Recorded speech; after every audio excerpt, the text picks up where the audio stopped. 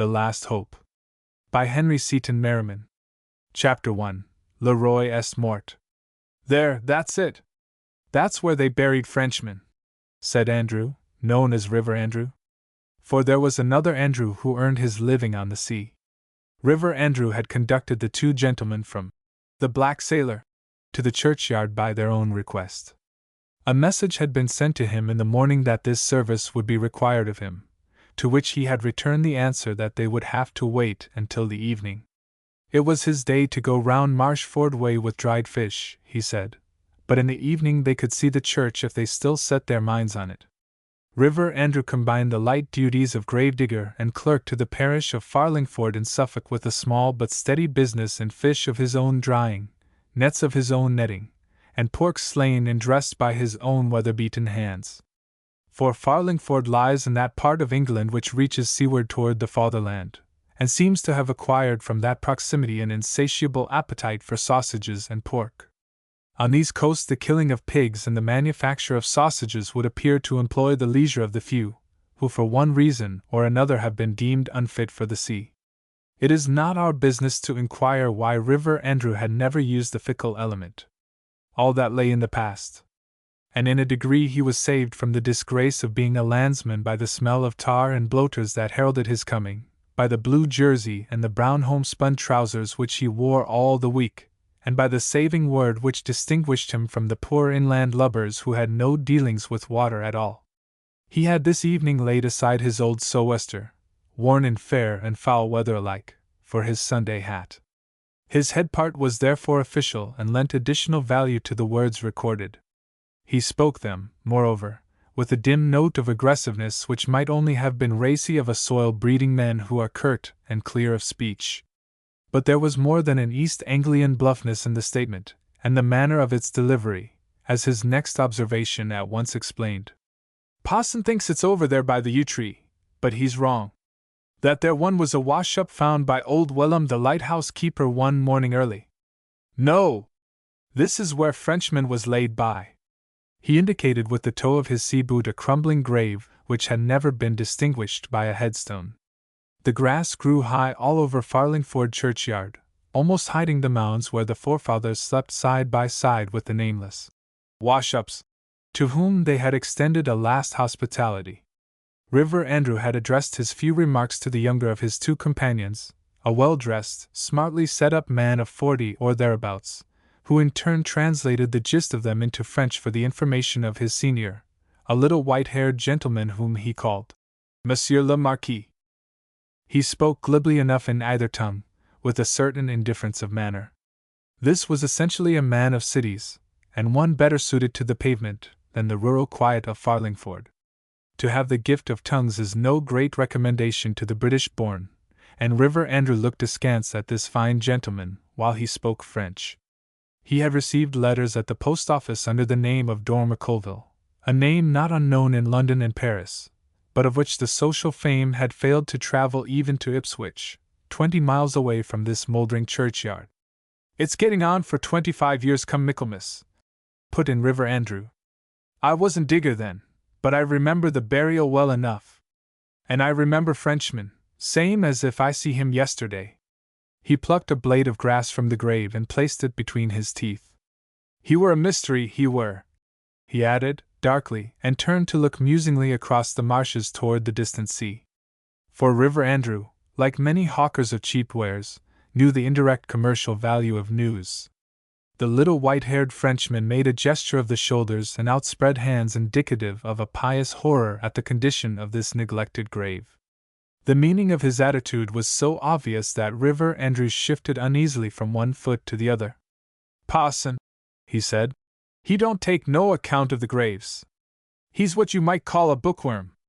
Always a-sitting indoors reading books and pictures. Butcher Franks turns his sheep in from time to time. But along of these tempests and the hot sun the grass has shot up a bit. Frenchmen's no worse off than others. And there's some as are fallen in altogether." He indicated one or two graves where the mound had sunk, and suggestive hollows were visible in the grass. "First, it's the coffin that busts in beneath the weight, then it's the bones," he added, with that grim realism which is begotten of familiarity.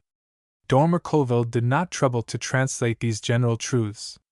He suppressed a yawn as he contemplated the tottering headstones of certain master mariners and Trinity pilots taking their long rest in the immediate vicinity.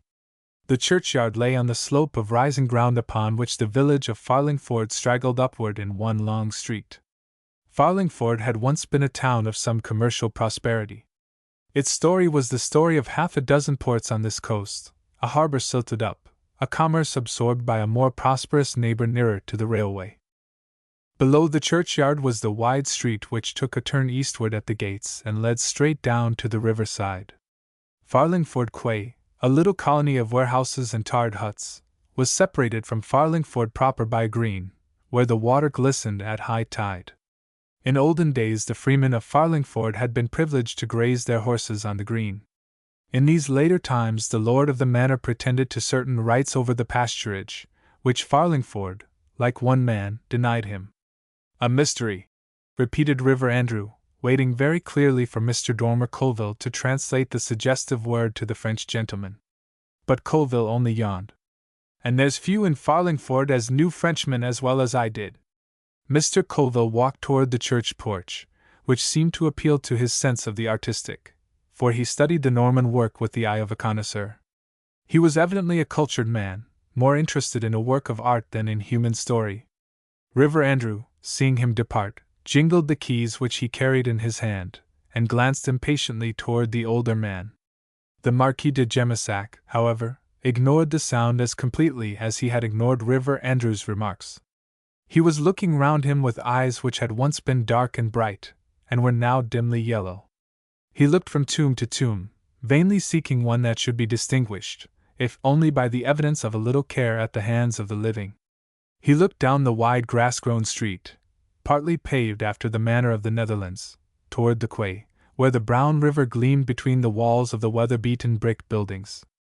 There was a ship lying at the wharf, half laden with a coasting craft from some of the greater tidal rivers, the Orwell or the Blackwater.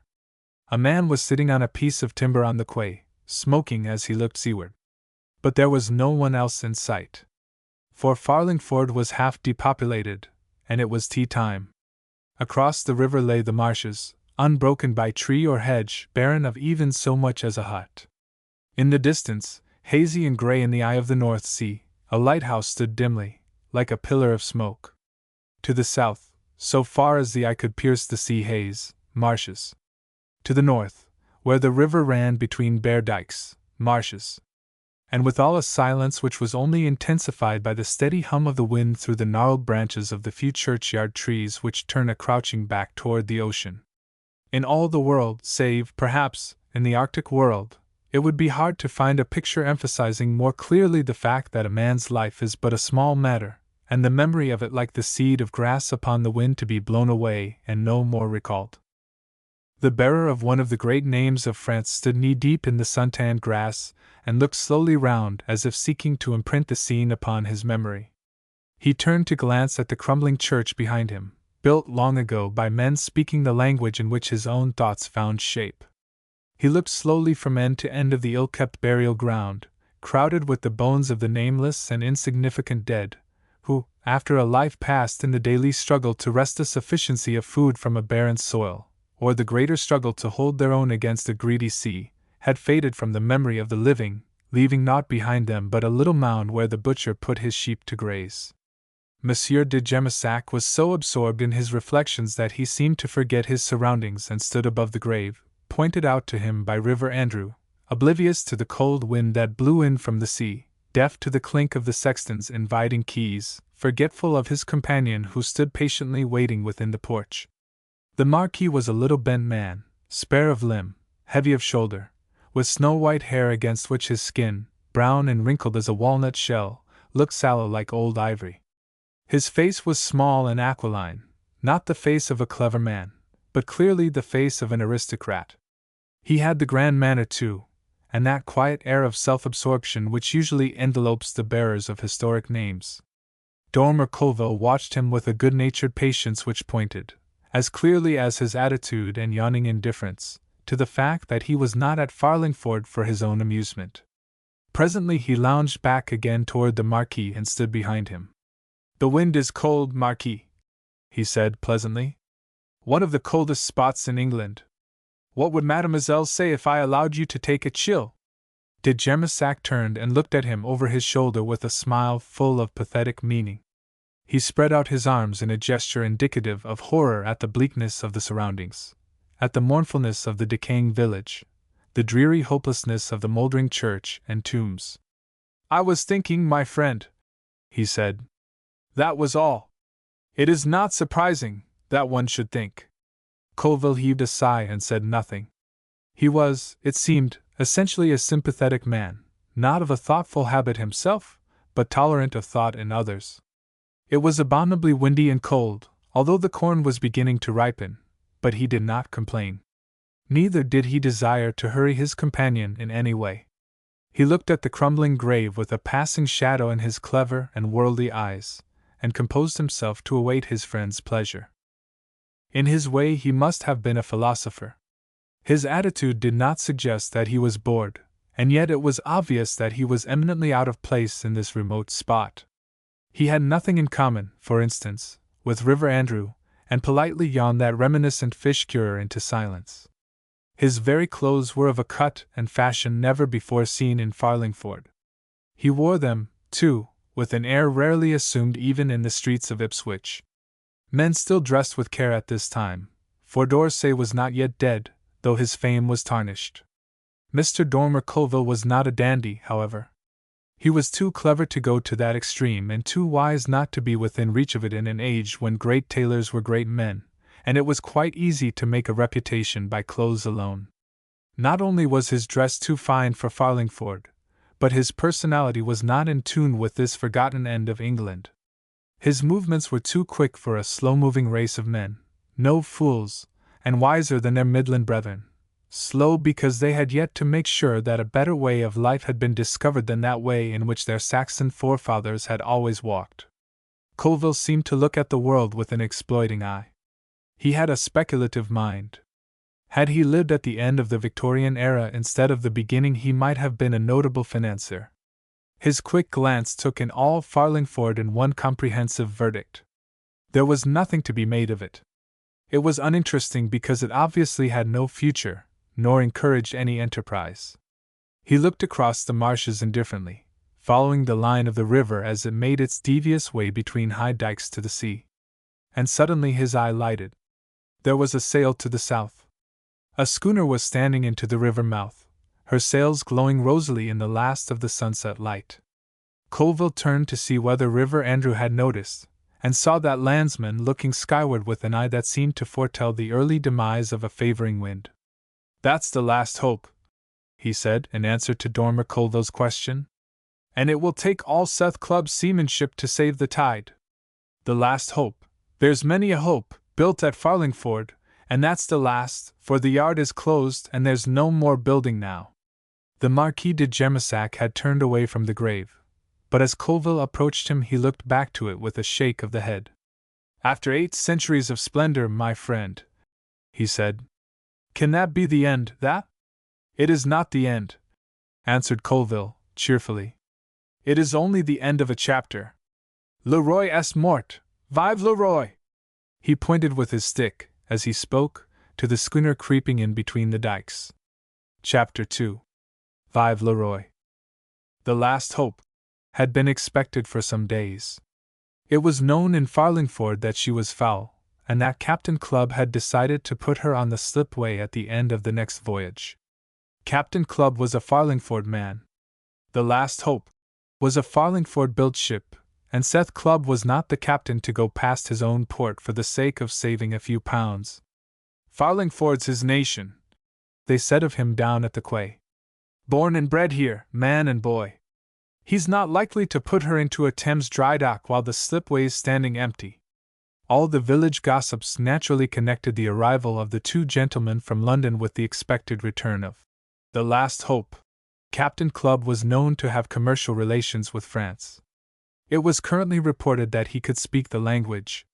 No one could tell the number of his voyages backward and forward from the Bay to Bristol, to Yarmouth, and even to Bergen, carrying salt fish to those countries where their religion bids them eat that which they cannot supply from their own waters, and bringing back wine from Bordeaux and brandy from Charente.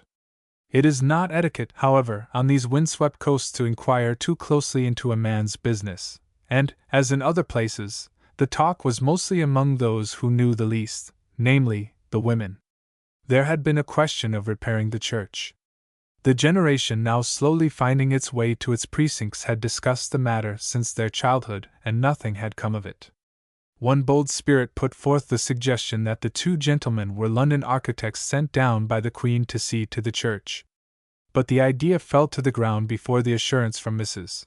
Clopton's own lips that the old gentleman was nothing but a Frenchman. Mrs. Clopton kept the black sailor, and knew a deal more than she was ready to tell people, which is tantamount to saying that she was a woman in 1,000. It had leaked out, however, that the spokesman of the party, Mr. Dormer Colville, had asked Mrs.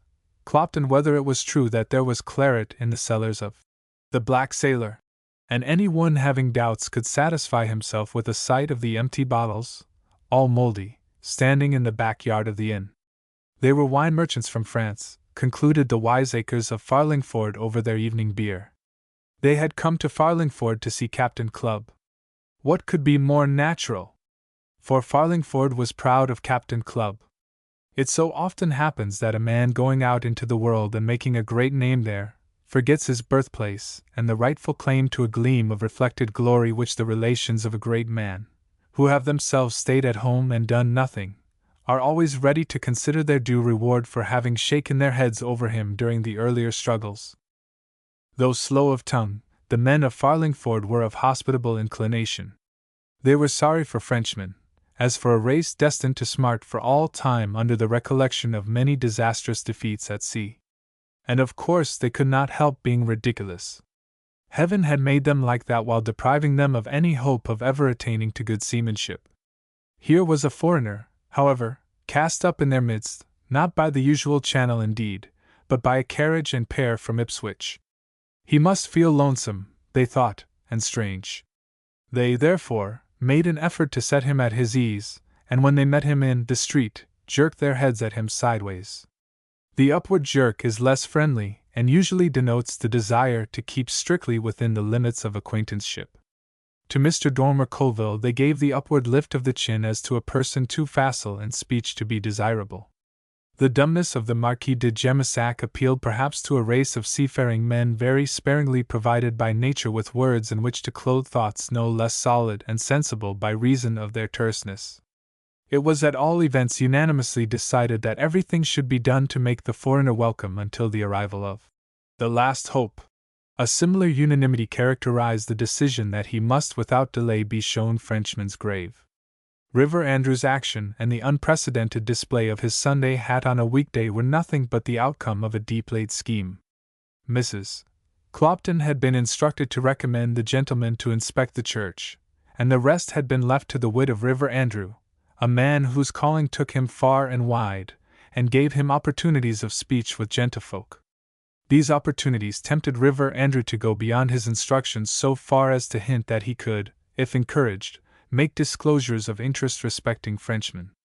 Which was untrue, for River Andrew knew no more than the rest of Farlingford of a man who, having been literally cast up by the sea at their gates, had lived his life within those gates, had married a Farlingford woman, and had at last gone the way of all Farlingford without telling any who or what he was. From sundry open cottage doors and well-laden tea-tables glances of inquiry were directed toward the strangers' faces as they walked down the street after having viewed the church.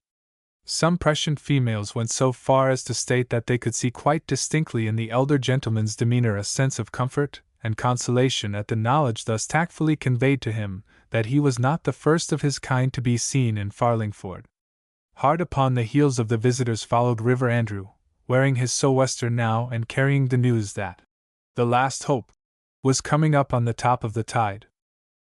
Farlingford lies 4 miles from the mouth of the river, and no ship can well arrive unexpected at the quay, for the whole village may see her tacking up under shortened sail, heading all ways, sometimes close-hauled, and now running free as she follows the zigzags of the river.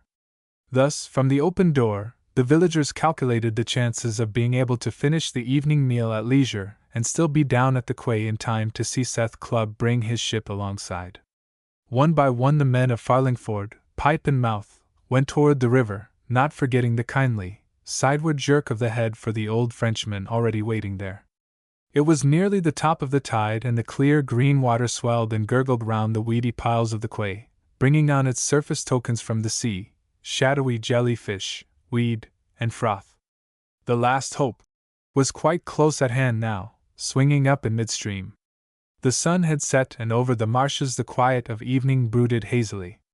Captain Clubb had taken in all sail except a jib. His anchor was swinging lazily overside, ready to drop. The watchers on the quay could note the gentle rise and fall of the crack little vessel as the tide lifted her from behind. She seemed to be dancing to her home like a maiden back from school. The swing of her tapering mast spoke of the heaving seas she had left behind. It was characteristic of Farlingford that no one spoke. River Andrew was already in his boat, ready to lend a hand should Captain Clubb wish to send a rope ashore. But it was obvious that the captain meant to anchor in the stream for the night, so obvious that if any one on shore had mentioned the conclusion his speech would have called for nothing but a contemptuous glance from the steady blue eyes all round him. It was equally characteristic of a Farlingford ship that there were no greetings from the deck. Those on shore could clearly perceive the burly form of Captain Clubb, standing by the weather rigging. Wives could distinguish their husbands, and girls their lovers. But, as these were attending to their business with a taciturn concentration, no hand was raised in salutation. The wind had dropped now. For these are coasts of quiet nights and boisterous days.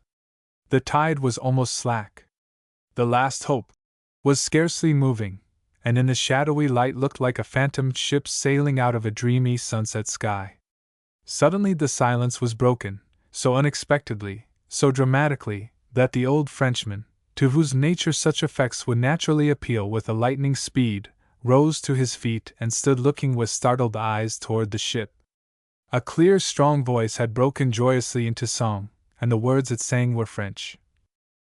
Not only were the words incongruous with their quaint, sadly gay air of a dead epoch of music and poetry, but the voice was in startling contrast to the tones of a gruff and slow-speaking people.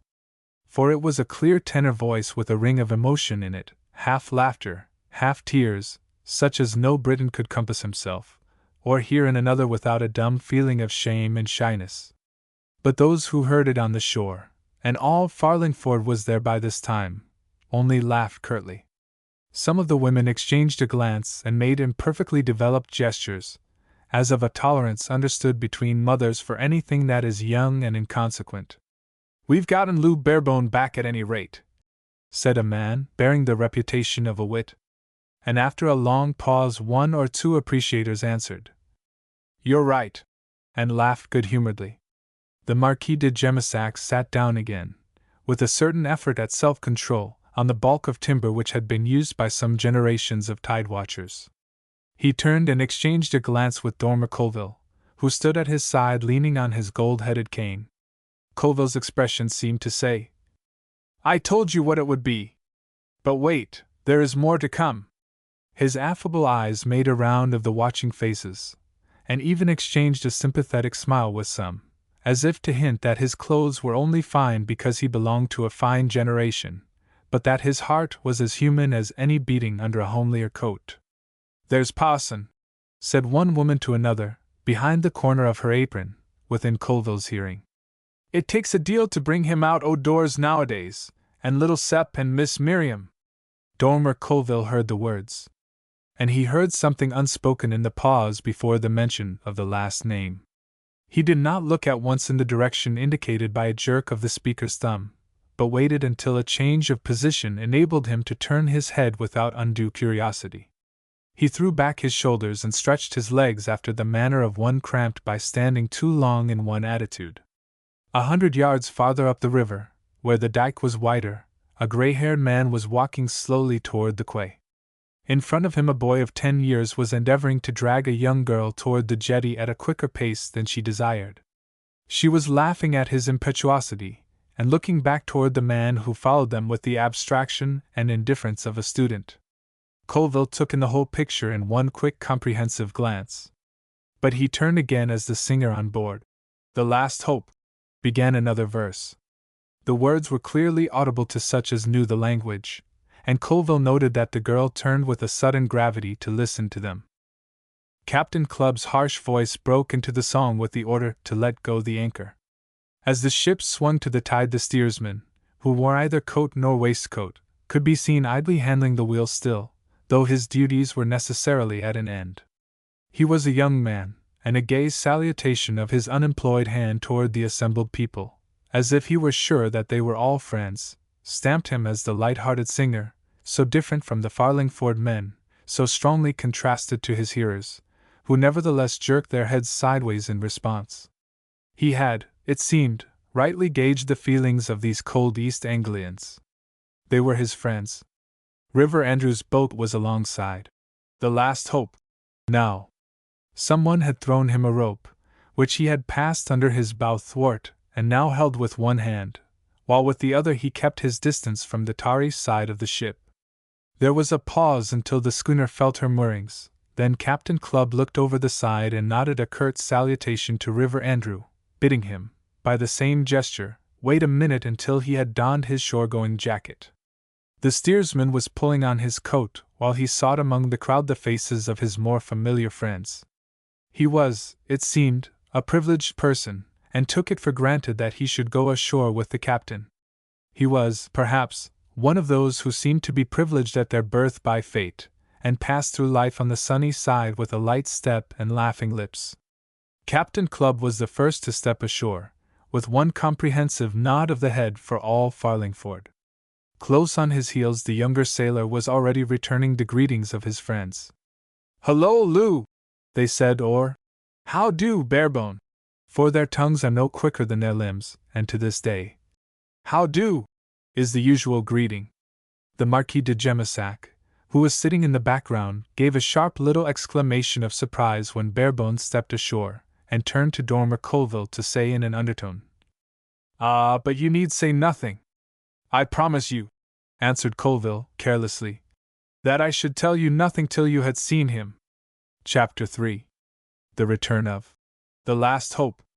Not only France, but all Europe, had at this time to reckon with one who, if, as his enemies said, was no Bonaparte, was a very plausible imitation of one.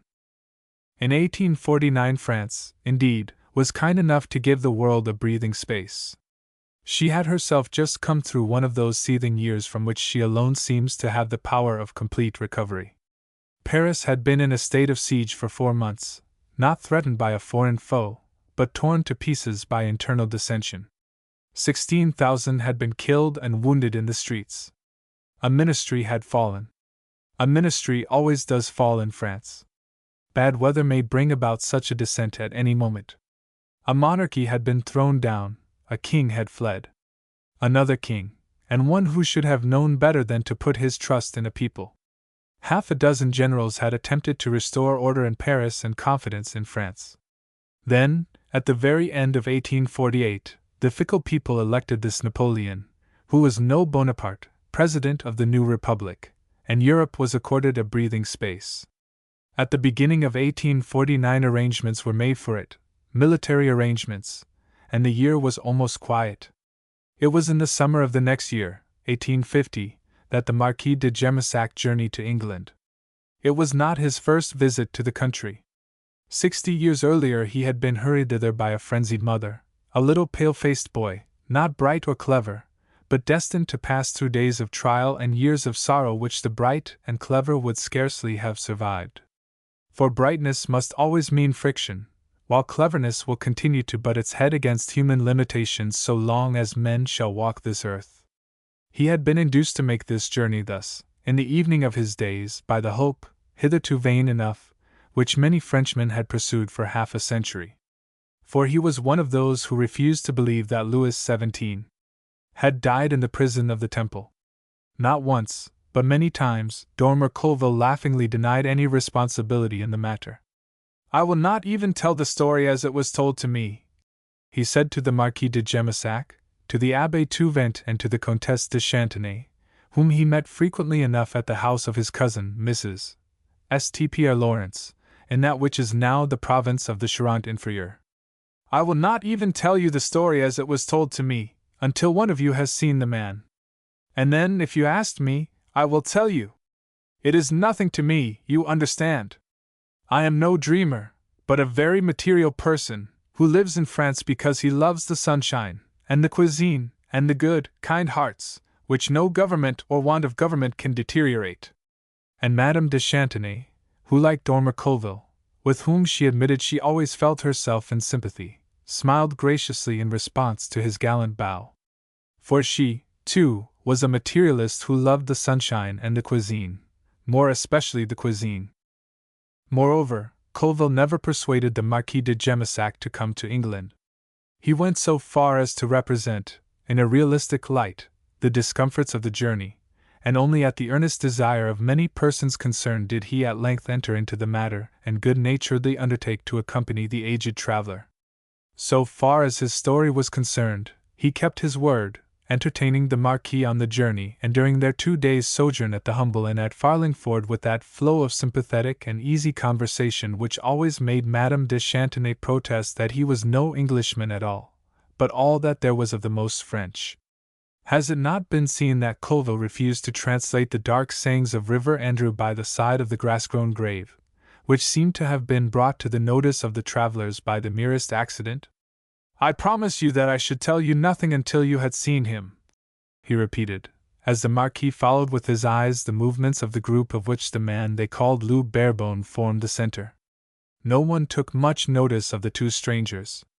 It is not considered good manners in a seafaring community to appear to notice a newcomer. Captain Clubb was naturally the object of universal attention. Was he not bringing foreign money into Farlingford, where the local purses needed replenishing now that trade had fallen away and agriculture was so sorely hampered by the lack of roads across the marsh? Clubb pushed his way through the crowd to shake hands with the Rev. Septimus Marvin, who seemed to emerge from a visionary world of his own in order to perform that ceremony and to return thither on its completion.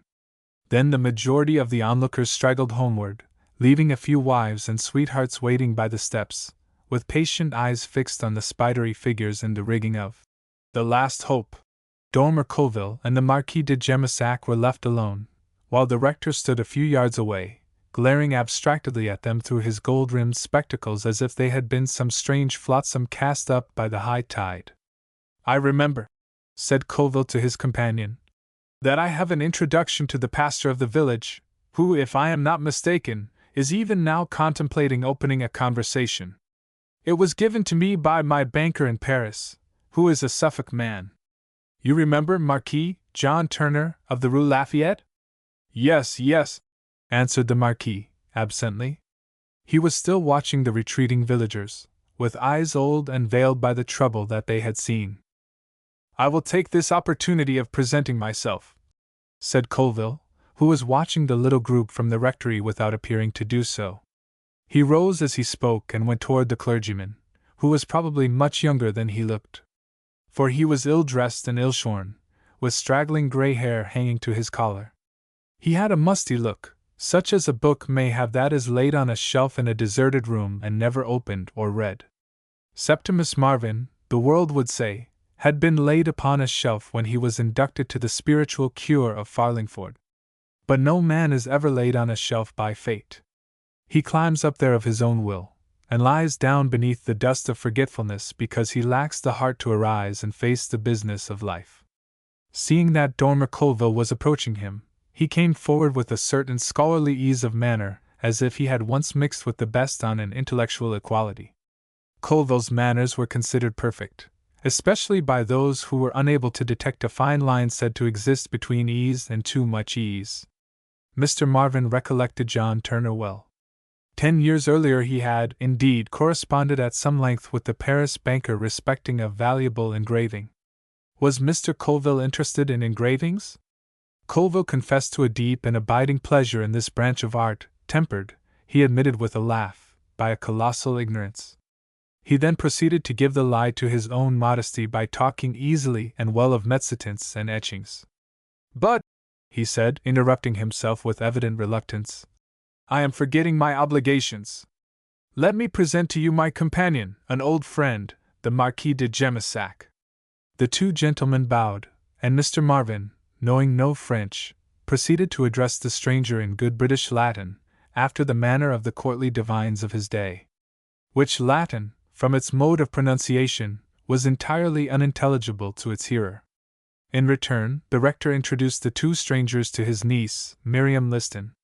"The mainstay of my quiet house," he added, with his vague and dreamy smile. "I have already heard of you," said Dormer Colville at once, with his modest deference, "from my cousin Mrs. St. Pierre Lawrence." He seemed, as sailors say, never to be at a loose end, but to go through life with a facile readiness, having, as it were, his hands full of threads among which to select, with a careless affability, one that must draw him nearer to high and low men and women alike. They talked together for some minutes, and soon after the discovery that Miriam Liston was as good a French scholar as himself, and therefore able to converse with the Marquis de Gemissac, Colville regretted that it was time for them to return to their simple evening meal at the Black Sailor.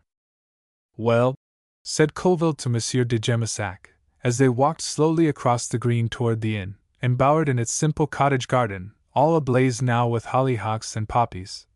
"Well, after your glimpse at this man, Marquis, are you desirous to see more of him?"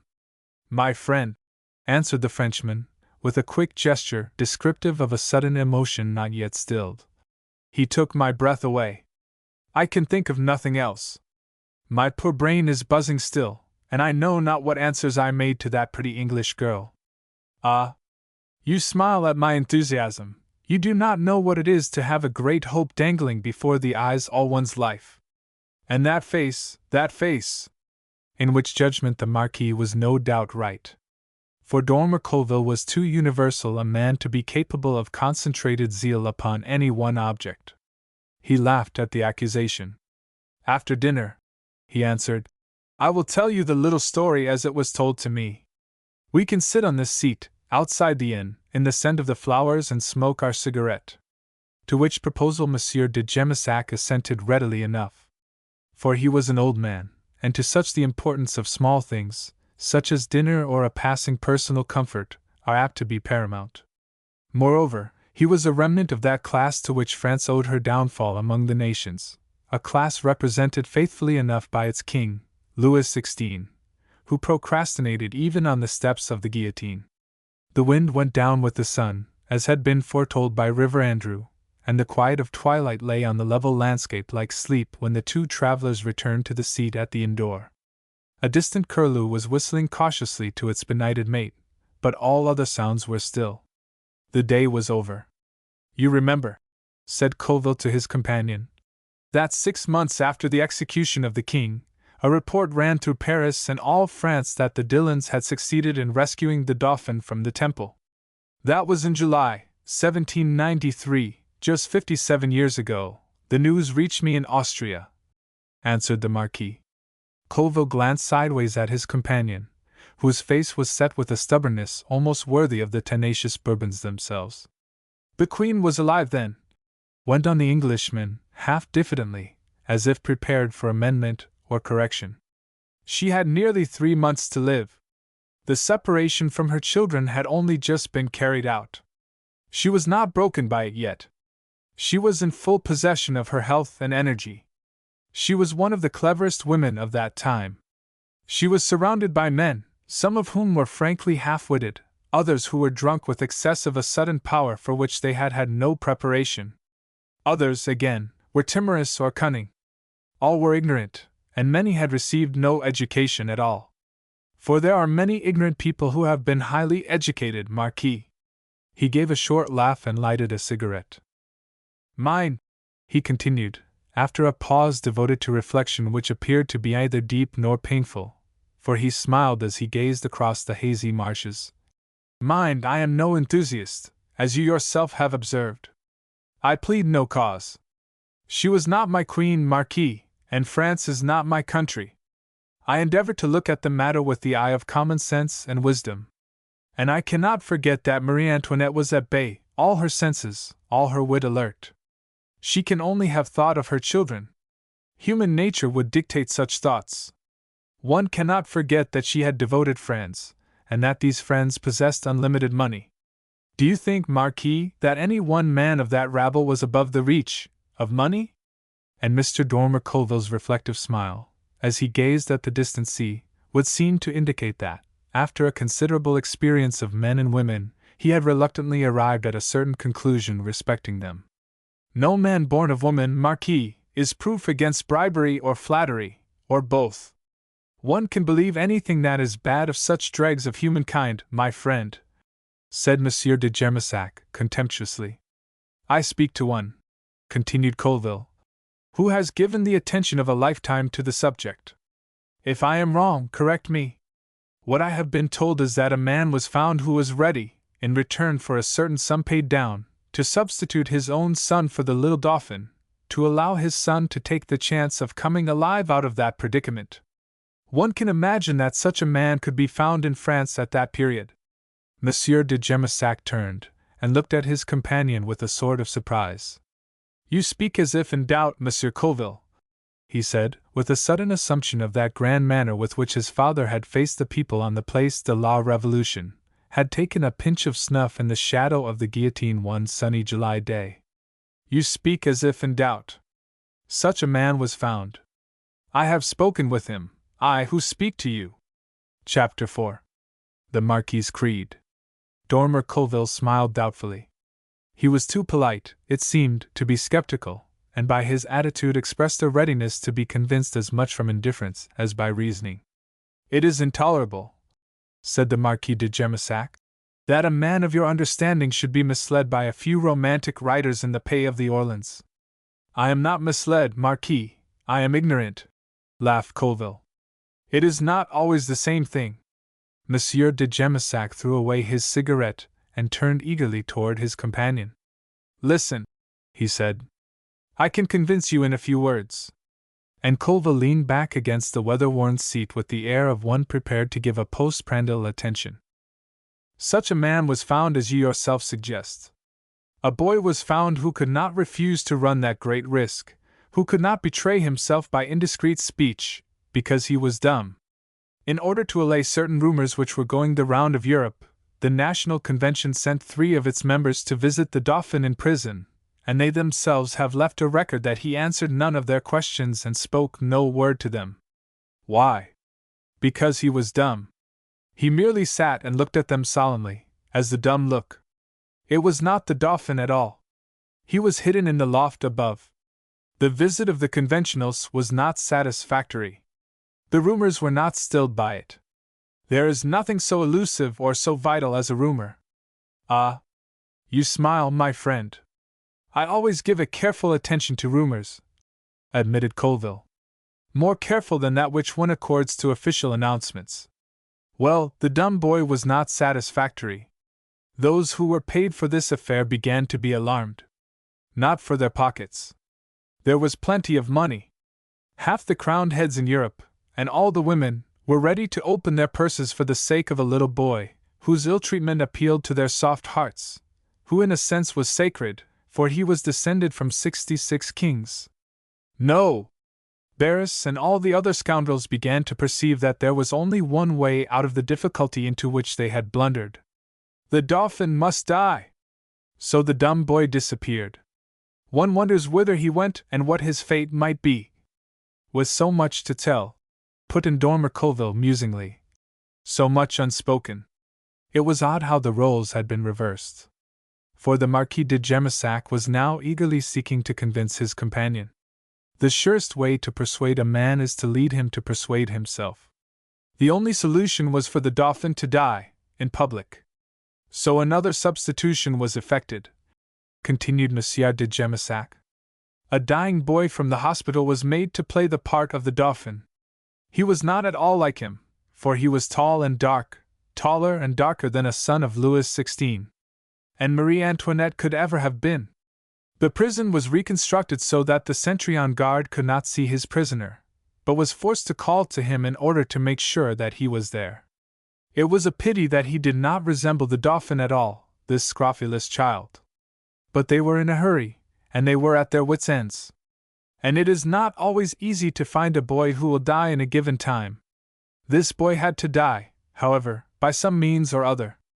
It was for France, you understand, and the safety of the great Republic. One hopes that he appreciated his privilege, observed Colville, philosophically. And he must die in public, duly certified for by persons of undoubted integrity. They called in, at the last moment, Dalt, a great doctor of that day. But Dalt was, unfortunately, honest. He went home and told his assistant that this was not the Dauphin, and that, whoever he might be, he was being poisoned. The assistant's name was Chopart, and this Chopart made up a medicine, on Desault's prescription, which was an antidote to poison. Monsieur de Gemissac paused, and turning to his companion, held up one finger to command his full attention. Dalt died, my friend, 4 days later, and Chopart died 5 days after him, and the boy in the temple died 3 days after Chopart. And no one knows what they died of. They were pretty bunglers, those gentlemen of the Republic. Of course, they called in others in a hurry, men better suited to their purpose. And one of these, the citizen Peloton, has placed on record some preposterous lies. These doctors certified that this was the Dauphin. They had never seen him before, but what matter? Great care was taken to identify the body. Persons of position, who had never seen the son of Louis XVI, were invited to visit the temple. Several of them had the temerity to protect themselves in the certificate. We saw what we were informed was the body of the Dauphin, they said. Again the old man turned, and held up his hand in a gesture of warning. If they wanted a witness whose testimony was without question, whose word would have laid the whole question in that lost and forgotten grave forever, they had one in the room above. For the Dauphin's sister was there, Marie-Therese Charlotte, she who is now Duchess of Angoulême. Why did they not bring her down to see the body, to testify that her brother was dead and the line of Louis XVI ended? Was it chivalry? I ask you if these had shown chivalry to Madame de Lamballe? To Madame Elizabeth? To Marie Antoinette? Was it kindness toward a child of unparalleled misfortune? I ask you if they had been kind to those whom they called the children of the tyrant? No! They did not conduct her to that bedside, because he who lay there was not her brother. Are we children, monsieur, to be deceived by a tale of a sudden softness of heart? They wished to spare this child the pain. Had they ever spared any one pain, the National Assembly? And the Marquis de Gemissac's laugh rang with a hatred which must, it seems, outlive the possibility of revenge. There was to be a public funeral. Such a ceremony would have been of incalculable value at that time. But, at the last minute, their courage failed them. The boy was thrown into a forgotten corner of a Paris churchyard, at 9 o'clock one night, without witnesses. The spot itself cannot now be identified. Do you tell me that that was the Dauphin? Bah! My friend, the thing was too childish. The ignorant and the unlettered, observed Colville, with the air of making a concession, are always at a disadvantage, even in crime. That the Dauphin was, in the meantime, concealed in the garret of the tower appears to be certain. That he was finally conveyed out of the prison in a clothes basket is as certain, monsieur, as it is certain that the sun will rise tomorrow. And I believe that the Queen knew, when she went to the guillotine, that her son was no longer in the temple. I believe that heaven sent her that one scrap of comfort, tempered as it was by the knowledge that her daughter remained a prisoner in their hands. But it was to her son that her affections were given. For the Duchess never had the gift of winning love. As she is now, a cold, hard, composed woman, so she was in her prison in the temple at the age of 15. You may take it from one who has known her all his life. And from that moment to this.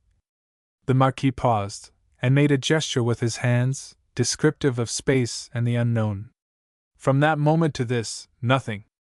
Nothing of the Dauphin. He turned in his seat and looked questioningly up toward the crumbling church, with its square tower, stricken, years ago, by lightning, with its grass-grown graveyard marked by stones all grey and hoary with immense age and the passage of cold and stormy winters. Who knows, he added, what may have become of him? Who can say where he lies? For a life begun as his began was not likely to be a long one. Though troubles do not kill. Witness myself, who am 5 years his senior. Colville looked at him in obedience to an inviting gesture of the hand, looked as at something he did not understand, something beyond his understanding, perhaps.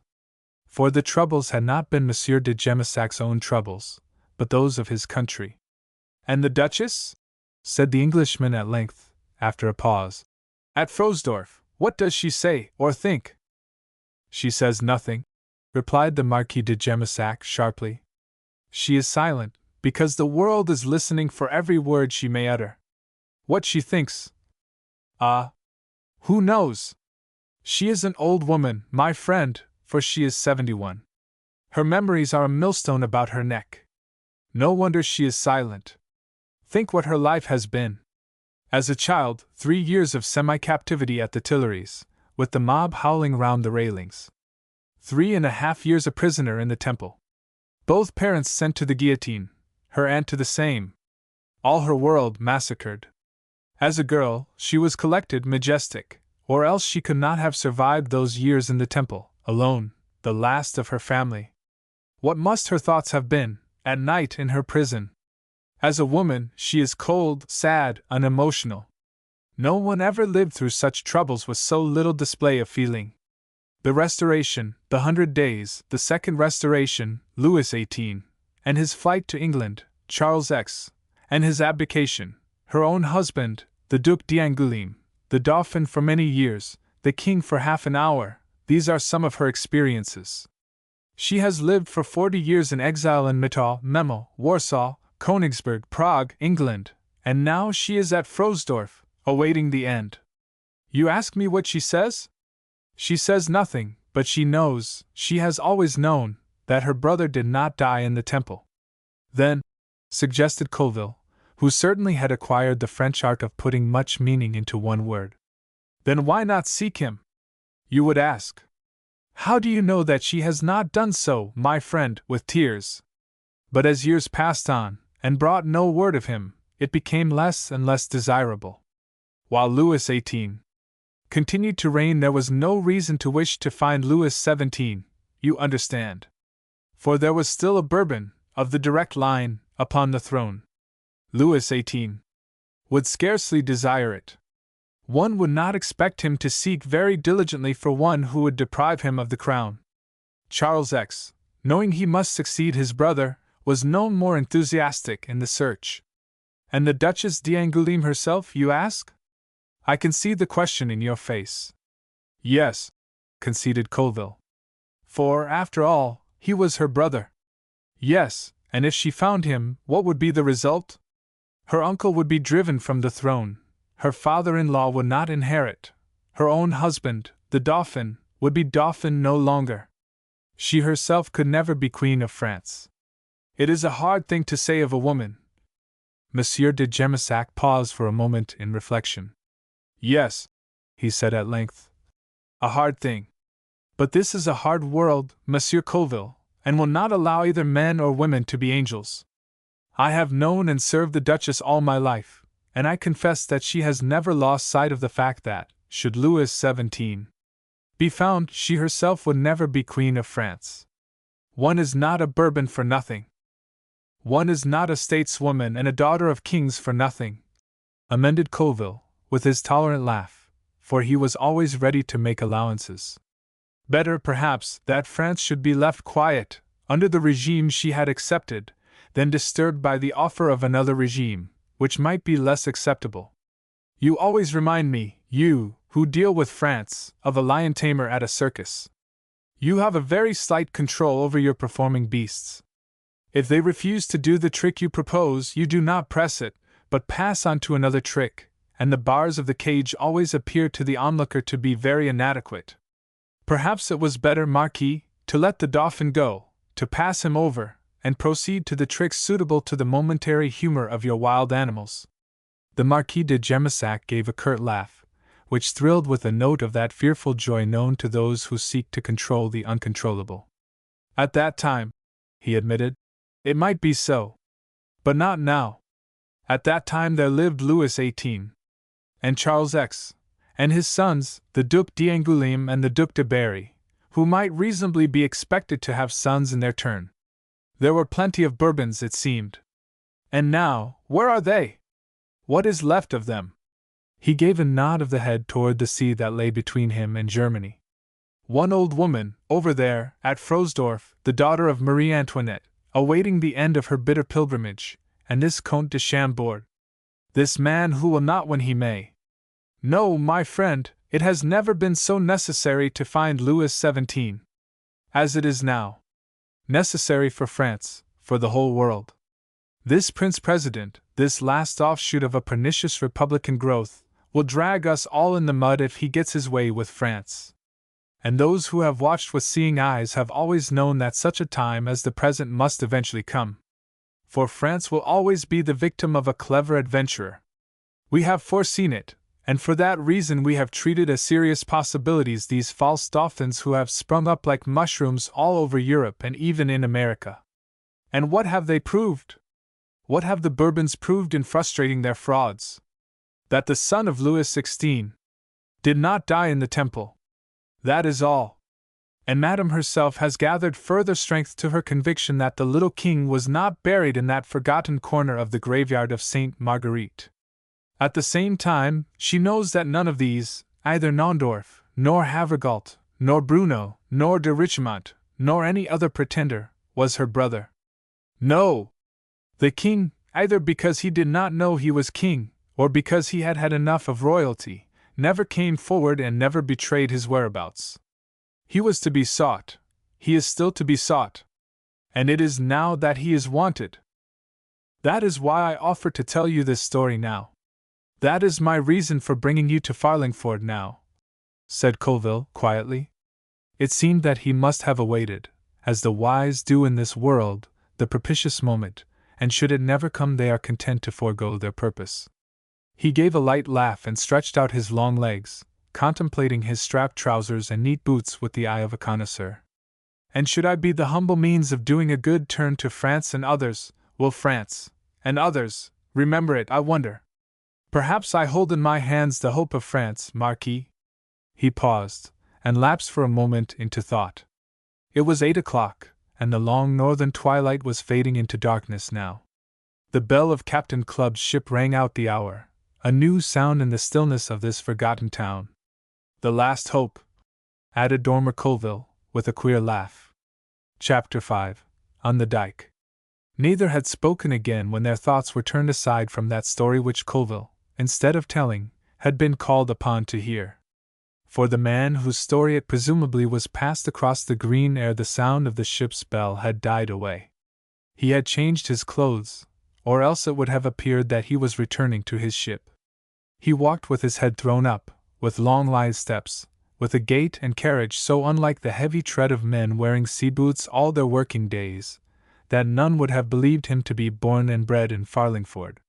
For it is not only in books that history is written, but in the turn of a head, in the sound of a voice, in the vague and dreamy thoughts half formulated by the human mind twixt sleeping and waking. Monsieur de Jemissac paused, with his cigarette held poised halfway to his lips, and watched the man go past, while Dormer Colville, leaning back against the wall, scanned him sideways between lowered lids. It would seem that Barebone must have an appointment. He walked without looking about him, like one who is late. He rather avoided than sought the greeting of a friend from the open cottage doors as he passed on. On reaching the quay he turned quickly to the left, following the path that led toward the dyke at the riverside. He is no sailor at heart, commented Colville. He never even glanced at his ship. And yet it was he who steered the ship in that dangerous river. He may be skillful in anything he undertakes, suggested Colville, in explanation. It is Captain Clubb who will tell us that. For Captain Clubb has known him since his birth, and was the friend of his father. They sat in silence watching the shadowy figure on the dyke, outlined dimly against the hazy horizon.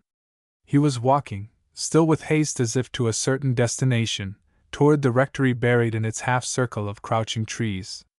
And already another shadow was hurrying from the house to meet him. It was the boy, little Sep Marvin, and in the stillness of the evening his shrill voice could be heard in excited greeting. "What have you brought? What have you brought?" he was crying, as he ran toward Barebone. They seemed to have so much to say to each other that they could not wait until they came within speaking distance. The boy took Barebone's hand, and turning walked back with him to the old house peeping over the dike toward the sea. He could scarcely walk quietly, for joy at the return of his friend, and skipped from side to side, pouring out questions and answering them himself as children and women do. But Barebone gave him only half of his attention and looked before him with grave eyes, while the boy talked of nests and knives. Barebone was looking toward the garden, concealed like an entrenchment behind the dike. It was a quiet evening, and the rector was walking slowly backward and forward on the raised path, made on the dike itself, like a ship captain on his quarterdeck, with hands clasped behind his bent back and eyes that swept the horizon at each turn with a mechanical monotony. At one end of the path, which was worn smooth by the Reverend Septimus Marvin's pensive foot, the gleam of a white dress betrayed the presence of his niece, Miriam Liston. "Ah, is that you?" asked the rector, holding out a limp hand. "Yes. I remember Sep was allowed to sit up till 8:30 in the hope that you might come round to see us.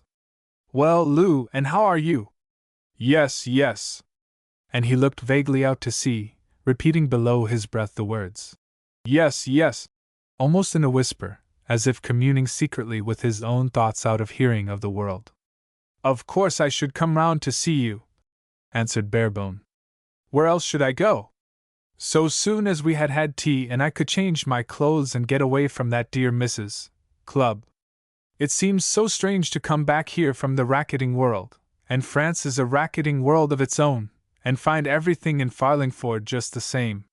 He had shaken hands with the rector and with Miriam Liston as he spoke, and his speech was not the speech of Farlingford men at all, but rather of Septimus Marvin himself, of whose voice he had acquired the ring of education, while adding to it a neatness and quickness of enunciation which must have been his own, for none in Suffolk could have taught it to him. "Just the same," he repeated, glancing at the book Miriam had laid aside for a moment to greet him, and had now taken up again. "That book must be very large print," he said, "for you to be able to read by this light." "It is large print," answered the girl, with a friendly laugh, as she returned to it. "And you are still resolved to be a sailor?" inquired Marvin, looking at him with kind eyes forever asleep, it would appear, in some long slumber which must have been the death of one of the sources of human energy, of ambition or of hope. "Until I find a better calling," answered Lou Barebone, with his eager laugh. "When I am away I wonder how any can be content to live in Farlingford and let the world go by. And when I am here I wonder how any can be so foolish as to fret and fume in the restless world while he might be sitting quietly at Farlingford." "Ah," murmured the rector musingly, "you are for the world. You, with your capacities, your quickness for learning, your lightness of heart, my dear Lou. That goes far in the great world. To be light of heart, to amuse. Yes, you are for the world. You might do something there." "And nothing in Farlingford?" inquired Barebone, gaily. But he turned, as he spoke, and glanced once more at Miriam Liston as if in some dim way the question could not be answered by any other. She was absorbed in her book again. The print must indeed have been large and clear, for the twilight was fading fast. She looked up and met his glance with direct and steady eyes of a clear gray. A severe critic of that which none can satisfactorily define, a woman's beauty, would have objected that her face was too wide and her chin too square. Her hair, which was of a bright brown, grew with a singular strength and crispness round a brow which was serene and square. In her eyes there shone the light of tenacity and a steady purpose. A student of human nature must have regretted that the soul looking out of such eyes should have been vouchsafed to a woman. For strength and purpose in a man are usually exercised for the good of mankind, while in a woman such qualities must, it would seem, benefit no more than one man of her own generation, and a few who may follow her in the next. "There is nothing," she said, turning to her book again, "for a man to do in Farlingford." "And for a woman?" inquired Barebone, without looking at her. "There is always something, everywhere." And Septimus Marvin's reflective, "Yes, yes," as he paused in his walk and looked seaward, came in appropriately as a grave confirmation of Miriam's jesting statement. "Yes, yes," he repeated, turning toward Barebone, who stood listening to the boy's chatter. You find us as you left us, Lou. Was it 6 months ago? Ah! How time flies when one remains stationary. For you, I dare say, it seems more. For me, oh yes, it seems more, replied Barebone, with his gay laugh, and a glance toward Miriam. A little older, continued the rector. The church a little mouldier. Farlingford a little emptier. Old Godbold is gone, the last of the Godbolds of Farlingford, which means another empty cottage in the street. I saw it as I came down, answered Barebone. They look like last year's nests, those empty cottages. But you have been all well, here at the rectory, since we sailed? The cottages, well, they are only cottages after all. Miriam's eyes were raised for a moment from her book. Is it like that they talk in France? She asked. Are those the sentiments of the great republic? Barebone laughed aloud. I thought I could make you look up from your book, he answered. One has merely to cast a slur upon the poor, your dear poor of Farlingford, and you are up in arms in an instant. But I am not the person to cast a slur, since I am one of the poor of Farlingford myself, and owe it to charity, to the charity of the rectory, that I can read and write. But it came to you very naturally, observed Marvin, looking vaguely across the marshes to the roofs of the village, to suggest that those who live in cottages are of a different race of beings. He broke off, following his own thoughts in silence, as men soon learn to do who have had no companion by them capable of following whithersoever they may lead. Did it? Asked Barebone, sharply. He turned to look at his old friend and mentor with a sudden quick distress. I hope not. I hope it did not sound like that. For you have never taught me such thoughts, have you? Quite the contrary. And I cannot have learned it from Club. He broke off with a laugh of relief, for he had perceived that Septimus Marvin's thoughts were already elsewhere. Perhaps you are right, he added, turning to Miriam. It may be that one should go to a republic in order to learn, once for all, that all men are not equal. You say it with so much conviction, was the retort, that you must have known it before. But I do not know it. I deny such knowledge. Where could I have learned such a principle? He spread out his arms in emphatic denial. For he was quick in all his gestures, quick to laugh or be grave, quick, with the rapidity of a woman, to catch a thought held back by silence, or concealed in speech. Marvin merely looked at him with a dreamy smile and lapsed again into those speculations which filled his waking moments, for the business of life never received his full attention.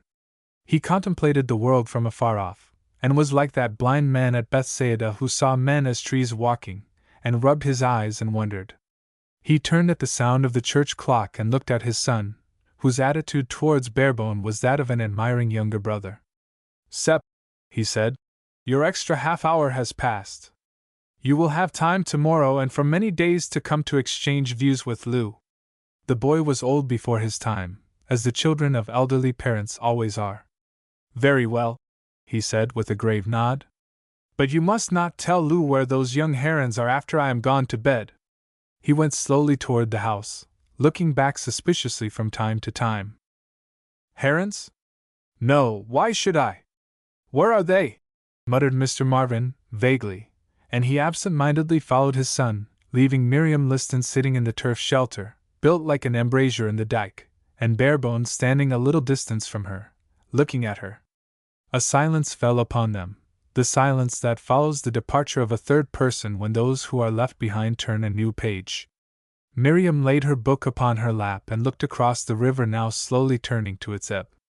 She did not look at Barebone, but her eyes were conscious of his proximity. Her attitude, like his, seemed to indicate the knowledge that this moment had been inevitable from the first, and that there was no desire on either part to avoid it or to hasten its advent. I had a haunting fear as we came up the river, he said at length, quietly and with an odd courtesy of manner, that you might have gone away. That is the calamity always hanging over this quiet house. He spoke with the ease of manner which always indicates a long friendship, or a close camaraderie, resulting from common interests, or a common endeavor. Why should I go away? She asked. On the other hand, why should you stay? Because I fancy I am wanted, she replied, in the lighter tone which he had used. "It is gratifying to one's vanity, you know, whether it be true or not." "Oh, it is true enough. One cannot imagine what they would do without you." He was watching Septimus Marvin as he spoke. Sep had joined him and was walking gravely by his side toward the house. They were ill-assorted. "But there is a limit even to self-sacrifice and, well, there is another world open to you." She gave a curt laugh as if he had touched a topic upon which they would disagree. "Oh, yes," he laughed. "I leave myself open to it too quickly, I know. There are other worlds open to me also, you would say." He looked at her with his gay and easy smile, but she made no answer, and her resolute lips closed together sharply. The subject had been closed by some past conversation or incident which had left a memory. "Who are those two men staying at the Black Sailor?" she asked, changing the subject, or only turning into a byway, perhaps. "You saw them." She seemed to take it for granted that he should have seen them, though he had not appeared to look in their direction. "Oh, yes. I saw them, but I do not know who they are. I came straight here as soon as I could. One of them is a Frenchman," she said, taking no heed of the excuse given for his ignorance of Farlingford news. "The old man, I thought so. I felt it when I looked at him. It was perhaps a fellow feeling. I suppose I am a Frenchman after all. Clubb always says I am one when I am at the wheel and let the ship go off the wind." Miriam was looking along the dike, peering into the gathering darkness. "One of them is coming toward us now," she said, almost warningly. "Not the Marquis de Jemissac, but the other, the Englishman." "Confound him," muttered Barebone. "What does he want?" And to judge from Mr. Dormer Colville's pace it would appear that he chiefly desired to interrupt their tete-a-tete. Chapter 6. The Story of the Castaways. When River Andrew stated that there were few at Farlingford who knew more of Frenchmen than himself, it is to be presumed that he spoke by the letter, and under the reserve that Captain Clubb was not at the moment on shore. For Captain Clubb had known Frenchmen since boyhood. "I understand," said Dormer Colville to him 2 or 3 days after the arrival of the Last Hope, "that the Marquis de Jemissac cannot do better than apply to you for some information he desires to possess. In fact, it is on that account that we are here." The introduction had been a matter requiring patience. For Captain Clubb had not laid aside in his travels a certain East Anglian distrust of the unknown. He had, of course, noted the presence of the strangers when he landed at Farlingford Quay, but his large and mobile face had betrayed no peculiar interest. There had been plenty to tell him all that was known of Monsieur de Jemissac and Dormer Colville, and a good deal that was only surmised. But the imagination of even the darksome River Andrew failed to soar successfully under the measuring blue eye, and the total lack of comment of Captain Clubb. There was, indeed, little to tell, although the strangers had been seen to go to the rectory in quite a friendly way, and had taken a glass of sherry in the rector's study. Mrs. Clacy was responsible for this piece of news, and her profession giving her the entree to almost every back door in Farlingford enabled her to gather news at the fountainhead. For Mrs. Clacy went out to oblige. She obliged the rectory on Mondays, and Mrs. Clubb, with what was technically described as the heavy wash, on Tuesdays. Whatever Mrs. Clacy was asked to do she could perform with a rough efficiency. But she always undertook it with reluctance. It was not, she took care to mention, what she was accustomed to, but she would do it to oblige. Her charge was 18 pence a day with her dinner, and she made the addition with a raised eyebrow, and the resigned sigh of one who takes her meals as a duty toward those dependent on her, a bit of tea at the end of the day. It was on a Wednesday that Dormer Colville met Captain Clubb face to face in the street, and was forced to curb his friendly smile and half-formed nod of salutation. For Captain Clubb went past him with a rigid face and steadily averted eyes, like a walking monument. For there was something in the captain's deportment dimly suggestive of stone, and the dignity of stillness. His face meant security, his large limbs a slow, sure action. Colville and Monsieur de Jemissac were on the quay in the afternoon at high tide when the Last Hope was warped onto the slipway. All Farlingford was there too, and Captain Clubb carried out the difficult task with hardly any words at all from a corner of the jetty, with Lou Barebone on board as second in command. Captain Clubb could not fail to perceive the strangers, for they stood a few yards from him, Monsieur de Germasac peering with his yellow eyes toward the deck of the Last Hope, where Barebone stood on the forecastle giving the orders transmitted to him by a sign from his taciturn captain. Colville seemed to take a greater interest in the proceedings, and noted the skill and precision of the crew with the air of a seaman. Presently, Septimus Marvin wandered down the dike and stood irresolutely at the far corner of the jetty. He always approached his flock with diffidence, although they treated him kindly enough, much as they treated such of their own children as were handicapped in the race of life by some malformation or mental incapacity. Colville approached him, and they stood side by side until the Last Hope was safely moored and chocked. Then it was that the rector introduced the two strangers to Captain Clubb. It being a Wednesday, Clubb must have known all that there was to know, and more, of Monsieur de Germasac and Dormer Colville, for Mrs. Clacy, it will be remembered, obliged Mrs. Clubb on Tuesdays. Nothing, however, in the mask-like face, large and square, of the ship captain indicated that he knew aught of his new acquaintances, or desired to know more. And when Colville frankly explained their presence in Farlingford, Captain Clubb nodded gravely, and that was all. "We can wait, however, until a more suitable opportunity presents itself," Colville hastened to add. "You are busy, as even a landsman can perceive, and cannot be expected to think of anything but your vessel until the tide leaves her high and dry." He turned and explained the situation to the Marquis, who shrugged his shoulders impatiently as if at the delay. For he was a Southerner, and was, perhaps, ignorant of the fact that in dealing with any born on the shores of the German Ocean nothing is gained and, more often than not, all is lost by haste. "You hear," Colville added, turning to the captain, and speaking in a curter manner, for so strongly was he moved by that human kindness which is vaguely called sympathy that his speech varied according to his listener. "You hear the Marquis only speaks French. It is about a fellow countryman of his buried here. Drop in and have a glass of wine with us some evening, tonight, if you are at liberty. What I can tell you won't take long," said Clubb, over his shoulder, for the tide was turning, and in a few minutes would be ebbing fast. "Dare say not. But we have a good bin of claret at the Black Sailor, and shall be glad of your opinion on it." Clubb nodded, with a curt laugh, which might have been intended to deprecate the possession of any opinion on a vintage, or to express his disbelief that Dormer Colville desired to have it. Nevertheless, his large person loomed in the dusk of the trees soon after sunset, in the narrow road leading from his house to the church and the green. Monsieur de Germasac and his companion were sitting on the bench outside the inn, leaning against the sill of their own parlor window, which stood open.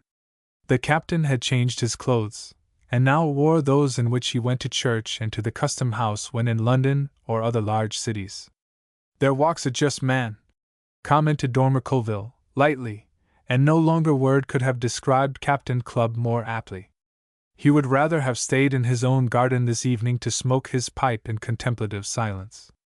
But he had always foreseen that the day might come when it would be his duty to do his best by Lou Barebone. He had not sought this opportunity, because, being a wise as well as a just man, he was not quite sure that he knew what the best would be. He shook hands gravely with the strangers, and by his manner seemed to indicate his comprehension of Monsieur de Germasac's well-turned phrases of welcome. Dormer Colville appeared to be in a silent humor, unless perchance he happened to be one of those rare beings who can either talk or hold their tongues as occasion may demand.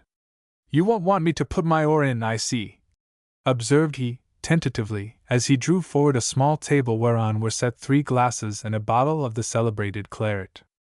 "I can understand French, but I don't talk it," replied the captain, stolidly.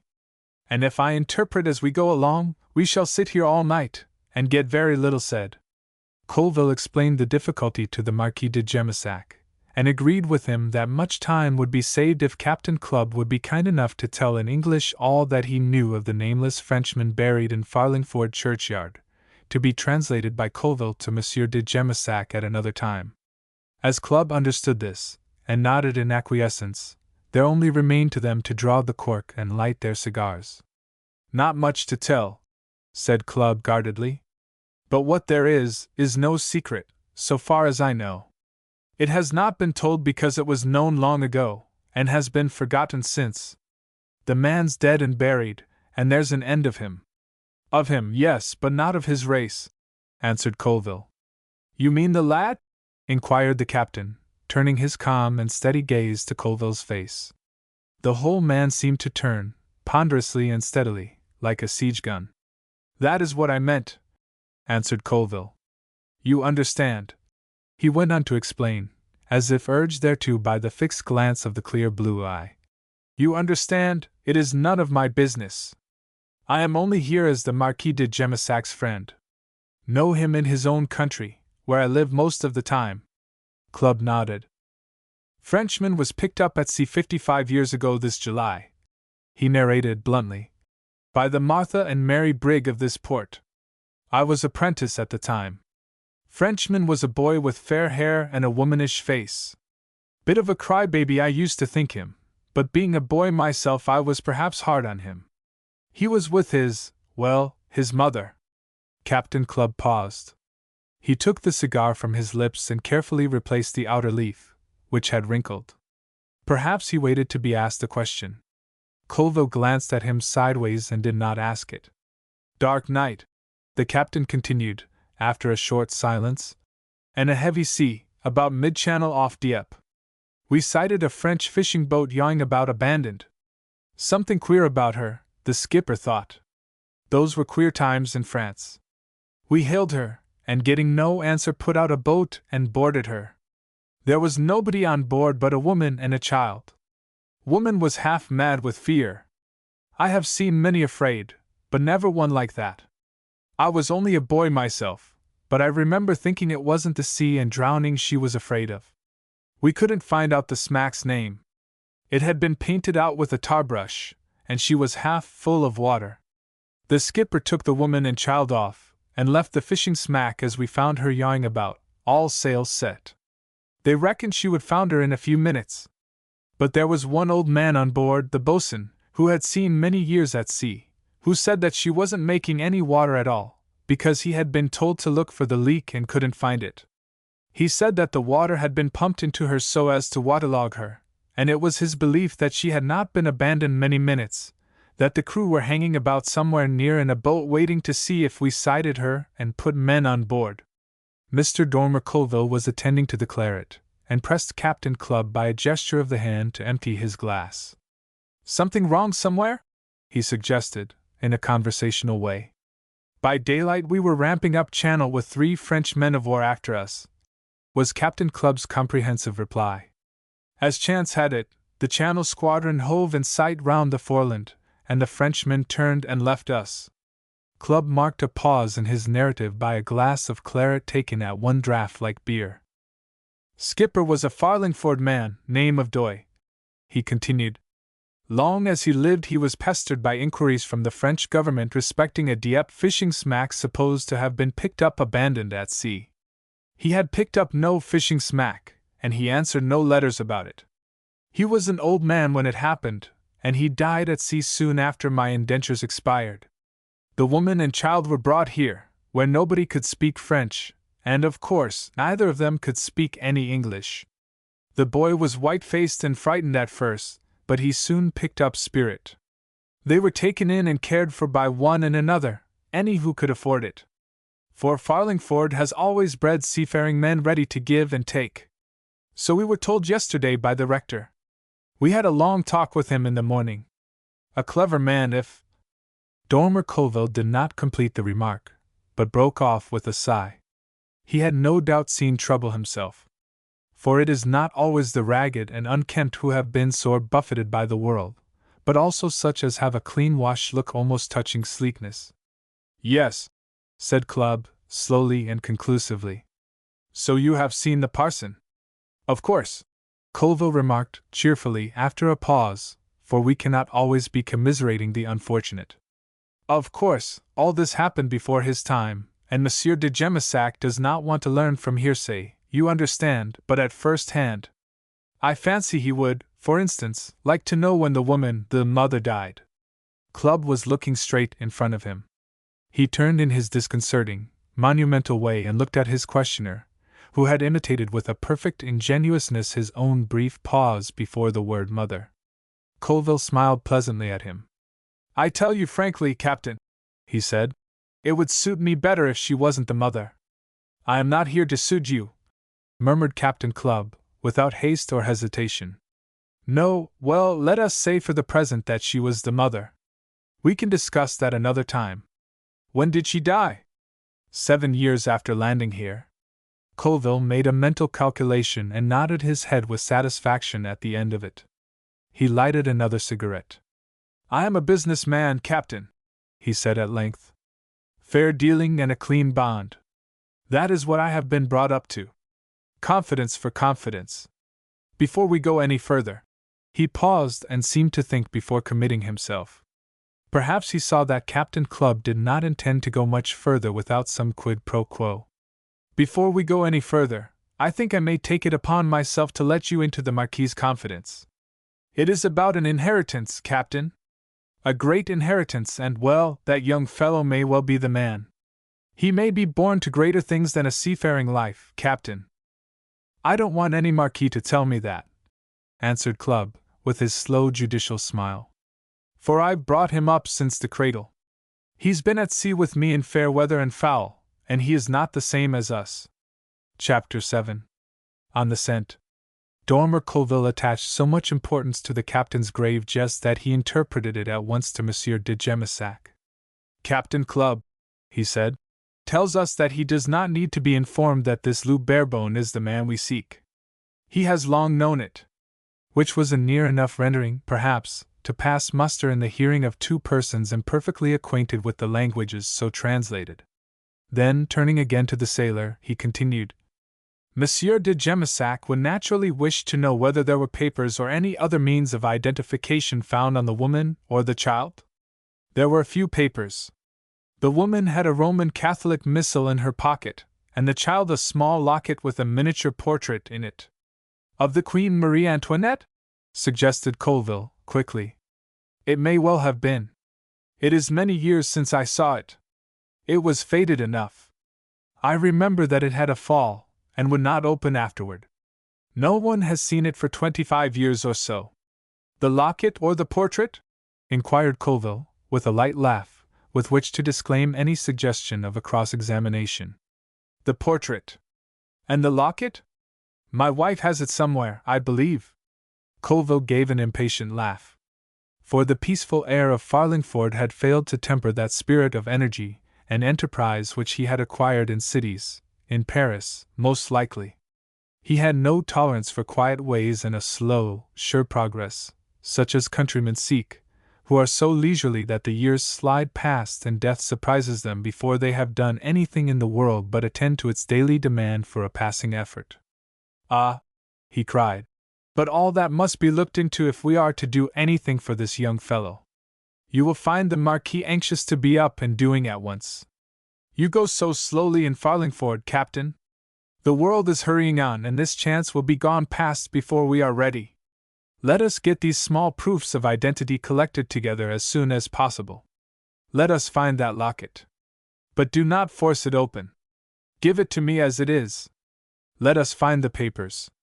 "There are no papers," interrupted Captain Clubb, with a calm deliberation quite untouched by his companion's hurry. "No papers?" "No, for Frenchmen burnt them before my eyes." Dormer Colville meditated for a moment in silence. Although his manner was quick, he was perhaps as deliberate in his choice of a question as was Captain Clubb in answering it. "Why did he do that? Did he know who he was? Did he ever say anything to you about his former life, his childhood, his recollections of France?"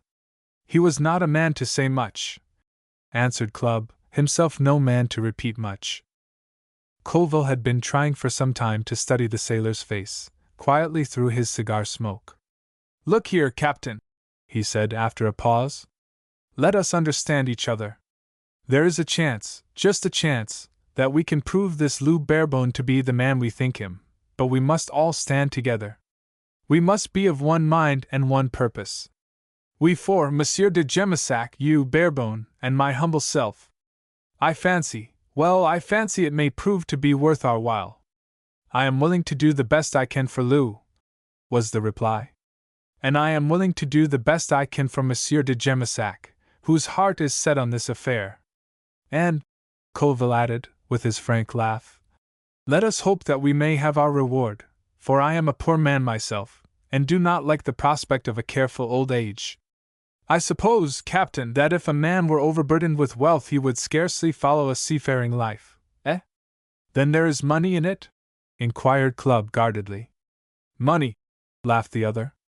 Yes, there is money for all concerned, and to spare. Captain Clubb had been born and bred among a people possessing little wealth and leading a hard life, only to come to want in old age. It was natural that this consideration should carry weight. He was anxious to do his best for the boy who had been brought up as his own son. He could think of nothing better than to secure him from want for the rest of his days. There were many qualities in Lou Barebone which he did not understand, for they were quite foreign to the qualities held to be virtues in Farlingford, such as perseverance and method, a careful economy, and a rigid common sense. Frenchmen had brought these strange ways into Farlingford when he was himself only a boy of 10, and they had survived his own bringing up in some of the austerest houses in the town, so vitally as to enable him to bequeath them almost unchastened to his son. As has been noted, Lou had easily lived down the prejudices of his own generation against an un-English gaiety, and in consequence almost amounting to emotion. And nothing is, or was in the solid days before these trumpet-blowing times, so unwelcome in British circles as emotion. Frenchmen had no doubt prepared the way for his son, but the peculiarities of thought and manner which might be allowed to pass in a foreigner would be less easily forgiven in Lou, who had Farlingford blood in his veins. For his mother had been a Clubb-own cousin, and, as gossips whispered, once the sweetheart of Captain Clubb himself and daughter of Seth Clubb of Maiden's Grave, one of the largest farmers on the marsh. It cannot be for no particular purpose that the boy has been created so different from any about him, Captain Clubb muttered, reflectively, as he thought of Dormer Colville's words.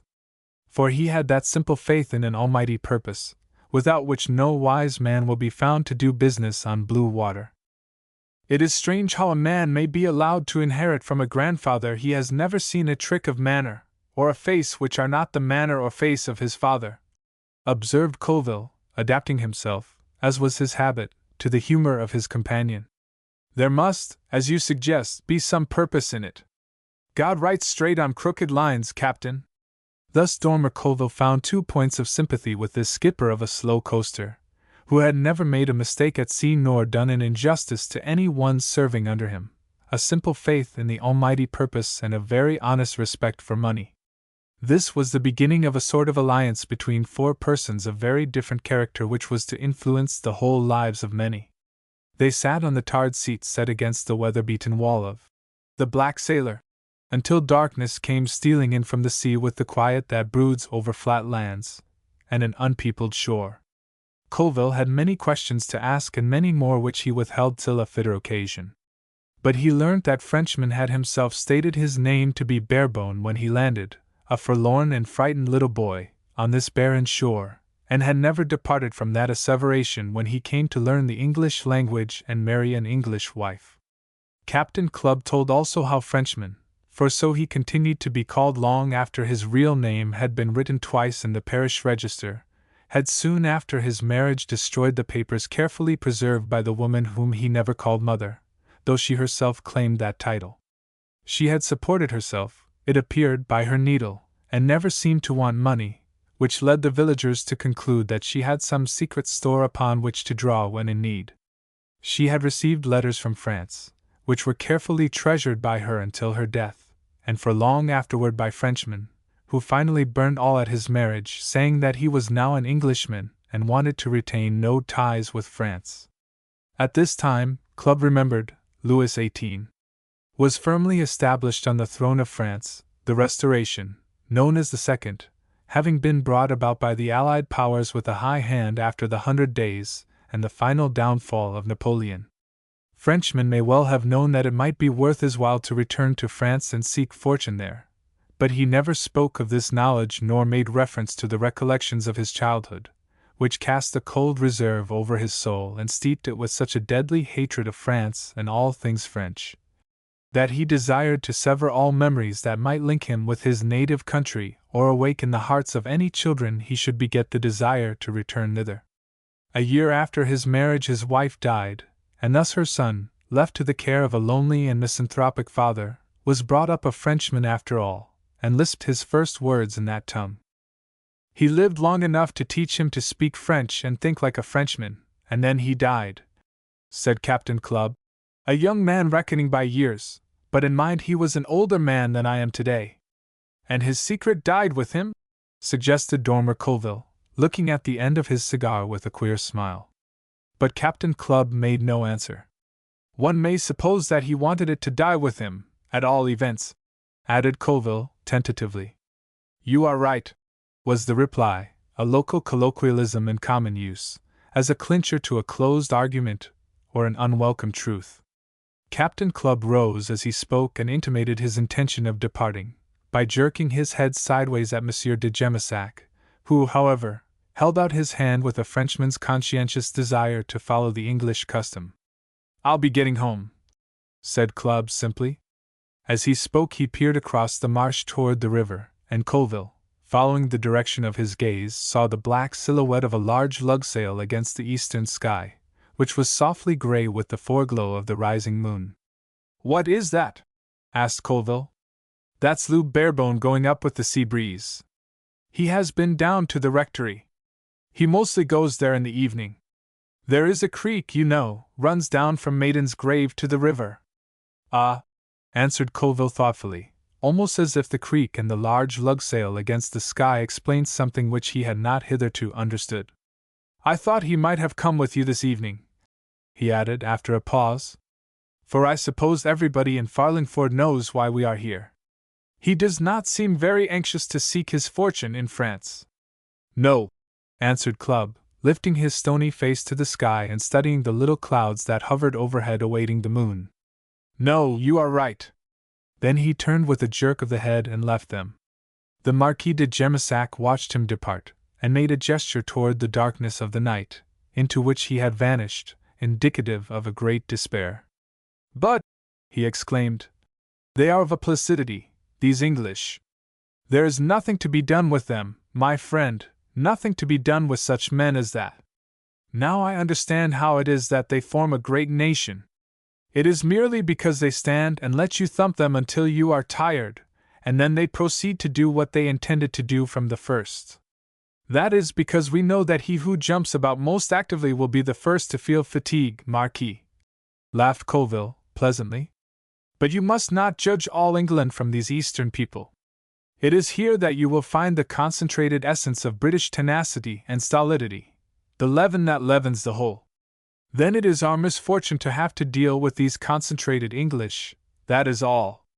The Marquis shrugged his shoulders with that light despair which is incomprehensible to any but men of Latin race. No, Marquis! There you are wrong, corrected Dormer Colville, with a sudden gravity. For we have in Captain Clubb the very man we want, one of the hardest to find in this chattering world, a man who will not say too much. If we can only make him say what we want him to say, he will not ruin all by saying more. It is so much easier to say a word too much than a word too little. And remember, he speaks French as well as English, though, being British, he pretends that he cannot. Monsieur de Jemissac turned to peer at his companion in the darkness. You speak hopefully, my friend, he said. There is something in your voice. Is there? Laughed Colville, who seemed elated. There may well be. For that man has been saying things, in that placid monotone, which would have taken your breath away had you been able to understand them. 100 times I rejoice that you understood no English, for your impatience, Marquis, might have silenced him as some rare-voiced bird is silenced by a sudden movement. Yes, Marquis, there is a locket containing a portrait of Marie Antoinette. There are other things also. But there is one drawback. The man himself is not anxious to come forward. There are reasons, it appears, here in Farlingford, why he should not seek his fortune elsewhere. Tomorrow morning. Dormer Colville rose and yawned audibly. It almost appeared that he regretted having permitted himself a moment's enthusiasm on a subject which scarcely affected his interests. "Tomorrow morning I will see to it." Chapter 8. The Little Boy Who Was a King. The Reverend Septimus Marvin had lost his wife 5 years earlier. It was commonly said that he had never been the same man since. Which was untrue. Much that is commonly said will, on investigation, be found to be far from the truth. Septimus Marvin had, so to speak, been the same man since infancy. He had always looked vaguely at the world through spectacles, had always been at a loss among his contemporaries, a generation already tainted by that shallow spirit of haste which is known today as modernity, at a loss for a word, at a loss for a companion soul. He was a scholar, and a learned historian. His companions were books, and he communed in spirit with writers who were dead and gone. Had he ever been a different man, his circumstances would assuredly have been other. His wife, for instance, would in all human probability have been alive. His avocation might have been more suited to his capabilities. He was not intended for a country parish, and that practical human comprehension of the ultimate value of little daily details, without which a pastor never yet understood his flock, was not vouchsafed to him. "Parson takes no account o' churchyard," River Andrew had said, and neither he nor any other in Farlingford could account for the special neglect to which was abandoned that particular corner of the burial ground where the late Mrs. Marvin reposed beneath an early Victorian headstone of singular hideousness. "Mr. Marvin always went round the other way.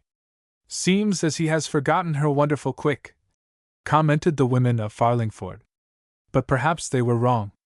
If he had forgotten, he might be expected to go round by the south side of the church by accident occasionally, especially as it was the shorter way from the rectory to the porch. He was an absent-minded man, but he always remembered, as River Andrew himself admitted, to go north about. And his wife's grave was overgrown by salted grass as were the rest.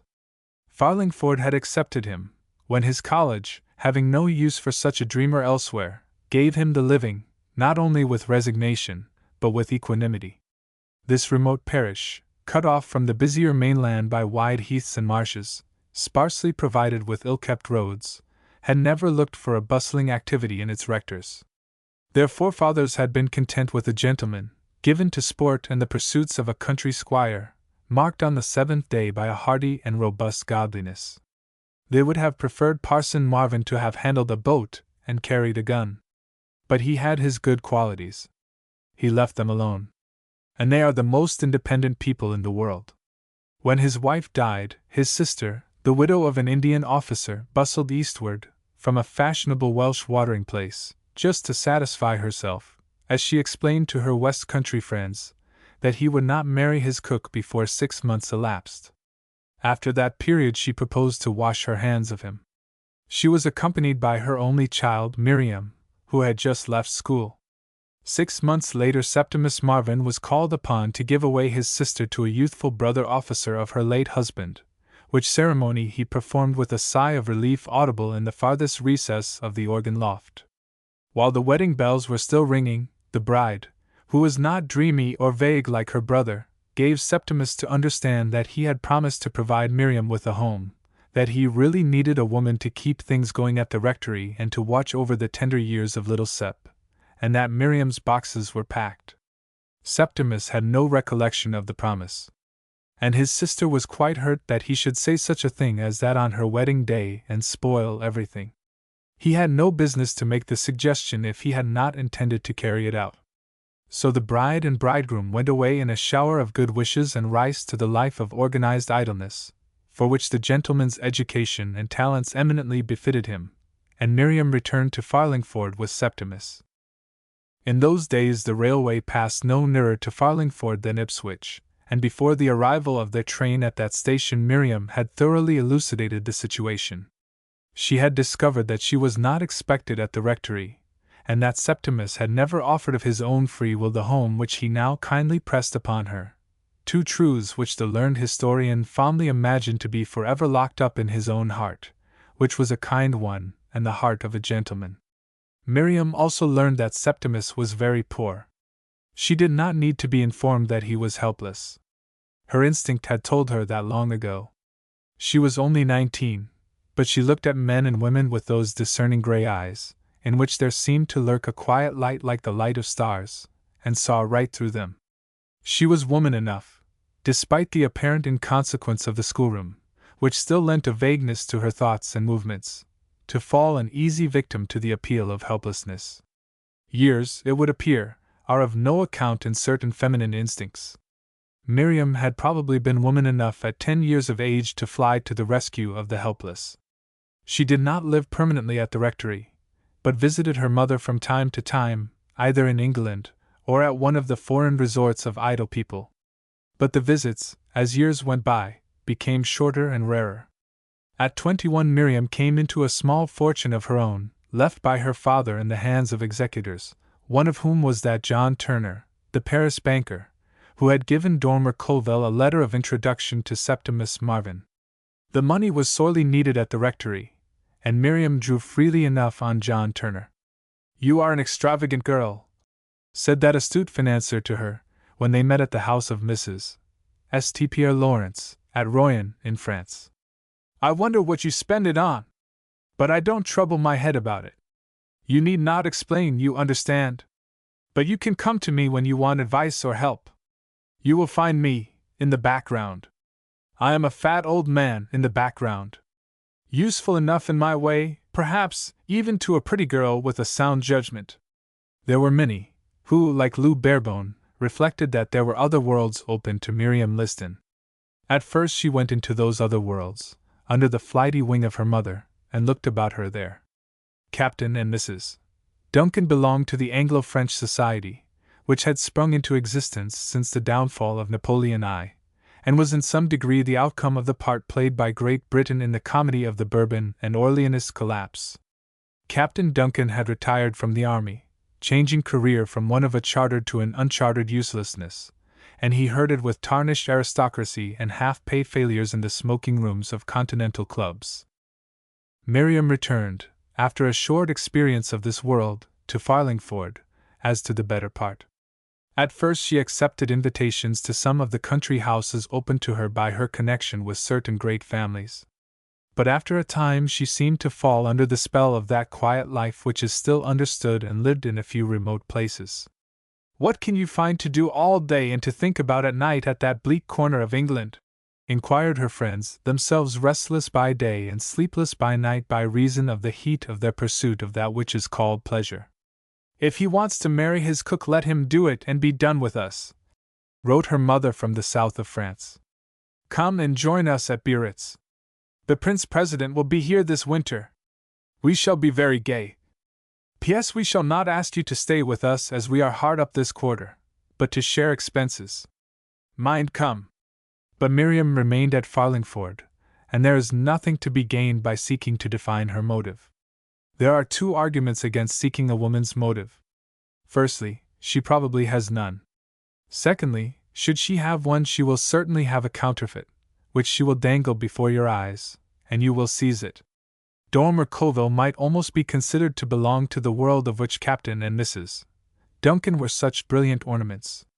But he did not so consider himself. For their world was essentially British, savoured here and there by a French count or so, at whose person and title the French aristocracy of undoubted genuineness looked askance. Dormer Colville counted his friends among these latter. In fact, he moved in those royalist circles who thought that there was little to choose between the Napoleonic and the Orleanist regime. He carefully avoided intimacy with Englishmen whose residence in foreign parts was continuous and in constant need of explanation. Indeed, if a man's life needs explanation, he must sooner or later find himself face to face with someone who will not listen to him. Colville, however, knew all about Captain Duncan, and knew what was ignored by many, namely, that he was nothing worse than foolish. He knew all about Miriam, for he was in the confidence of Mrs. St. Pierre Lawrence. He knew that that lady wondered why Miriam preferred Farlingford to the high-bred society of her own circle at Royan and in Paris. He thought he knew why Lou Barebone showed so little enterprise. And he was, as Madame de Chantenay had frequently told him, more than half a Frenchman in the quickness of his intuitions. He picked a flower for his buttonhole from the garden of the black sailor, and set forth the morning after his interview with Captain Clubb toward the rectory.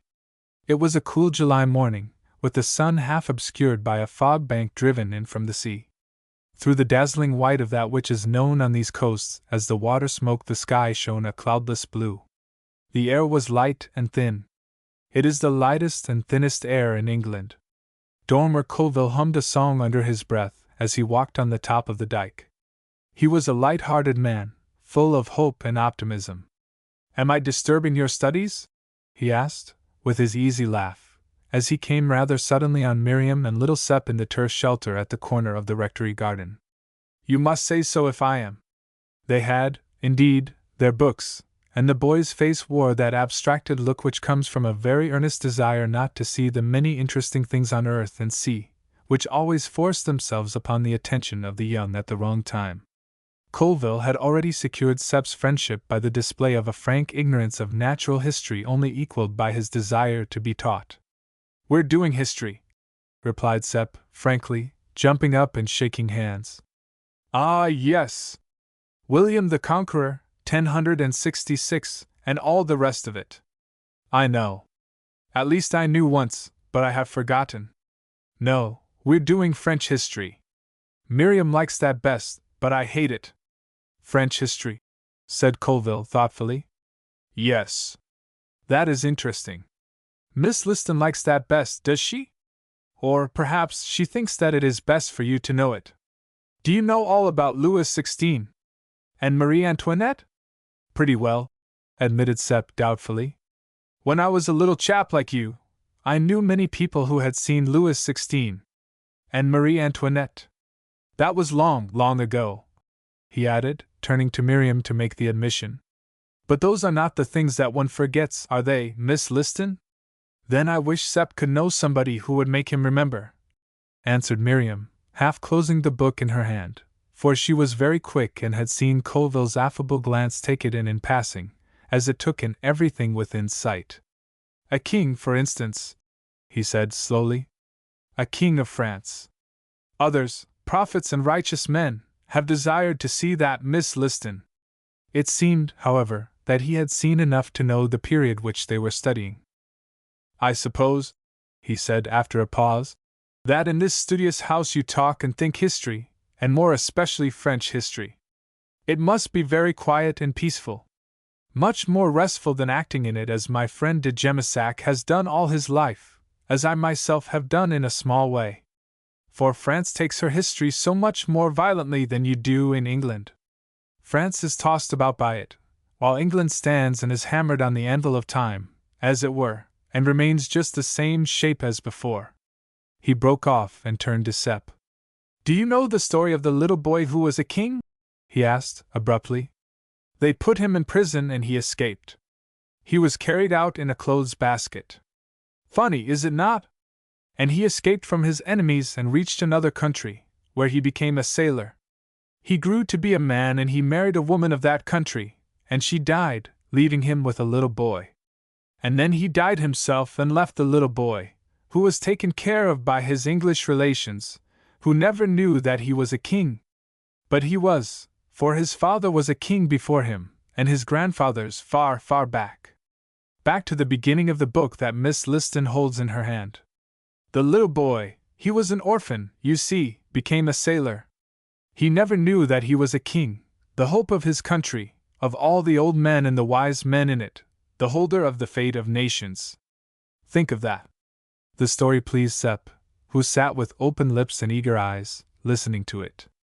"Do you think it is an interesting story? What do you think is the end of it?" "I don't know," answered Sepp gravely. "Neither do I. No one knows the end of that story yet. But if you were a king, if you were that boy, what would you do? Would you go and be a king, or would you be afraid?" "No, I should go and be a king. And fight battles. But you would have to leave everybody. You would have to leave your father." "I should not mind that," answered Sepp brutally. "You would leave Miss Liston?"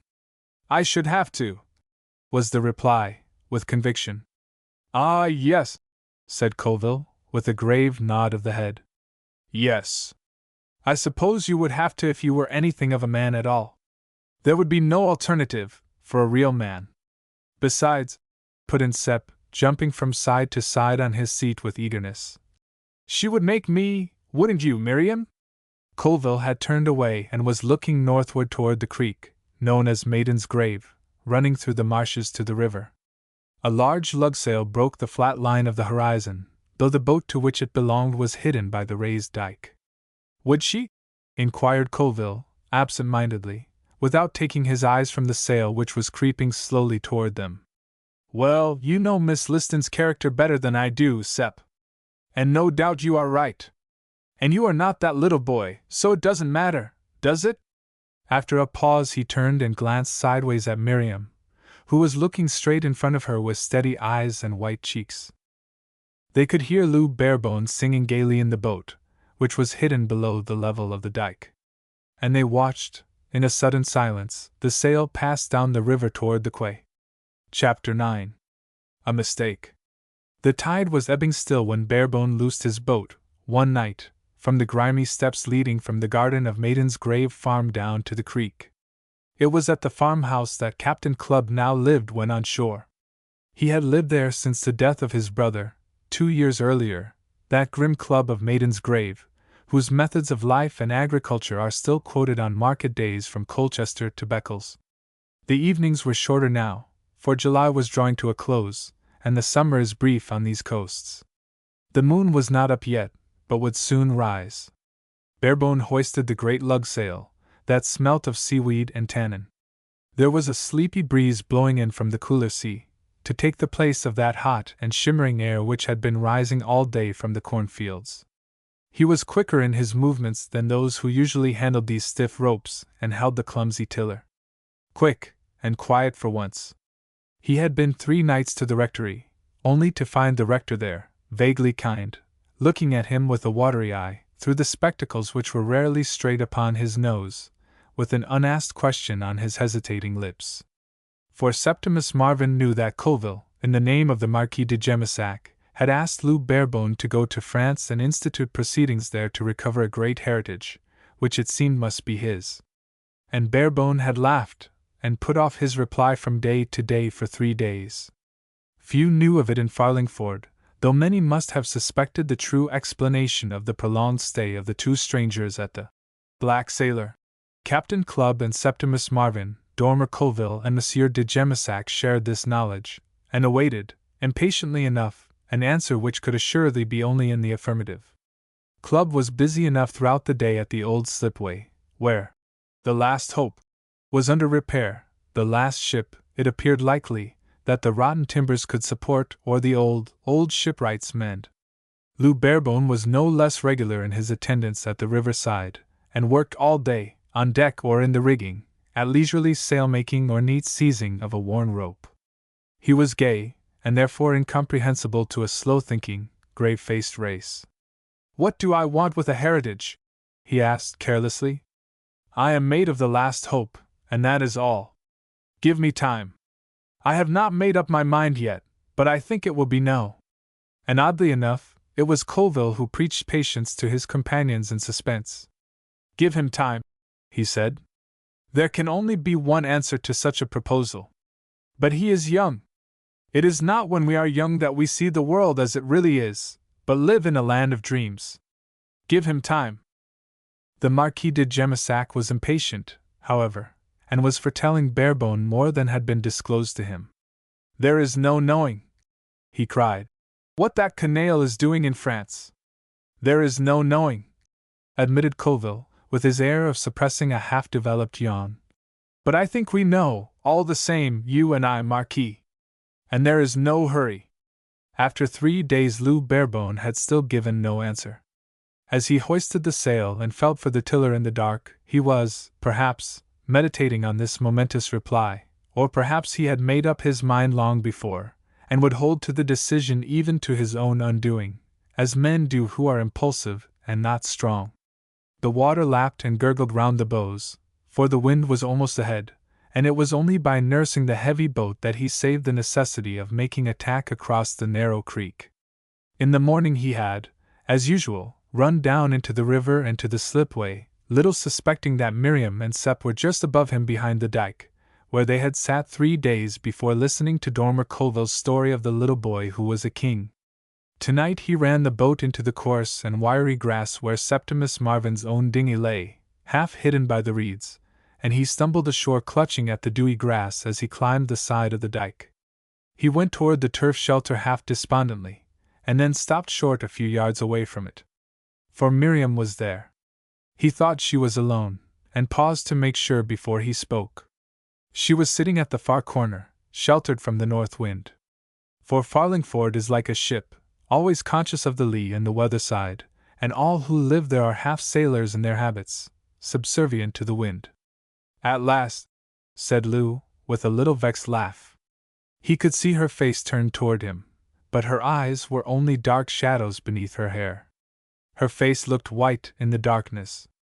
Her answering laugh had a soothing note in it. "Why at last?" she asked. Her voice was frank and quietly assured in its friendliness. They were old comrades, it seemed, and had never been anything else. The best friendship is that which has never known a quarrel, although poets and others may sing the tenderness of a reconciliation. The friendship that has a quarrel and a reconciliation in it is like a man with a weak place left in his constitution by a past sickness. He may die of something else in the end, but the probability is that he must reckon at last with that healed sore. The friendship may perish from some other cause, a marriage, or success in life, one of the two great severers, but that salved quarrel is more than likely to recur and kill at last. These two had never fallen out. And it was the woman who, contrary to custom, fended the quarrel now. "Oh, because I have been here 3 nights in succession, I suppose, and did not find you here. I was disappointed. But you found Uncle Septimus in his study. I could hear you talking there until quite late. Of course I was very glad to see him and talk with him. For it is to him that I owe a certain half-developed impatience with the uneducated, with whom I deal all my life, except for a few hours now and then in the study and here in the turf shelter with you. I can see, even in the dark, that you look grave. Do not do that. It is not worth that." He broke off with his easy laugh, as if to banish any suggestion of gravity coming from himself. "It is not worth looking grave about. And I am sorry if I was rude a minute ago. I had no right, of course, to assume that you would be here. I suppose it was impertinent, was that it? I will not quarrel," she answered soothingly, "if that is what you want." Her voice was oddly placid. It almost seemed to suggest that she had come tonight for a certain purpose, that one subject of conversation alone would interest her, and that to all others she must turn a deaf ear. He came a little nearer, and leaning against the turf wall, looked down at her. He was suddenly grave now. The roles were again reversed, for it was the woman who was tenacious to one purpose and the man who seemed inconsequent, flitting from grave to gay, from one thought to another. His apology had been made graciously enough, but with a queer pride, quite devoid of the sullenness which marks the pride of the humbly situated. "No, I do not want that," he answered. "I want a little sympathy, that is all, because I have been educated above my station. And I looked for it from those who are responsible for that which is nearly always a catastrophe. And it is your uncle who educated me. He is responsible in the first instance, and of course, I am grateful to him." "He could never have educated you," put in Miriam, "if you had not been ready for the education." Barebone put aside the point. "He must, at all events, have learned humility from Septimus Marvin, a quality not natural to his temperament. And you are responsible, as well," he went on, "because you have taught me a use for the education." "Indeed?" she said, gently and interrogatively, as if at last he had reached the point to which she wished to bring him. "Yes, the best use to which I could ever put it. To talk to you on inequality." He looked hard at her through the darkness, which was less intense now, for the moon was not far below the horizon. Her face looked white, and he thought that she was breathing quickly. But they had always been friends, he remembered that just in time. "It is only natural that I should look forward, when we are at sea, to coming back here."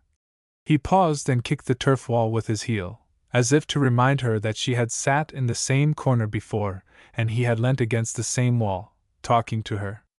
They are good fellows, of course, with 100 fine qualities which I lack, but they do not understand half that one may say, or think, even the captain. He is well educated, in his way, but it is only the way of a coasting captain who has risen by his merits to the command of a foreign-going ship. Miriam gave an impatient little sigh. He had veered again from the point.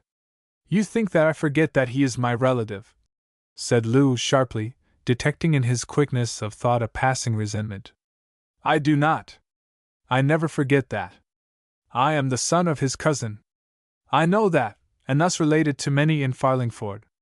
But I have never called him cousin, and he has never asked me to. No, said Miriam, with averted eyes in that other voice, which made him turn and look at her, catching his breath. Oh, he said, with a sudden laugh of comprehension. You have heard what, I suppose, is common talk in Farlingford. You know what has brought these people here, this Monsieur de Jemissac, and the other, what is his name? Dormer Colville. You have heard of my magnificent possibilities. And I had forgotten all about them. He threw out his arms in a gesture of gay contempt, for even in the dark he could not refrain from adding to the meaning of mere words 100-fold by the help of his lean hands and mobile face. I have heard of it, of course, she admitted, from several people. But I have heard most from Captain Clubb. He takes it more seriously than you do. You do not know, because he is one of those men who are most silent with those to whom they are most attached. He thinks that it is providential that my uncle should have had the desire to educate you, and that you should have displayed such capacity to learn. Capacity? He protested. Say genius. Do not let us do things by halves. Genius to learn, yes, go on. Ah, you may laugh, Miriam said lightly, but it is serious enough. You will find circumstances too strong for you. You will have to go to France to claim your heritage. Not I, if it means leaving Farlingford forever and going to live among strange people, like the Marquis de Jemissac, for instance, who gives me the impression of 1,000 petty ceremonies and 1,000,000 feudal memories. He turned and lifted his face to the breeze which blew from the sea over flat stretches of sand and seaweed, the crispest, most invigorating air in the world except that which blows on the Baltic shores. I prefer Farlingford. I am half a club, and the other half, heaven knows what that is. The offshoot of some forgotten seedling blown away from France by a great storm. If my father knew, he never said anything. And if he knew, and said nothing, one may be sure that it was because he was ashamed of what he knew. You never saw him, or you would have known his dread of France, or anything that was French. He was a man living in a dream. His body was here in Farlingford, but his mind was elsewhere, who knows where. And at times I feel that, too, that unreality, as if I were here, and somewhere else at the same time. But all the same, I prefer Farlingford, even if it is a dream. The moon had risen at last, a waning half-moon, lying low and yellow in the sky, just above the horizon, casting a feeble light on earth. Lou turned and looked at Miriam, who had always met his glance with her thoughtful, steady eyes. But now she turned away. Farlingford is best, at all events, he said with an odd conviction. I am only the grandson of old Seth Clubb, of Maiden's Grave. I am a Farlingford sailor, and that is all. I am mate of the Last Hope, at your service. You are more than that. He made a step nearer to her, looking down at her white face, averted from him. For her voice had been uncertain, unsteady, as if she were speaking against her will. Even if I am only that, he said, suddenly grave, Farlingford may still be a dream, Farlingford and you. What do you mean? She asked, in a quick, mechanical voice, as if she had reached a desired crisis at last and was prepared to act. Oh, I only mean what I have meant always, he answered. But I have been afraid. One hears sometimes of a woman who is generous enough to love a man who is a nobody, to think only of love. Sometimes, last voyage, when you used to sit where you are sitting now, I have thought that it might have been my extraordinary good fortune to meet such a woman. He waited for some word or sign, but she sat motionless. You understand, he went on, how contemptible must seem their talk of a heritage in France, when such a thought is in one's mind, even if— Yes, she interrupted hastily. You were quite wrong. You were mistaken. Mistaken in thinking you— Yes, she interrupted again. You are quite mistaken, and I am very sorry, of course, that it should have happened. She was singularly collected, and spoke in a matter-of-fact voice. Barebone's eyes gleamed suddenly, for she had aroused, perhaps purposely, a pride which must have accumulated in his blood through countless generations. She struck with no uncertain hand. Yes, he said slowly, it is to be regretted. Is it because I am the son of a nameless father and only the mate of the last hope? If you were before the mast, she answered. If you were a king, it would make no difference. It is simply because I do not care for you in that way. You do not care for me, in that way, he echoed, with a laugh, which made her move as if she were shrinking. Well, there is nothing more to be said to that. He looked at her slowly, and then took off his cap as if to bid her good-bye. But he forgot to replace it, and he went away with the cap in his hand. She heard the clink of a chain as he loosed his boat. Chapter 10. In the Italian House. The Abbé Touvent was not a courageous man, and the perspiration, induced by the climb from the high road up that which had once been the ramp to the chateau of Gemissac, ran cold when he had turned the key in the rusty lock of the great gate. It was not a dark night, for the moon sailed serenely behind fleecy clouds, but the shadows cast by her silvery light might harbor any terror. It is easy enough to be philosophic at home in a chair beside the lamp. Under those circumstances, the abbé had reflected that no one would rob him, because he possessed nothing worth stealing. But now, out here in the dark, he recalled 100 instances of wanton murder duly recorded in the newspaper which he shared with 3 parishioners in Gemissac. He paused to wipe his brow with a blue cotton handkerchief before pushing open the gate, and being alone, was not too proud to peep through the keyhole before laying his shoulder against the solid and weather-beaten oak. He glanced nervously at the loopholes in the flanking towers and upward at the machicolated battlement overhanging him, as if any crumbling peephole might harbor gleaming eyes. He hurried through the passage beneath the vaulted roof without daring to glance to either side, where doorways and steps to the towers were rendered more fearsome by heavy curtains of ivy. The enceinte of the castle of Gemissac is 3-sided, with 4 towers jutting out at the corners, from which to throw a flanking fire upon any who should raise a ladder against the great curtains, built of that smooth, white stone which is quarried at Brantôme and on the banks of the Dordogne. The 4th side of the enceinte stands on a solid rock, above the little river that loses itself in the flat lands bordering the Gironde, so that it can scarce be called a tributary of that wide water. A moss-grown path round the walls will give a quick walker 10 minutes' exercise to make the round from one tower of the gateway to the other. Within the enceinte are the remains of the old castle, still solid and upright, erected, it is recorded, by the English during their long occupation of this country.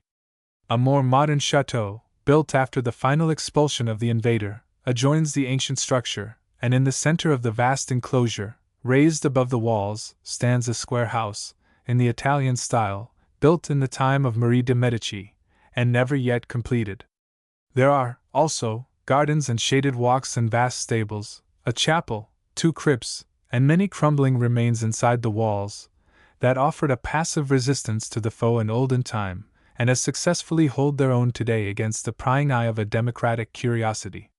Above the stables, quite close to the gate, 6 rooms were in the occupation of the Marquis de Gemissac, but it was not to these that the Abbé Touvent directed his tremulous steps.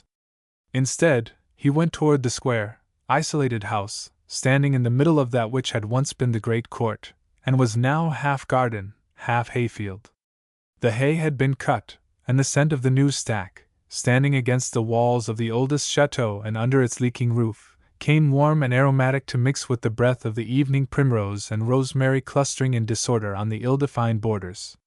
The grim walls, that had defended the Gemissacs against Franker enemies in other days, served now to hide from the eyes of the villagers the fact, which must, however, have been known to them, that the Marquis de Gemissac, in gloves, kept this garden himself, and had made the hay with no other help than that of his old coachman and Marie, that capable, brown-faced Bonnetaubfaire, who is assuredly the best man in France today.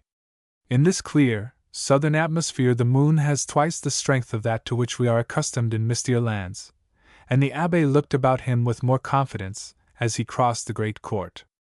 There were frogs in a rainwater tank constructed many years ago, when some enterprising foe had been known to cut off the water supply of a besieged chateau, and their friendly croak brought a sense of company and comfort to the abbé's timid soul. The door of the Italian house stood open, for the interior had never been completed, and only one apartment, a lofty banqueting hall, had ever been furnished. Within the doorway, the abbé fumbled in the pocket of his soutane and rattled a box of matches. He carried a parcel in his hand, which he now unfolded, and laid out on the lid of a mouldy chest half a dozen candles. When he struck a match a flight of bats whirred out of the doorway, and the abbé's breath whistled through his teeth. He lighted 2 candles, and carrying them, a light, in one hand, not without dexterity, for candles played an important part in his life, he went forward. The flickering light showed his face to be a fat one, kind enough, gleaming now with perspiration and fear, but shiny at other times with that Christian tolerance which makes men kind to their own failings. It was very dark within the house, for all the shutters were closed. The abbé lighted a 3rd candle and fixed it, with a drop of its own wax, on the high mantel of the great banqueting hall. There were 4 or 5 candlesticks on side tables, and a candelabra stood in the center of a long table, running the length of the room. In a few minutes the abbé had illuminated the apartment, which smelt of dust and the days of a dead monarchy. Above his head the bats were describing complicated figures against a ceiling which had once been painted in the Italian style, to represent a trellis roof, with roses and vines entwined. Half a dozen portraits of men, in armor and wigs, looked down from the walls. 1 or 2 of them were rotting from their frames, and dangled the despondent corner out into the room. There were chairs round the table, set as if for a phantom banquet amid these mouldering environments, and their high carved backs threw fantastic shadows on the wall.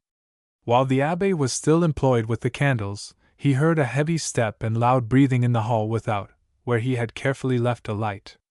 "Why did you not wait for me on the hill, Malhenite?" asked a thick voice, like the voice of a man, but the manner was the manner of a woman. "I am sure you must have heard me. One hears me like a locomotive, now that I have lost my slimness." She came into the room as she spoke, unwinding a number of black, knitted shawls, in which she was enveloped. There were so many of them, and of such different shape and texture, that some confusion ensued. The abbé ran to her assistance. "But, madam," he cried, "how can you suspect me of such a crime? I came early to make these preparations. And as for hearing you, would to heaven I had! For it needs courage to be a royalist in these days, especially in the dark by one's self." He seemed to know the shawls, for he disentangled them with skill and laid them aside, one by one. The Comtesse de Chantenay breathed a little more freely, but no friendly hand could disencumber her of the mountains of flesh, which must have weighed down any heart less buoyant and courageous. "Ah, bah!" she cried gaily. "Who is afraid? What could they do to an old woman? Ah! You hold up your hands. That is kind of you. But I am no longer young, and there is my Albert, with those stupid whiskers. It is unfilial to wear whiskers, and I have told him so. And you, who could harm you, a priest? Besides, no one could be a priest, and not a royalist, abbé. I know it, madame, and that is why I am one. Have we been seen, Madame la Comtesse? The village was quiet as you came through? Quiet as my poor husband in his grave. Tell me, abbé, now honestly, am I thinner? I have deprived myself of coffee these 2 days. The abbé walked gravely round her. It was quite an excursion. Who would have you different, madam, to what you are? He temporized. To be thin is so ungenerous. And Albert, where is he? You have not surely come alone? Heaven forbid, and I a widow, replied Madame de Chantenay, arranging, with a stout hand, the priceless lace on her dress. Albert is coming. We brought a lantern, although it is a moon. It is better. Besides, it is always done by those who conspire. And Albert had his great cloak, and he fell up a step in the courtyard and dropped the lantern, and lost it in the long grass. I left him looking for it, in the dark. He was not afraid, my brave Albert! He has the dauntless heart of his mother, murmured the Abbé, gracefully, as he ran round the table setting the chairs in order. He had already offered the largest and strongest to the Countess, and it was creaking under her now, as she moved to set her dress in order. Assuredly, she admitted complacently. Has not France produced a Jeanne d'Arc and a Duchesse de Berry?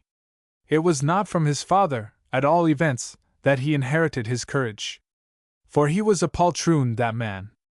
Yes, my dear Abbé, let us be honest, and look at life as it is. He was a poltroon, and I thought I loved him, for 2 or 3 days only, however. And I was a child then. I was beautiful. Was? Echoed the Abbé, reproachfully. Silence, wicked one! And you a priest? Even an ecclesiastic, madam, may have eyes, he said darkly, as he snuffed a candle and subsequently gave himself a mechanical thump on the chest, in the region of the heart. Then they should wear blinkers like a horse, said Madame severely, as if wearied by an admiration so universal that it palled. At this moment, Albert de Chantenay entered the room.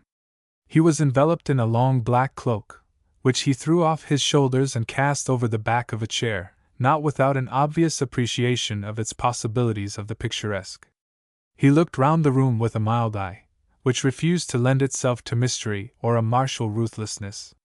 He was a young man with a very thin neck, and the whiskers, of which his mother made complaint, were scarcely visible by the light of the Abbé's candles. Good, he said in a thin tenor voice. We are in time. He came forward to the table, with long, nervous strides. He was not exactly impressive, but his manner gave the assurance of a distinct earnestness of purpose. The majority of us are unfortunately situated toward the world, as regards personal appearance. Many could pass for great if their physical proportions were less mean. There are thousands of worthy and virtuous young men who never receive their due in social life because they have red hair or stand 4 feet 6 high, or happen to be the victim of an inefficient dentist. The world, it would seem, does not want virtue or solid worth. It prefers appearance to either. Albert de Chantenay would, for instance, have carried twice the weight in royalist councils if his neck had been thicker. He nodded to the Abbé.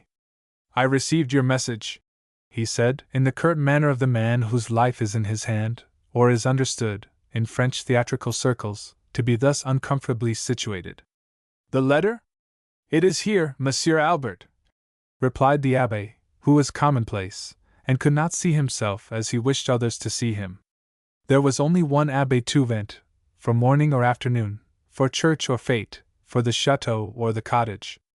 There were a dozen Albert de Chantenays, fierce or tender, gay or sad, a poet or a soldier, a light persifleur, who had passed through the mill, and had emerged hard and shining, or a young man of soul, capable of high ideals. Tonight, he was the politician, the conspirator, quick of eye, curt of speech. He held out his hand for the letter. You are to read it, as Monsieur le Marquis instructs me, Monsieur Albert, hazarded the Abbé, touching the breast pocket of his soutane, where Monsieur de Gemissac's letter lay hidden, to those assembled. But surely I am to read it to myself first, was the retort. Or else how can I give it proper value? Chapter 11. A beginning. There may be some who refuse to take seriously a person like Albert de Chantenay because, forsooth, he happened to possess a sense of the picturesque. There are, as a matter of fact, thousands of sensible persons in the British Isles who fail completely to understand the average Frenchman. To the English comprehension it is, for instance, surprising that in time of stress, when Paris was besieged by a German army, 100 Franctireur corps should spring into existence, who gravely decked themselves in sombreros and red waistcloths, and called themselves the Companions of Death, or some claptrap title of a similar sound. Nevertheless, these Companions of Death fought at Orleans as few have fought since man walked this earth, and died as bravely as any in a government uniform. Even the stolid German foe forgot, at last, to laugh at the sombrero worn in midwinter.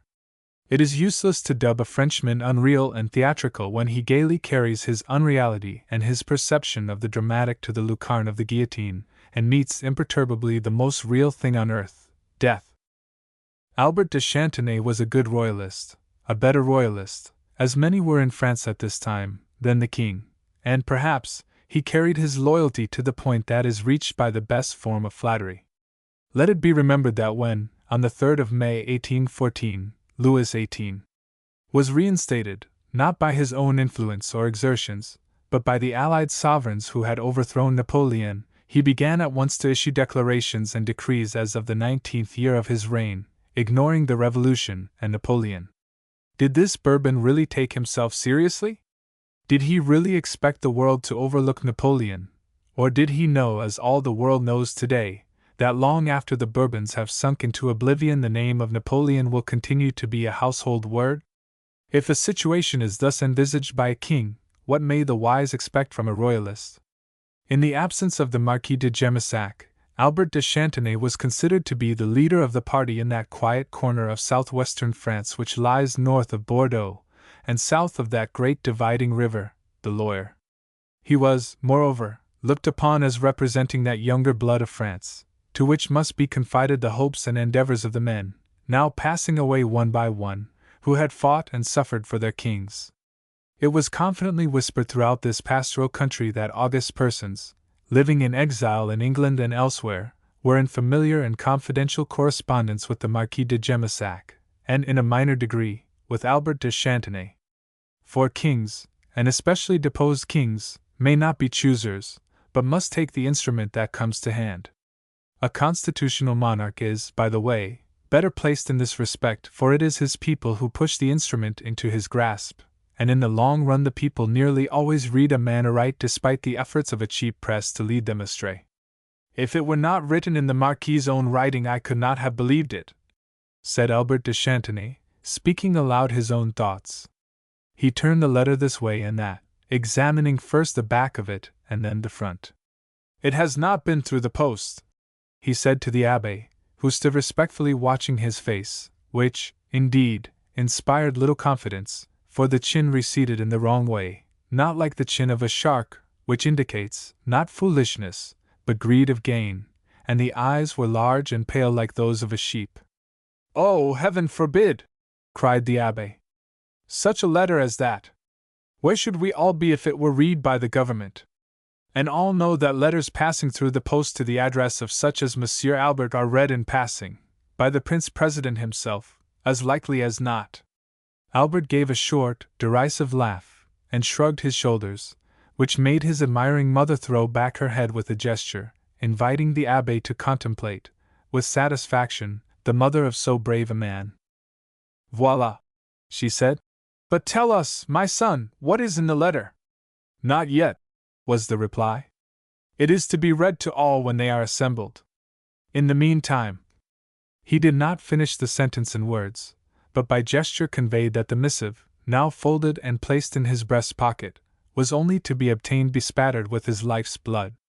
And the Abbé wiped his clammy brow with some satisfaction that it should be thus removed from his own timorous custody. Albert de Chantenay was looking expectantly at the door, for he had heard footsteps, and now he bowed gravely to a very old gentleman, a notary of the town, who entered the room with a deep obeisance to the Comtesse. Close on the notary's heels came others. Some were in riding costume, and came from a distance. One sprightly lady wore evening dress, only partially concealed by a cloak.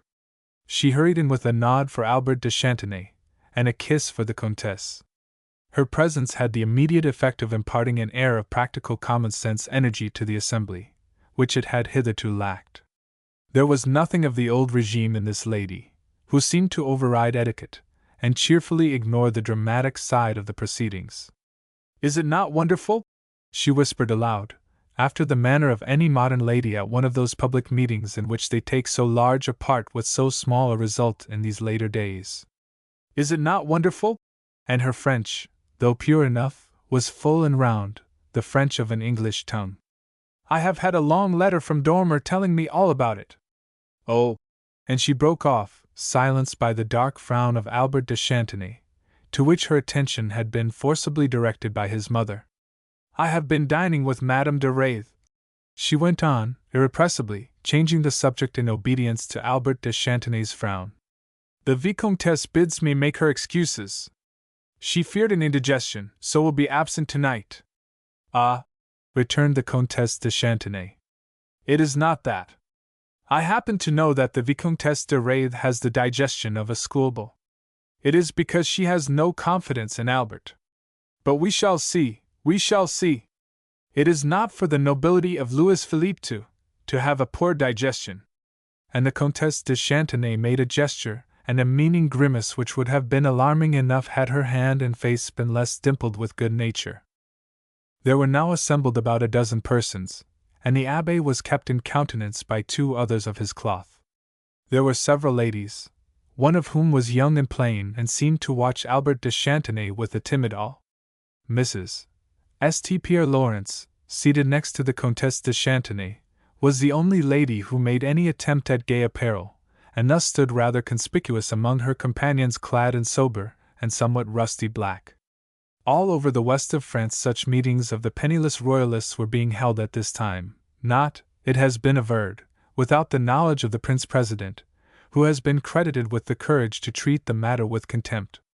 About no monarch, living or dead, however, have so many lies been written, by friend or foe, with good or ill intent, as about him, who subsequently carried out the astounding feat of climbing to the throne of France as Napoleon III.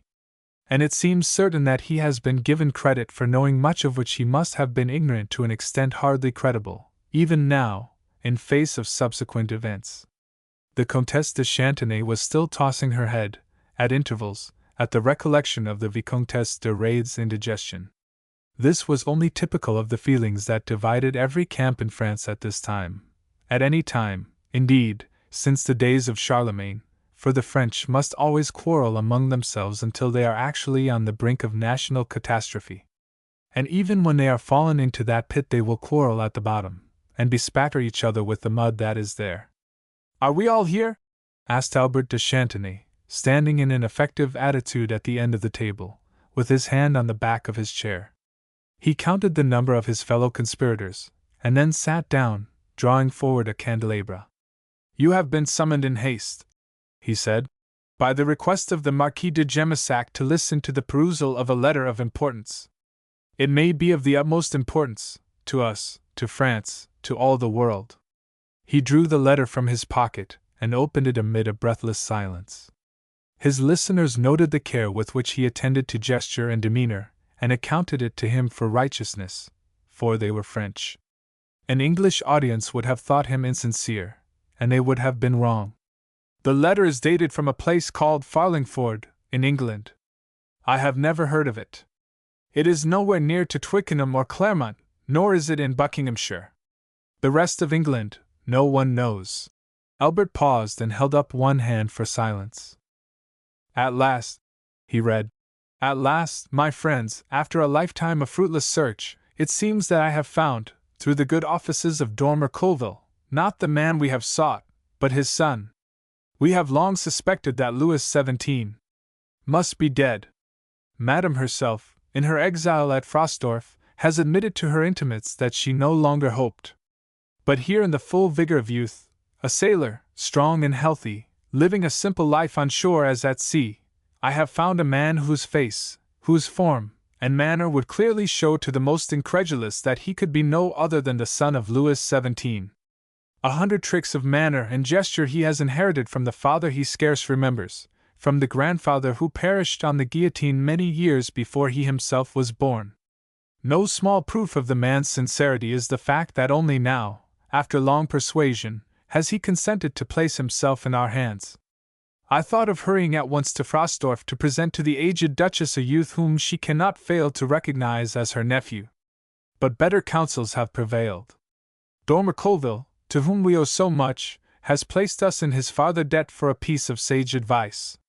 Wait, he advises, until the young man has learned what is expected of him, until he has made the personal acquaintance of his supporters. Reserve until the end the presentation to the Duchesse d'Angoulême, which must only be made when all the royalists in France are ready to act with a unanimity which will be absolute, and an energy which must prove irresistible. There are more material proofs than a face so strongly resembling that of Louis XVI and Monsieur d'Artois, in their early manhood, as to take the breath away, than of vivacity inherited from his grandmother, together with an independence of spirit and impatience of restraint, than the slight graceful form, blue eyes, and fair skin of the little prisoner of the Temple. There are dates which go to prove that this boy's father was rescued from a sinking fishing boat, near Dieppe, a few days after the little Dauphin was known to have escaped from the Temple, and to have been hurried to the north coast disguised as a girl. There is evidence, which Monsieur Colville is now patiently gathering from these slow-speaking people, that the woman who was rescued with this child was not his mother. And there are 100 details known to the villagers here which go to prove what we have always suspected to be the case, namely, that Louis XVII was rescued from the Temple by the daring and ingenuity of a devoted few who so jealously guarded their secret that they frustrated their own object, for they one and all must have perished on the guillotine, or at the hands of some other assassin, without divulging their knowledge, and in the confusion and horror of those days the little Dauphin was lost to sight. There is a trinket, a locket, containing a miniature, which I am assured is a portrait of Marie Antoinette. This locket is in the possession of Dormer Colville, who suggests that we should refrain from using violence to open it until this can be done in France in the presence of suitable witnesses. A fall or some mishap has so crushed the locket that it can only be opened by a jeweler provided with suitable instruments. It has remained closed for nearly a quarter of a century, but a reliable witness in whose possession it has been since he, who was undoubtedly Louis XVII, died in his arms, remembers the portrait, and has no doubt of its authenticity. I have told you enough to make it clear to you that my search is at last ended. What we require now is money to enable us to bring this King of France to his own, to bring him, in the first place, to my humble chateau of Gemissac, where he can lie hidden until all arrangements are made.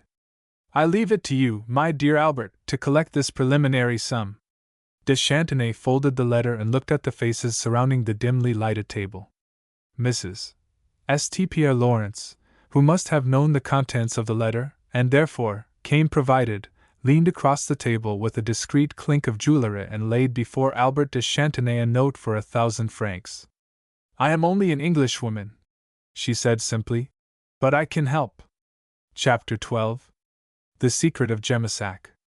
There is no sentiment so artificial as international hatred. In olden days it owed its existence to churchmen, and now an irresponsible press foments that dormant antagonism.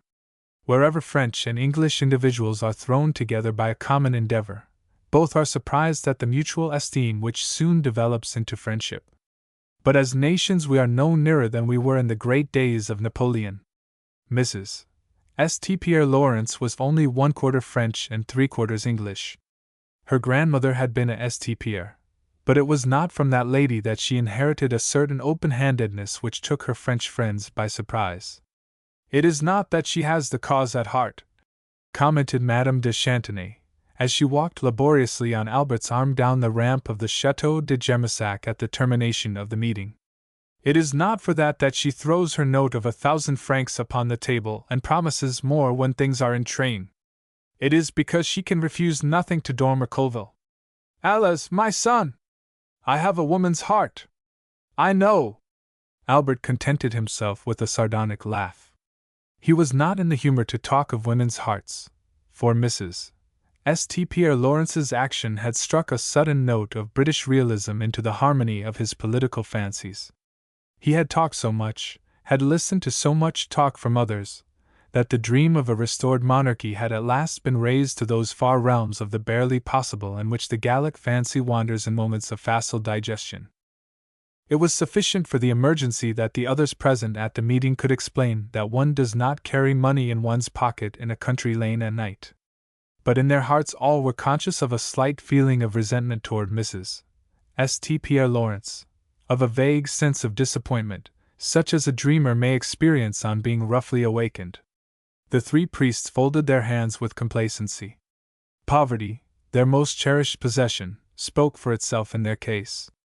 The notary blinked and fumbled at his lips with yellow fingers in hasty thought. He was a royalist notary because there existed in the country of the Deux Sèvres a royalist clientele. In France, even a washerwoman must hold political views and stand or fall by them. It was astounding how poor every one felt at that moment, and it rested, as usual, with a woman's intuition to grasp the only rope within reach. The vintage, this lady murmured. The vintage promised to be a bad one. Nothing, assuredly, could be undertaken, and no promise made, until the vintage was over. So the meeting broke up without romance, and the conspirators dispersed to their homes, carrying in their minds that mutual distrust which is ever awakened in human hearts by the chink of gold, while the dormant national readiness to detect betrayal by England was suddenly wide awake. Nevertheless, Mrs. St. Pierre Lawrence had supplied the one ingredient necessary to leaven the talk of these dreamers into action. Even the notary found himself compelled to contribute when Albert de Chantenay asked him outright for a subscription. And the priests, ably led by the Abbé Tauvent, acted after the manner of the sons of Levi since olden times. They did not give themselves, but they told others to give, which is far better. In due course the money was sent to England. It was the plain truth that the Marquis de Gemissac had not sufficient in his pocket to equip Lou Barebone with the clothes necessary to a seemly appearance in France, or, indeed, to cover the expense of the journey thither. Dormer Colville never had money to spare. "Heaven shaped me for a rich man," he would say, lightly, whenever the momentous subject was broached, "but forgot to fill my pockets." It was almost the time of the vintage, and the country roads were dotted with the shambling figures of those knights of industry who seemed to spring from the hedgerows at harvest time in any country in the world, when the Abbé Tauvent sought out Marie in her cottage at the gates of the chateau. "A law cave," answered the lady's voice. "In the cellar. Do you not know that it is Monday and I wash?" The abbé did not repeat his summons on the kitchen table with the handle of his stick, but drew forward a chair. "I know it is very hot, and that I am tired," he shouted toward the cellar door, which stood open, giving egress to a warm smell of soap. "Precisely, and does Monsieur l'Abbé want me to come up as I am?" The suggestion was darkly threatening, and the abbé replied that Marie must take her time, since it was washing day. The cottage was built on sloping ground at the gate of the chateau, probably of the stones used for some earlier fortification. That which Marie called the cellar was but half underground, and had an exit to the garden which grew to the edge of the cliff. It was not long before she appeared at the head of the stone steps, a square-built woman with a face that had been sunburnt long ago by work in the vineyards, and eyes looking straight at the world from beneath a square and wrinkled forehead. "Monsieur l'Abbé," she said, shortly, a salutation and a comment in one, for it conveyed the fact that she saw it was he and perceived that he was in his usual health. "It is news from Monsieur, I suppose?" she added slowly, turning down her sleeves. "Yes, the Marquis writes that he is on his way to Gemissac and wishes you to prepare the chateau for his return." The abbé waved his hand toward the castle gates with an air suggestive of retainers and lackeys, of busy stables and 100 windows lighted after dark. His round eyes did not meet the direct glance fixed on his face, but wandered from one object to another in the room, finally lighting on the great key of the chateau gate, which hung on a nail behind the door. "Then Monsieur le Marquis is coming into residence," said Marie gravely. And by way of reply the abbé waved his hand a second time toward the castle walls. "And the worst of it is," he added timidly, to this silent admission, "that he brings a guest."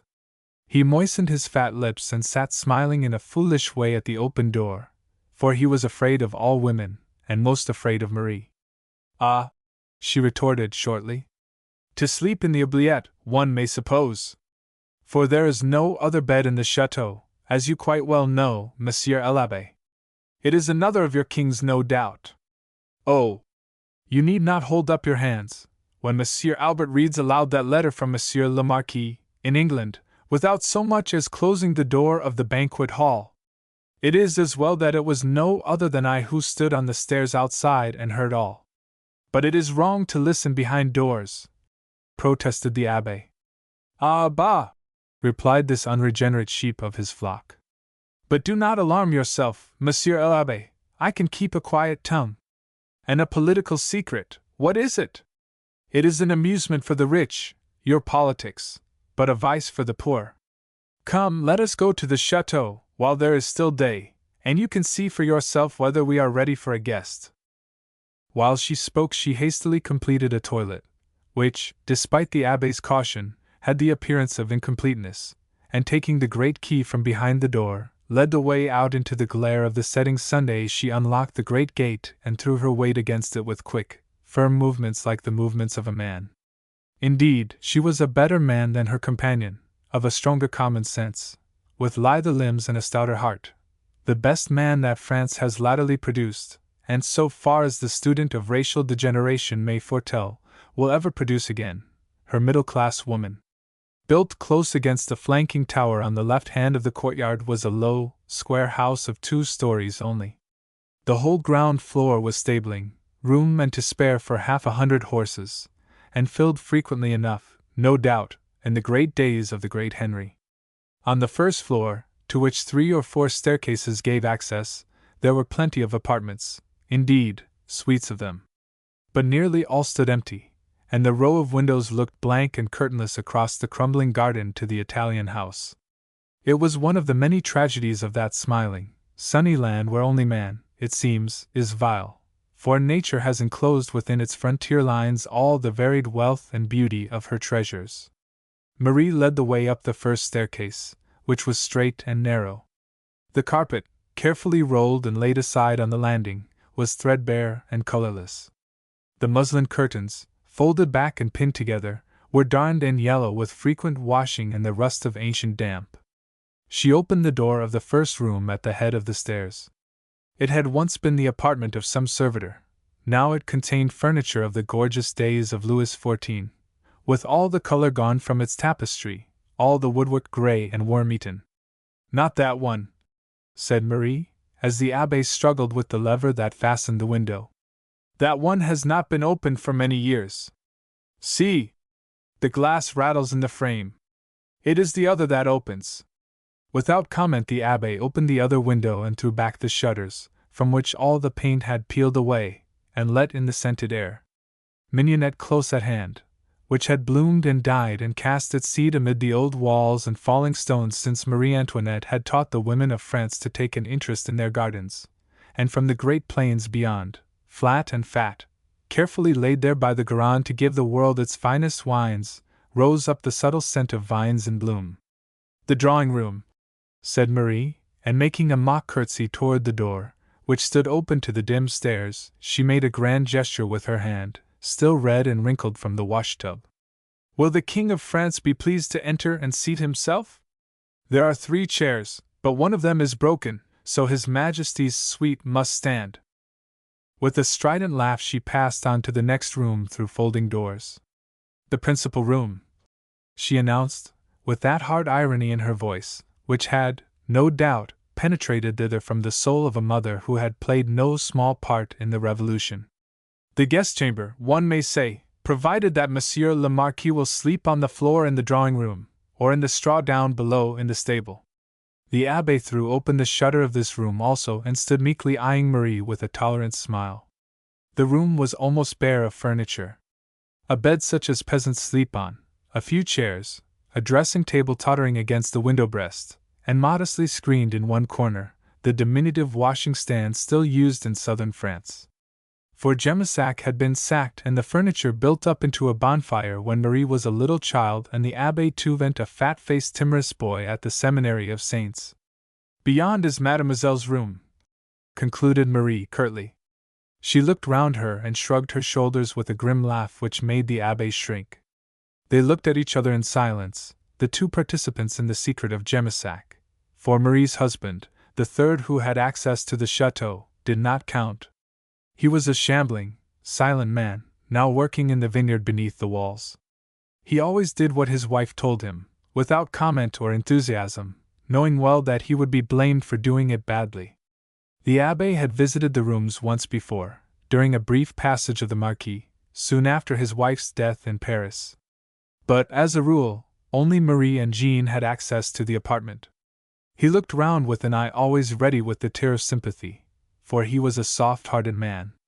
Then he looked at Marie again, shamefacedly. But she, divining his thoughts, shrugged her shoulders. Ah, bah! She said. One must take the world as it is. And Monsieur le Marquis is only a man. One sees that, when he announces his return on washing day, and brings a guest. You must write to him, that is all, and tell him that with time I can arrange, but not in a hurry like this. Where is the furniture to come from? A chair or two from the banquet hall. I can lend a bed which Jean can carry in after dark so that no one knows. You have the jug and basin you bought when the bishop came, that you must lend. She broke off and ran to the window. Good! She cried, in a despairing voice. I hear a carriage coming up the hill. Run, Monsieur l'Abbé, run to the gate and bolt it. Guest or no guest, they cannot see the rooms like this. Here, let me pass. She pushed him unceremoniously aside at the head of the stairs and ran past him. Long concealment of the deadly poverty within the walls had taught her to close the gates behind her whenever she entered, but now for greater security, or to gain time, she swung the great oaken beam round on its pivot across the doors on the inside. Then turning round on her heels she watched the bell that hung above her head. The abbé, who had followed her as quickly as he could, was naively looking for a peephole between the timbers of the huge doors. A minute later the bell swung slowly, and gave a single clang which echoed beneath the vaulted roof, and in the hollow of the empty towers on either side. Marie, Marie! Cried a gay girlish voice from without. Open at once. It is I. There, said Marie in a whisper. It is Mademoiselle, who has returned from the good sisters. And the story that you told of the fever at Saints is true.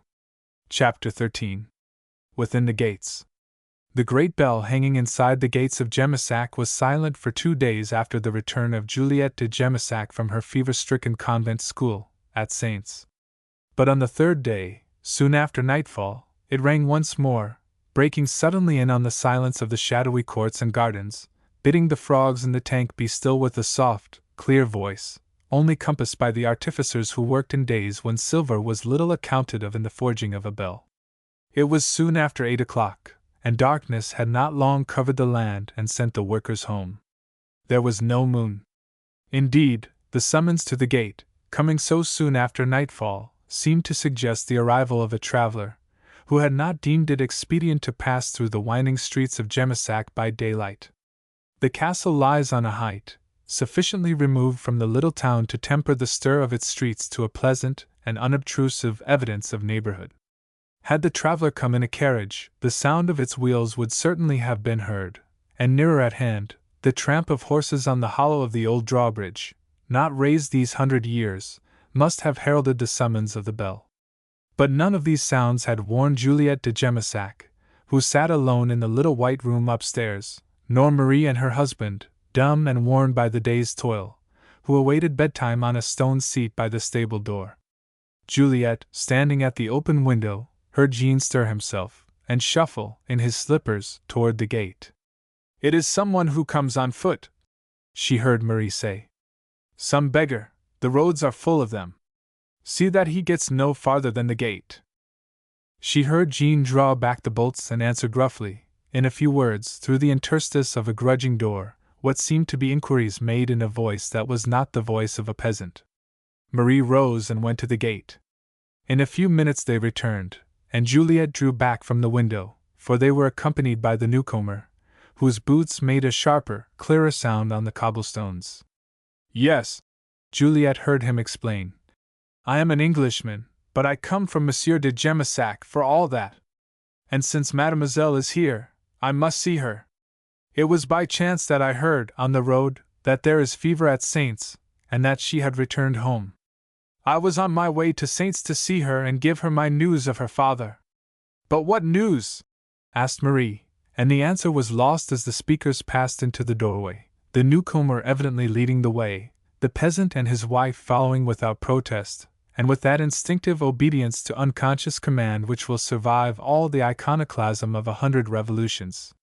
There followed a tramping on the stairs and a half-suppressed laugh as the newcomer stumbled upward. Marie opened the door slowly. It is a gentleman, she announced, who does not give his name. Juliette de Gemissac was standing at the far side of the table, with the lamp throwing its full light upon her. She was dressed in white, with a blue ribbon at her waist and wrists. Another ribbon of the same color tied back her hair, which was of a bright brown, with curls that caught the light in a score of tendrils above her ears. No finished coquette could have planned a prettier surprise than that which awaited Lou Barebone, as he made Marie stand aside, and came, hat in hand, into the room. He paused for an instant, breathless, before Juliette, who stood, with a little smile of composed surprise parting her lips. This child, fresh from the quiet of a convent school, was in no wise taken aback nor at a loss how to act.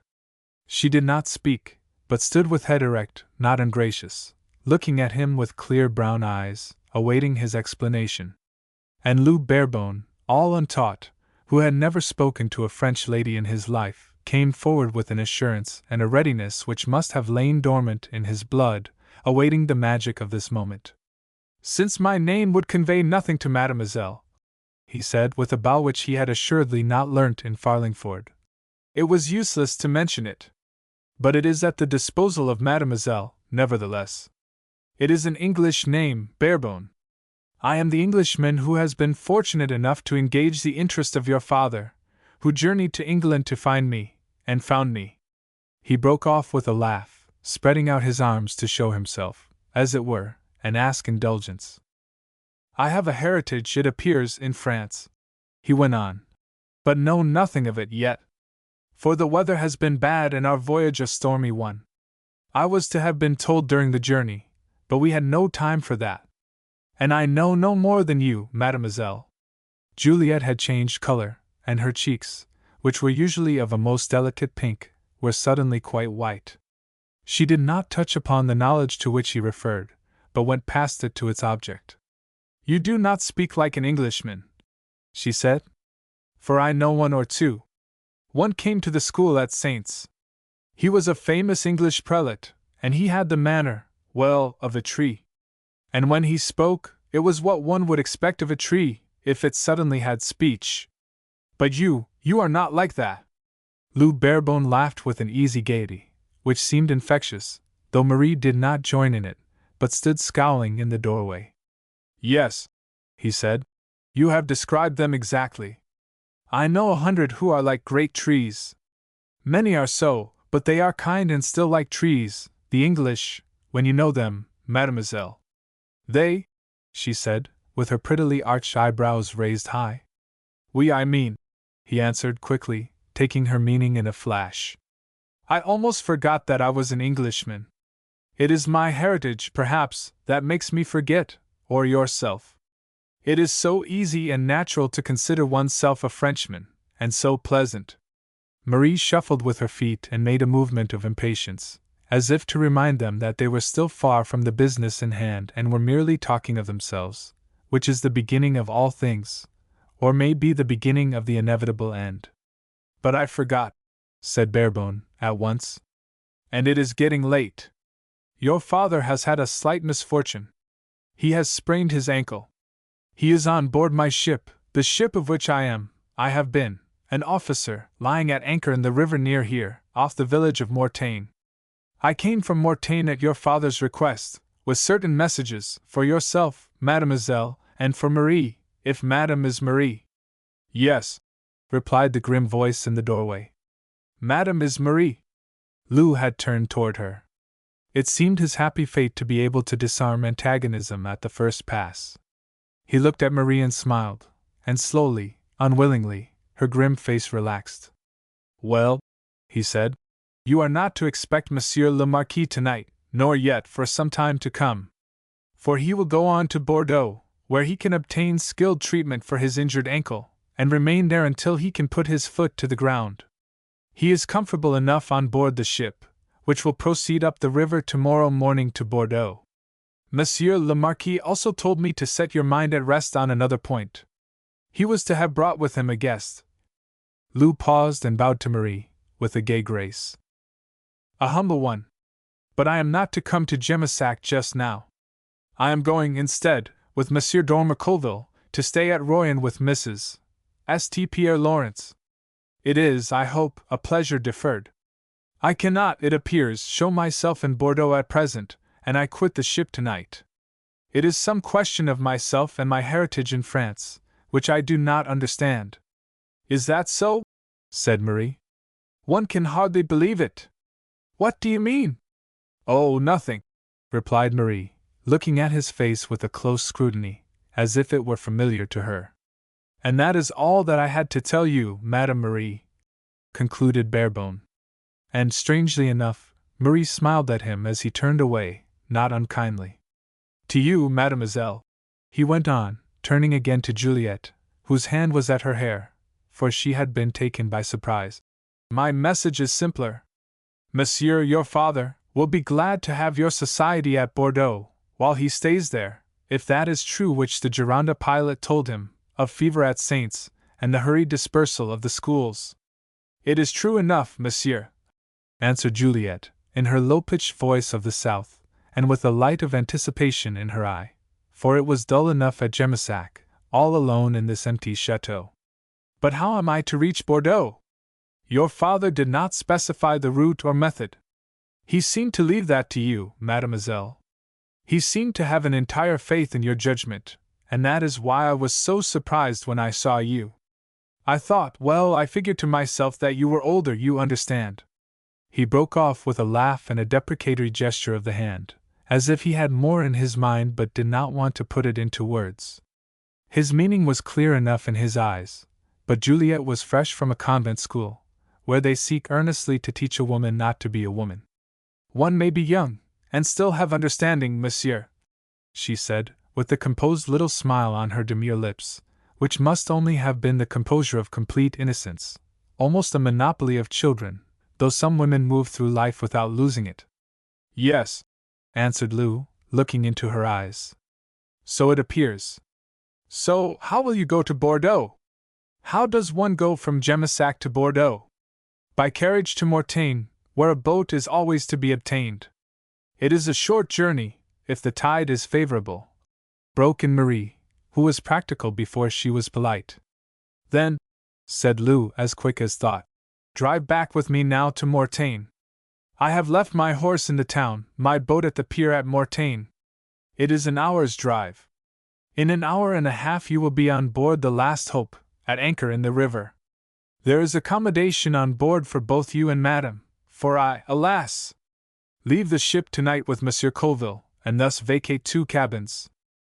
Juliet reflected for a moment, but she did not consult, even by a glance, Marie, who, in truth, appeared to expect no such confidences, but awaited the decision with a grim and grudging servitude which was as deeply pressed in upon her soul as was the habit of command in the soul of a de Gemissac.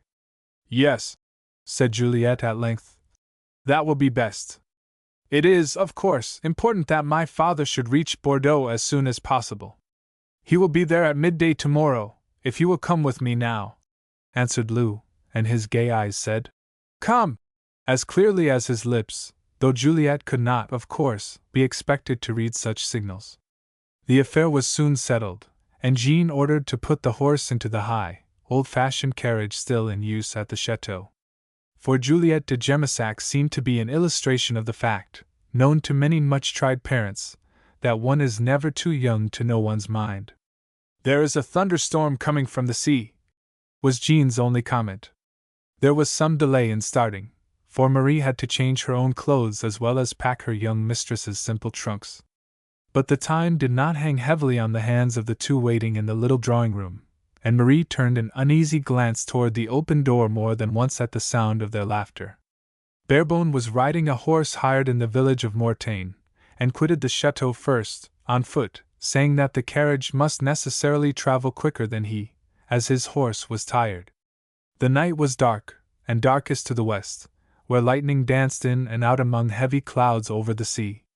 As in all lands that have been torn hither and thither by long wars, the peasants of Guyenne learnt, long ago, the wisdom of dwelling together in closely built villages, making a long journey to their fields or vineyards every day.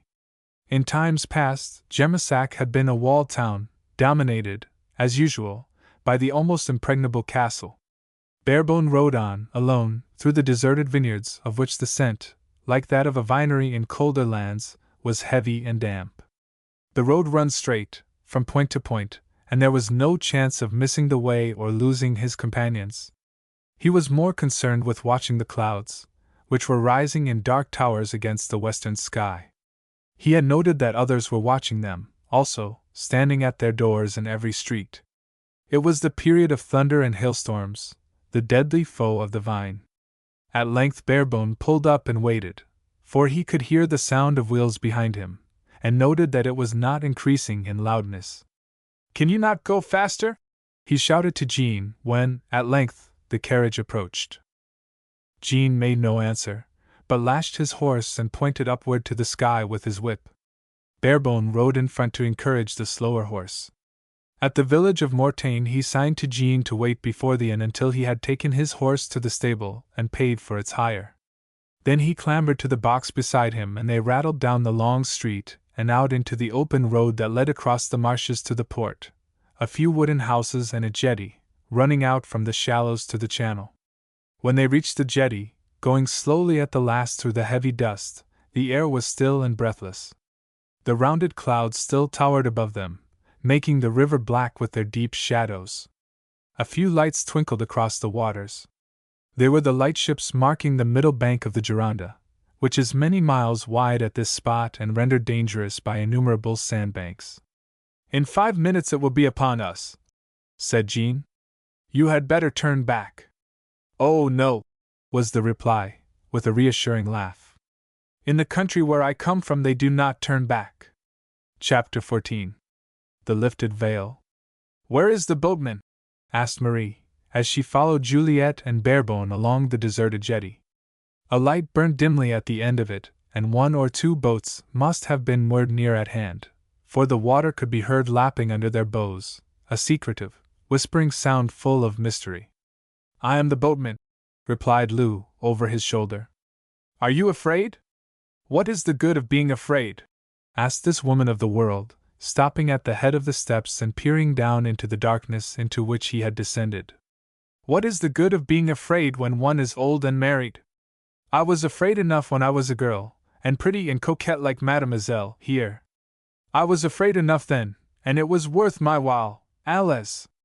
Barebone made no answer to this dark suggestion of a sprightly past. The present darkness and the coming storm commanded his full attention. In the breathless silence, Juliet and Marie, and behind them, Jean, panting beneath the luggage balanced on his shoulder, could hear the wet ropes slipping through his fingers and, presently, the bump of the heavy boat against the timber of the steps. This was followed by the gurgle of a rope through a well-greased sheave, and the square lug, which had been the joy of little Sep Marvin at Farlingford, crept up to the truck of the stubby mast. "There is no wind for that," remarked Marie pessimistically. "There will be to spare in a few minutes," answered Barebone, and the monosyllabic Jean gave an acquiescent grunt. "Luggage first," said Barebone, lapsing into the curtness of the sea. "Come along. Let us make haste." They stumbled on board as best they could, and were guided to a safe place amidships by Lou, who had thrown a spare sail on the bottom of the boat. "As low as you can," he said. "Crouch down. Cover yourselves with this. Right over your heads." "But why?" grumbled Marie. "Listen," was all the answer he gave her. And as he spoke, the storm rushed upon them like a train, with the roar and whirl of a locomotive. Lou jumped aft to the tiller. In the rush of the hail, they heard him give a sharp order to Jean, who must have had some knowledge of the sea, for he obeyed at once, and the boat, set free, lurched forward with a flap of her sail, which was like the report of a cannon. For a moment, all seemed confusion and flapping chaos, then came a sense of tenseness, and the boat heeled over with a swish, which added 100 weight of solid water to the beating of the hail on the spare sail, beneath which the women crouched. "What? Did you speak?"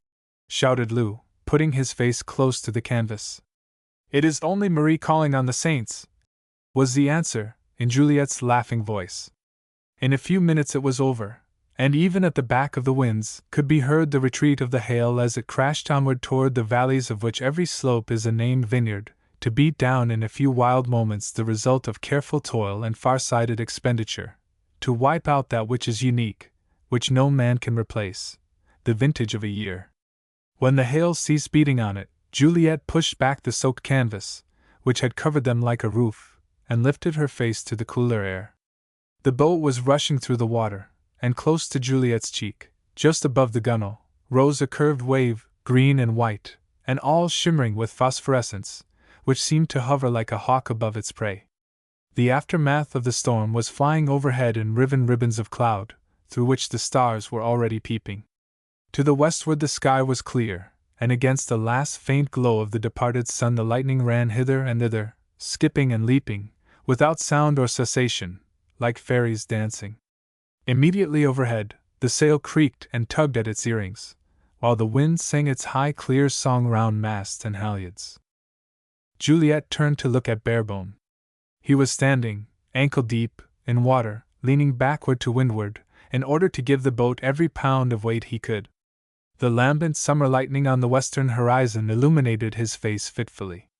In that moment Juliet saw what is given to few to see and realize, though sailors, perforce, lie down to sleep knowing it every night, that under heaven her life was wholly and solely in the two hands of a fellow being.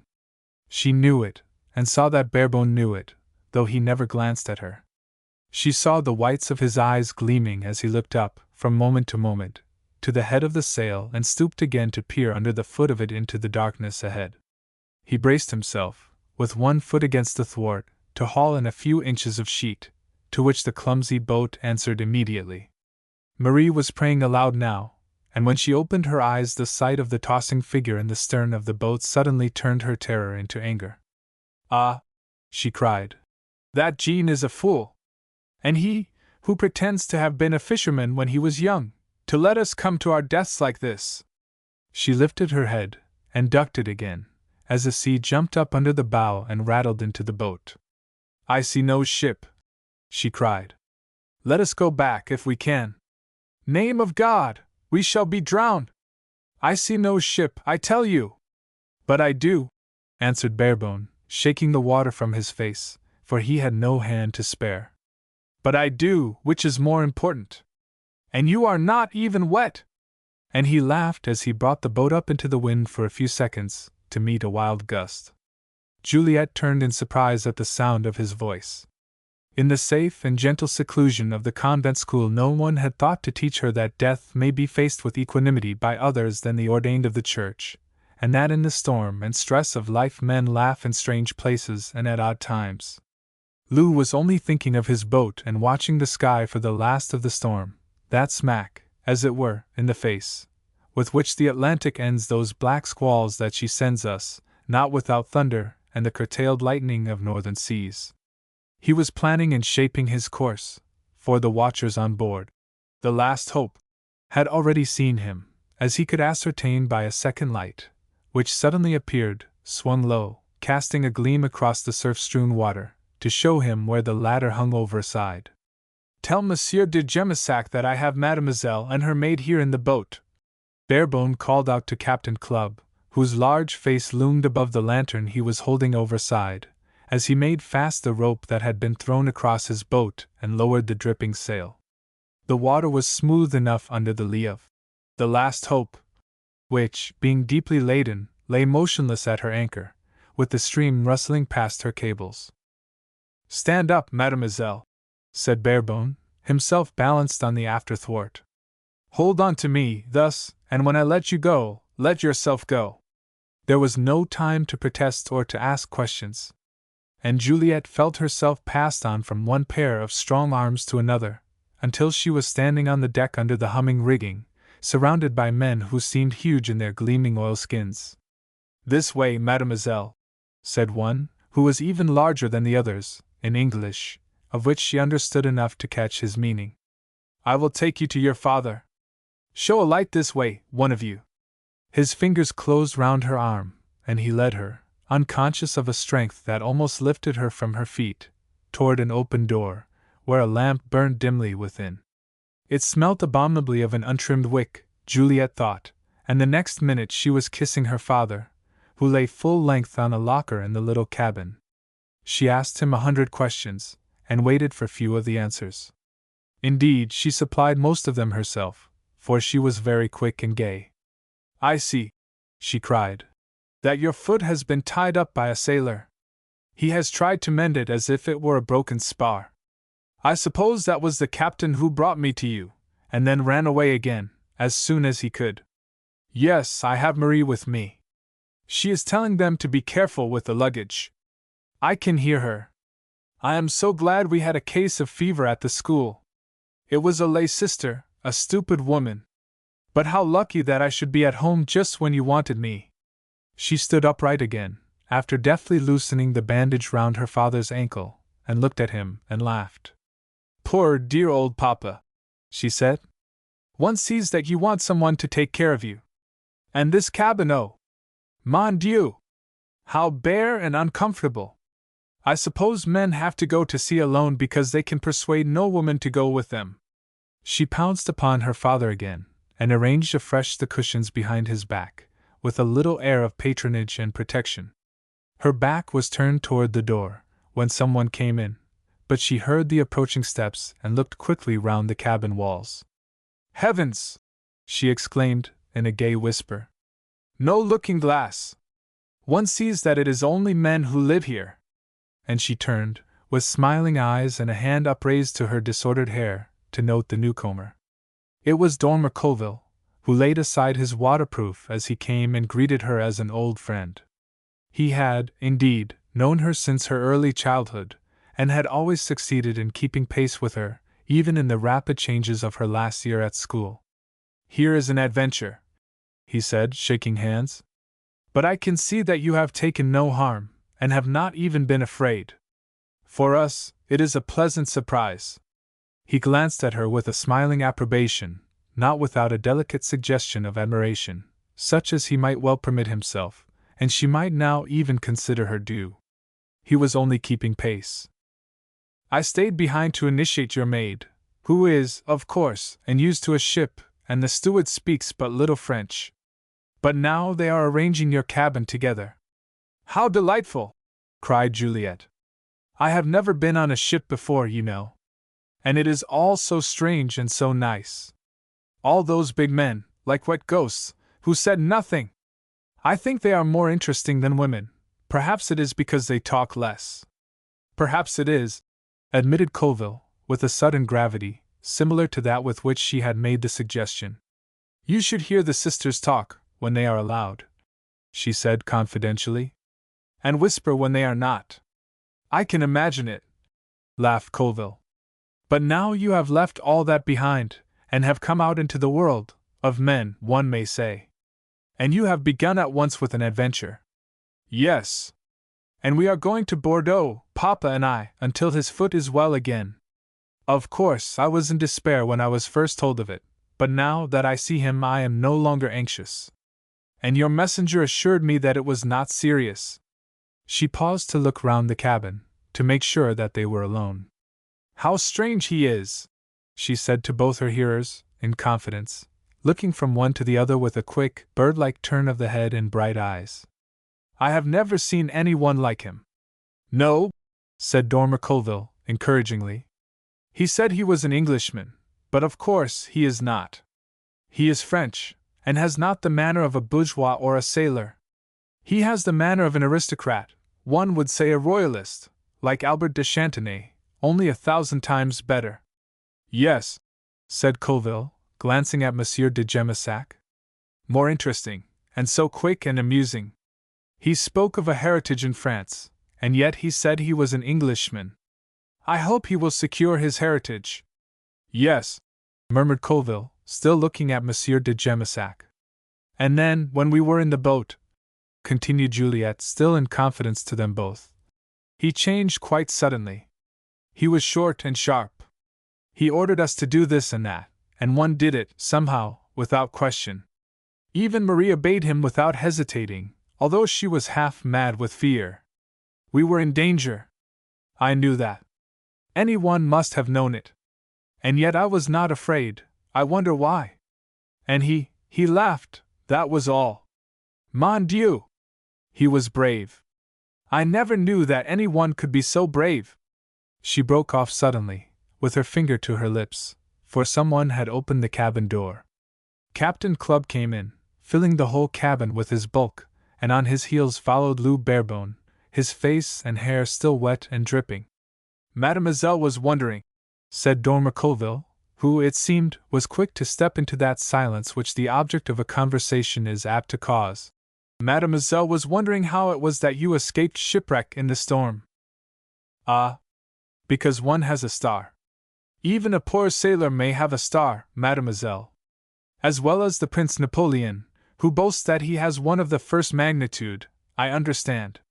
You are not a poor sailor, monsieur, said Juliet. Then who am I? He asked, with a gay laugh, spreading out his hands and standing before them, beneath the swinging lamp. The Marquis de Gemissac raised himself on one elbow. I will tell you who you are, he said in a low, quick voice, pointing one hand at Lou. I will tell you, and his voice rose. You are the grandson of Louis XVI and Marie Antoinette. You are the last hope of the French. That is your heritage. Juliet! This is the King of France.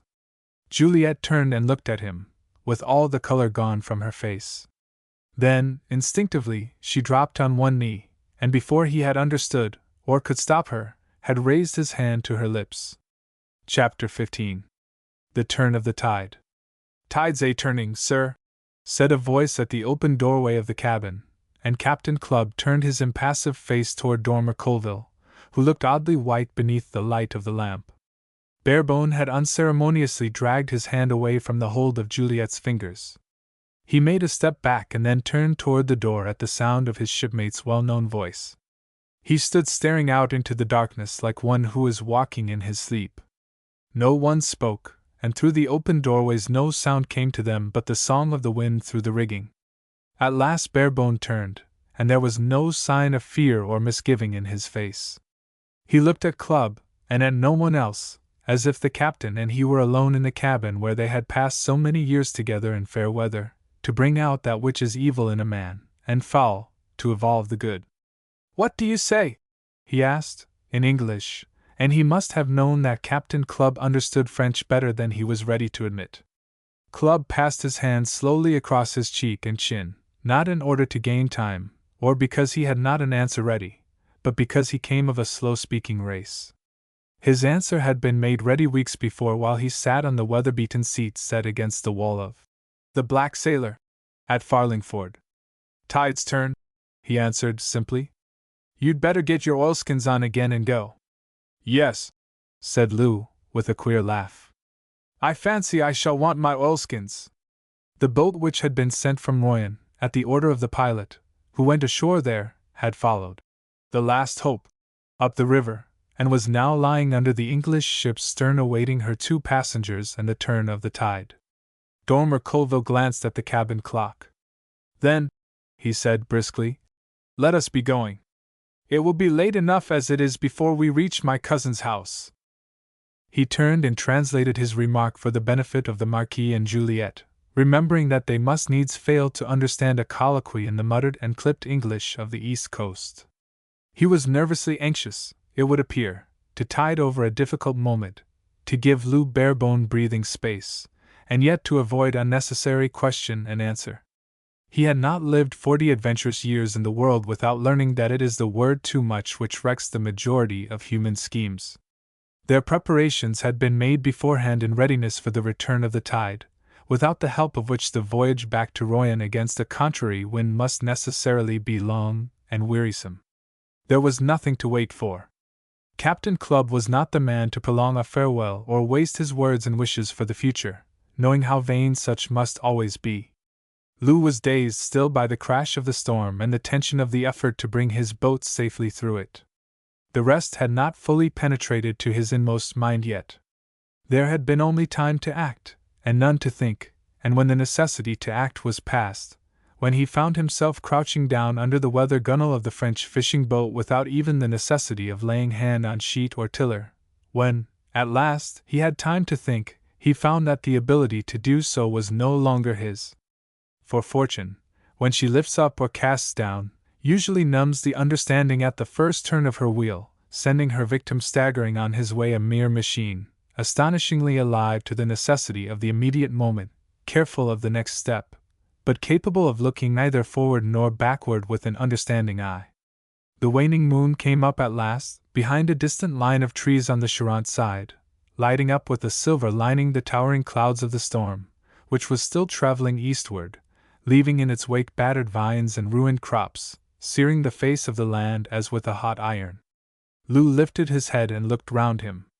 The owner of the boat was at the tiller, while his assistant sat amidships, his elbows on his knees, looking ahead with dreamy eyes. Close to Barebone, crouching from the wind which blew cold from the Atlantic, was Dormer Colville, affably silent. If Lou turned to glance at him, he looked away, but when his back was turned, Lou was conscious of watching eyes, full of sympathy, almost uncomfortably quick to perceive the inward working of another's mind, and suit his own thereto. Thus the boat plunged out toward the sea in the flickering lights that marked the channel, tacking right across to that spit of land lying between the Gironda and the broad Atlantic, where grows a wine without match in all the world. Thus Lou Barebone turned his back on the ship which had been his home so long and set out into a new world, a new and unknown life, with the Marquis de Gemessac's ringing words buzzing in his brain yet, with the warm touch of Juliet's lips burning still upon his hand. You are the grandson of Louis XVI and Marie Antoinette. You are the last hope of France. And he remembered the lights and shadows on Juliet's hair as he looked down upon her bent head. Colville was talking to the patron, now. He knew the coast, it seemed, and somewhere or other, had learned enough of such matters of local seafaring interest as to set the fisherman at his ease and make him talk. They were arranging where to land, and Colville was describing the exact whereabouts of a little jetty used for bathing purposes, which ran out from the sandy shore, quite near to Mrs. St. Pierre Lawrence's house, in the pine trees 2 miles south of Royan. It was no easy matter to find this spot by the dim light of a waning moon, and half mechanically, Lou joined in the search, and presently, when the jetty was reached, helped to make fast in a choppy sea. They left the luggage on the jetty and walked across the silent sand side by side. There, said Colville, pointing forward. It is through that opening in the pine trees. A matter of 5 minutes and we shall be at my cousin's house. It is very kind of Mrs. St. Pierre Lawrence, answered Barebone. To take me up. I suppose that is the best way to look at it. Colville laughed quietly. Yes, put it thus if you like, he said.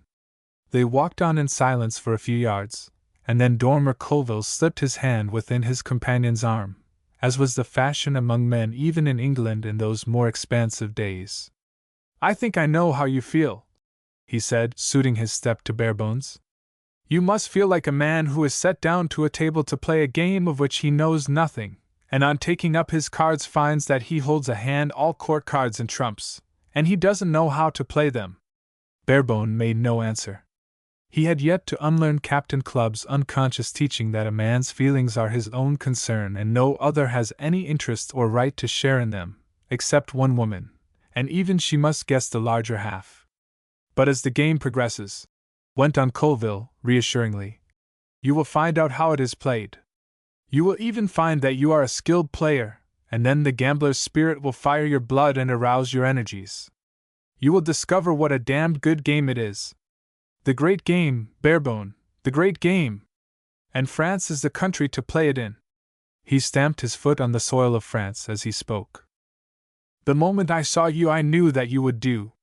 No man better fitted to play the game than yourself, for you have wit and quickness, went on this friend and mentor, with a little pressure on his companion's arm.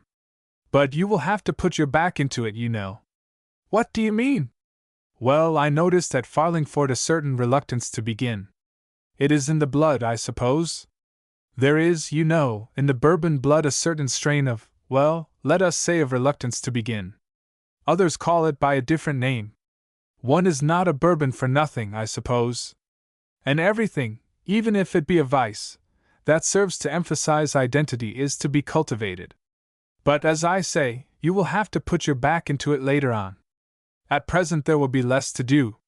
You will have to play close and hold your hand, and follow any lead that is given you by de Gemissac, or by my humble self. You will find that easy enough, I know. For you have all a Frenchman's quickness to understand, And I suppose, to put it plainly as between men of the world, now that you have had time to think it over, you are not afraid, Barebone? Oh no, laughed Barebone. I am not afraid. One is not a Barebone, or a Bourbon, for nothing, observed Colville, in an aside to himself. Gad! I wish I could say that I should not be afraid myself under similar circumstances. My heart was in my mouth, I can tell you, in that cabin when de Jemisac blurted it all out. It came suddenly at the end, and, well, it rather hit one in the wind. And, as I say, one is not a Bourbon for nothing. You come into a heritage 800 years old, of likes and dislikes, of genius and incapacity, of an astounding cleverness, and a preposterous foolishness without compare in the history of dynasties. But that doesn't matter nowadays. This is a progressive age, you know, even the Bourbons cannot hold back the advance of the times. I come into a heritage of friends and of enemies, said Barebone gaily. All ready-made. That seems to me more important. Gad! You are right, exclaimed Colville. I said you would do the moment I saw you step ashore at Farlingford. You have gone right to the heart of the question at the first bound. It is your friends and your enemies that will give you trouble. More especially my friends, suggested Lou, with a light laugh. Right again, answered Colville, glancing at him sideways beneath the brim of his hat. And there was a little pause before he spoke again. You have probably learned how to deal with your enemies at sea, he said thoughtfully at length. Have you ever noticed how an English ship comes into a foreign harbor and takes her berth at her moorings? There is nothing more characteristic of the nation. And one captain is like another. No doubt you have seen Clubb do it 100 times. He comes in, all sail set, and steers straight for the berth he has chosen. And there are always half a dozen men in half a dozen small boats who go out to meet him. They stand up and wave their arms, and point this way and that. They ask 100 questions, and with their hands round their faces, shout their advice. And in answer to one and the other the captain looks over the side and says, You be damned. That will be the way to deal with some of your friends and all your enemies alike, Barebone, if you mean to get on in France. You will have to look over the side at the people in small boats who are shouting and say, You be damned. They were at the gate of a house now, set down in a clearing amid the pine trees. This is my cousin's house, said Dormer Colville. It is to be your home for the present. And you need not scruple, as she will tell you, to consider it so. It is not a time to think of obligations, you understand, or to consider that you are running into anyone's debt. You may remember that afterward perhaps, but that is as may be. For the present there is no question of obligations. We are all in the same boat, all playing the same game. And he laughed below his breath as he closed the gate with caution, for it was late and the house seemed to hold none but sleepers. As for my cousin herself, he continued, as they went toward the door, you will find her easy to get on with, a clever woman, and a good-looking one. Do rest, it is not in that direction that your difficulties will lie. You will find it easy enough to get on with the women of the party, I fancy, from what I have observed. And again he seemed to be amused. Chapter 16. The Gamblers. In a sense, politics must always represent the game that is most attractive to the careful gambler. For one may play at it without having anything to lose. It is one of the few games within the reach of the adventurous, where no stake need be cast upon the table. The gambler who takes up a political career plays to win or not to win. He may jump up from the gutter and shout that he is the man of the moment, without offering any proof of his assertion beyond the loudness of a strident voice. And if no one listens to him, he loses nothing but his breath. And in France the man who shouts loudest is almost certain to have the largest following. In England the same does not yet hold good, but the day seems to be approaching when it will. In France, ever since the Great Revolution, men have leapt up from the gutter to grasp the reins of power. Some, indeed, have sprung from the gutter of a palace, which is no more wholesome, it would appear, than the drain of any street, or a ditch that carries off the refuse of a cheap press.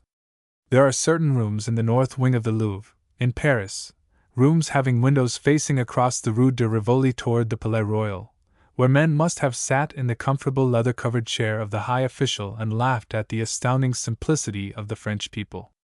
But he laughs best who laughs last, and the people will assuredly be amused in a few months, or a few years, at the very sudden and very humiliating discomfiture of a gentleman falling face foremost into the street, or hanging forlornly from a lamp-post at the corner of it. For some have quitted these comfortable chairs, in these quiet double-windowed rooms overlooking the Rue de Rivoli, for no better fate. It was in the August of 1850 that a stout gentleman, seated in one of these comfortable chairs, succumbed so far to the warmth of the palace corridors as to fall asleep. He was not in the room of a high official, but in the waiting room attached to it. He knew, moreover, that the high official himself was scarcely likely to dismiss a previous visitor or a present occupation any the earlier for being importuned, for he was aware of the official's antecedents, and knew that a Jack in office, who has shouted himself into office, is nearly always careful to be deaf to other voices than his own. Moreover, Mr. John Turner was never pressed for time. Yes, he had been known to say, "I was in Paris in '48, never missed a meal," whereas others, with much less at stake than this great banker, had omitted not only meals, but their night's rest, night after night, in those stirring times. John Turner was still asleep when the door leading to the minister's room was cautiously opened, showing an inner darkness such as prevails in an alcove between double doors. The door opened a little wider. No doubt the peeping eye had made sure that the occupant of the waiting room was asleep. On the threshold stood a man of middle height, who carried himself with a certain grace and quiet dignity. He was pale almost to sallowness, a broad face with a kind mouth and melancholy eyes, without any light in them. The melancholy must have been expressed rather by the lines of the brows than by the eye itself, for this was without life or expression, the eye of a man who is either very short-sighted or is engaged in looking through that which he actually sees, to something he fancies he perceives beyond it. His lips smiled, but the smile died beneath a neatly waxed mustache and reached no higher on the mask-like face. Then he disappeared in the outer darkness between the two doors, and the handle made no noise in turning.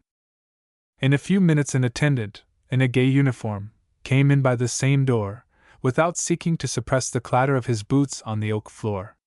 "Hola, monsieur," he said in a loud voice. And Mr. John Turner crossed his legs and leant farther back in the chair, preparatory to opening his eyes, which he did directly on the newcomer's face, without any of that vague flitting hither and thither of glance which usually denotes the sleeper surprised. The eyes were of a clear blue, and Mr. Turner looked 5 years younger with them open than with them shut. But he was immensely stout.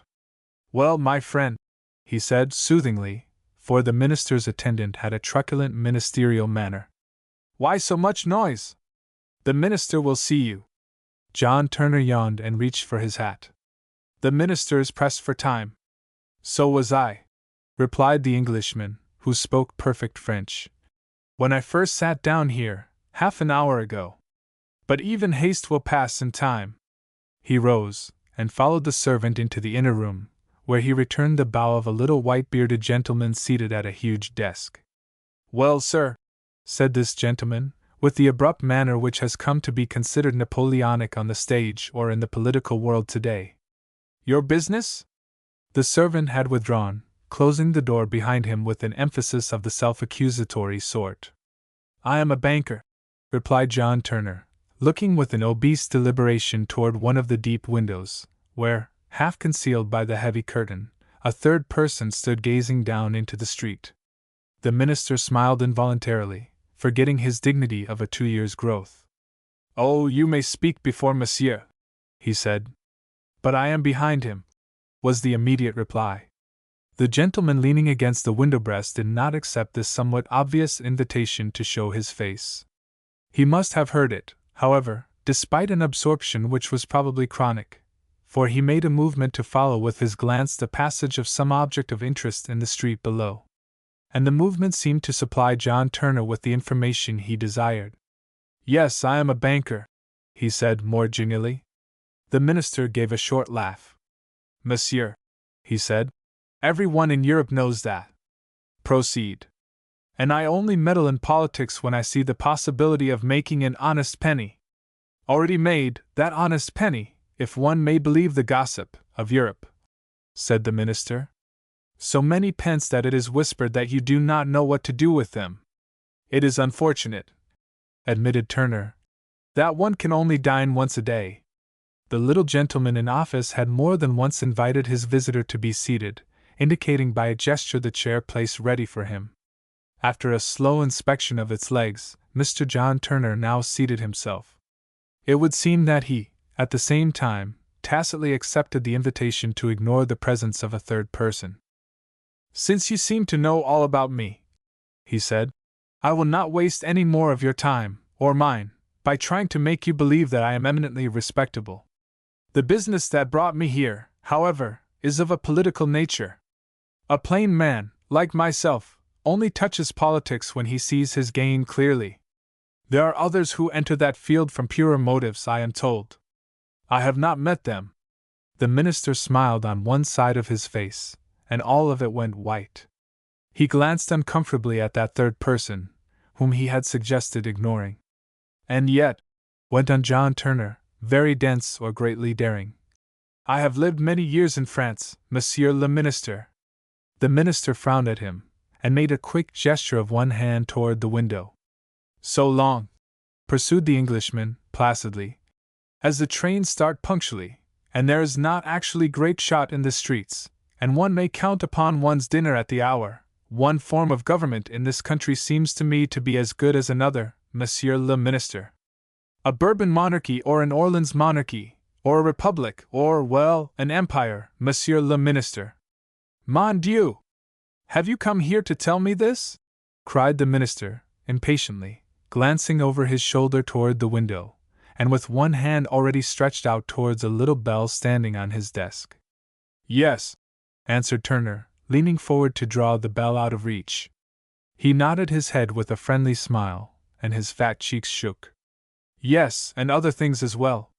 Some of those other matters are perhaps even more worthy of your earnest attention. It is worth your while to listen. More especially as you are paid for it, by the hour. He laughed inside himself, with a hollow sound, and placidly crossed his legs. Yes, I came to tell you, firstly, that the present form of government, and any other form which may evolve from it. Oh, proceed, monsieur! Exclaimed the minister, hastily, while the man in the recess of the window turned and looked over his shoulder at John Turner's profile with a smile, not unkind, on his sphinx-like face. Has the inestimable advantage of my passive approval. That is why I am here, in fact. I should be sorry to see it upset. He broke off, and turned laboriously in his chair to look toward the window, as if the gaze of the expressionless eyes there had tickled the back of his neck like a fly. But by the time the heavy banker had got round, the curtain had fallen again in its original folds. By a serious royalist plot, concluded Turner, in his thick, deliberate way. So, assuredly, would any patriot or any true friend of France, said the minister, in his best declamatory manner. That is out of my depth, returned the Englishman, bluntly. I paddle about in the shallow water at the edge and pick up what I can, you understand. I am too fat for a buoyant bathing costume, and the deep waters beyond, Monsieur le Minister. The minister drummed impatiently on his desk with his 5 fingers, and looked at Turner sideways beneath his brows. Royalist plots are common enough, he said tentatively after a pause. Not a royalist plot with money in it, was the retort. I dare say an honest politician, like yourself, is aware that in France it is always safe to ignore the conspirator who has no money, and always dangerous to treat with contempt him who jingles a purse. There is only a certain amount of money in the world, Monsieur le Minister, and we bankers usually know where it is. I do not mean the money that the world pours into its own stomach. That is always afloat, changing hands daily. I mean the great reserves. We watch those, you understand. And if one of the great reserves, or even one of the smaller reserves, moves, we wonder why it is being moved, and we nearly always find out. One supposes, said the minister, hazarding an opinion for the first time, and he gave it with a sidelong glance toward the window. That it is passing from the hands of a financier possessing money into those of one who has none. Precisely. And if a financier possessing money is persuaded to part with it in such a quarter as you suggest, one may conclude that he has good reason to anticipate a substantial return for the loan. You, who are a brilliant collaborator in the present government, should know that, if any one does, Monsieur le Ministre.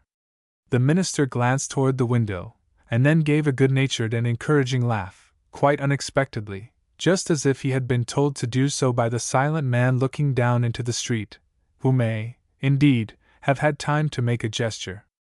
And, pursued the banker, if a financier possessing money parts with it, or, to state the case more particularly, if a financier possessing no money, to my certain knowledge, suddenly raises it from nowhere definite, for the purposes of a royalist conspiracy, the natural conclusion is that the royalists have got hold of something good.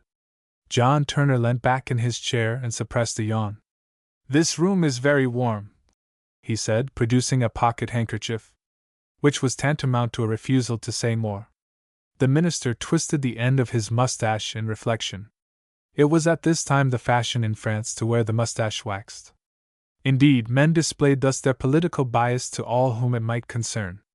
There remains nothing, said the official at length, with a gracious smile, but to ask your terms. For he who was afterward Napoleon III had introduced into French political and social life a plain-spoken cynicism which characterizes both to this day. Easy, replied Turner. You will find them easy. Firstly, I would ask that your stupid secret police keeps its fingers out. Secondly, that leniency be assured to one person, a client of mine, the woman who supplies the money, who is under the influence, well, that influence which makes women do nobler and more foolish things, monsieur, than men are capable of. He rose as he spoke, collected his hat and stick, and walked slowly to the door. With his hand on the handle, he paused. You can think about it, he said, and let me know at your leisure. By the way, there's one more point, Monsieur le Ministre. I would ask you to let this matter remain a secret, known only to our two selves and the Prince President. And John Turner went out, without so much as a glance toward the window. Chapter 17. On the Pont Royal. It would appear that John Turner had business south of the Seine, though his clients were few in the Faubourg St-Germain. For this placid British banker was known to be a good hater. His father before him, it was said, had had dealings with the Bourbons, while many a great family of the emigration would have lost more than the esteem of their fellows in their panic-stricken flight, had it not been that one cool-headed and calm man of business stayed at his post through the topsy-turvy days of the Terror, and did his duty by the clients whom he despised. On quitting the Louvre, by the door facing the Palais Royal, Turner moved to the left. To say that he walked would be to overstate the action of his little stout legs, which took so short a stride that his progress suggested wheels and someone pushing behind. He turned to the left again, and ambled under the great arch, to take the path passing behind the Tuileries. His stoutness was, in a sense, a safeguard in streets where the traveling Englishman, easily recognized, has not always found a welcome. His clothes and his walk were studiously French. Indeed, no one, passing by with a casual glance, would have turned to look a second time at a figure so typical of the Paris streets. Mr. Turner quitted the enclosure of the Tuileries Gardens and crossed the quay toward the Pont Royal. But he stopped short under the trees by the river wall, with a low whistle of surprise. Crossing the bridge, toward him, and carrying a carpet bag of early Victorian design, was Mr. Septimus Marvin, rector of Farlingford, in Suffolk. After a moment's thought, John Turner went toward the bridge, and stationed himself on the pavement at the corner. The pavement is narrow, and Turner was wide. In order to pass him, Septimus Marvin would need to step into the road. This he did, without resentment, with, indeed, a courtly and vague inclination of the head toward the human obstruction. "Look here, Sep," said Turner. "You are not going to pass an old schoolfellow like that." Septimus Marvin lurched onward 1 or 2 steps, with long loose strides. Then he clutched his carpet-bag with both hands and looked back at his interlocutor, with the scared eyes of a detected criminal. This gave place to the habitual gentle smile when, at last, the recognition was complete. What have you got there? Asked Turner, pointing with his stick at the carpet-bag. A kitten? No, no, replied Marvin, looking this way and that, to make sure that none could overhear. A nantool, engraved from his own drawing, Jack, a real nantool. I have just been to a man I know, the print shop opposite the statue on the Quai Voltaire, to have my own opinion verified. I was sure of it. He says that I am undoubtedly right. It is a genuine nantool, a proof before letters. Ah. And you have just picked it up cheap? Picked it up, eh? No, no, quite the contrary, Marvin replied, in a confidential whisper. Stolen, dear, dear! I am sorry to hear that, Septimus. And Septimus Marvin broke into the jerky, spasmodic laugh of one who has not laughed for long, perhaps for years. Ah, Jack, he said, you are still up to a joke. Well, I should hope so. We are quite close to my club. Come and have luncheon, and tell me all about it. So the social and sporting club, renowned at that day for its matchless cuisine and for nothing else of good repute at all, entertained an angel unawares, and was much amused at Septimus Marvin's appearance, although the amusement was not apparent. The members, it would appear, were gentlemen of that good school of old France which, like many good things both French and English, is fast disappearing. And with all those faults, which we are so ready to perceive in any Frenchman, there is none on earth who will conceal from you so effectually the fact that in his heart he is vastly amused. It was with some difficulty that Septimus was persuaded to consign his carpet-bag to the custody of the hall porter. If it wasn't a nantool, he explained in a whisper to his friend, I should have no hesitation, for I am sure the man is honest and in every way to be relied upon. But a nantool, ad vivem, Jack? There are none like him. It is priceless. You used not to be a miser, said Turner, panting on the stairs, when at last the bag was concealed in a safe place. What matter what the value may be, so long as you like it? Oh, but the value is of great importance, answered Septimus, rather sheepishly. Then you have changed a good deal since you and I were at Ipswich School together. There, sit down at this table. I suppose you are hungry? I hope you are. Try and think, there's a good fellow, and remember that they have the best cook in Paris here. Their morals ain't of the first water, but their cook is without match.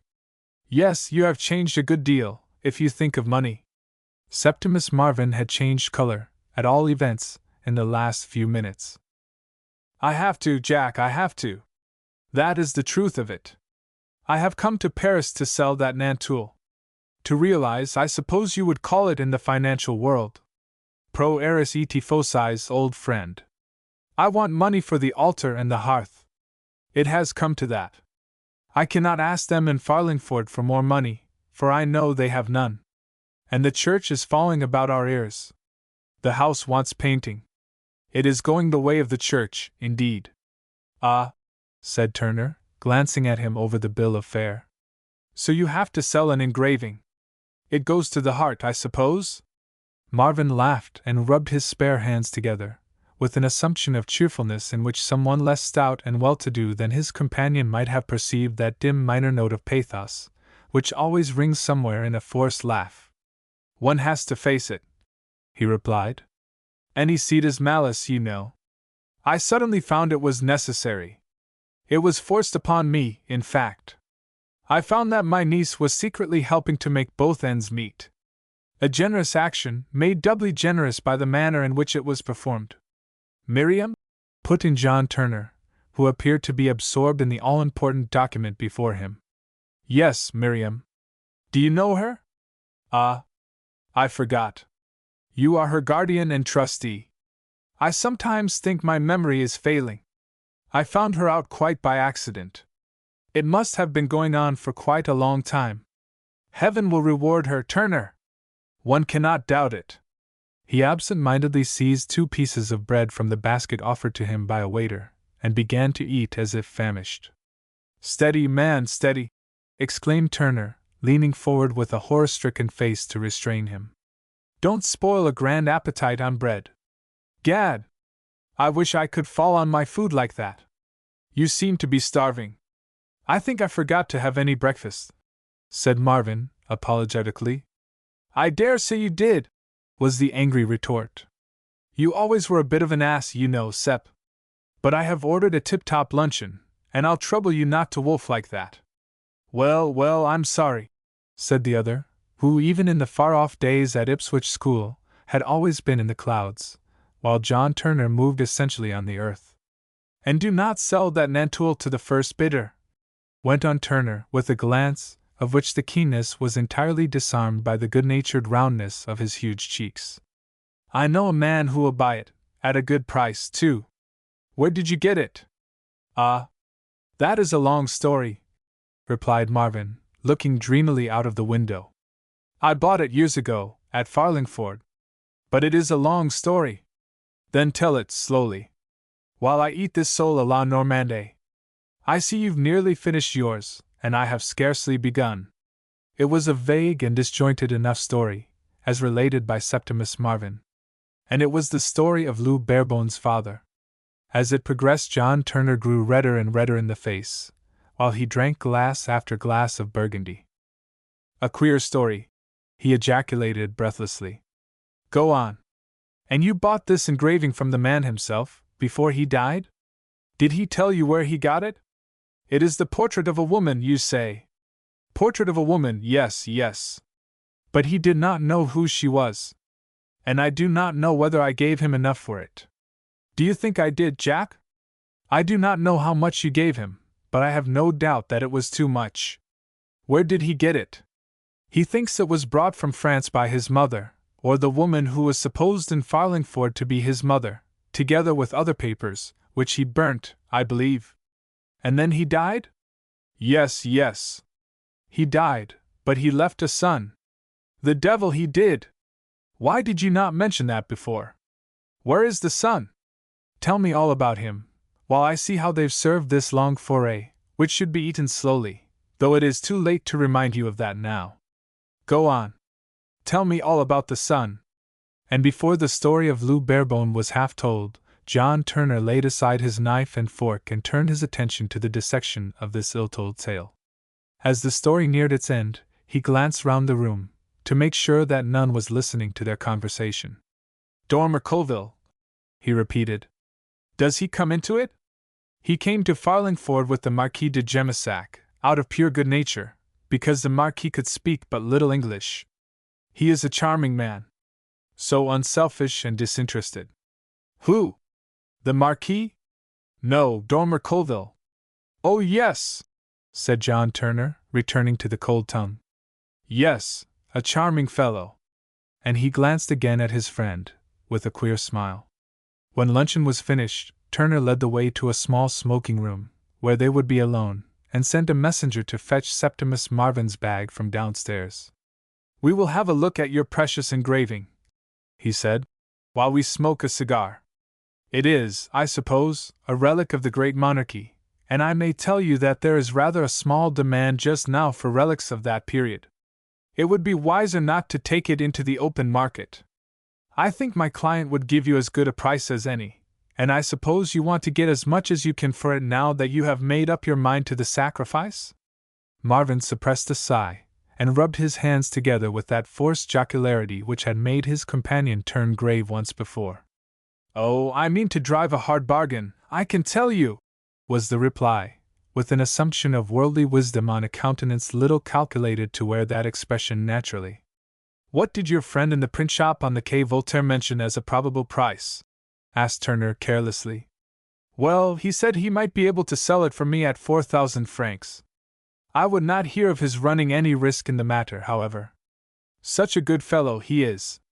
So honest. Yes, he is likely to be that, said Turner, with his broad smile. He was a little sleepy after a heavy luncheon, and sipped his coffee with a feeling of charity toward his fellowmen. You would find lots of honest men in the Quai Voltaire, Sep. I will tell you what I will do. Give me the print, and I will do my best for you. Would 10,000 francs help you out of your difficulties? I do not remember saying that I was in difficulties, objected the Reverend Septimus, with heightened color. Don't you? Memory is bad, is it not? Would 10,000 francs paint the rectory, then? It would ease my mind and sweeten my sleep at night to have half that sum, my friend. With 200 pounds I could face the world equo animo. I will see what I can do. This is the print, is it? I don't know much about such things myself, but I should put the price down at 10,000 francs. But the man in the Quai Voltaire? Precisely. I know little about prints, but a lot about the Quai Voltaire. Who is the lady? I presume it is a portrait? It is a portrait, but I cannot identify the original. To an expert of that period it should not be impossible, however. Septimus Marvin was all awake now, with flushed cheeks and eyes brightened by enthusiasm. Do you know why? Because her hair is dressed in a peculiar way, poufs de sentiment these curls are called. They were only worn for a brief period. In those days the writings of Jean-Jacques Rousseau had a certain vogue among the idle classes. The women showed their sentiments in the dressing of their hair. Very curious, very curious. And here, in the hair, half concealed, is an imitation dove's nest. The deuce there is! Ejaculated Turner, pulling at his cigar. A fashion which ruled for a still briefer period. I should hope so. Well, roll the thing up, and I will do my best for you. I'm less likely to be taken in than you are, perhaps. If I sell it, I will send you a check this evening. It is a beautiful face. Yes, agreed Septimus Marvin, with a sharp sigh. It is a beautiful face. And he slowly rolled up his most treasured possession, which John Turner tucked under his arm. On the Pont Royal they parted company. By the way, said John Turner, after they had shaken hands, you never told me what sort of a man this young fellow is, this Lou Barebone. The dearest fellow in the world, answered Marvin, with eyes aglow behind his spectacles. To me he has been as a son, an elder brother, as it were, to little Sepp. I was already an elderly man, you know, when Sepp was born. Too old, perhaps. Who knows? Heaven's way is not always marked very clearly. He nodded vaguely and went away a few paces. Then he remembered something and came back. I don't know if I ought to speak of such a thing, but I quite hoped, at one time, that Miriam might one day recognize his goodness of heart. What? Interrupted Turner. The mate of a coasting schooner. He is more than that, my friend, answered Septimus Marvin, nodding his head slowly, so that the sun flashed on his spectacles in such a manner as to make Turner blink. Then he turned away again and crossed the bridge, leaving the English banker at the corner of it, still blinking. Chapter 18. The City That Soon Forgets. There are in humble life some families which settle their domestic differences on the doorstep, while the neighbors, gathered hastily by the commotion, tiptoe behind each other to watch the fun. In the European Tsongeri, France represents this loud-voiced household, and Paris, the city that soon forgets, is the doorstep whereon they wrangle. The bones of contention may be pitched far and wide by the chances and changes of exile, but the contending dogs bark and yap in Paris. At this time there lived, sometimes in Italy, sometimes at Frosdorf, a jovial young gentleman, fond of sport and society, cultivating the tastes and enjoying the easy existence of a country gentleman of princely rank, the Comte de Chambord. Son of that Duchesse de Berry who tried to play a great part and failed, he was married to an Italian princess and had no children. He was, therefore, the last of the Bourbons, and passed in Europe as such. But he did not care. Perhaps his was the philosophy of the indolent which saith that someone must be last, and why not I? Nevertheless, there ran in his veins some energetic blood. On his father's side he was descended from 66 kings of France. From his mother he inherited a relationship to many makers of history.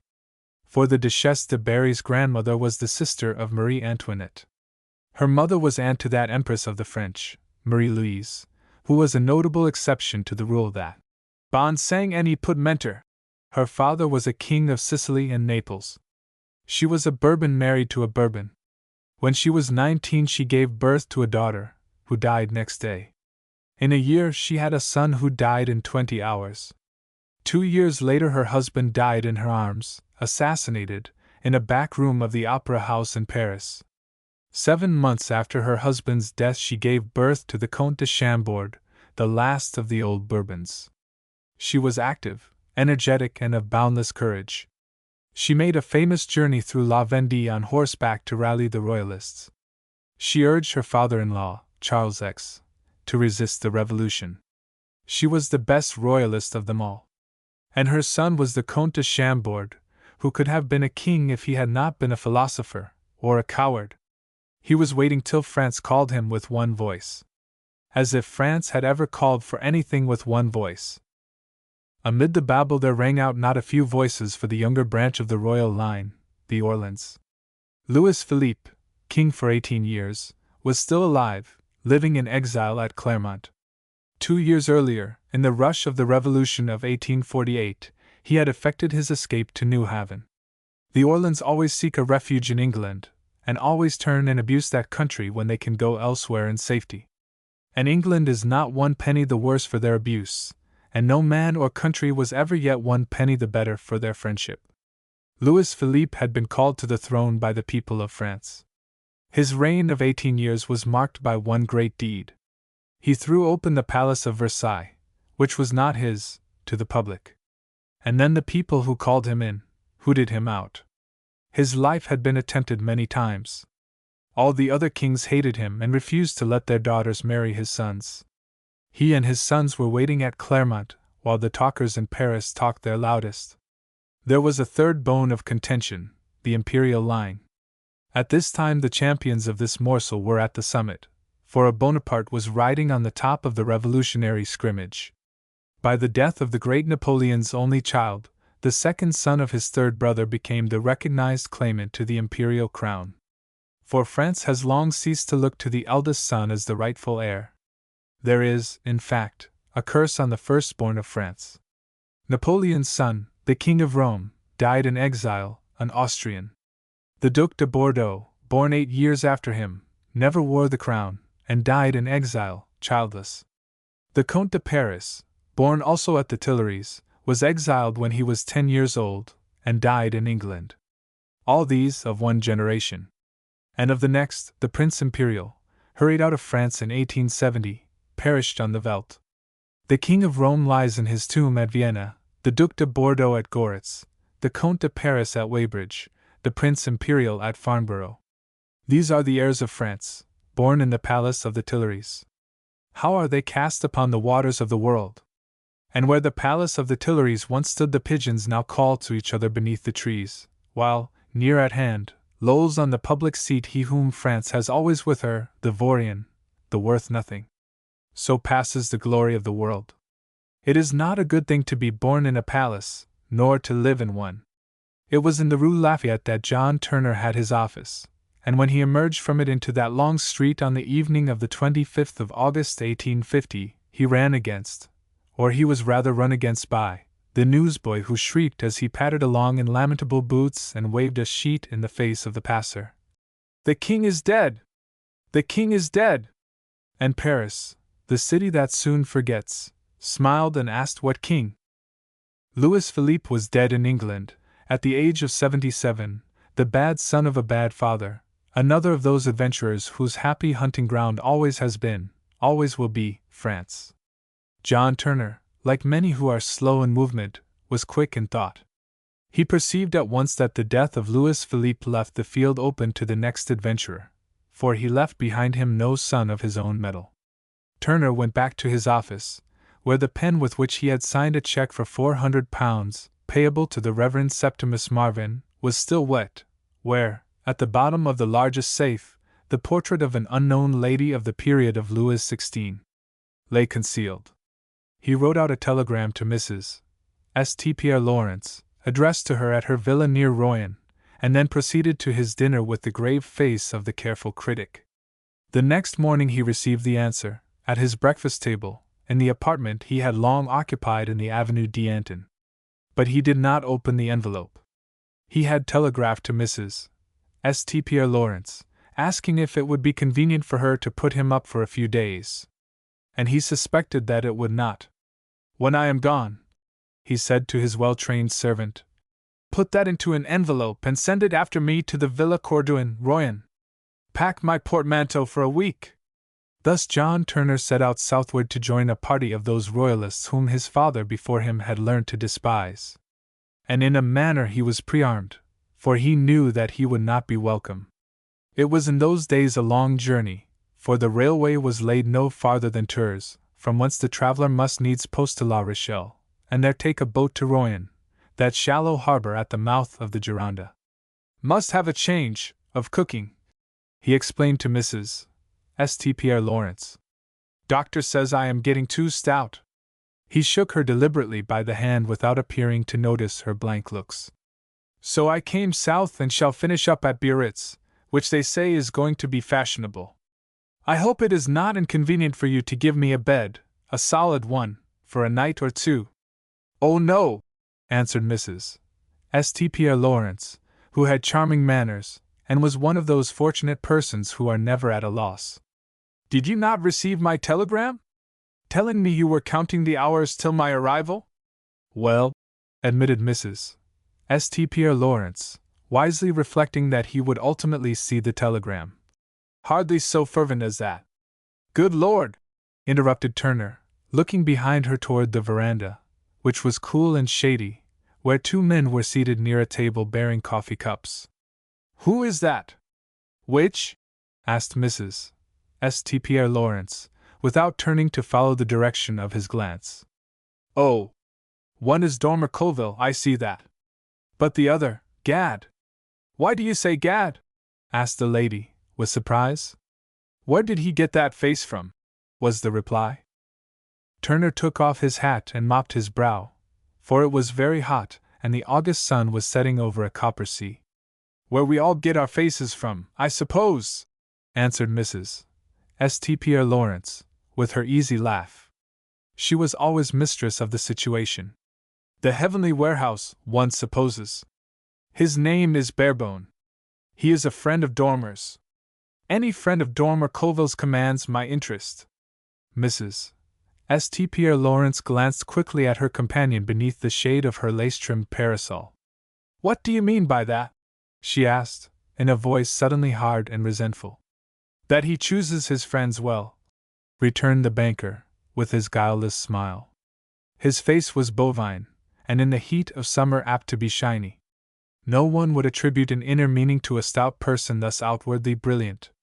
Mrs. St. Pierre Lawrence appeared to be mollified, and turned toward the house with a gesture inviting him to walk with her. I will be frank with you, she said.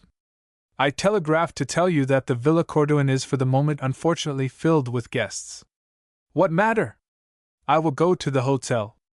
In fact, I told the driver of my carriage to wait for further orders. I half feared that at this time of year, house would be full. I'll just shake hands with Colville and then be off. You will let me come in after dinner, perhaps. You and I must have a talk about money, you will remember. There was no time to answer, for Dormer Colville, perceiving their approach, was already hurrying down the steps of the veranda to meet them. He laughed as he came, for John Turner's bulk made him a laughing matter in the eyes of most men, and his good humor seemed to invite them to frank amusement. The greeting was, therefore, jovial enough on both sides, and after being introduced to Lou Barebone, Mr. Turner took his leave without farther defining his intentions for the evening. I do not think it matters much, Mrs. St. Pierre Lawrence said to her two guests, when he had left. And he may not come, after all. Her self-confidence sufficiently convinced Lou, who was always ready to leave something to chance. But Colville shook his head. It thus came about that sundry persons of title and importance who had been invited to come to the Villa Corduan after dinner for a little music found the English banker complacently installed in the largest chair, with a shirt front evading the constraint of an abnormal waistcoat, and a sleepy chin drooping surreptitiously toward it. He is my banker from Paris, whispered Mrs. St. Pierre Lawrence to one and another. He knows nothing, and so far as I am aware, is no politician, merely a banker, you understand. Leave him alone and he will go to sleep. During the 3 weeks which Lou Barebone had spent very pleasantly at the Villa Corduan, Mrs. St. Pierre Lawrence had provided music and light refreshment for her friends on several occasions. And each evening the drawing-room, which was not a small one, had been filled to overflowing. Friends brought their friends and introduced them to the hostess, who in turn presented them to Barebone. Some came from a distance, driving from Saints or La Rochelle or Pons. Others had taken houses for the bathing season at Royan itself. "He never makes a mistake," said the hostess to Dormer Colville, behind her fan, 100 times, following with her shrewd eyes the gay and easy movements of Lou, who seemed to be taught by some instinct to suit his manner to his interlocutor. Tonight there was more music and less conversation. "Play him to sleep," Dormer Colville had said to his cousin. And at length Turner succumbed to the soft effect of a sonata. He even snored in the shade of a palm, and the gaiety of the proceedings in no way suffered. It was only Colville who seemed uneasy and always urged any who were talking earnestly to keep out of earshot of the sleeping Englishman. Once or twice he took Barebone by the arm and led him to the other end of the room, for he was always the center of the liveliest group and led the laughter there. "Oh, but he is charming, my dear," more than one guest whispered to Mrs. St. Pierre Lawrence, as they took their departure. "He will do, he will do," the men said with a new light of hope in their grave faces. Nearly all had gone when John Turner at length woke up. Indeed, Colville threw a book upon the floor to disturb his placid sleep. "I will come round tomorrow," he said, bidding his hostess good night. "I have some papers for you to sign since you are determined to sell your rent and leave the money idle at your bank." "Yes, I am quite determined," she answered gaily, for she was before her time inasmuch as she was what is known in these days of degenerate speech as cocksure. And when John Turner, carrying a bundle of papers, presented himself at the Villa Corduan next morning, he found Mrs. St. Pierre Lawrence sitting alone in the veranda. "Dormer and his friend have left me to my own devices. They have gone away," she mentioned casually, in the course of conversation. "Suddenly?" "Oh no," she answered carelessly, and wrote her name in a clear, firm hand on the document before her. And John Turner looked dense. Chapter 19. In the breach. The Marquis de Gemissac was sitting at the open window of the little drawing-room in the only habitable part of the chateau. From his position he looked across the courtyard toward the garden where stiff cypress trees stood sentry among the mignonette and the roses, now in the full glory of their autumn bloom. Beyond the garden, the rough outline of the walls cut a straight line across the distant plains, which melted away into the haze of the marshlands by the banks of the Gironde far to the westward. The Marquis had dined. They dined early in those days in France, and coffee was still served after the evening meal. The sun was declining toward the sea in a clear copper-colored sky, but a fresh breeze was blowing in from the estuary to temper the heat of the later rays. The Marquis was beating time with one finger, and within the room, to an impromptu accompaniment invented by Juliet, Barebone was singing. He broke off with a laugh in which Juliet's low voice joined. "That is splendid, mademoiselle," he cried, and the Marquis clapped his thin hands together. "There, that is all I know. It is the only song I sing." "But there are other verses," said Juliet, resting her hands on the keys of the wheezy spinet which must have been 100 years old. "What are they about?" "I do not know, mademoiselle," he answered, looking down at her. "I think it is a love song."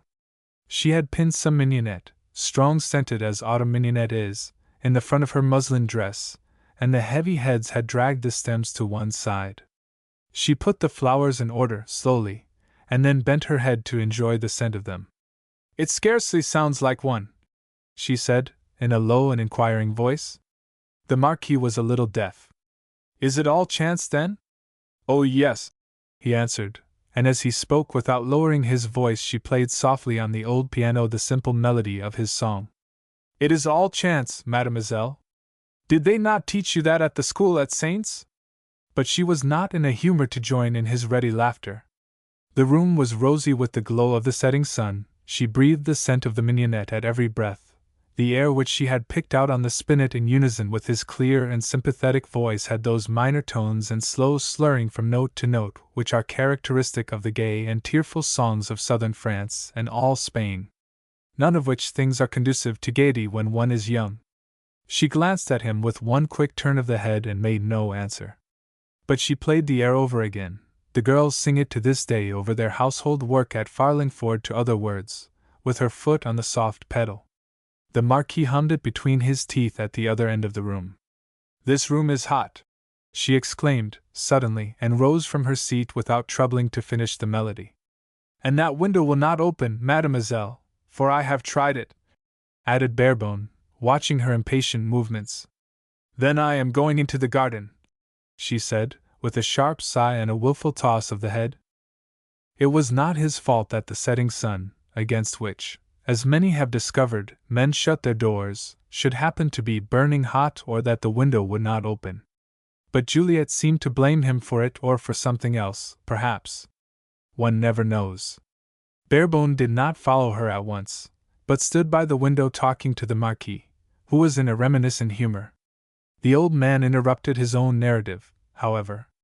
"There," he cried, "is Juliet on that wall overhanging the river. It is where the English effected a breach long ago. My friend, you need not smile, for you are no Englishman, and the chateau has only been taken twice through all the centuries of fighting. There!" She ventures still farther.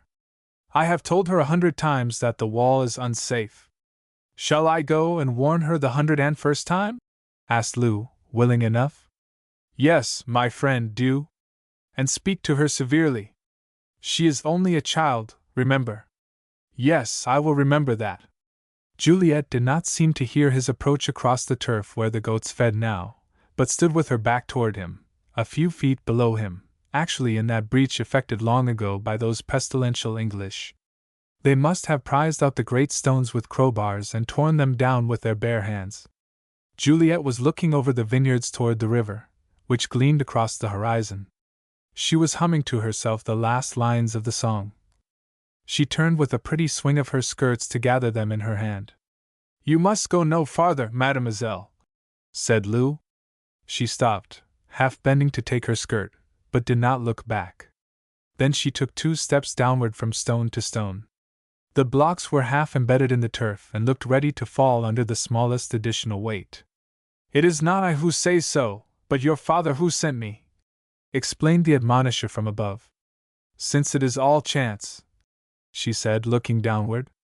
She turned suddenly and looked up at him with that impatience which gives way in later life to a philosophy infinitely to be dreaded when it comes, for its real name is indifference. Her movements were spasmodic and quick, as if something angered her, she knew not what, as if she wanted something, she knew not what. "I suppose," she said, "that it was chance that saved our lives that night 2 months ago, out there." And she stood with one hand stretched out behind her, pointing toward the estuary, which was quiet enough now, looking up at him with that strange anger or new disquietude, it was hard to tell which, glowing in her eyes. The wind fluttered her hair, which was tied low down with a ribbon in the mode named a la diable by some French wit with a sore heart in an old man's breast.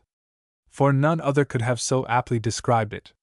"All chance, mademoiselle," he answered, looking over her head toward the river. "And it would have been the same had it been only Marie or Marie and Jean in the boat with you. The boat would have been as solid and the ropes as strong." "And you?" asked the girl, with a glance from her persistent eyes. "Oh no," he answered with a laugh. "I should not have been the same. But you must not continue to stand there, mademoiselle. The wall is unsafe." She shrugged her shoulders and stood with half-averted face, looking down at the vineyards which stretched away to the dunes by the river. Her cheeks were oddly flushed. "Your father sent me to say so," continued Lou. "And if he sees that you take no heed, he will come himself to learn why." Juliet gave a curt laugh and climbed the declivity toward him. The argument was, it seemed, a sound one. When she reached his level, he made a step or two along the path that ran round the enceinte, not toward the house, however, but away from it. She accepted the tacit suggestion, not tacitly, however. "Shall we not go and tell Papa we have returned without mishap?" she amended, with a light laugh.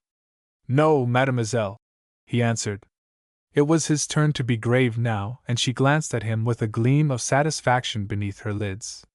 She was not content with that, however, but wished to make him angry. So she laughed again, and they would have quarreled if he had not kept his lips firmly closed, and looked straight in front of him. They passed between the unfinished ruin known as the Italian house and the rampart.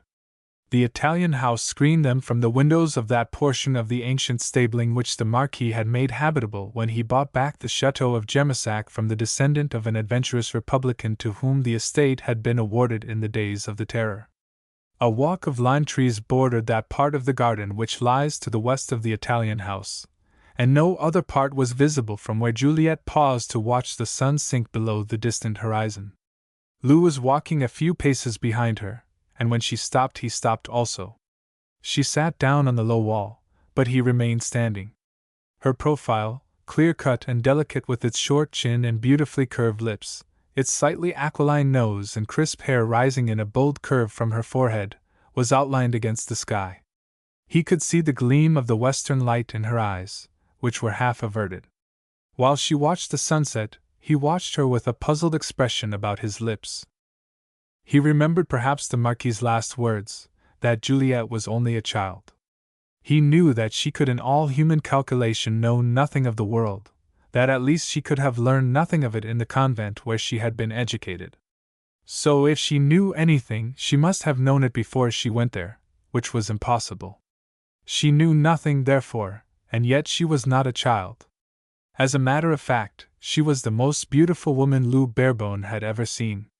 He was thinking that as she sat on the low wall, swinging one slipper half falling from her foot, watching the sunset, while he watched her and noted the anger slowly dying from her eyes as the light faded from the sky. That strange anger went down, it would appear, with the sun after the long silence, when the low bars of red cloud lying across the western sky were fading from pink to gray. She spoke at last in a voice which he had never heard before, gentle and confidential. "When are you going away?" she asked. "Tonight." And he knew that the very hour of his departure was known to her already. "And when will you come back?" "As soon as I can," he answered, half involuntarily. There was a turn of the head half toward him, something expectant in the tilt at the corner of her parted lips, which made it practically impossible to make any other answer. "Why?" she asked, in little more than a whisper, then she broke into a gay laugh and leapt off the wall. She walked quickly past him. "Why?" she repeated over her shoulder as she passed him. And he was too quick for her, for he caught her hand and touched it with his lips before she jerked it away from him. "Because you are here," he answered with a laugh. But she was grave again and looked at him with a queer searching glance before she turned away and left him standing in the half-light, thinking of Miriam Liston. Chapter 20. 19. As Juliet returned to the gatehouse she encountered her father, walking arm in arm with Dormer Colville.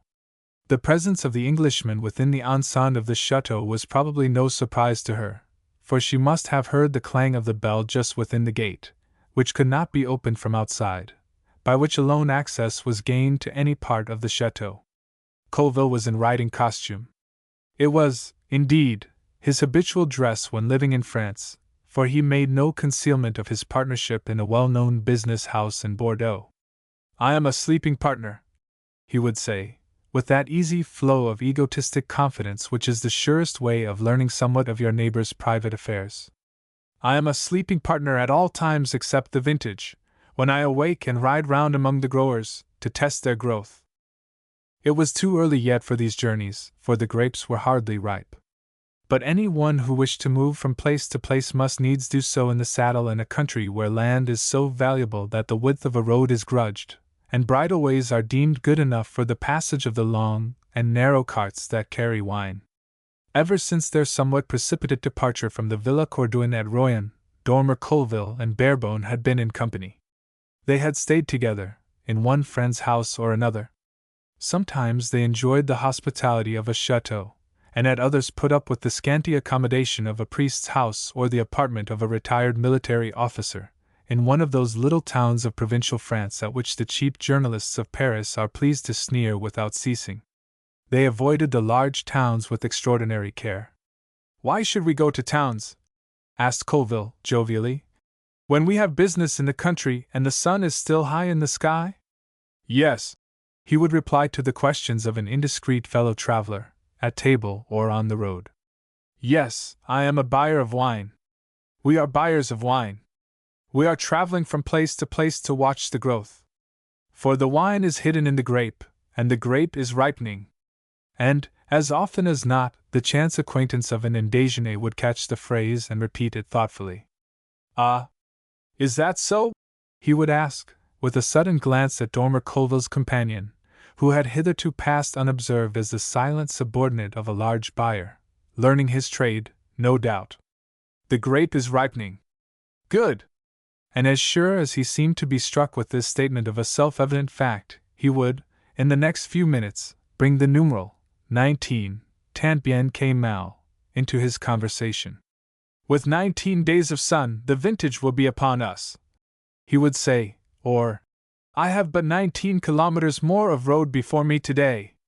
Indeed, it frequently happened that the word came in very inappropriately, as if tugged heroically to the front by a clumsy conversationalist. There is no hazard of life so certain to discover sympathy or antagonism as travel, a fact which points to the wisdom of beginning married life with a journey. The majority of people like to know the worst at once. To travel, however, with Dormer Colville was a liberal education in the virtues. No man could be less selfish or less easily fatigued, which are the two bases upon which rest all the stumbling blocks of travel. Up to a certain point, Barebone and Dormer Colville became fast friends during the month that elapsed between their departure from Mrs. St. Pierre Lawrence's house and their arrival at the inn at Gemissac. The White Horse at Gemissac was no better and no worse than any other White Horse in any other small town of France. It was, however, better than the principal inn of a town of the same size in any other habitable part of the globe. There were many reasons why the Marquis de Gemissac had yielded to Colville's contention that the time had not yet come for Lou Barebone to be his guest at the chateau. He is inclined to be indolent, Colville had whispered. One recognizes, in many traits of character, the source from whence his blood is drawn. He will not exert himself so long as there is someone else at hand who is prepared to take trouble. He must learn that it is necessary to act for himself. He needs rousing. Let him travel through France, and see for himself that of which he has as yet only learnt at second hand. That will rouse him. And the journey through the valleys of the Garonne and the Dordogne had been undertaken. Another greater journey was now afoot, to end at no less a centre of political life than Paris. A start was to be made this evening, and Dormer Colville now came to report that all was ready and the horses at the gate. If there were scenes such as this for all of us to linger in, mademoiselle, he said, lifting his face to the western sky and inhaling the scent of the flowers growing knee-deep all around him, men would accomplish little in their brief lifetime. His eyes, dreamy and reflective, wandered over the scene and paused, just for a moment in passing, on Juliet's face. She continued her way, with no other answer than a smile. She grows, my dear Marquis, she grows every minute of the day and wakes up a new woman every morning, said Colville, in a confidential aside, and he went forward to meet Lou with his accustomed laugh of good fellowship. He whom the world calls a good fellow is never a wise man. Barebone walked toward the gate without joining in the talk of his companions. He was thoughtful and uneasy. He had come to say goodbye and nothing else. He was wondering if he had really meant what he had said. Come, interrupted Colville's smooth voice. We must get into the saddle and be gone. I was just telling Monsieur and Mademoiselle Juliet that any man might be tempted to linger at Gemissac until the active years of a lifetime rolled by. The Marquis made the needful reply, hoping that he might yet live to see Gemissac, and not only Gemissac, but 100 chateaux like it, reawakened to their ancient glory, and thrown open to welcome the restorer of their fallen fortunes.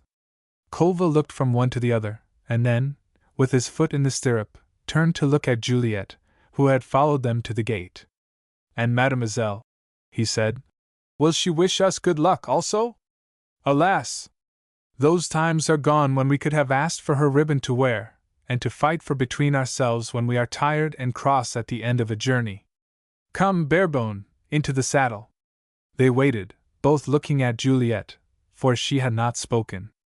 I wish you good luck, she said at length, patting the neck of Colville's horse, her face wearing a little mystic smile. Thus they departed, at sunset, on a journey of which old men will still talk in certain parts of France. Here and there, in the Angoumois, in Guyenne, in the Vendée, and in the western parts of Brittany, the student of forgotten history may find an old priest who will still persist in dividing France into the ancient provinces, and will tell how Hope rode through the royalist country when he himself was busy at his first cure. The journey lasted nearly 2 months, and before they passed north of the Loire at Nantes and quitted the wine country, the vintage was over. "We must say that we are cider merchants, that is all," observed Dormer Colville, when they crossed the river, which has always been the great divider of France. "He is sobering down. I believe he will become serious," wrote he to the Marquis de Gemissac. But he took care to leave Lou Barebone as free as possible. "I am, in a way, a compulsory pilot," he explained, airily, to his companion. "The ship is yours, and you probably know more about the shoals than I do. You must have felt that 100 times when you were at sea with that solemn old sailor, Captain Clubb. And yet, before you could get into port, you found yourself forced to take the compulsory pilot on board and make him welcome with such grace as you could command, feeling all the while that he did not want to come, and you could have done as well without him. So you must put up with my company as gracefully as you can, remembering that you can drop me as soon as you are in port." And surely, none other could have occupied an uncomfortable position so gracefully. Barebone found that he had not much to do.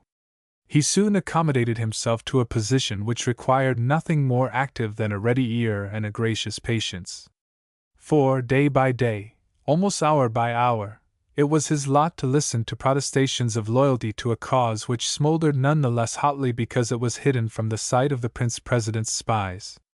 And, as Colville had predicted, Barebone sobered down. He would ride now, hour after hour, in silence, whereas at the beginning of the journey he had talked gaily enough, seeing 100 humorous incidents in the passing events of the day, laughing at the recollection of an interview with some provincial notable who had fallen behind the times, or jesting readily enough with such as showed a turn for joking on the road. But now the unreality of his singular change of fortune was vanishing. Every village priest who came after dark to take a glass of wine with them at their incented farther into the past, every provincial noble greeting him on the step of his remote and quiet house added a note to the drumming reality which dominated his waking moments and disturbed his sleep at night. Day by day they rode on, passing through 2 or 3 villages between such halts as were needed by the horses. At every hamlet, in the large villages, where they rested and had their food, at the remote little town where they passed the night, there was always someone expecting them, who came and talked of the weather and more or less skillfully brought in the numeral 19. 19! 19! It was a watchword all over France. Long before, on the banks of the Dordogne, Lou had asked his companion why that word had been selected, what it meant. "It means Louis 19, replied Dormer Colville, gravely. And now, as they rode through a country so rural, so thinly populated and remote that nothing like it may be found in these crowded islands, the number seemed to follow them, or, rather, to pass on before them and await their coming. Often Colville would point silently with his whip to the numerals, scrawled on a gate-post or written across a wall. At this time France was mysteriously flooded with cheap portraits of the great Napoleon. It was before the days of pictorial advertisement, and young ladies who wished to make an advantageous marriage had no means of advertising the fact and themselves in supplements to illustrated papers. The walls of inns and shops and diligence offices were therefore barer than they are today. And from these bare walls stared out at this time the well-known face of the great Napoleon. It was an innovation, and as such readily enough accepted. At every fair, at the great fête of St. Jean, at St. Jean d'Angely, and 100 other fêtes of purely local notoriety, at least one hawker of cheap lithographs was to be found. And if the buyer haggled, he could get the portrait of the great emperor for almost nothing. "One cannot print it at such a cost," the seller assured his purchasers, which was no less than the truth. The fairs were, and are to this day, the link between the remoter villages and the world, and the peasants carried home with them a picture, for the first time, to hang on their walls. Thus the Prince President fostered the Napoleonic legend. Dormer Colville would walk up to these pictures, and, as often as not, would turn and look over his shoulder at Barebone, with a short laugh. for as often as not, the numerals were scrawled across the face in pencil. But Barebone had ceased to laugh at the constant repetition now. Soon Colville ceased to point out the silent witness, for he perceived that Lou was looking for it himself, detecting its absence with a gleam of determination in his eyes or noting its recurrence with a sharp sigh, as of the consciousness of a great responsibility. Thus the reality was gradually forced upon him that into which he had entered half in jest was no jest at all, that he was moving forward on a road which seemed easy enough, but of which the end was not perceptible, either was there any turning to one side or the other. All men who have made a mark, whether it be a guiding or warning sign to those that follow, must at one moment of their career have perceived their road before them. Thus, each must have realized that once set out upon that easy path there is no turning aside and no turning back. And many have chosen to turn back while there was yet time, leaving the mark unmade.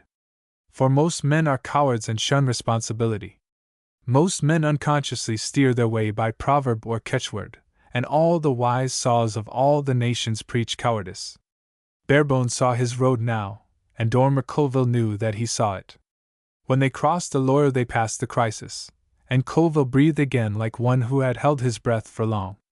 Those colder, sterner men of Brittany, who, in later times, compared notes with the nobles of Guienne and the Vendée, seemed to talk of a different man, for they spoke of one who rarely laughed, and never turned aside from a chosen path which was in no wise bordered by flowers.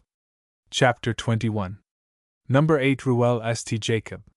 Between the Rue de Lille and the Boulevard St. Germain, in the narrow streets which to this day have survived the sweeping influence of Baron Haussmann, once prefect of the Seine, there are many houses which scarcely seem to have opened door or window since the Great Revolution.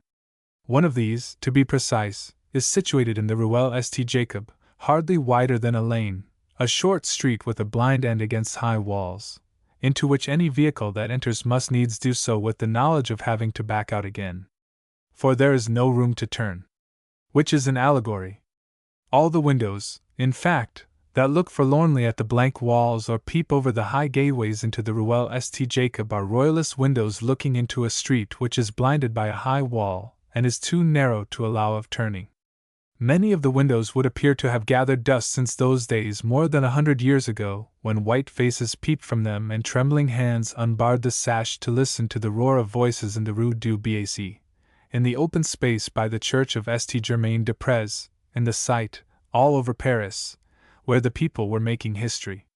To this house in the Ruelle St. Jacob, Dormer Colville and Lou Barebone made their way on foot, on their arrival in Paris at the termination of their long journey. It was nearly dark, for Colville had arranged to approach the city and leave their horses at a stable at Meudon after dusk. "It is foolish," he said gaily to his companion, "to flaunt a face like yours in Paris by daylight." They had driven from Meudon in a hired carriage to the corner of the Champ de Mars, in those days still innocent of glass houses and exhibition buildings, for Paris was not yet the toy shop of the world, and from the Champ de Mars they came on foot through the ill-paved, feebly lighted streets. In the Ruelle St. Jacob itself there was only one lamp, burning oil, swinging at the corner. The remainder of the lane depended for its illumination on the windows of two small shops retailing firewood and pickled gherkins and balls of string grey with age, as do all the shops in the narrow streets on the wrong side of the Seine. Dormer Colville led the way, picking his steps from side to side of the gutter which meandered odoriferously down the middle of the street toward the river. He stopped in front of the great gateway and looked up at the arch of it, where the stone carving had been carefully obliterated by some enthusiastic citizen armed with a hatchet. "Ichabod," he said, with a short laugh, and cautiously laid hold of the dangling bell handle which had summoned the porter to open to a queen in those gay days when Marie Antoinette light-heartedly pushed a falling monarchy down the incline. The great gate was not opened in response, but a small side door, deep sunken in the thickness of the wall. On either jamb of the door was affixed in the metal letters ordained by the municipality the number 8. Number 8 Ruelle St. Jacob had once been known to kings as the Hotel Gemissac. The man who opened carried a lantern and held the door ajar with a grudging hand while he peered out. One could almost imagine that he had survived the downfall and the Restoration, and a couple of republics, behind the high walls. The courtyard was paved with round cobblestones no bigger than an apple, and, even by the flickering light of the lantern, it was perceptible that no weed had been allowed to grow between the stones or in the seams of the wide, low steps that led to an open door. The house appeared to be dark and deserted. "Yes, Monsieur le Marquis is at home," muttered the man with a bronchial chuckle, and led the way across the yard. He wore a sort of livery, which must have been put away for years. A young man had been measured for the coat, which now displayed 3 deep creases across a bent back. "Attention, attention!" he said, in a warning voice, while he scraped a sulphur match in the hall. "There are holes in the carpets. It is easy to trip and fall." He lighted the candle, and after having carefully shut and bolted the door, he led the way upstairs.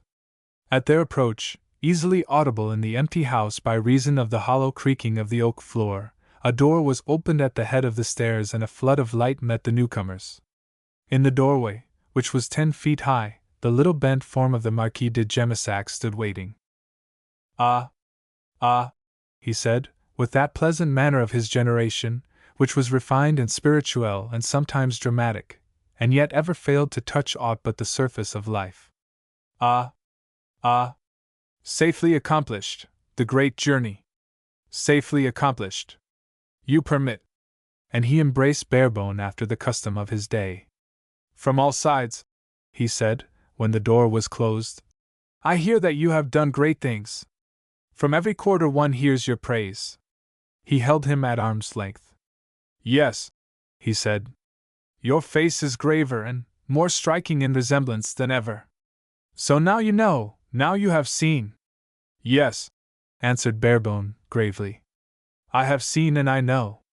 The Marquis rubbed his white hands together and gave a little crackling laugh of delight as he drew forward a chair to the fire, which was of logs as long as a barrel. The room was a huge one, and it was lighted from end to end with lamps, as if for a reception or a ball. The air was damp and mouldy. There were patches of grey on the walls, which had once been painted with garlands of roses and cupids and pastoral scenes by a noted artist of the great age. The ceiling had fallen in places, and the woodwork of the carved furniture gave forth a subtle scent of dry rot.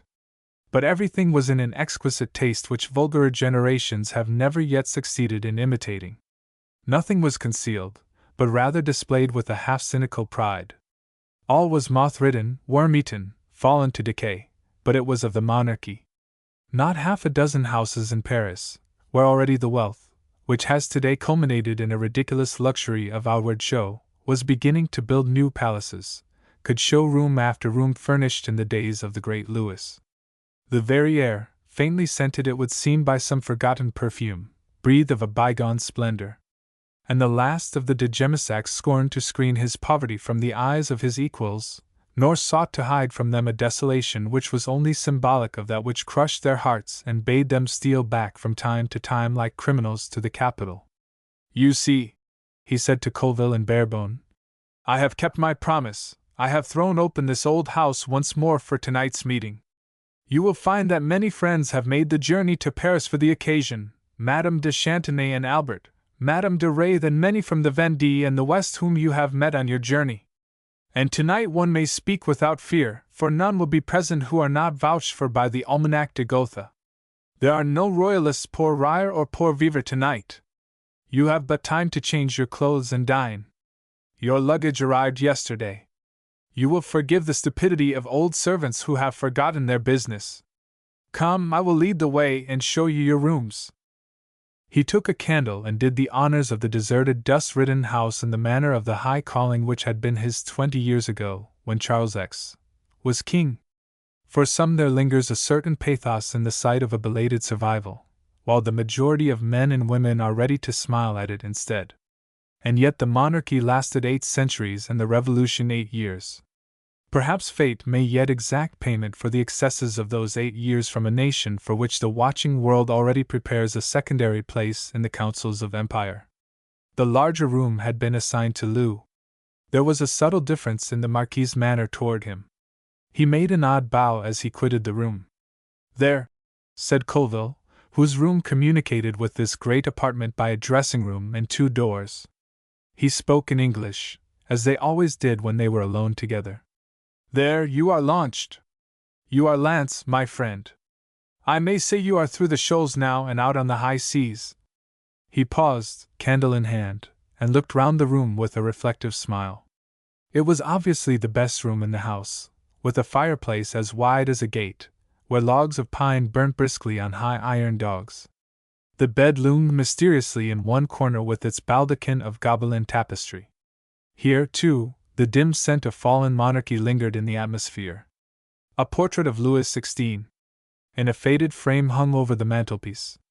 "And the time will come," pursued Colville, with his melancholy, sympathetic smile, "when you will find it necessary to drop the pilot, to turn your face seaward and your back upon old recollections and old associations. You cannot make an omelette without breaking eggs, my friend." "Oh, yes," replied Barebone, with a brisk movement of the head. "I shall have to forget Farlingford." Colville had moved toward the door that led to his own room. He paused, examining the wick of the candle he carried in his hand.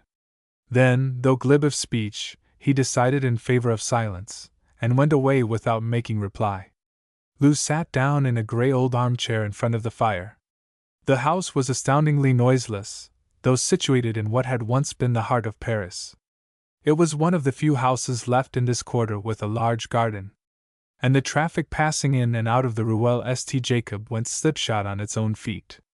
The busy crackle of the wood was the only sound to break a silence which seemed part of this vast palace of memories. Lou had ridden far and was tired. He smiled grimly at the fire.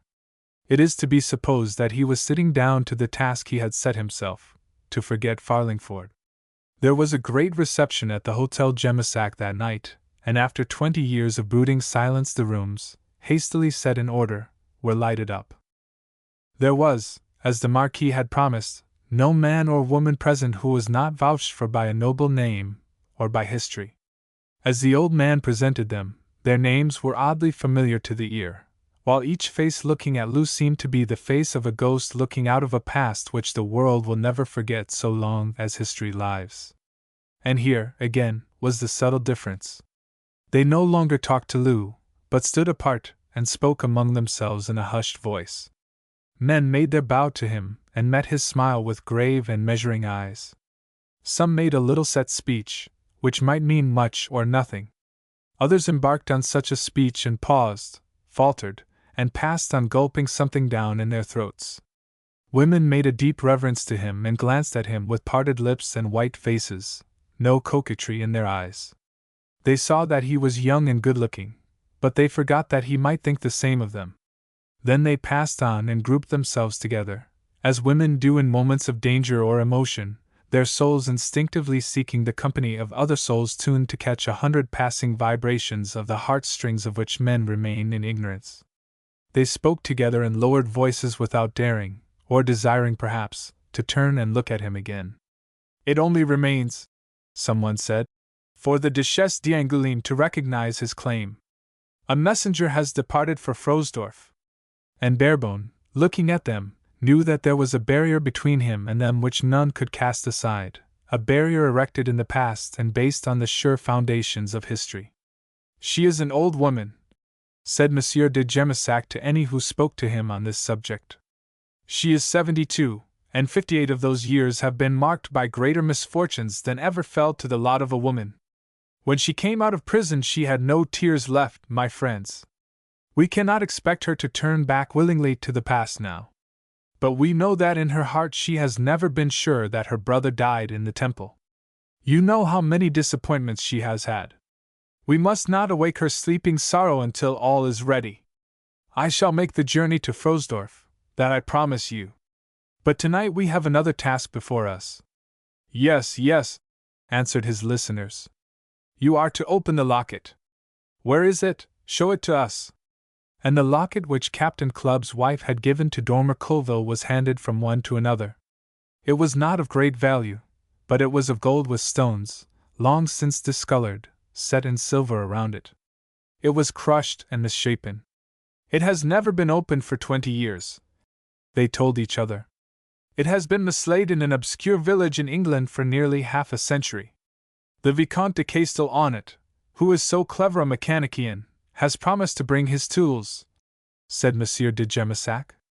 He will open it for us, even if he find it necessary to break the locket. So the thing went round the room until it came to Lou Barebone. I have seen it before, he said.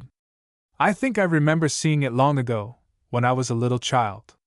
And he handed it to the old Vicomte de Castelonnet, whose shaking fingers closed round it in a breathless silence. He carried it to the table, and someone brought candles. The Vicomte was very old. He had learnt clockmaking, they said, in prison during the Terror. I'll en moyen, he whispered to himself. I must break it. With one effort he prized up the cover, but the hinge snapped, and the lid rolled across the table into Barebone's hand. Ah! He cried, in that breathless silence. Now I remember it. I remember the red silk lining of the cover, and in the other side there is the portrait of a lady with. The Vicomte paused, with his palm covering the other half of the locket, and looked across at Lou. And the eyes of all Royalist France were fixed on the same face. Silence! Whispered Dormer Colville in English, crushing Barebone's foot under the table. Chapter 22. Dropping the pilot. The portrait of a lady, repeated Lou slowly. Young and beautiful. That much I remember. The old nobleman had never removed his covering hand from the locket. He had never glanced at it himself. He looked slowly round the peering faces, 2 and 3 deep round the table. He was the oldest man present, one of the oldest in Paris, one of the few now living who had known Marie Antoinette. Without uncovering the locket, he handed it to Barebone across the table with a bow worthy of the old regime and his own historic name. It is right that you should be the first to see it, he said, since there is no longer any doubt that the lady was your father's mother. Lou took the locket, looked at it with strangely glittering eyes and steady lips. He gave a sort of gasp, which all in the room heard. He was handing it back to the Vicomte de Castelonnet without a word of comment, when a crashing fall on the bare floor startled everyone. A lady had fainted. Thank God! Muttered Dormer Colville almost in Barebone's ear and swayed against him. Barebone turned and looked into a face grey and haggard, and shining with perspiration. Instinctively he grasped him by the arm and supported him. In the confusion of the moment no one noticed Colville, for all were pressing round the prostrate lady. And in a moment Colville was himself again, though the ready smile sat oddly on such white lips. For God's sake be careful, he said, and turned away, handkerchief in hand. For the moment the portrait was forgotten until the lady was on her feet again, smiling reassurances and rubbing her elbow. It is nothing, she said. Nothing. My heart, that is all. And she staggered to a chair with the reassuring smile frozen on her face. Then the portrait was passed from hand to hand in silence. It was a miniature of Marie Antoinette, painted on ivory, which had turned yellow. The colors were almost lost, but the face stood clearly enough. It was the face of a young girl, long and narrow, with the hair drawn straight up and dressed high and simply on the head without ornament. It is she, said one and another. C'est bien elle. It was painted when she was newly a queen, commented the Vicomte de Castelonnet. I have seen others like it, but not that one before. Barebone stood apart, and no one offered to approach him. Dormer Colville had gone toward the great fireplace, and was standing by himself there with his back toward the room. He was surreptitiously wiping from his face the perspiration which had suddenly run down it, as one may see the rain running down the face of a statue. Things had taken an unexpected turn. The Marquis de Jemissac, himself always on the surface, had stirred others more deeply than he had anticipated or could now understand. France has always been the victim of her own emotions, aroused in the first instance half in idleness, allowed to swell with a semi-restraining laugh, and then suddenly sweeping and overwhelming. History tells of 100 such crises in the pilgrimage of the French people. A few more, and historians shall write, Ichabod, across the most favored land in Europe. It is customary to relate that, after a crisis, those most concerned in it know not how they faced it or what events succeeded it. He never knew, we are informed, how he got through the rest of the evening. Lou Barebone knew and remembered every incident, every glance. He was in full possession of every faculty, and never had each been so keenly alive to the necessity of the moment. Never had his quick brain been so alert as it was during the rest of the evening.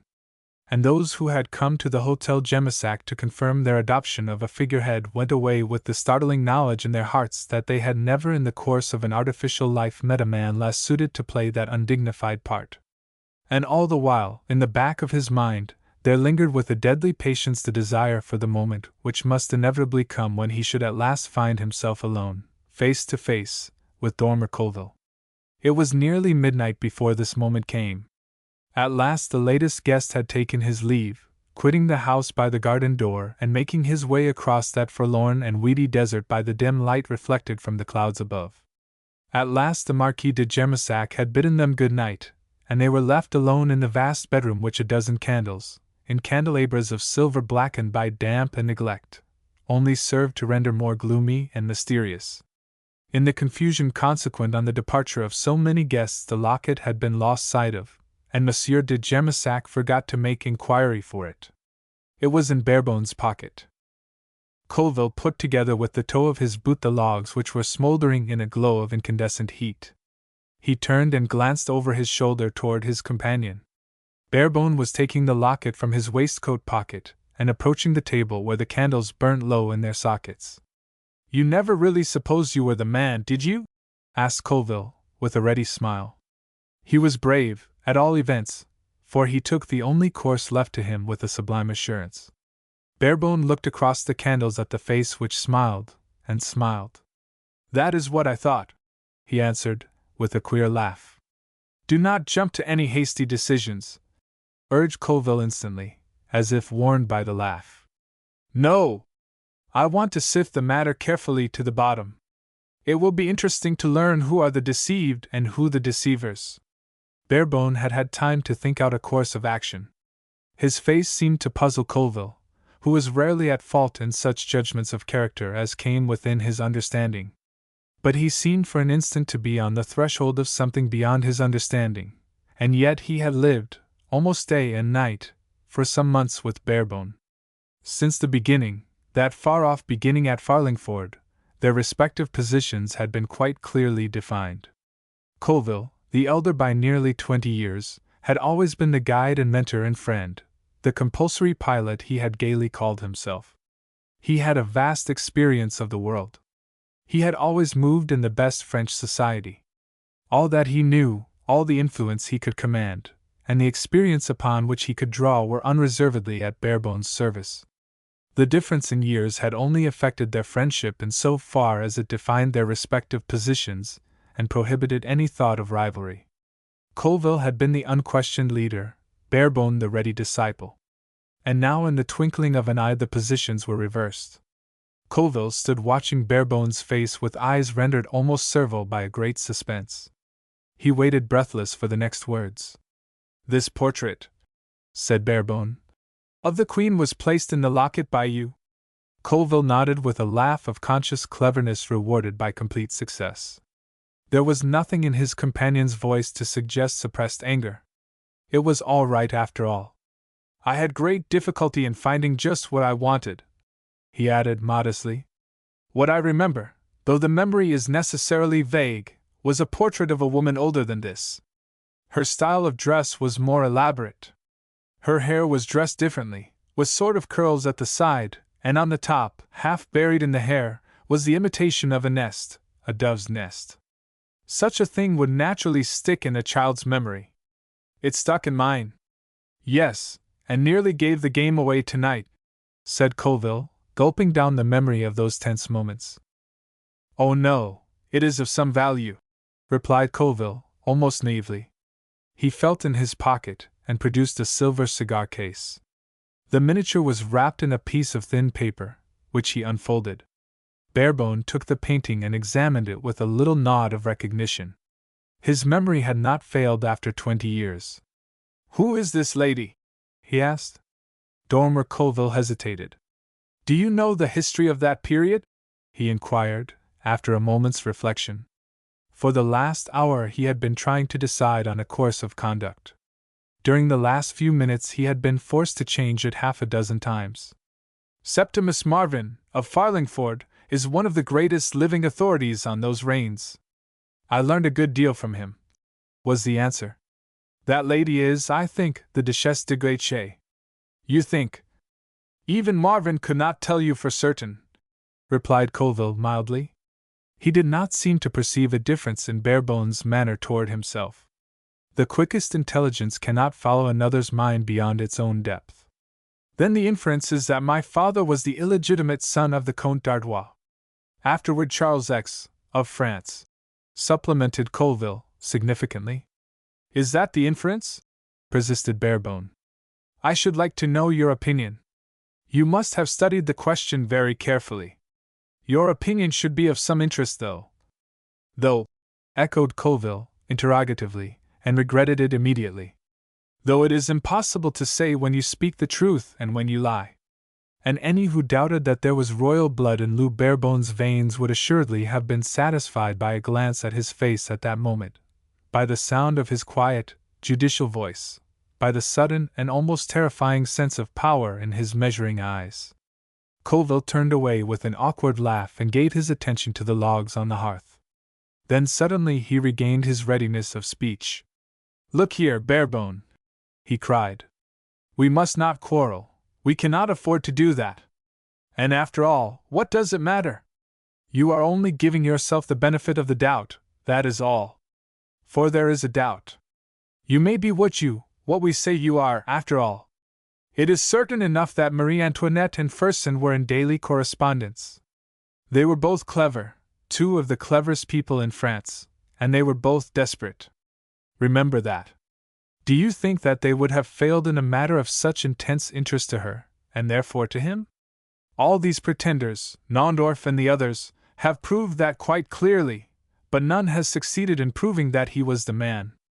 And do you think that I shall be able to prove that I am the man, when I am not?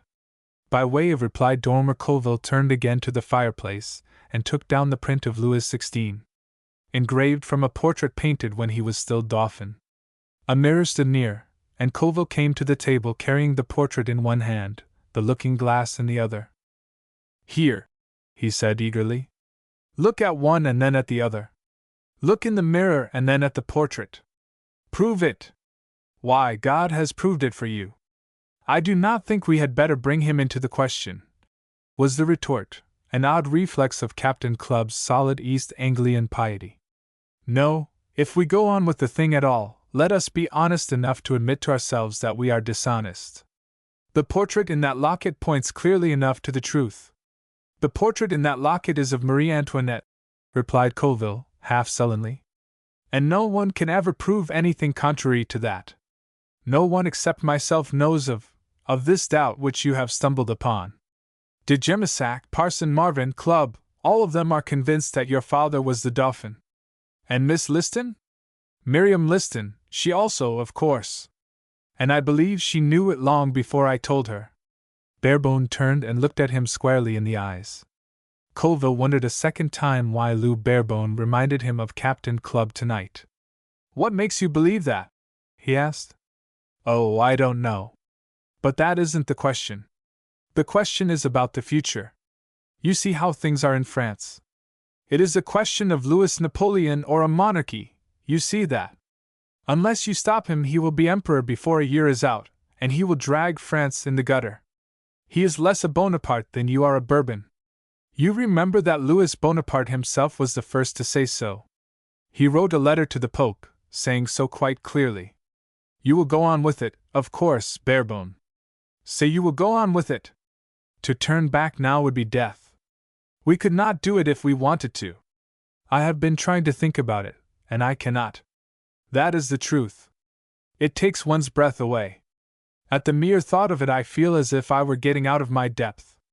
We have been out of our depths the last month, admitted Barebone curtly. And he stood reflecting, while Colville watched him. If I go on, he said at length. I go on alone.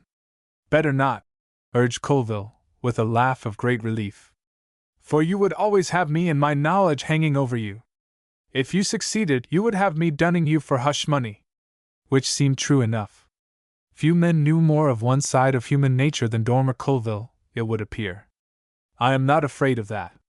You can never tell, laughed Colville, but his laugh rather paled under Barebone's glance. You can never tell. Wise men do not attempt to blackmail kings. And Colville caught his breath. Perhaps you are right, he admitted after a pause. You seem to be taking to the position very kindly, Barebone. But I do not mind, you know. It does not matter what we say to each other, eh? We have been good friends so long. You must do as you like. And if you succeed, I must be content to leave my share of the matter to your consideration. You certainly seem to know the business already, and some day perhaps you will remember who taught you to be a king. It was an old North Sea skipper who taught me that, replied Barebone. That is one of the things I learned at sea. Yes, yes, agreed Colville, almost nervously. And you will go on with the thing, will you not? Like a good fellow, eh? Think about it till tomorrow morning. I will go now. Which is my candle? Yes. You will think about it. Do not jump to any hasty decision. He hurried to the door as he spoke. He could not understand Barebone at all. If I do go on with it, was the reply, it will not be in response to any of your arguments. It will be only and solely for the sake of France. Yes, of course, agreed Colville, and closed the door behind him. In his own room he turned and looked toward the door leading through to that from which he had hurriedly escaped. He passed his hand across his face, which was white and moist. For the sake of France, he echoed in bewilderment. For the sake of France. Gad! I believe he is the man after all. Chapter 23. A simple banker. Mr. John Turner had none of the outward signs of the discreet adviser in his person or surroundings. He had, it was currently whispered, inherited from his father an enormous clientele of noble names. And to such as have studied the history of Paris during the whole of the 19th century, it will appear readily comprehensible that the careful or the penniless should give preference to an English banker. Mr. Turner's appearance suggested solidity, and the carpet of his private room was a good one. The room smelt of cigar smoke, while the office through which the client must pass to reach it was odoriferous of ancient ledgers. Half a dozen clerks were seated in the office, which was simply furnished and innocent of iron safes. If a client entered, one of the six, whose business it was, looked up, while the other five continued to give their attention to the books before them. One cold morning, toward the end of the year, Mrs. St. Pierre Lawrence was admitted by the concierge. She noted that only one clerk gave heed to her entry, and it is to be presumed, the quiet perfection of her furs. Of the 6 young men in your office, she observed, when she was seated in the bare wooden chair placed invitingly by the side of John Turner's writing table, only one appears to be in full possession of his senses. Turner sitting, if the expression be allowed, in a heap in an armchair before a table provided with pens, ink, and a blotting pad, but otherwise bare, looked at his client with a bovine smile. I don't pay them to admire my clients, he replied. If Mademoiselle de Montijo came in, I suppose the other 5 would not look up. John Turner settled himself a little lower into his chair, so that he appeared to be in some danger of slipping under the table. If the Archangel Gabriel came in, they would still attend to their business, he replied in his thick, slow voice. But he won't. He is not one of my clients. Quite the contrary. Mrs. St. Pierre Lawrence smoothed the fur that bordered her neat jacket and glanced sideways at her banker. Then she looked round the room. It was bare enough. A single picture hung on the wall, a portrait of an old lady. Mrs. St. Pierre Lawrence raised her eyebrows and continued her scrutiny. Here, again, was no iron safe. There were no ledgers, no diaries, no notebooks, no paraphernalia of business. Nothing but a bare table and John Turner seated at it, in a much more comfortable chair than that provided for the client, staring apathetically at a date case which stood on a bare mantelpiece. The lady's eyes returned to the portrait on the wall. You used to have a portrait of Louis Philippe there, she said. When Louis Philippe was on the throne, admitted the banker. And now? Inquired this daughter of Eve, looking at the portrait. My maternal aunt, replied Turner, making a gesture with 2 fingers, as if introducing his client to the portrait. You keep her, one may suppose, as a stopgap between the dynasties. It is so safe, a maternal aunt. One cannot hang a republic on the wall, however much one may want to. Then you are a royalist? Inquired Mrs. St. Pierre Lawrence. No, I am only a banker, replied Turner, with his chin sinking lower on his bulging waistcoat and his eyes scarcely visible beneath the heavy lids.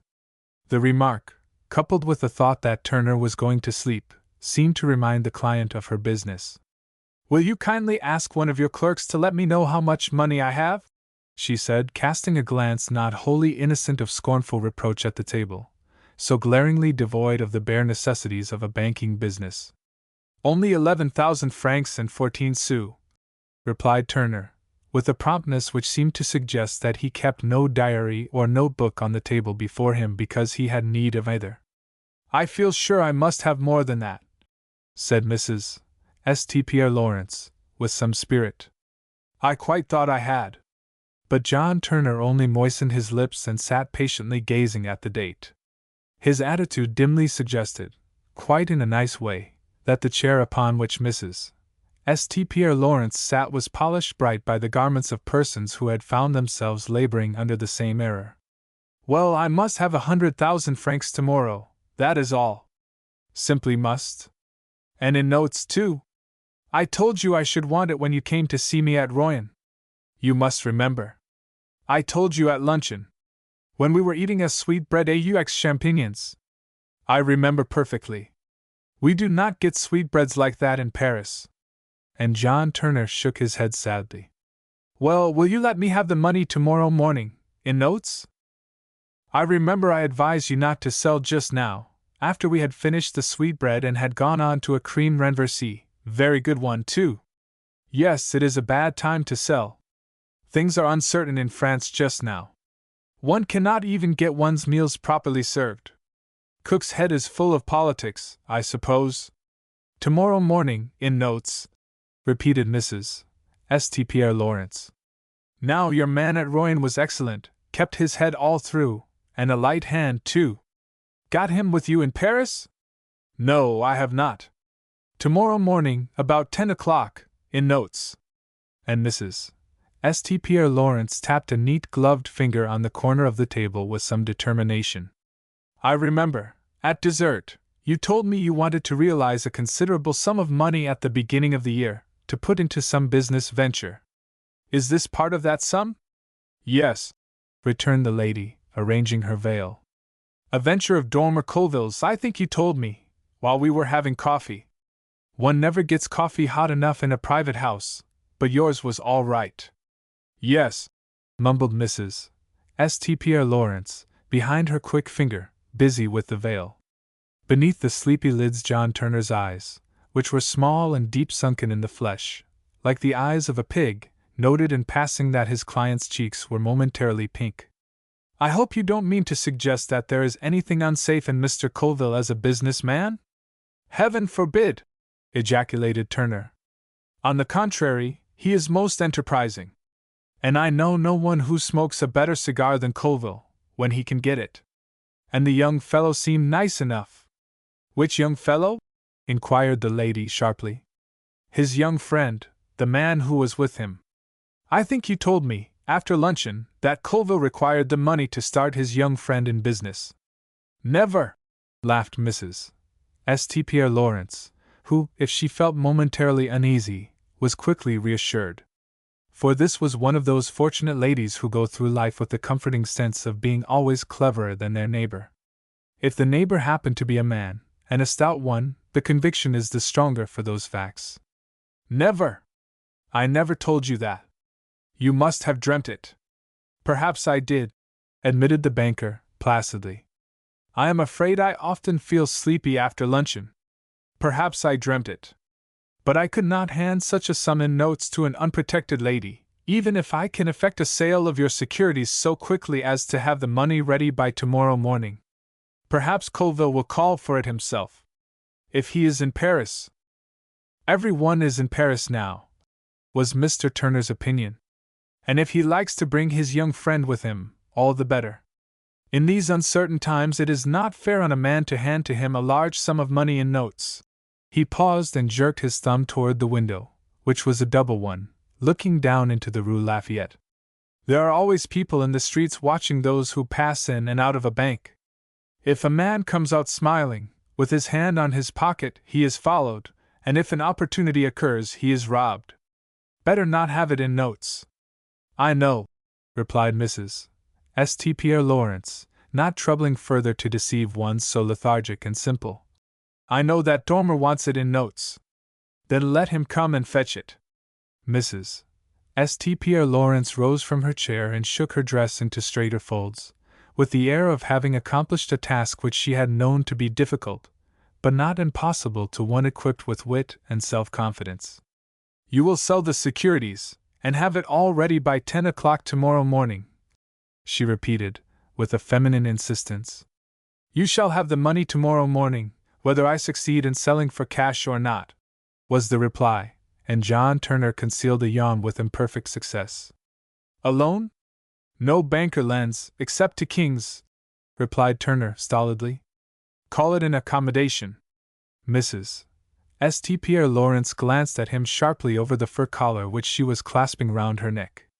Here was a banker, reputed wealthy, who sat in a bare room, without so much as a fireproof safe to suggest riches, a business-man of worldwide affairs, who drummed indolent fingers on a bare table, a philosopher with a maxim ever ready to teach, as all maxims do, cowardice in the guise of prudence, selfishness masquerading as worldly wisdom, hard-heartedness passing for foresight. Here was one who seemed to see, and was yet too sleepy to perceive. Mrs. St. Pierre Lawrence was not always sure of her banker, but now, as ever before, one glance at his round, heavy face reassured her. She laughed and went away, well satisfied with the knowledge, only given to women, of having once more carried out her object with the completeness which is known as twisting round the little finger. She nodded to Turner, who had ponderously risen from the chair which was more comfortable than the client's seat, and held the door open for her to pass. He glanced at the clock as he did so, and she knew that he was thinking that it was nearly the luncheon hour, so transparent to the feminine perception are the thoughts of men. When he had closed the door, he returned to his writing table. Like many stout people, he moved noiselessly, and quickly enough when the occasion demanded haste. He wrote 3 letters in a very few minutes, and when they were addressed, he tapped on the table with the end of his penholder, which brought, in the twinkling of an eye, that clerk whose business it was to abandon his books when called. I shall not go out to luncheon until I have the written receipt for each one of those letters, said the banker, knowing that until he went out to luncheon his 6 clerks must needs go hungry. Not an answer, he explained, but a receipt in the addressee's writing. And while the clerk hurried from the room and down the stone stairs at a breakneck speed, Turner sank back into his chair, with lusterless eyes fixed on space. No one can wait, he was in the habit of saying. Better than I can. Chapter 24. The Lane of Many Turnings. If John Turner expected Colville to bring Lou Barebone with him to the Rue Lafayette, he was, in part, disappointed. Colville arrived in a hired carriage, of which the blinds were partially lowered. The driver had been instructed to drive into the roomy courtyard of the house of which Turner's office occupied the first floor. Carriages frequently waited there, by the side of a little fountain which splashed all day and all night into a circular basin. Colville descended from the carriage and turned to speak to Lou, who was left sitting within it. Since the unfortunate night at the Hotel Gemissac, when they had been on the verge of a quarrel, a certain restraint had characterized their intercourse.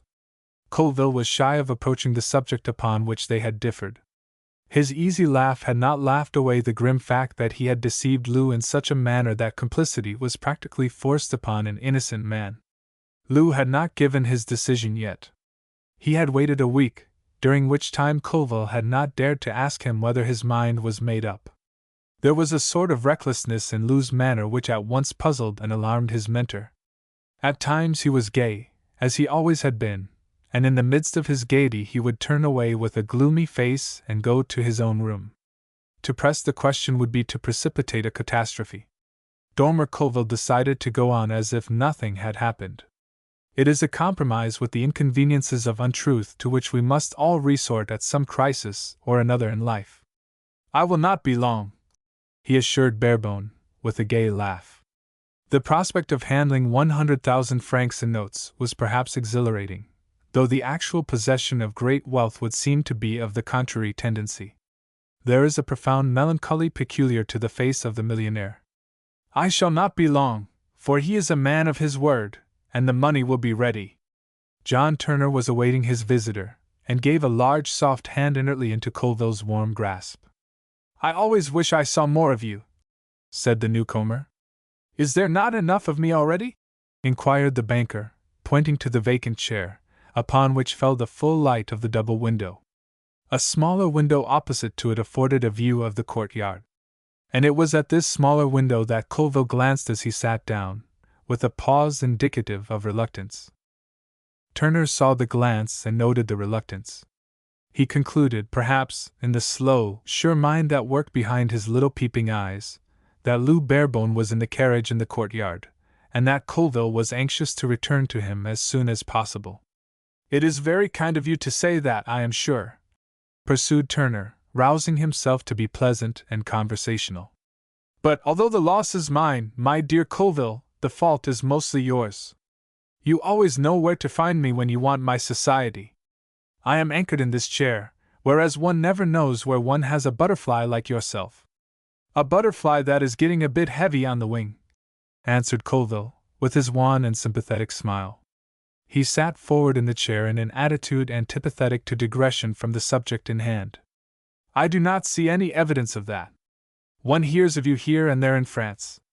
I suppose, for instance, you know more than any man in Paris at the present moment of the— He paused and suppressed a yawn. The vintage. Anything in it, eh? So far as I could judge, the rains came too late, but I shall be glad to tell you all about it another time. This morning. Yes, I know. You want your money. I have it all ready for you. But I must make out some sort of receipt, you know. Turner felt vaguely in his pocket, and at last found a letter, from which he tore the blank sheet, while his companion, glancing from time to time at the window, watched him impatiently. Seems to me, said Turner, opening his inkstand, that the vintage of 1850 will not be drunk by a republic. Ah, indeed. What do you think? Well, to tell you the truth, my mind was more occupied in the quality of the vintage than in its ultimate fate. If you make out a receipt on behalf of Mrs. St. Pierre Lawrence, I will sign it, answered Colville, fingering the blotting paper. Received on behalf of, and for, Mrs. St. Pierre Lawrence, the sum of 100,000 francs, muttered the banker, as he wrote. She is only a client, you understand, my dear Colville, he went on, holding out his hand for the blotting paper. Or I would not part with the money so easily. It is against my advice that Mrs.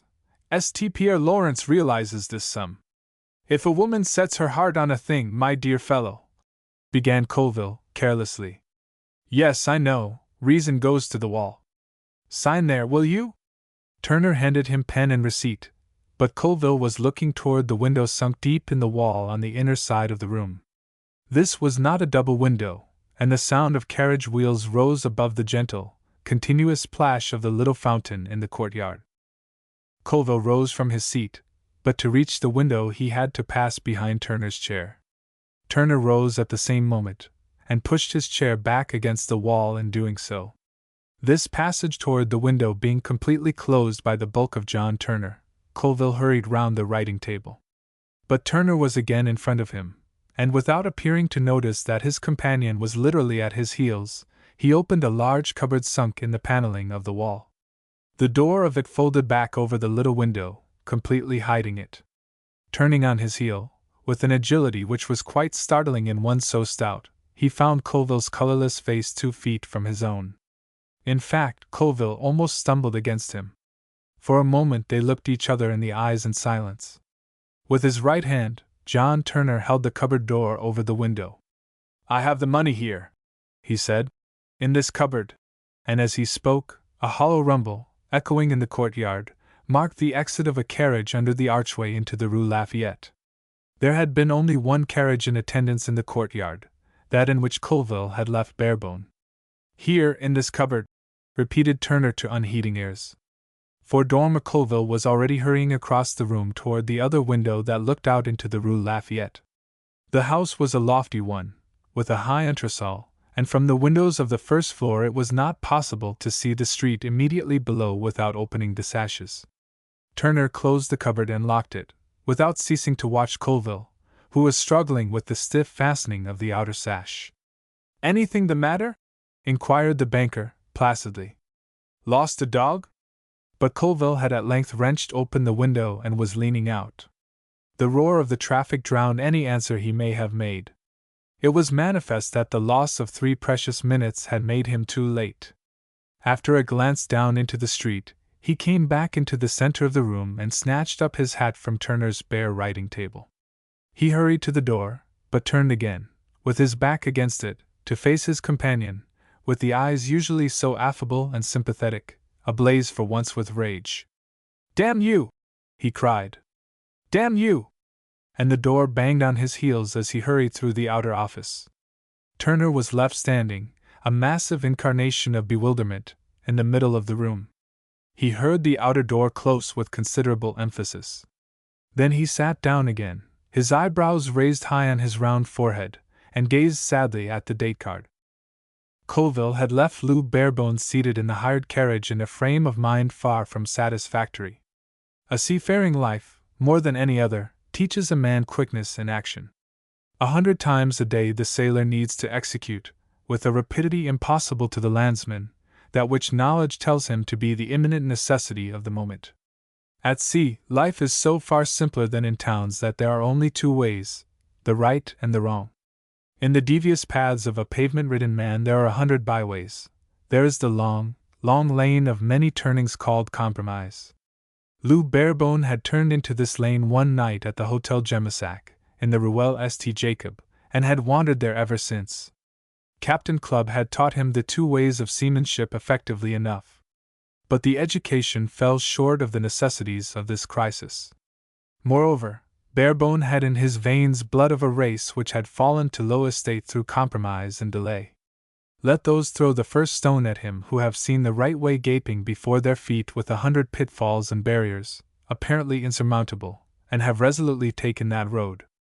For the devious path of compromise has this merit, that the obstacles are round the corner. Barebone, absorbed in thought, hardly noticed that the driver of his carriage descended from the box and lounged toward the archway, where the hum of traffic and the passage of many people would serve to beguile a long wait. After a minute's delay, a driver returned and climbed to the seat, but it was not the same driver. He wore the same coat and hat, but a different face looked out from the sheepskin collar turned up to the ears. There was no one in the courtyard to notice this trifling change. Barebone was not even looking out of the window. He had never glanced at the cabman's face, whose vehicle had happened to be lingering at the corner of the Ruelle St. Jacob when Colville and his companion had emerged from the high doorway of the Hotel Gemissac. Barebone was so far obeying instructions that he was leaning back in the carriage, his face half hidden by the collar of his coat. For it was a cold morning in midwinter. He hardly looked up when the handle of the door was turned. Colville had shut this door 5 minutes earlier, promising to return immediately. It was undoubtedly his hand that opened the door. But suddenly Barebone sat up. Both doors were open. Before he could make another movement, 2 men stepped quietly into the carriage, each closing the door by which he had entered quickly and noiselessly. One seated himself beside Barebone, the other opposite to him, and each drew down a blind. They seemed to have rehearsed the actions over and over again, so that there was no hitch or noise or bungling. The whole was executed as if by clockwork, and the carriage moved away the instant the doors were closed. In the twilight, within the carriage, the 2 men grasped Lou Barebone, each by one arm, and held him firmly against the back of the carriage. "Quietly, mon bon monsieur, quietly, and you will come to no harm." Barebone made no resistance, and only laughed. "You have come too soon," he said, without attempting to free his arms, which were held, as if by a vice, at the elbow and shoulder. "You have come too soon, gentlemen. There is no money in the carriage. Not so much as a sou." "It is not for money that we have come," replied the man who had first spoken, and the absolute silence of his companion was obviously the silence of a subordinate. "Though for a larger sum than Monsieur is likely to offer, one might make a mistake and allow of escape. Who knows?" The remark was made with the cynical honesty of dishonesty which had so lately been introduced into France by him who was now dictator of that facile people. "Oh, I offer nothing," replied Barebone. "For a good reason. I have nothing to offer. If you are not thieves, what are you?" The carriage was rattling along the Rue Lafayette, over the cobblestones, and the inmates, though their faces were close together, had to shout in order to be heard. "Of the police," was the reply. "Of the high police. I fancy that Monsieur's affair is political?" "Why should you fancy that?" "Because my comrade and I are not engaged on other cases. The criminal receives very different treatment. Permit me to assure you of that. And no consideration whatever. The common police is so unmannerly. There, one may well release the arms, since we understand each other." "I shall not try to escape, if that is what you mean," replied Barebone, with a laugh. "Nothing else, nothing else," his affable captor assured him. And for the remainder of a long drive through the noisy streets the three men sat upright in the dim and musty cab in silence. Chapter 25. Sans Rancune. A large French fishing lugger was drifting northward on the ebb tide with its sails flapping idly against the spars.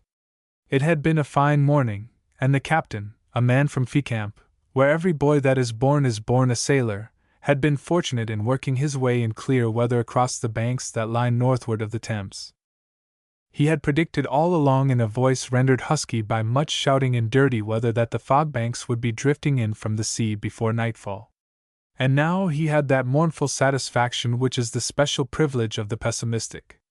These fog banks, the pest of the East Coast, are the materials that form the light fleecy clouds which drift westward in sunny weather like a gauze veil across the face of the sky.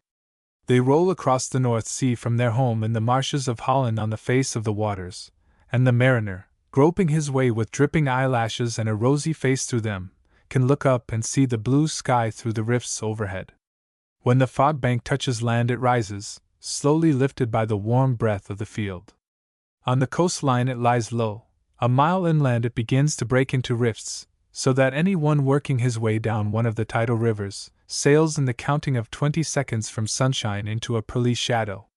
5 miles inland there is a transparent veil across the blue sky slowly sweeping toward the west, and rising all the while, until those who dwell on the higher lands of Essex and Suffolk perceive nothing but a few fleecy clouds high in the heavens.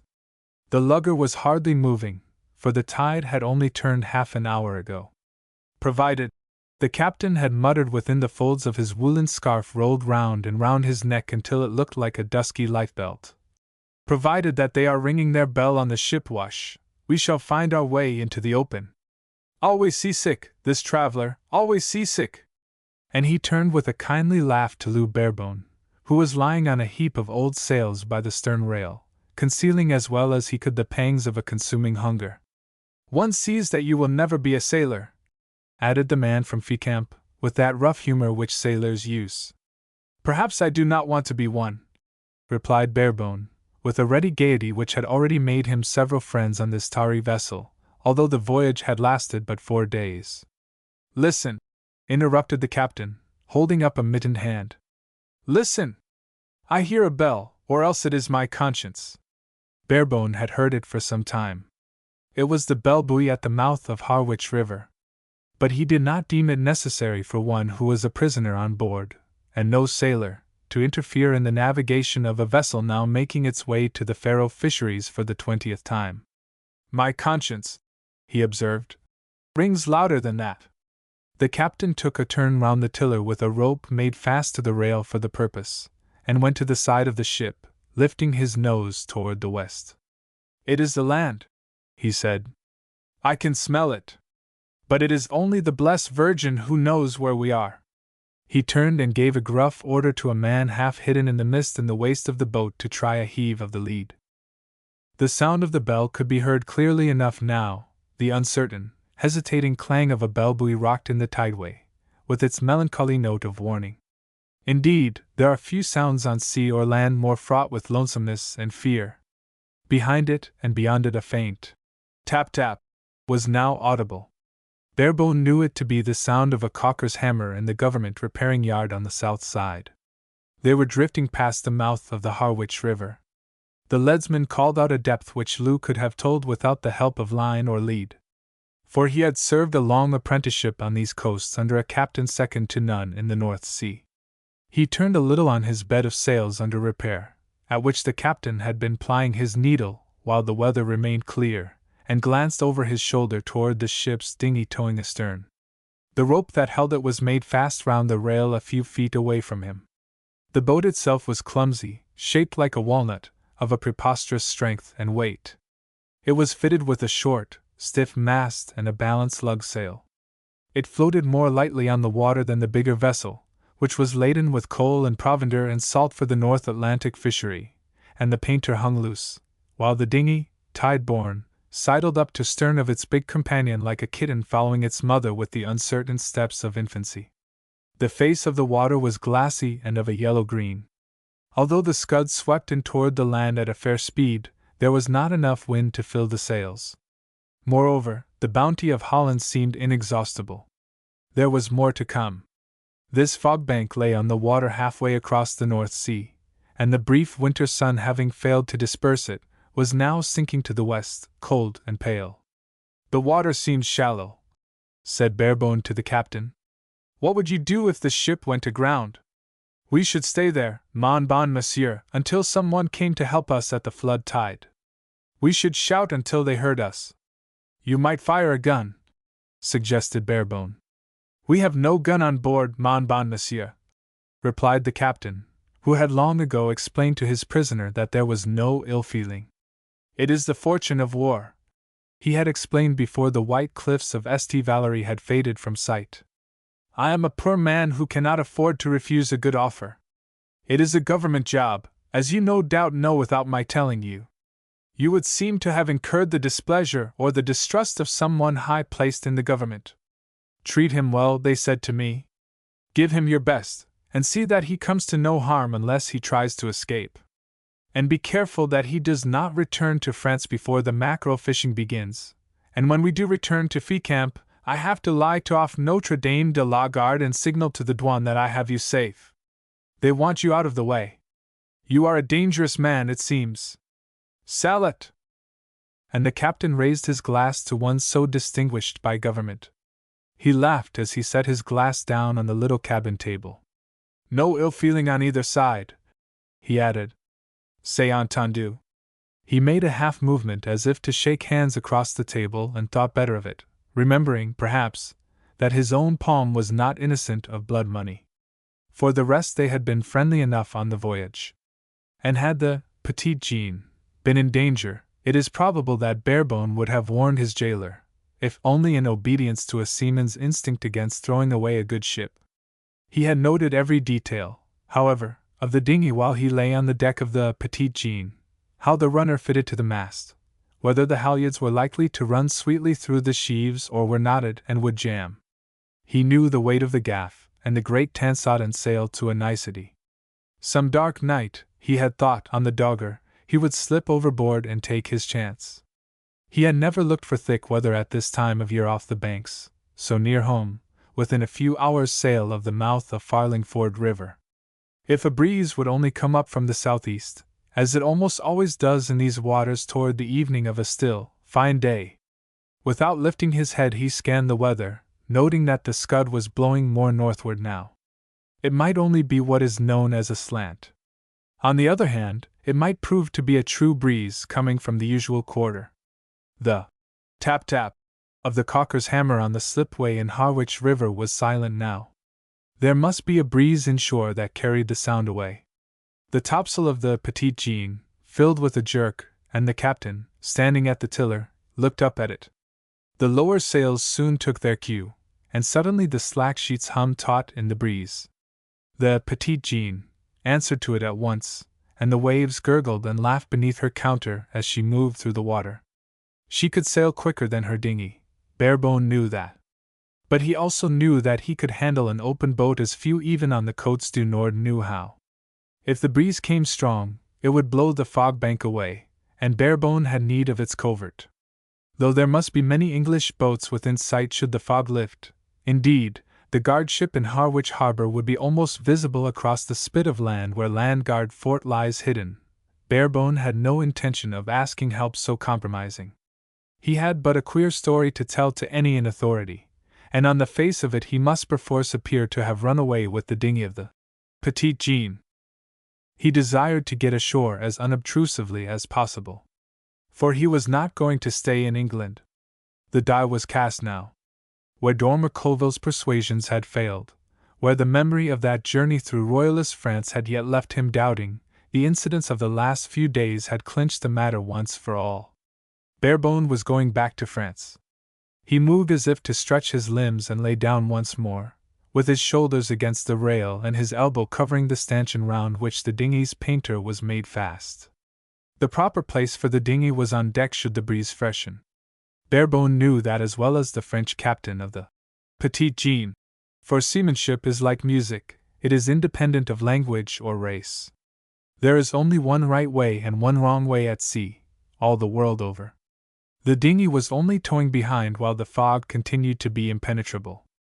At any moment the captain might give the order to bring it inboard. At any moment Barebone might have to make a dash for the boat. He watched the captain, who continued to steer in silence. To drift on the tide in a fog is a very different thing to sailing through it at 10 miles an hour on a strong breeze, and the steersman had no thought to spare for anything but his sails. 2 men were keeping the lookout in the bows. Another, the leadsman, was standing amidships peering over the side into the mist. Still Barebone waited. Captain Clubb had taught him that most difficult art, to select with patience and a perfect judgment the right moment. The Petite Jean was rustling through the glassy water northward toward Farlingford. At a word from the captain the man who had been heaving the lead came aft to the ship's bell and struck 10 quick strokes. He waited and repeated the warning, but no one answered. They were alone in these shallow channels. Fortunately the man faced forward, as sailors always do by instinct, turning his back upon the captain and Barebone. The painter was cast off now and, under his elbow, Barebone was slowly hauling in.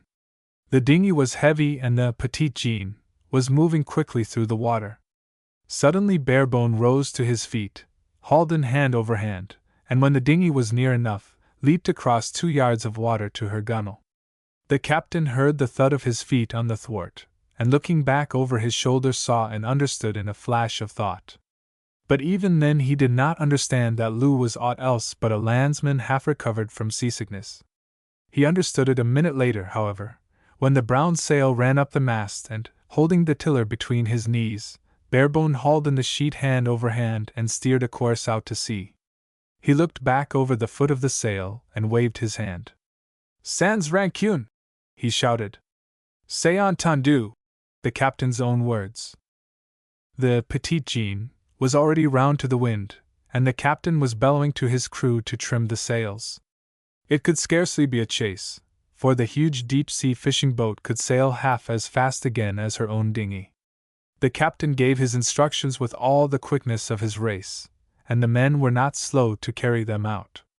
The safekeeping of the prisoner had been made of personal advantage to each member of the crew. The captain hailed Barebone with winged words which need not be set down here, and explained to him the impossibility of escape. "How can you, a landsman," he shouted, "hope to get away from us? Come back and it shall be as you say, sans rancune, name of God! I bear you no ill will for making the attempt." They were so close together that all on board the Petite Jean could see Barebone laugh and shake his head. He knew that there was no gun on board the fishing boat. The lugger rushed on, sailing quicker, lying up closer to the wind. She was within 20 yards of the little boat now, would overhaul her in a minute. But in an instant Barebone was round on the other tack, and the captain swore aloud, for he knew now that he was not dealing with a landsman. The Petite Jean, spun round almost as quickly, but not quite. Every time that Barebone put about, the Petite Jean must perforce do the same, and every time she lost a little in the maneuver. On a long tack or running before the wind, the bigger boat was immeasurably superior. Barebone had but one chance, to make short tacks, and he knew it. The captain knew it also, and no landsman would have possessed the knowledge. He was trying to run the boat down now. Barebone might succeed in getting far enough away to be lost in the fog. But in tacking so frequently he was liable to make a mistake. The bigger boat was not so likely to miss stays. He passed so close to her that he could read the figures cut on her stern post indicating her draught of water. There was another chance.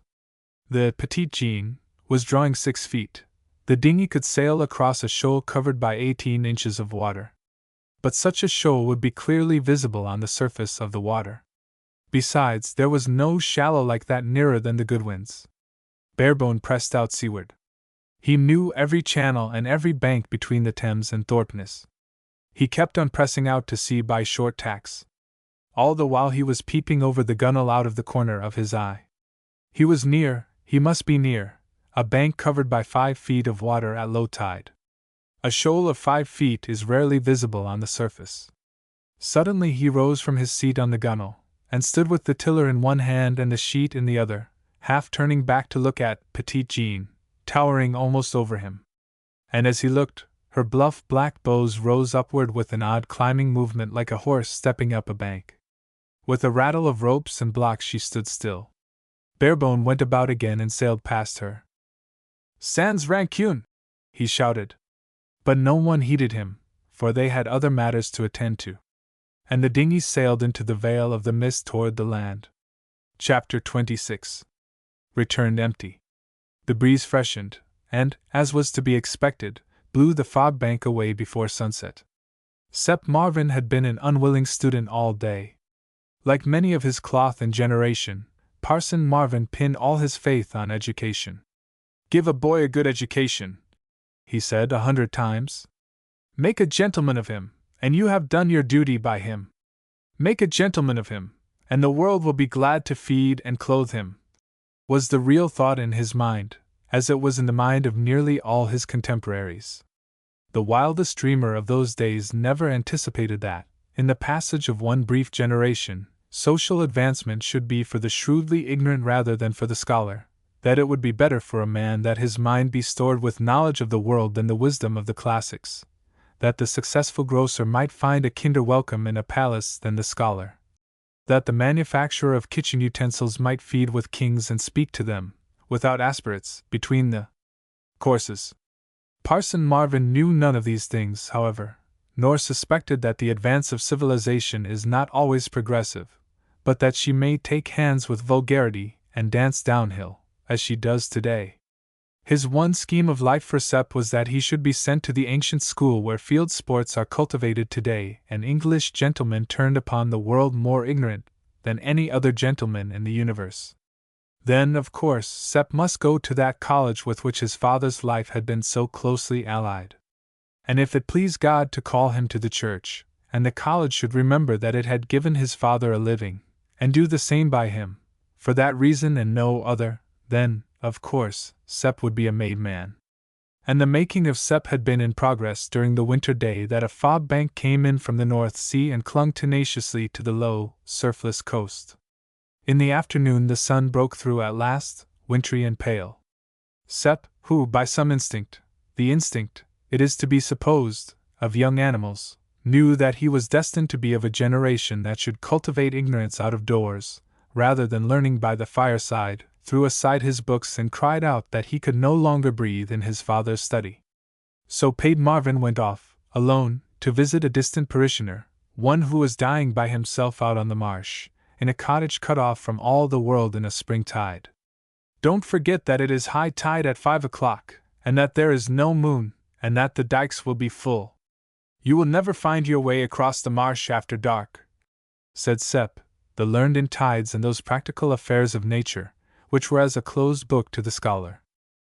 Parson Marvin vaguely acknowledged the warning and went away, leaving Sep to accompany Miriam on her daily errand to the simple shops in Farlingford, which would awake to life and business now that the sea fog was gone. For the men of Farlingford, like nearly all seafarers, are timorous of bad weather on shore and sit indoors during its passage, while they treat storm and rain with a calm contempt at sea. "Sail coming up the river, master," River Andrew said to Sep, who was awaiting Miriam in the village street, and he walked on, without further comment, spade on shoulder, toward the churchyard, where he spent a portion of his day, without apparent effect. So, when Miriam had done her shopping, it was only natural that they should turn their footsteps toward the quay and the river wall. Or was it fate? So often is the natural nothing but the inevitable in holiday garb. "That is no Farlingford boat," said Sep, versed in riverside knowledge, so soon as he saw the balance lug moving along the line of the river wall, half a mile below the village. They stood watching. Few coasters were at sea in these months of wild weather, and there was nothing moving on the quay. The moss-grown slipway, where the Last Hope had been drawn up for repair, stood gaunt and empty, half submerged by the flowing tide. Many Farlingford men were engaged in the winter fisheries on the Dogger, and farther north, in Lowestoft boats. In winter, Farlingford, thrust out into the North Sea, surrounded by marsh, is forgotten by the world. The solitary boat came round the corner into the wider sheet of water, locally known as Quay Reach. "A foreigner!" cried Sep, jumping, as was his wont, from one foot to the other with excitement. "It is like the boat that was brought up by the tide, with a dead man in it, long ago. And that was a Belgian boat." Miriam was looking at the boat with a sudden brightness in her eyes, a rush of color to her cheeks, which were round and healthy and of that soft clear pink which marks a face swept constantly by mist and a salty air. In flat countries, where men may see each other, unimpeded by hedge or tree or hillock, across a space measured only by miles, the eye is soon trained, like the sailor's eye, to see and recognize at a great distance. There was no mistaking the attitude of the solitary steersman of this foreign boat stealing quietly up to Farlingford on the flood tide. It was Lou Barebones sitting on the gunwale as he always sat, with one knee raised on the thwart to support his elbow, and his chin in the palm of his hand, so that he could glance up the head of the sail or ahead, without needing to change his position. Sep turned and looked up at her. "I thought you said he was never coming back," he said, reproachfully. "So I did. I thought he was never coming back." Sep looked at her again, and then at the boat. One never knows how much children, and dogs, who live daily with human beings, understand. "Your face is very red," he observed. "That comes from telling untruths." "It comes from the cold wind," replied Miriam, with an odd, breathless laugh. "If we do not go home, he will be there before us," said Sep gravely. "He will make one tack across to the other side, and then make the mouth of the creek." They turned and walked side by side, on the top of the seawall toward the rectory. Their figures must have been outlined against the sky, for any watching from the river. The girl, tall and strong, walking with the ease that comes from health and a steadfast mind, the eager, restless boy running and jumping by her side. Barebone must have seen them as soon as they saw him. They were part of Farlingford, these two. He had a sudden feeling of having been away for years, with this difference, that he came back and found nothing changed. Whereas, in reality, he who returns after a long absence usually finds no one awaiting him. He did as Sep had foretold, crossing to the far side of the river, and then gaining the mouth of the creek in one tack. Miriam and Sep had reached the rectory garden first, and now stood waiting for him. He came on in silence. Last time, on the Last Hope, he had come up the river singing. Sep waved his hand, and in response, Barebone nodded his head, with one eye peering ahead, for the breeze was fresh. The old chain was still there, imperfectly fastened round a tottering post at the foot of the tide-washed steps. It clinked as he made fast the boat.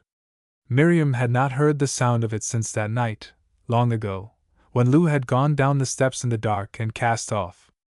"I was given a passage home in a French fishing boat, and borrowed their dinghy to come ashore in," said Lou, as he came up the steps. He knew that Farlingford would want some explanation, and that Sep would be proud to give it. An explanation is never the worse for a spice of truth. Miriam told me you were never coming home again, answered Sepp, still nourishing that grievance. Well, she was wrong, and here I am, was Lou's reply, with his old, ready laugh. And here is Farlingford, unchanged, and no harm done. Why should there be any harm done? Was Sepp's prompt question. Barebone was shaking hands with Miriam. Oh, I don't know, he answered. Because there always is harm done, I suppose. Miriam was thinking that he had changed, that the man who had unmoored his boat at these steps 6 months ago had departed forever, and that another had come back in his place. A minute later, as he turned to close the gate that shut off the rectory garden from the river wall, chance ruled it that their eyes should meet for an instant, and she knew that he had not changed, that he might, perhaps, never change so long as he lived. She turned abruptly and led the way to the house. Sepp had 100 questions to ask, but only a few of them were personal. Children live in a world of their own, and are not slow to invite those whom they like to come to it, while to the others, they shut the door with a greater frankness than is permissible later in life.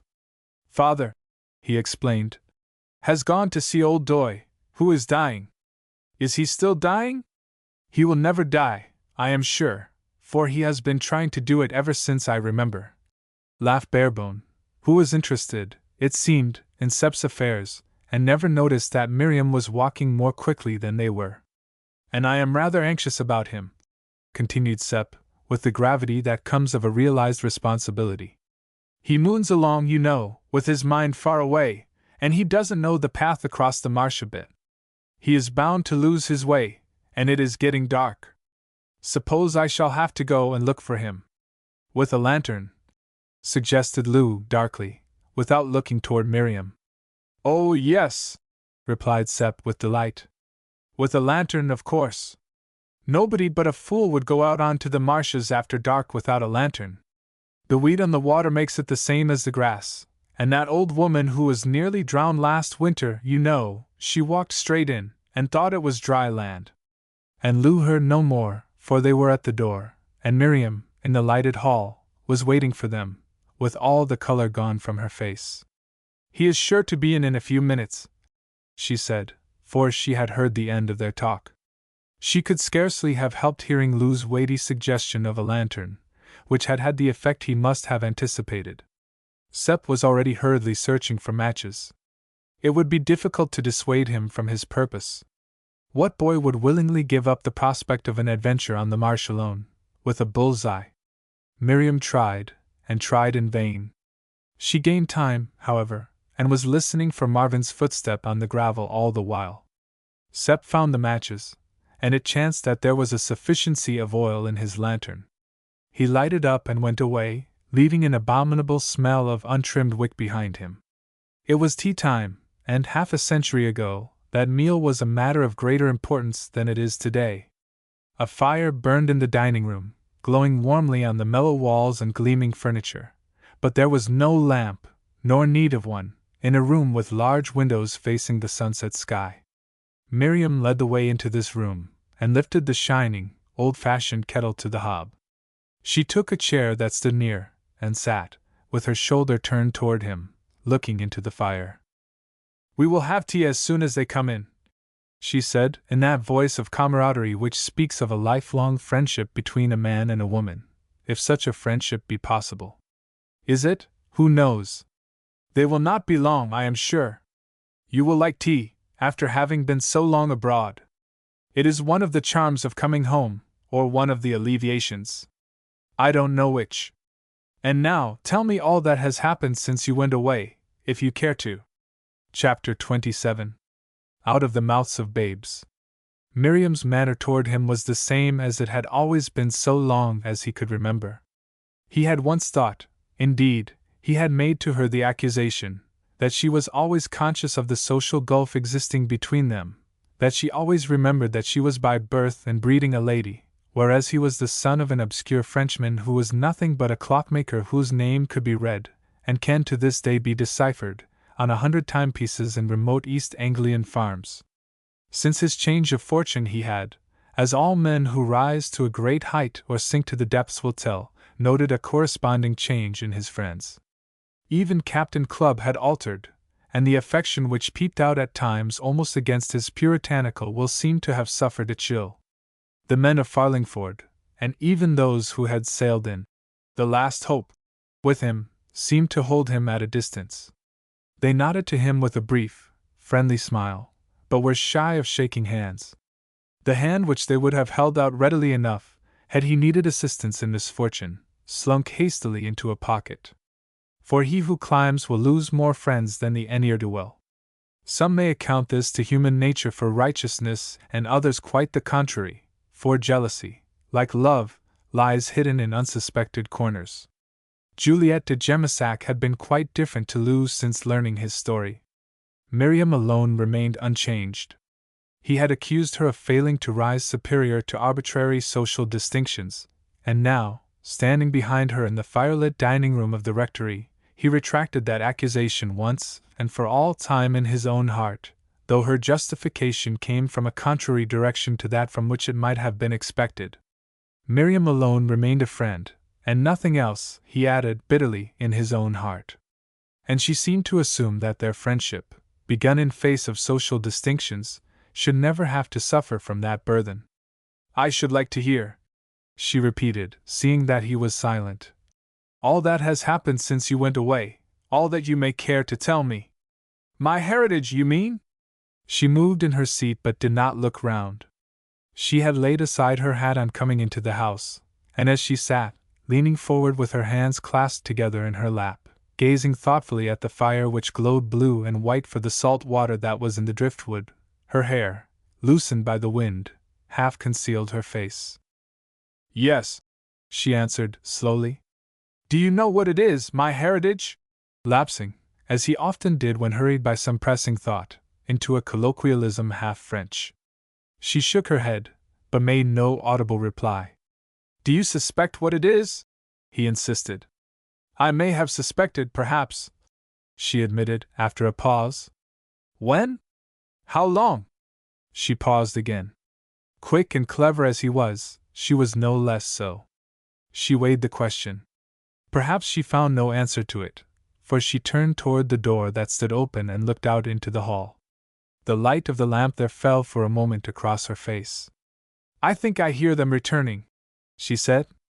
"No," he retorted, "for I should hear them before you did. I was brought up at sea. Do not answer the question, however, if you would rather not. You ask what has happened since I went away? A great many things have happened which are of no importance. Such things always happen, do they not? But one night, when we were quarreling, Dormer Colville mentioned your name. He was very much alarmed and very angry, so he perhaps spoke the truth, by accident. He said that you had always known that I might be the King of France. Many things happened, as I tell you, which are of no importance, and which I have already forgotten, but that I remember and always shall." "I have always known," replied Miriam, "that Mr. Dormer Colville is a liar. It is written on his face, for those who care to read. A woman at bay is rarely merciful. And I thought for an instant," pursued Lou, "that such a knowledge might have been in your mind that night, the last I was here, last summer, on the river wall. I had a vague idea that it might have influenced in some way the reply you gave me then." He had come a step nearer, and was standing over her. She could hear his hurried breathing. "Oh, no," she replied, in a calm voice full of friendliness. "You are quite wrong. The reason I gave you still holds good, and always will." In the brief silence that followed this clear statement of affairs, they both heard the rattle of the iron gate by the seawall. Sepp and his father were coming. Lou turned to look toward the hall and the front door, dimly visible in the shadow of the porch.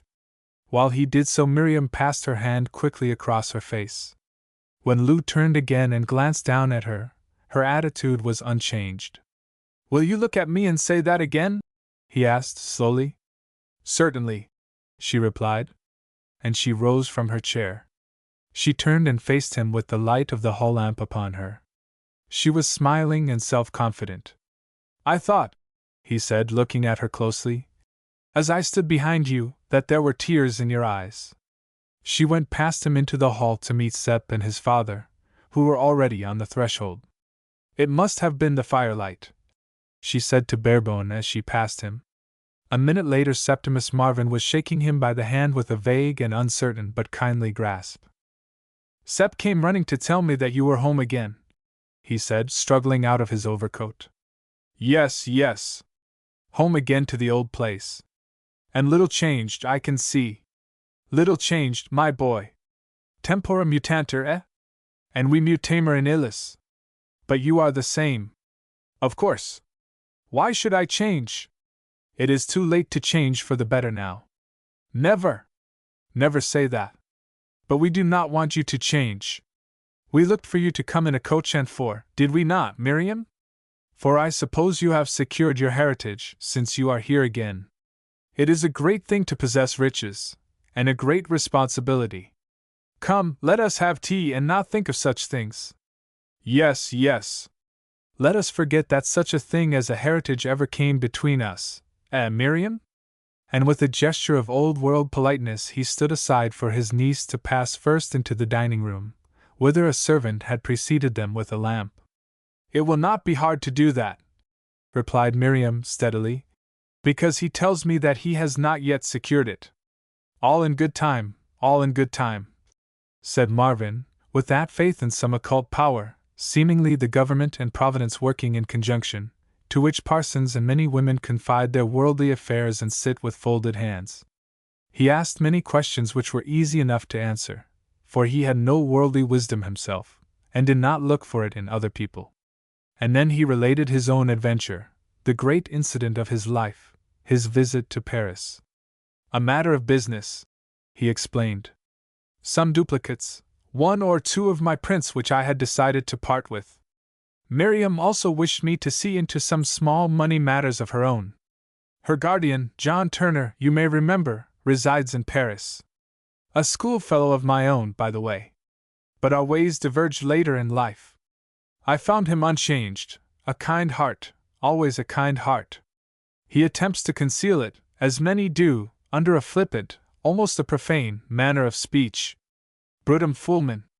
But I saw through it, I saw through it. And the rector beamed on Lou through his spectacles with an innocent delight in a Christian charity which he mistook for cunning. You see, he went on, we have spent a little money on the rectory. Tomorrow you will see that we have made good the roof of the church. One could not ask the villagers to contribute, knowing that the children want boots and scarcely know the taste of jam. Yes, John Turner was very kind to me. He found me a buyer for one of my prints. The rector broke off with a sharp sigh and drank his tea. We shall never miss it, he added, with the hopefulness of those who can blind themselves to facts. Come, tell me your impressions of France. I have been there before, replied Lou, with a curtness so unusual as to make Miriam glance at him. I have been there before, you know. It would be more interesting to hear your own impressions, which must be fresher. Miriam knew that he did not want to speak of France, and wondered why. But Marvin, eager to talk of his favorite study, seized the suggestion in all innocence. He had gone to Paris as he had wandered through life, with the mind of a child, eager, receptive, open to impression. Such minds pass by much that is of value, but to one or two conclusions they bring a perceptive comprehension which is photographic in its accuracy. I have followed her history with unflagging interest since boyhood, he said, but never until now have I understood France. I walked through the streets of Paris and I looked into the faces of the people, and I realized that the astonishing history of France is true. One can see it in those faces. The city is brilliant, beautiful, unreal. The reality is in the faces of the people. Do you remember what Wellington said of them half a century ago? They are ripe, he said, for another Napoleon, but he could not see that Napoleon on the political horizon. And that is what I saw in their faces. They are ripe for something, they know not what. Did John Turner tell you that?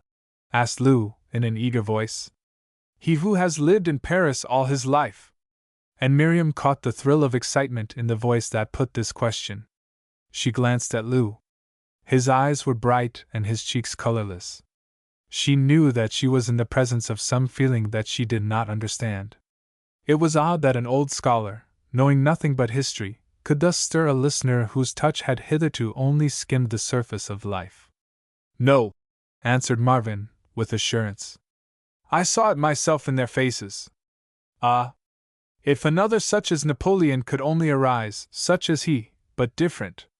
Not an adventurer, but a king and the descendant of kings, not allied, as Napoleon was, with 100 other adventurers. Yes, said Lou, in a muffled voice, looking away toward the fire. A king whose wife should be a queen, pursued the dreamer. Yes, said Lou again, encouragingly. They could save France, concluded Marvin, taking off his spectacles and polishing them with a silk handkerchief. Lou turned and looked at him, for the action so characteristic of a mere onlooker indicated that the momentary concentration of a mind so stored with knowledge that confusion reigned there was passing away. From what? Asked Lou. Save France from what? From inevitable disaster, my boy, replied Marvin gravely. That is what I saw in those gay streets. Lou glanced at him sharply. He had himself seen the same all through those provinces which must take their cue from Paris whether they will or no. What a career! Murmured Marvin. What a mission for a man to have in life, to save France! One does not like to think of the world without a France to lead it in nearly everything, or with a France, a mere ghost of her former self, exploited, depleted by another Bonaparte. And we must look in vain for that man as did the good Duke years ago. I should like to have a shot at it, put in Sepp, who had just dispatched a large piece of cake. Heaven forbid! Exclaimed his father, only half in jest. Better sit all day under the lee of a boat and make nets like Sir Andrew, advised Lou, with a laugh. Do you think so? Said Miriam, without looking up. All the same, I'd like to have a shot at it, persisted Sepp. Pass the cake, please. Lou had risen and was looking at the clock. His face was drawn and tired and his eyes grave. You will come in and see us as often as you can while you are here? Said the kindly rector, as if vaguely conscious of a change in this visitor. You will always find a welcome whether you come in a coach and four or on foot, you know that. Thank you, yes. I know that. The rector peered at him through his spectacles. I hope, he said, that you will soon be successful in getting your own. You are worried about it, I fear. The responsibilities of wealth, perhaps. And yet many rich people are able to do good in the world, and must therefore be happy. I do not suppose I shall ever be rich, said Lou, with a careless laugh. No, perhaps not. But let us hope that all will be for the best. You must not attach too much importance to what I said about France, you know. I may be wrong. Let us hope I am. For I understand that your heritage is there. Yes, answered Lou, who was shaking hands with Sepp and Miriam. My heritage is there. And you will go back to France? Inquired Marvin, holding out his hand. Yes, was the reply, with a side glance in the direction of Miriam. I shall go back to France. Chapter 28. Barebone's Price. At Farlingford, forgotten of the world, events move slowly and men's minds assimilate change without shock. Old people look for death long before it arrives, so that when at last the great change comes it is effected quite calmly. There is no indecent haste, no scrambling to put a semblance of finish to the incomplete, as there is in the hurried death of cities. Young faces grow softly mellow without those lines and anxious crow's feet that mar the features of the middle-aged, who, to earn their daily bread or to kill the tedium of their lives, find it necessary to dwell in streets. Lou's home again. Men told each other at the Black Sailor, and the women, who discussed the matter in the village street, had little to add to this bare piece of news. There was nothing unusual about it. Indeed, it was customary for Farlingford men to come home again. They always returned, at last, from wide wanderings, which a limited conversational capacity seemed to deprive of all interest. Those that stayed at home learned a few names, and that was all. Where are ye now from, Will Lump? The newly returned sailor would be kindly asked, with the sideward jerk of the head. I am now from Valparaiso. And that was all that there was to be said about Valparaiso and the experiences of this circumnavigator. Perhaps it was not considered good form to inquire further into that which was, after all, his own business. If you ask an East Anglian questions he will tell you nothing. If you do not inquire, he will tell you less. No one, therefore, asked Barebone any questions. More especially is it considered, in seafaring communities, impolite to make inquiry into your neighbor's misfortune. If a man have the ill luck to lose his ship, he may well go through the rest of his life without hearing the mention of her name. It was understood in Farlingford that Lou Barebone had resigned his post on the Last Hope, in order to claim a heritage in France. He had returned home, and was living quietly at Maiden's Grave Farm with Mrs. Clubb. It was, therefore, to be presumed that he had failed in his quest. This was hardly a matter for surprise to such as had inherited from their forefathers a profound distrust in Frenchmen. The brief February days followed each other with that monotony, marked by small events, that quickly lays the years aside. Lou lingered on, with a vague indecision in his mind which increased as the weeks passed by and the spell of the wide marshlands closed round his soul. He took up again those studies which the necessity of earning a living had interrupted years before, and Septimus Marvin, who had never left off seeking, opened new historical gardens to him, and bade him come in and dig. Nearly every morning Lou went to the rectory to look up an obscure reference, or elucidate an uncertain period. Nearly every evening, after the rectory dinner, he returned the books he had borrowed, and lingered until past Sep's bedtime to discuss the day's reading. Septimus Marvin, with an enthusiasm which is the reward of the simple-hearted, led the way down the paths of history while Lou and Miriam followed, the man with the quick perception of his race, the woman with that instinctive and untiring search for the human motive which can put heart into a printed page of history. Many a whole lifetime has slipped away in such occupations, for history, already inexhaustible, grows in bulk day by day. Marvin was happier than he had ever been, for a great absorption is one of heaven's kindest gifts. For Barebone, France and his quest there, the Marquis de Gemissac, Dormer Colville, Juliet, lapsed into a sort of dream, while Farlingford remained a quiet reality. Lou had not written to Dormer Colville. Captain Clubb was trading between Alexandria and Bristol. The Last Hope was not to be expected in England before April. To communicate with Colville would be to turn that past dream, not wholly pleasant, into a grim reality. Lou therefore put off from day to day the evil moment. By nature and by training he was a man of action. He tried to persuade himself that he was made for a scholar, and would be happy to pass the rest of his days in the study of that history which had occupied Septimus Marvin's thoughts during a whole lifetime. Perhaps he was right. He might have been happy enough to pass his days thus if life were unchanging, if Septimus Marvin should never age and never die, if Miriam should be always there, with her light touch on the deeper thoughts, her half-French way of understanding the unspoken, with her steady friendship which might change, some day, into something else. This was, of course, inconsistent. Love itself is the most inconsistent of all human dreams, for it would have some things change and others remain ever as they are. Whereas nothing stays unchanged for a single day, love, least of all. For it must go forward or back. "See!" cried Septimus Marvin, one evening, laying his hand on the open book before him.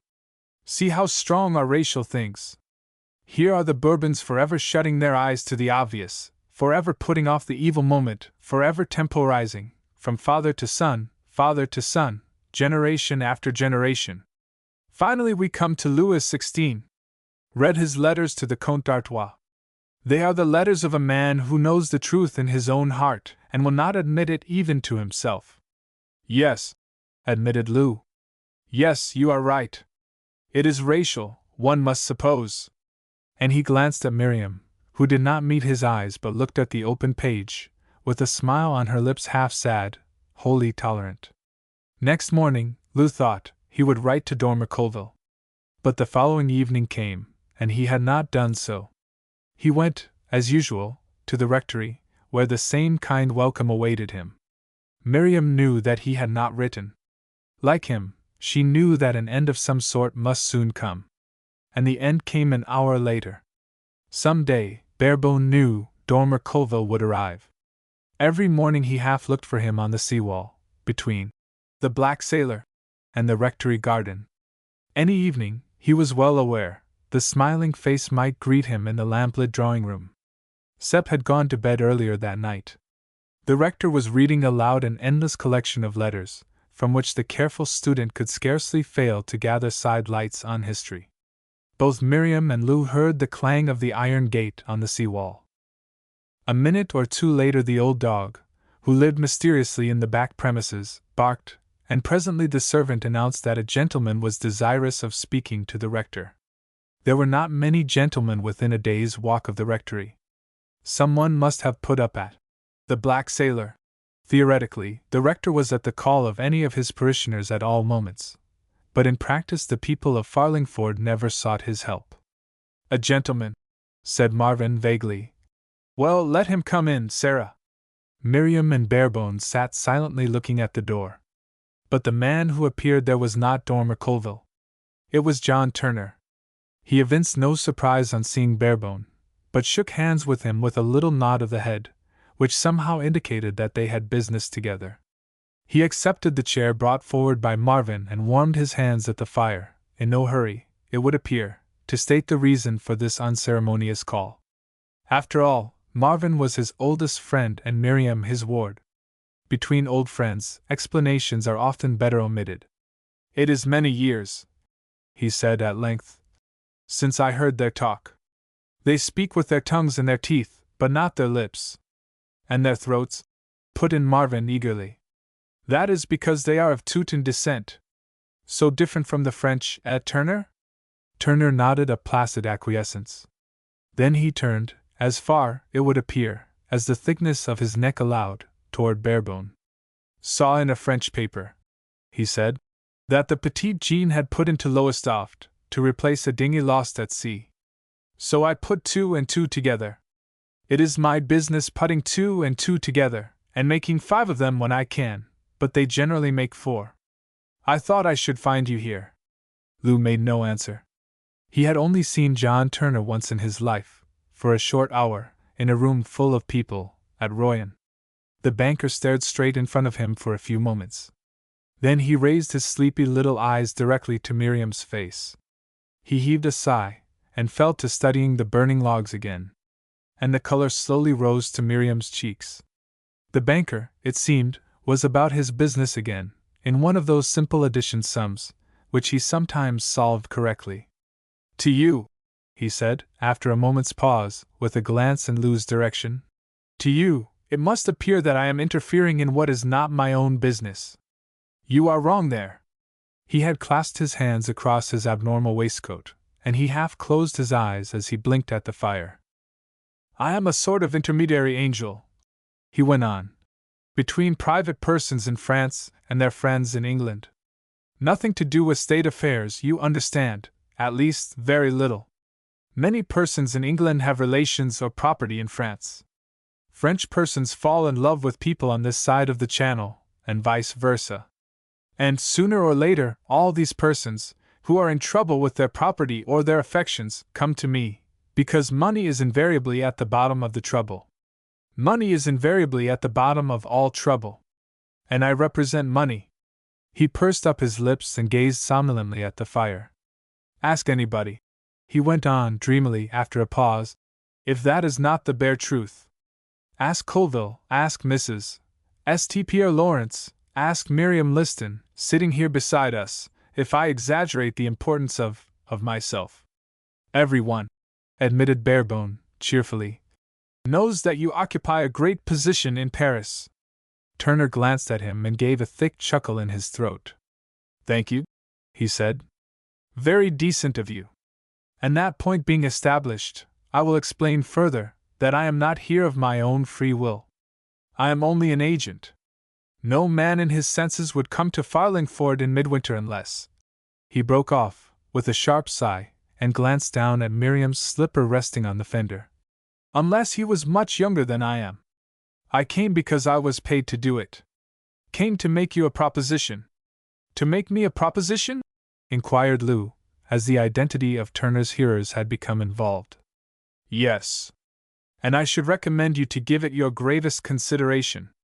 It is one of the most foolish propositions, from the proposer's point of view, that I have ever had to make. I should blush to make it, if it were any use blushing, but no one sees blushes on my cheeks now. Do not decide in a hurry, sleep on it. I always sleep on a question. He closed his eyes, and seemed about to compose himself to slumber then and there. I am no longer young, he admitted after a pause, and therefore proposed to take one of the few alleviations allowed to advancing years and an increasing avoirdupois. I am going to give you some advice. There is only one thing worth having in this life, and that is happiness. Even the possibility of it is worth all other possibilities put together.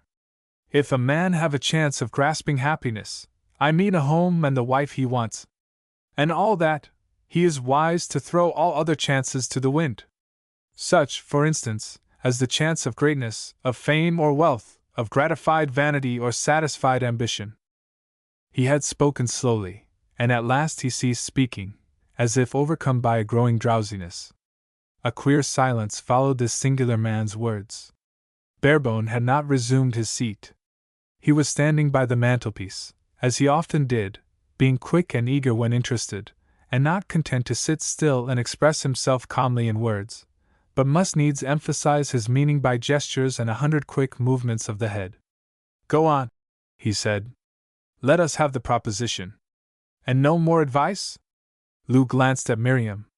He could see all three faces where he stood, but only by the light of the fire. Miriam was nearest to the hearth. He could see that her eyes were aglow, possibly with anger. Barebone shrugged his shoulders. You are not an agent, you are an advocate, he said. Turner raised his eyes with the patience of a slumbering animal that has been prodded. Yes, he said, your advocate. There is one more chance I should advise any man to shun, to cast to the four winds, and hold on only to that tangible possibility of happiness in the present. It is the chance of enjoying, in some dim and distant future, the satisfaction of having, in a half-forgotten past, done one's duty. One's first duty is to secure, by all legitimate means, one's own happiness. What is the proposition? Interrupted Barebone, quickly, and Turner, beneath his heavy lids, had caught in the passing the glance from Miriam's eyes, for which possibly both he and Lou Barebone had been waiting. £50,000, replied the banker bluntly, in first-class English securities, in return for a written undertaking on your part to relinquish all claim to any heritage to which you may think yourself entitled in France. You will need to give your word of honor never to set foot on French soil, and that is all. I never, until this moment, replied Barebone, knew the value of my own pretensions. Yes, said Turner quietly. That is the obvious retort. And having made it, you can now give a few minutes' calm reflection to my proposition. Say 5 minutes, until that clock strikes 9:30, and then I am ready to answer any questions you may wish to ask. Barebone laughed good-humoredly, and so far fell in with the suggestion that he leant his elbow on the corner of the mantelpiece, and looked at the clock. Chapter 29. In the dark. Had John Turner been able to see round the curve of his own vast cheeks, he might have perceived the answer to his proposition lurking in a little contemptuous smile at the corner of Miriam's closed lips. Lou saw it there, and turned again to the contemplation of the clock on the mantelpiece, which had already given a preliminary click. Thus they waited until the minutes should elapse, and Turner, with a smile of simple pleasure at their ready acquiescence in his suggestion, probably reflected behind his vacuous face that silence rarely implies indecision. When at last the clock struck, Lou turned to him with a laugh and a shake of the head, as if the refusal were so self-evident that to put it into words were a work of supererogation. Who makes the offer? He asked.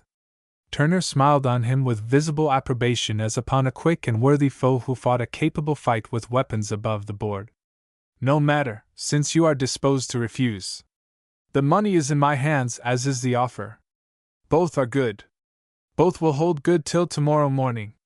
Septimus Marvin gave a little exclamation of approval. He had been sitting by the table looking from one to the other over his spectacles with the eager smile of the listener who understands very little, and while wishing that he understood more, is eager to put in a word of approval or disapprobation on safe and general lines. It was quite obvious to John Turner, who had entered the room in ignorance on this point, that Marvin knew nothing of Barebone's heritage in France while Miriam knew all. There is one point, he said, which is perhaps scarcely worth mentioning. The man who makes the offer is not only the most unscrupulous, but is likely to become one of the most powerful men I know. There is a reverse side to the medal. There always is a reverse side to the good things of this world. Should you refuse his ridiculously generous offer, you will make an enemy for life. One who is nearing that point where men stop at nothing. Turner glanced at Miriam again. Her clean-cut features had a stony stillness, and her eyes looked obstinately at the clock. The banker moved in his chair as if suddenly conscious that it was time to go. Do not, he said to Barebone, be misled or mislead yourself into a false estimate of the strength of your own case. The offer I make you does not in any way indicate that you are in a strong position. It merely shows the indolence of a man naturally open-handed, who would always rather pay than fight. Especially if the money is not his own. Yes, admitted Turner stolidly. That is so. Especially if the money is not his own. I dare say you know the weakness of your own case, others know it too. A portrait is not much to go on. Portraits are so easily copied, so easily changed. He rose as he spoke and shook hands with Marvin. Then he turned to Miriam, but he did not meet her glance. Last of all he shook hands with Barebone. Sleep on it, he said. Nothing like sleeping on a question. I am staying at the Black Sailor. See you tomorrow. He had come, had transacted his business and gone, all in less than an hour, with an extraordinary leisureliness almost amounting to indolence. He had lounged into the house, and now he departed without haste or explanation. Never hurry, never explain, was the text upon which John Turner seemed to base the sleepy discourse of his life. For each of us is a living sermon to his fellows, and it is to be feared the majority are warnings. Turner had dragged on his thick overcoat, not without Lou's assistance, and with the collar turned up about his ears, he went out into the night, leaving the three persons whom he had found in the drawing-room standing in the hall looking at the door, which he closed decisively behind him. Seize your happiness while you can, he had urged. If not, and the decisive closing of a door on his departing heels said the rest. The clock struck 10. It was not worth while going back to the drawing-room. All Farlingford was abed in those days by 9 o'clock. Barebone took his coat and prepared to follow Turner. Miriam was already lighting her bedroom candle. She bade the two men good night and went slowly upstairs. As she reached her own room she heard the front door close behind Lou and the rattle of the chain under the uncertain fingers of Septimus Marvin. The sound of it was like the clink of that other chain by which Barebone had made fast his boat to the tottering post on the river wall. Miriam's room was at the front of the house, and its square Georgian windows faced eastward across the river to the narrow spit of marshland and the open sea beyond it. A crescent of moon far gone on the wane, yellow and forlorn, was rising from the sea. An uncertain path of light lay across the face of the far-off tideway, broken by a narrow strip of darkness, and renewed again close at hand across the wide river almost to the sea-wall beneath the window. From this window no house could be seen by day, nothing but a vast expanse of water and land hardly less level and unbroken. No light was visible on sea or land now, nothing but the waning moon in a cold clear sky. Miriam threw herself, all dressed, on her bed with the abandonment of one who is worn out by some great effort, and buried her face in the pillow. Barebone's way lay to the left along the river wall by the side of the creek. Turner had gone to the right, taking the path that led down the river to the old quay and the village. Whereas Barebone must turn his back on Farlingford to reach the farm which still crouches behind a shelter of twisted oaks, and still bears the name of Maiden's Grave, though the name is now nothing but a word. For no one knows who the maiden was, or where her grave, or what brought her to it. The crescent moon gave little light, but Lou knew his way beneath the stunted cedars and through the barricade of ilex drawn round the rectory on the northern side. His eyes, trained to darkness, saw the shadowy form of a man awaiting him beneath the cedars almost as soon as the door was closed. He went toward him, perceiving with a sudden misgiving that it was not John Turner. A momentary silhouette against the northern sky showed that it was Colville, come at last. "Quick, this way!" he whispered, and taking Barebone's arm he led him through the bushes. He halted in a little open space between the ilex and the river wall, which is 15 feet high at the meeting of the creek and the larger stream. There are 3 men, who are not Farlingford men, on the outer side of the seawall below the rectory landing. Turner must have placed them there. I'll be even with him yet. There is a large fishing smack lying at anchor inside the ness, just across the marsh. It is the Petite Jeanne. I found this out while you were in there. I could hear your voices. Could you hear what he said? No, answered Colville, with a sudden return to his old manner, easy and sympathetic. No, this is no time for joking, I can tell you that. You have had a narrow escape, I assure you, Barebone. That man, the captain of the Petite Jeanne, is well known. There are plenty of people in France who want to get quietly rid of some family encumbrance. A man in the way, you understand, a son too many, a husband too much, a stepson who will inherit. The world is full of superfluities. Well, the captain of the Petite Jeanne will take them a voyage for their health to the Iceland fisheries. They are so far and so remote, the Iceland fisheries. The climate is bad and accidents happen. And if the Petite Jeanne returns short-handed, as she often does, the other boats do the same. It is only a question of a few entries in the custom-house books at Fécamp. Do you see? Yes, admitted Barebone, thoughtfully. I see. I suppose it suggested itself to you when you were on board, and that is why you took the first chance of escape. Well, hardly, but I escaped, so it does not matter. No, acquiesced Colville. It doesn't matter. But how are we to get out of this? They are waiting for us under the seawall. Is there a way across the marsh? Yes, I know a way. But where do you want to go tonight? Out of this, whispered Colville, eagerly. Out of Farlingford and Suffolk before the morning if we can. I tell you there is a French gunboat at Harwich, and another in the North Sea. It may be chance and it may not. But I suspect there is a warrant out against you. And failing that, there's the Petite Jeanne hanging about waiting to kidnap you a second time. And Turner's at the bottom of it, damn him! Again Dormer Colville allowed a glimpse to appear of another man quite different from the easy, indolent man of the world, the well-dressed adventurer of a day when adventure was mostly sought in drawing-rooms, when scented and curled dandies were made or marred by women. For a moment Colville was roused to anger, and seemed capable of manly action. But in an instant the humor passed, and he shrugged his shoulders and gave a short, indifferent laugh beneath his breath. Come, he said, lead the way and I will follow. I have been out here since 8 o'clock and it is deucedly cold. I followed Turner from Paris, for I knew he was on your scent. Once across the marsh we can talk without fear as we go along. Barebone obeyed mechanically, leading the way through the bushes to the kitchen garden and over an iron fencing on to the open marsh. This stretched inland for 2 miles without a hedge or other fence but the sunken dikes which intersected it across and across. Any knowing his way could save 2 miles on the longer way by the only road connecting Farlingford with the mainland and tapping the great road that runs north and south a few miles inland. There was no path, for few ever passed this way. By day, a solitary shepherd watched his flocks here. By night the marsh was deserted. Across some of the dikes a plank is thrown, the whereabouts of which is indicated by a post, waist-high, driven into the ground, easily enough seen by day, but hard to find after dark. Not all the dikes have a plank, and for the most part the marsh is divided into squares, each only connected at one point with its neighbor.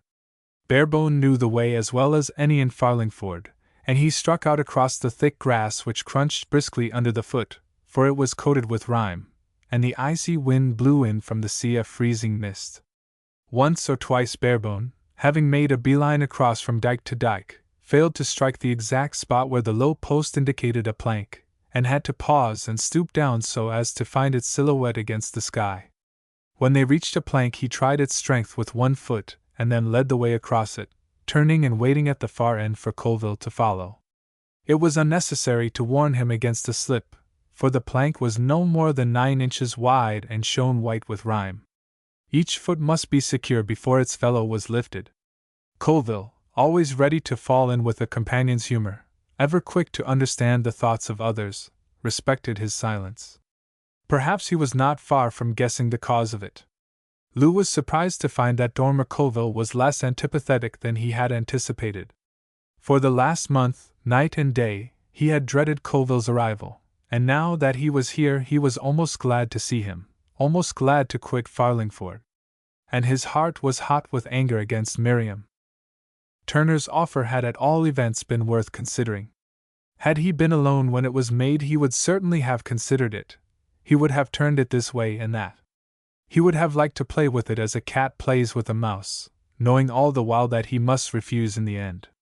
Perhaps Turner had made the offer in Miriam's presence, expecting to find in her a powerful ally. It was only natural for him to think this. Ever since the beginning, men have assigned to women the role of the dissuader, the drag, the hinderer. It is always the woman, tradition tells us, who persuades the man to be a coward, to stay at home, to shirk a difficult or a dangerous duty. As a matter of fact, Turner had made this mistake. He had always wondered why Miriam Liston elected to live at Farlingford when, with her wealth and connections, both in England and France, she might live a gayer life elsewhere. There must, he reflected, be some reason for it. When whosoever does anything slightly unconventional or leaves undone what custom and gossip make almost obligatory, a relation or a mere interfering neighbor is always at hand to wag her head and say there must be some reason for it. Which means, of course, one specific reason. And the worst of it is that she is nearly always right. John Turner, laboriously putting two small numerals together, after his manner, had concluded that Lou Barebone was the reason.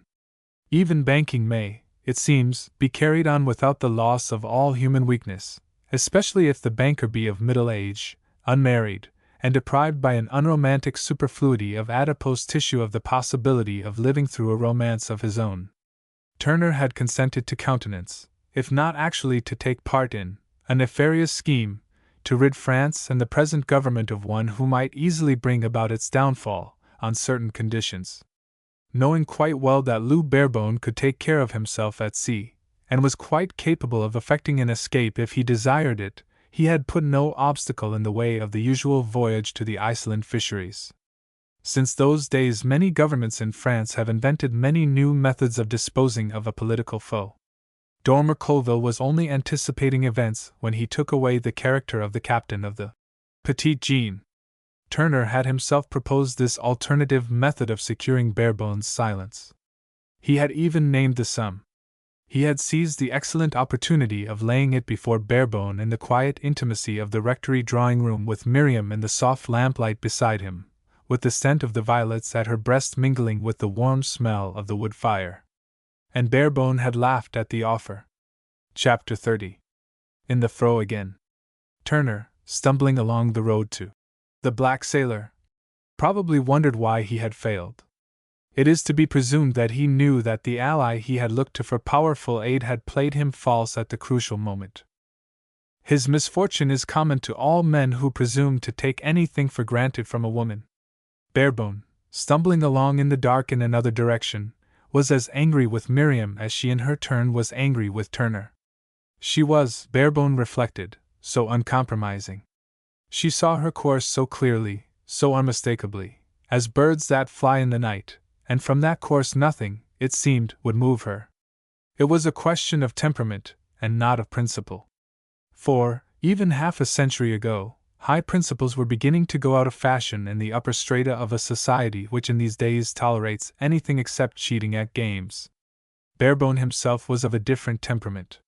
He liked to blind himself to the inevitable end, to temporize with the truth, whereas Miriam, with a sort of dogged courage essentially English, perceived the hard truth at once and clung to it, though it hurt. And all the while Barebone knew at the back of his heart that his life was not his own to shape. At the end, says an Italian motto, stands destiny. Barebone wanted to make believe, he wanted to pretend that his path lay down a flowery way, knowing all the while that he had a hill to climb and destiny stood at the top. Colville had come at the right time. It is the fate of some men to come at the right moment, just as it is the lot of others never to be there when they are wanted and their place is filled by a bystander, and an opportunity is gone forever. Which is always a serious matter, for God only gives 1 or 2 opportunities to each of us. Colville had come with his ready sympathy, not expressed as the world expresses its sympathy, in words, but by 100 little self-abnegations. He was always ready to act up to the principles of his companion for the moment, or to act up to no principles at all should that companion be deficient. Moreover, he never took it upon himself to judge others, but extended to his neighbor a large tolerance, in return for which he seemed to ask nothing. "I have a carriage," he said, when on a broader cart track they could walk side by side, "waiting for me at the roadside and at the junction of the two roads. The man brought me from Ipswich to the outskirts of Farlingford, and I sent him back to the high road to wait for me there, to put up and stay all night, if necessary." Barebone was beginning to feel tired. The wind was abominably cold. He heard with satisfaction that Colville had as usual foreseen his wishes. "I dogged Turner all the way from Paris, hardly letting him out of my sight," Colville explained, cheerily, when they at length reached the road. "It is easy enough to keep in touch with one so remarkably stout, for every one remembers him. What did he come to Farlingford for? Apparently to try and buy me off. For Louis Bonaparte? He did not say so." "No," said Colville. "He would not say so. But it is pretty generally suspected that he is in that galley, and pulls an important oar in it, too. What did he offer you?" £50,000. "Phew!" whistled Colville. He stopped short in the middle of the road. "Phew!" he repeated thoughtfully. £50,000! Gad! They must be afraid of you. They must think that we are in a strong position. And what did you say, Barebone?" "I refused." "Why?" Barebone paused, and after a moment's thought made no answer at all. He could not explain to Dormer Colville his reason for refusing. "Outright?" inquired Colville, deep in thought. "Yes." Colville turned and glanced at him sideways, though it was too dark to see his face. "I should have thought," he said tentatively after a while, "that it would have been wise to accept. A bird in the hand, you know, a damned big bird. And then afterwards you could see what turned up." "You mean I could break my word later on?" inquired Barebone, with that odd downrightness which at times surprised Colville and made him think of Captain Clubb. "Well, you know," he explained, with a tolerant laugh, "in politics it often turns out that a man's duty is to break his word, duty toward his party, and his country, and that sort of thing." Which was plausible enough, as many eminent politicians seem to have found in these later times. "I dare say it may be so," answered Barebone. "But I refused outright, and there is an end to it." For now that he was brought face to face with the situation, shorn of side issues and set squarely before him, he envisaged it clearly enough. He did not want £50,000. He had only wanted the money for a moment because the thought leapt into his mind that £50,000 meant Miriam. Then he saw that little contemptuous smile tilting the corner of her lips, and he had no use for £1,000,000. If he could not have Miriam, he would be King of France. It is thus that history is made, for those who make it are only men. And Clio, that greatest of the daughters of Zeus, about whose feet cluster all the famous names of the makers of this world's story, has, after all, only had the reversion of the earth's great men. She has taken them after some forgotten woman of their own choosing has had the first refusal. Thus it came about that the friendship so nearly severed one evening at the Hotel Gemissac, in Paris, was renewed after a few months, and Barebone felt assured once more that no one was so well disposed toward him as Dormer Colville. There was no formal reconciliation, and neither deemed it necessary to refer to the past. Colville, it will be remembered, was an adept at that graceful tactfulness which is somewhat clumsily described by this tolerant generation as going on as if nothing had happened. By the time that the waning moon was high enough in the eastern sky to shed an appreciable light upon their path, they reached the junction of the two roads and set off at a brisk pace southward toward Ipswich. So far as the eye could reach, the wide heath was deserted, and they talked at their ease. "There is nothing for it but to wake up my driver and make him take us back to Ipswich tonight. Tomorrow morning we can take train to London and be there almost as soon as John Turner realizes that you have given him the slip," said Colville, cheerily. And then back to France, where the sun shines, my friend, and the spring is already in the air. Think of that! It is so, at least, at Gemissac, for I heard from the Marquis before I quitted Paris. Your disappearance has nearly broken a heart or two down there, I can tell you. The old Marquis was in a great state of anxiety. I have never seen him so upset about anything, and Juliet did not seem to be able to offer him any consolation. Back to France? Echoed Barebone, not without a tone of relief, almost of exultation, in his voice. Will it be possible to go back there, since we have to run away from Farlingford? Safer there than here, replied Colville. It may sound odd, but it is true. De Gemissac is one of the most powerful men in France, not intellectually, perhaps, but by reason of his great name, and they would not dare to touch a protégé or a guest of his. If you go back there now, you must stay at Gemissac. They have put the chateau into a more habitable condition, and are ready to receive you. He turned and glanced at Lou's face in the moonlight. There will be a difference, you understand. You will be a different person from what you were when last there. He went on, in a muffled voice. Yes, I understand, replied Barebone, gravely. Already the dream was taking shape. Colville's persuasive voice had awakened him to find that it was no dream, but a reality, and Farlingford was fading back into the land of shadows. It was only France, after all, that was real. That journey of ours, explained Colville vaguely, has made an extraordinary difference. The whole party is aroused and in deadly earnest now. Barebone made no answer, and they walked on in meditative silence toward the roadside inn, which stood up against the southern sky a few hundred yards ahead. In fact, Colville added, after a silence, the ball is at your feet, Barebone. There can be no looking back now. And again Barebone made no answer. It was a tacit understanding then. For greater secrecy, Barebone walked on toward Ipswich alone, while Colville went into the inn to arouse his driver, whom he found slumbering in the wide chimney corner before a log fire. From Ipswich to London, and thus on to New Haven, they journeyed pleasantly enough in company, for they were old companions of the road, and Colville's unruffled good humor made him an easy comrade for travel even in days when the idea of comfort reconciled with speed had not suggested itself to the mind of man. Such, indeed, was his foresight that he had brought with him to London, and there left awaiting further need of it, that personal baggage which Lou had perforce left behind him at the Hotel Gemissac in Paris. They made but a brief halt in London, where Colville admitted gaily that he had no desire to be seen. I might meet my tailor in Piccadilly, he said, and there are others who may perhaps consider themselves aggrieved. At Colville's club, where they dined, he met more than one friend. Hello, said one who had the ruddy countenance and bluff manners of a retired major. Hello? Who'd have expected to see you here? I didn't know, I thought, Dammy! And 100 facetious questions gleamed from the major's eye. All right, my boy, answered Colville, cheerfully. I am off to France tomorrow morning.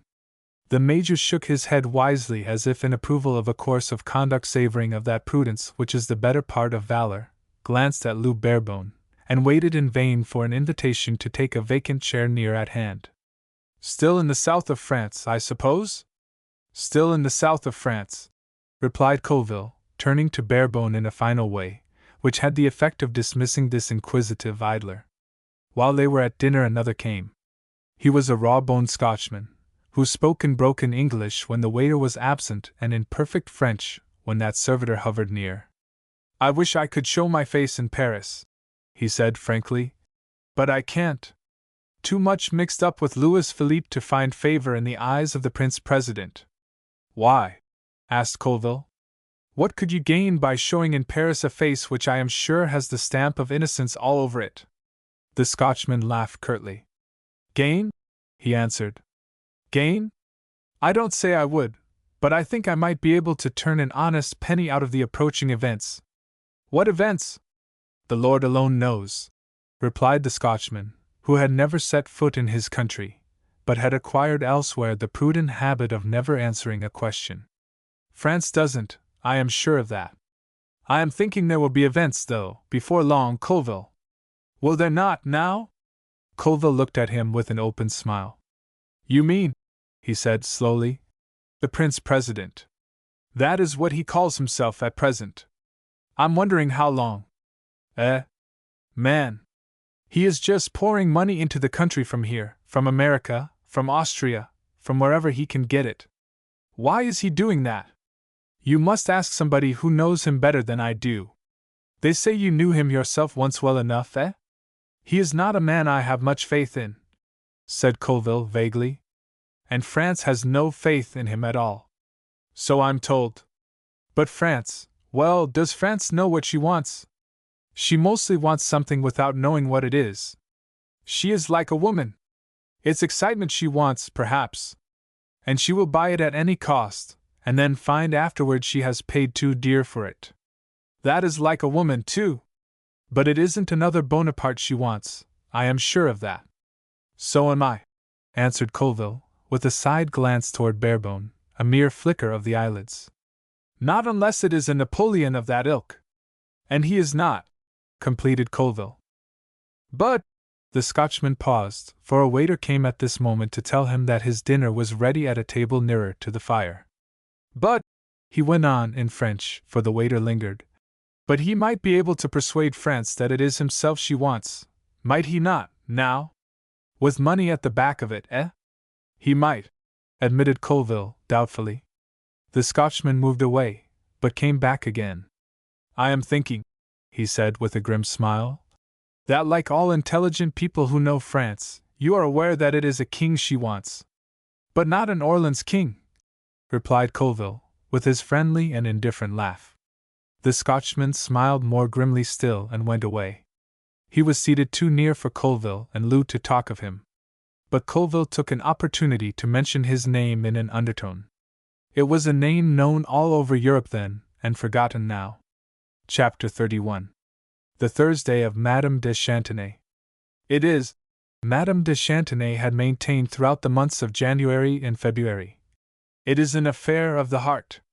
She continued to hold this opinion with, however, a shade less conviction, well into a cold March. It is an affair of the heart, Abbé, she said. Allez! I know what I talk of. It is an affair of the heart, and nothing more. There is someone in England, some blonde English girl. They are always washing, I am told. And certainly they have that air, like a garment that has been too often to the blanchisseuse and has lost its substance. A beautiful skin, I allow you. But so thin, so thin. The skin, madam? Inquired the Abbé Touvent, with that gentle and cackling humor in which the ordained of any church may indulge after a good dinner. The Abbé Touvent had, as a matter of fact, been Madame de Chantenay's most patient listener through the months of suspense that followed Lou Barebone's sudden disappearance. Needless to say, he agreed ardently with whatever explanation she put forward. Old ladies who give good dinners to a Low Church British curate, or an abbé of the Roman confession, or, indeed, to the needy celibate exponents of any creed whatsoever, may always count upon the active conversational support of their spiritual adviser. And it is not only within the fold of papacy that careful Christians find the road to heaven made smooth by the arts of an efficient cook. You know well enough what I mean, malicious one, retorted the lady, arranging her shawl upon her fat shoulders.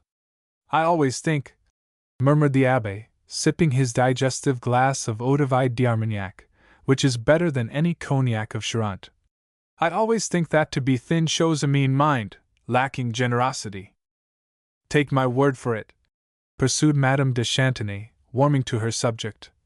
That is the explanation of the young man's disappearance. They say the government has taken some underhand way of putting him aside.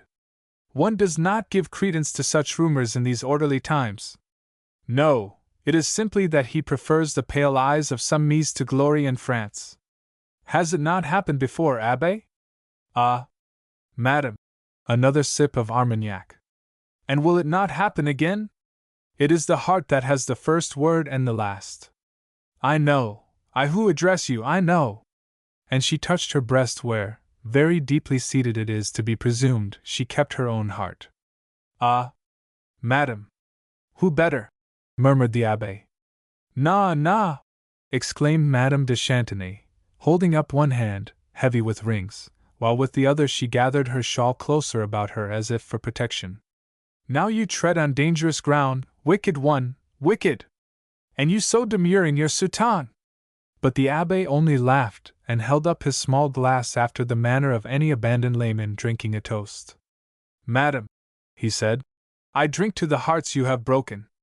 And now I go to arrange the card tables, for your guests will soon be coming." It was, in fact, Madame de Chantenay's Thursday evening to which were bidden such friends as enjoyed for the moment her fickle good graces. The Abbé Touvent was, so to speak, a permanent subscriber to these favors. The task was easy enough, and any endowed with a patience to listen, a readiness to admire that excellent young nobleman, Albert de Chantenay, and the credulity necessary to listen to the record, more hinted at than clearly spoken, of Madame's own charms in her youth, could make sure of a game of dominoes on the evening of the third Thursday in the month. The abbé bustled about, drawing cards and tables nearer to the lamps, away from the draught of the door, not too near the open wood fire. His movements were dainty, like those of an old maid of the last generation. He hissed through his teeth as if he were working very hard. It served to stimulate a healthy excitement in the Thursday evening of Madame de Chantenay. "Oh, I am not uneasy," said that lady as she watched him. She had dined well and her digestion had outlived those charms to which she made such frequent reference. "I am not uneasy. He will return more or less sheepish. He will make some excuse more or less inadequate. He will tell us a story more or less creditable. Allez! Oh, you men! If you intend that chair for Monsieur de Gemissac, it is the wrong one. Monsieur de Gemissac sits high, but his legs are short. Give him the little chair that creaks. If he sits too high, he is apt to see over the top of one's cards. And he is so eager to win, the good Marquis. Then he will come tonight despite the cold? You think he will come, madame? I am sure of it. He has come more frequently since Juliet came to live at the chateau. It is Juliet who makes him come, perhaps. Who knows?"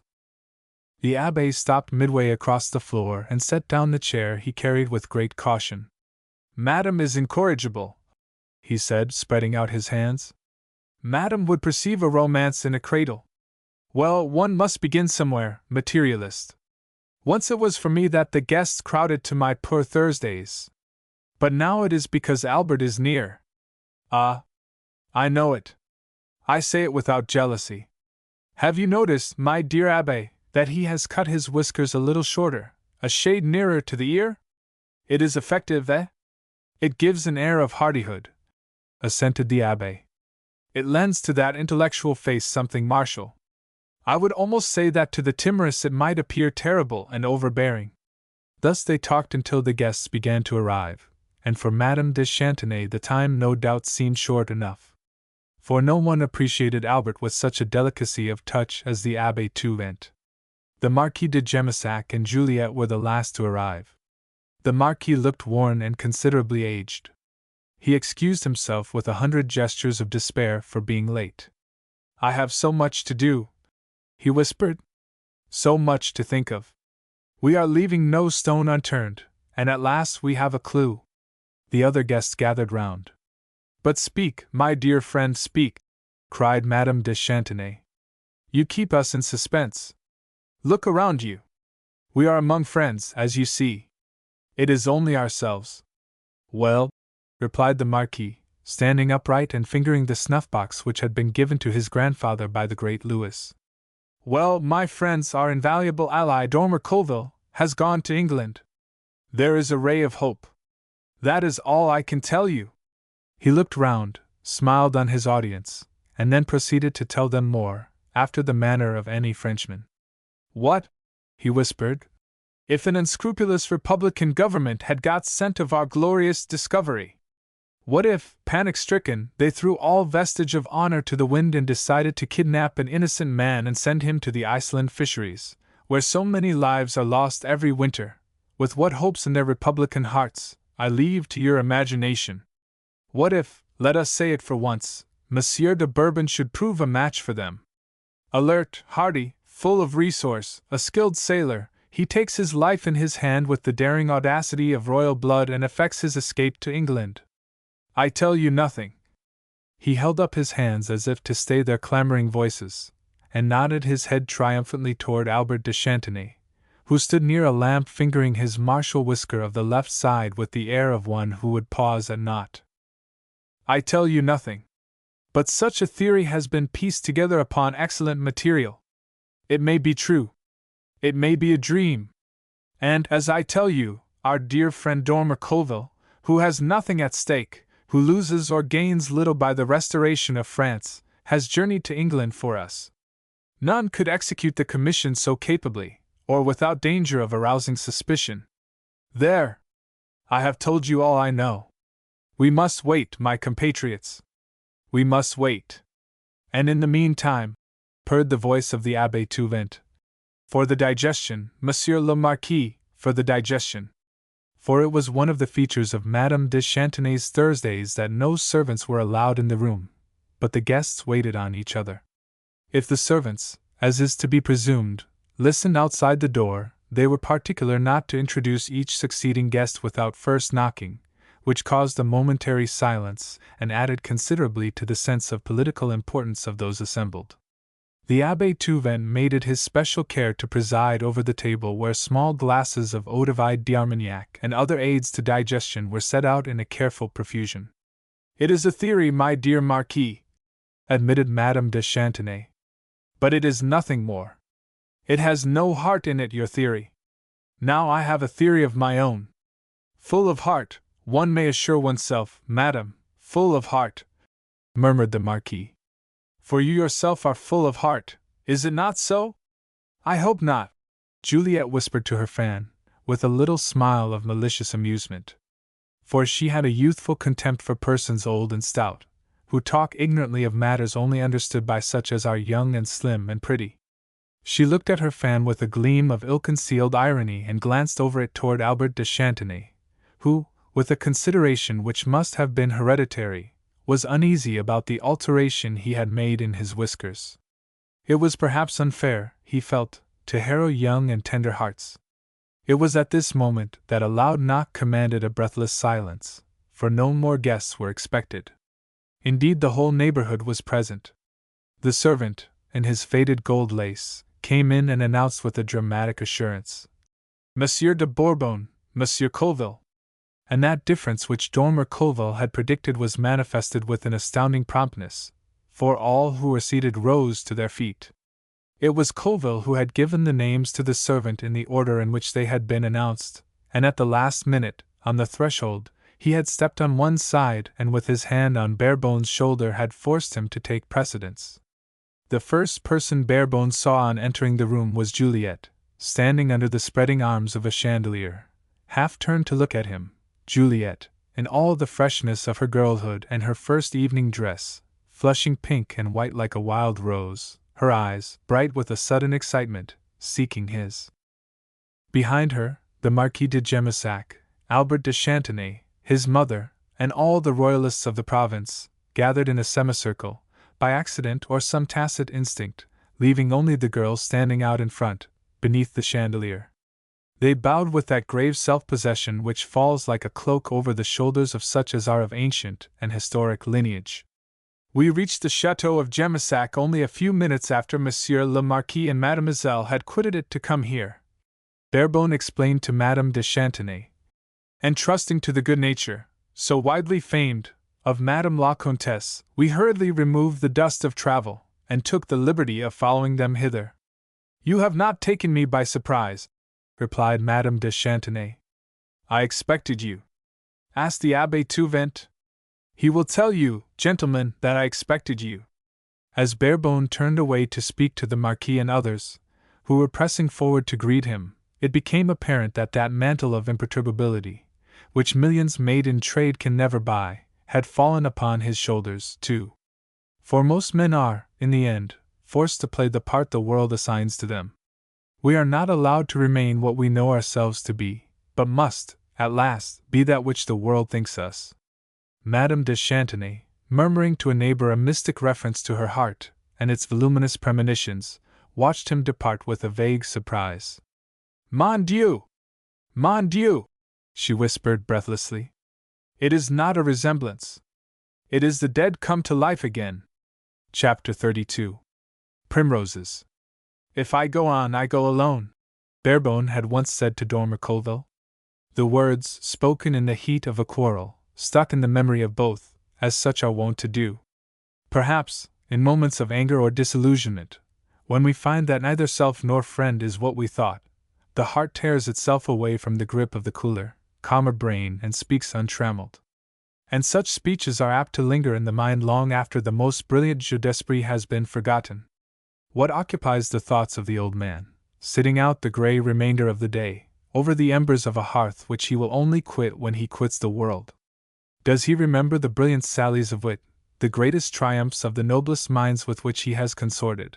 Or does his memory cling to some scene, simple, pastoral, without incident, which passed before his eyes at a moment when his heart was sore or glad? When his mind is resting from its labors and the sound of the grinding is low, he will scarce remember the neat saying or the lofty thought clothed in perfect language, but he will never forget a hasty word spoken in an unguarded moment by one who was not clever at all, nor even possessed the worldly wisdom to shield the heart behind the buckler of the brain. You will find things changed, Colville had said, as they walked across the marsh from Farlingford, toward the Ipswich road. And the words came back to the minds of both, on that Thursday of Madame de Chantenay, which many remember to this day.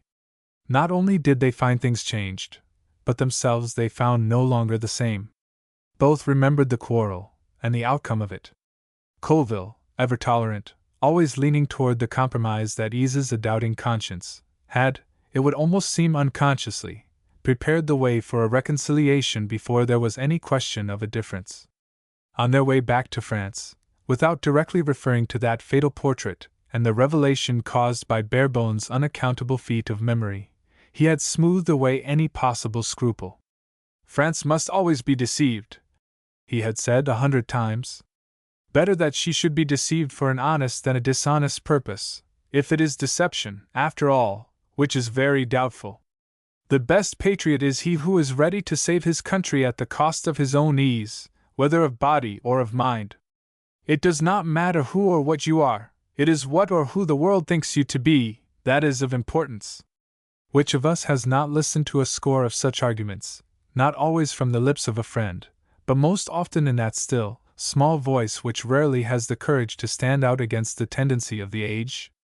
There is nothing so contagious as laxity of conscience. Barebone listened to the good-natured, sympathetic voice with a make-believe conviction which was part of his readiness to put off an evil moment. Colville was a difficult man to quarrel with. It seemed bearish and ill-natured to take amiss any word or action which could only be the outcome of a singularly tender consideration for the feelings of others. But when they entered Madame de Chantenay's drawing-room, when Dormer, impelled by some instinct of the fitness of things, stepped aside and motioned to his companion to pass in first, the secret they had in common yawned suddenly like a gulf between them. For the possession of a secret either estranges or draws together. More commonly it estranges. For which of us is careful of a secret that redounds to our credit? Nearly every secret is a hidden disgrace, and such a possession, held in common with another, is not likely to ensure affection. Colville lingered on the threshold, watching Lou make the first steps of that progress which must henceforth be pursued alone. He looked round for a friendly face, but no one had eyes for him. They were all looking at Lou Barebone. Colville sought Mrs. St. Pierre Lawrence, usually in full evidence, even in a room full of beautiful women and distinguished men. But she was not there. For a minute or two no one noticed him, and then Albert de Chantenay, remembering his role, came forward to greet the Englishman. It was, explained Colville in a lowered voice, as we thought. An attempt was made to get him out of the way, but he effected his escape. He knew, however, the danger of attempting to communicate with any of us by post, and was awaiting some opportunity of transmitting a letter by a safe hand, when I discovered his hiding place. And this was the story that went half round France, from lip to lip, among those who were faithful to the traditions of a glorious past.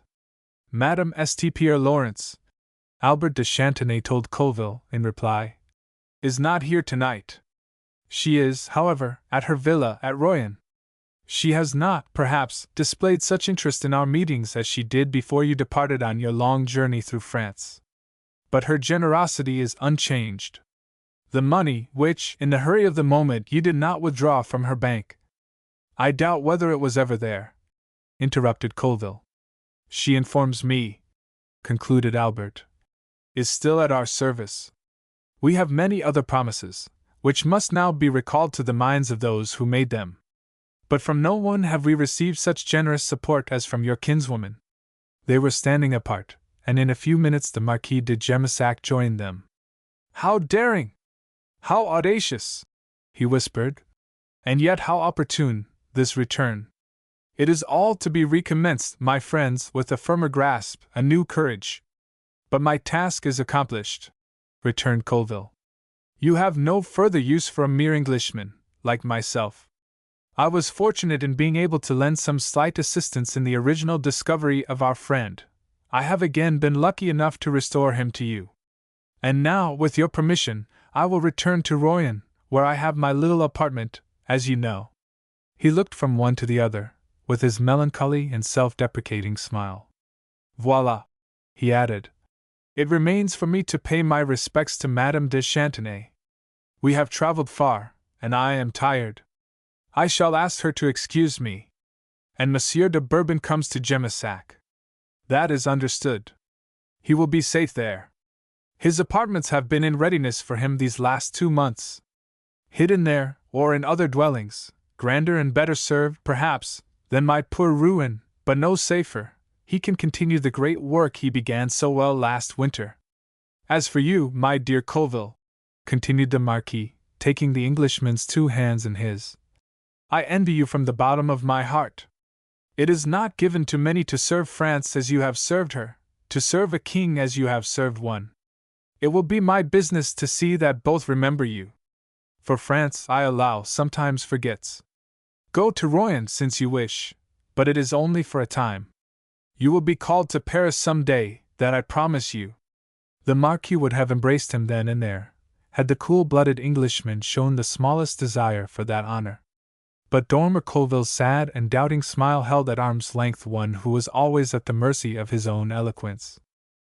The card tables had lost their attraction, and although many parties were formed, and the cards were dealt, the players fell to talking across the ungathered tricks, and even the Abbé Touvent was caught tripping in the matter of a point.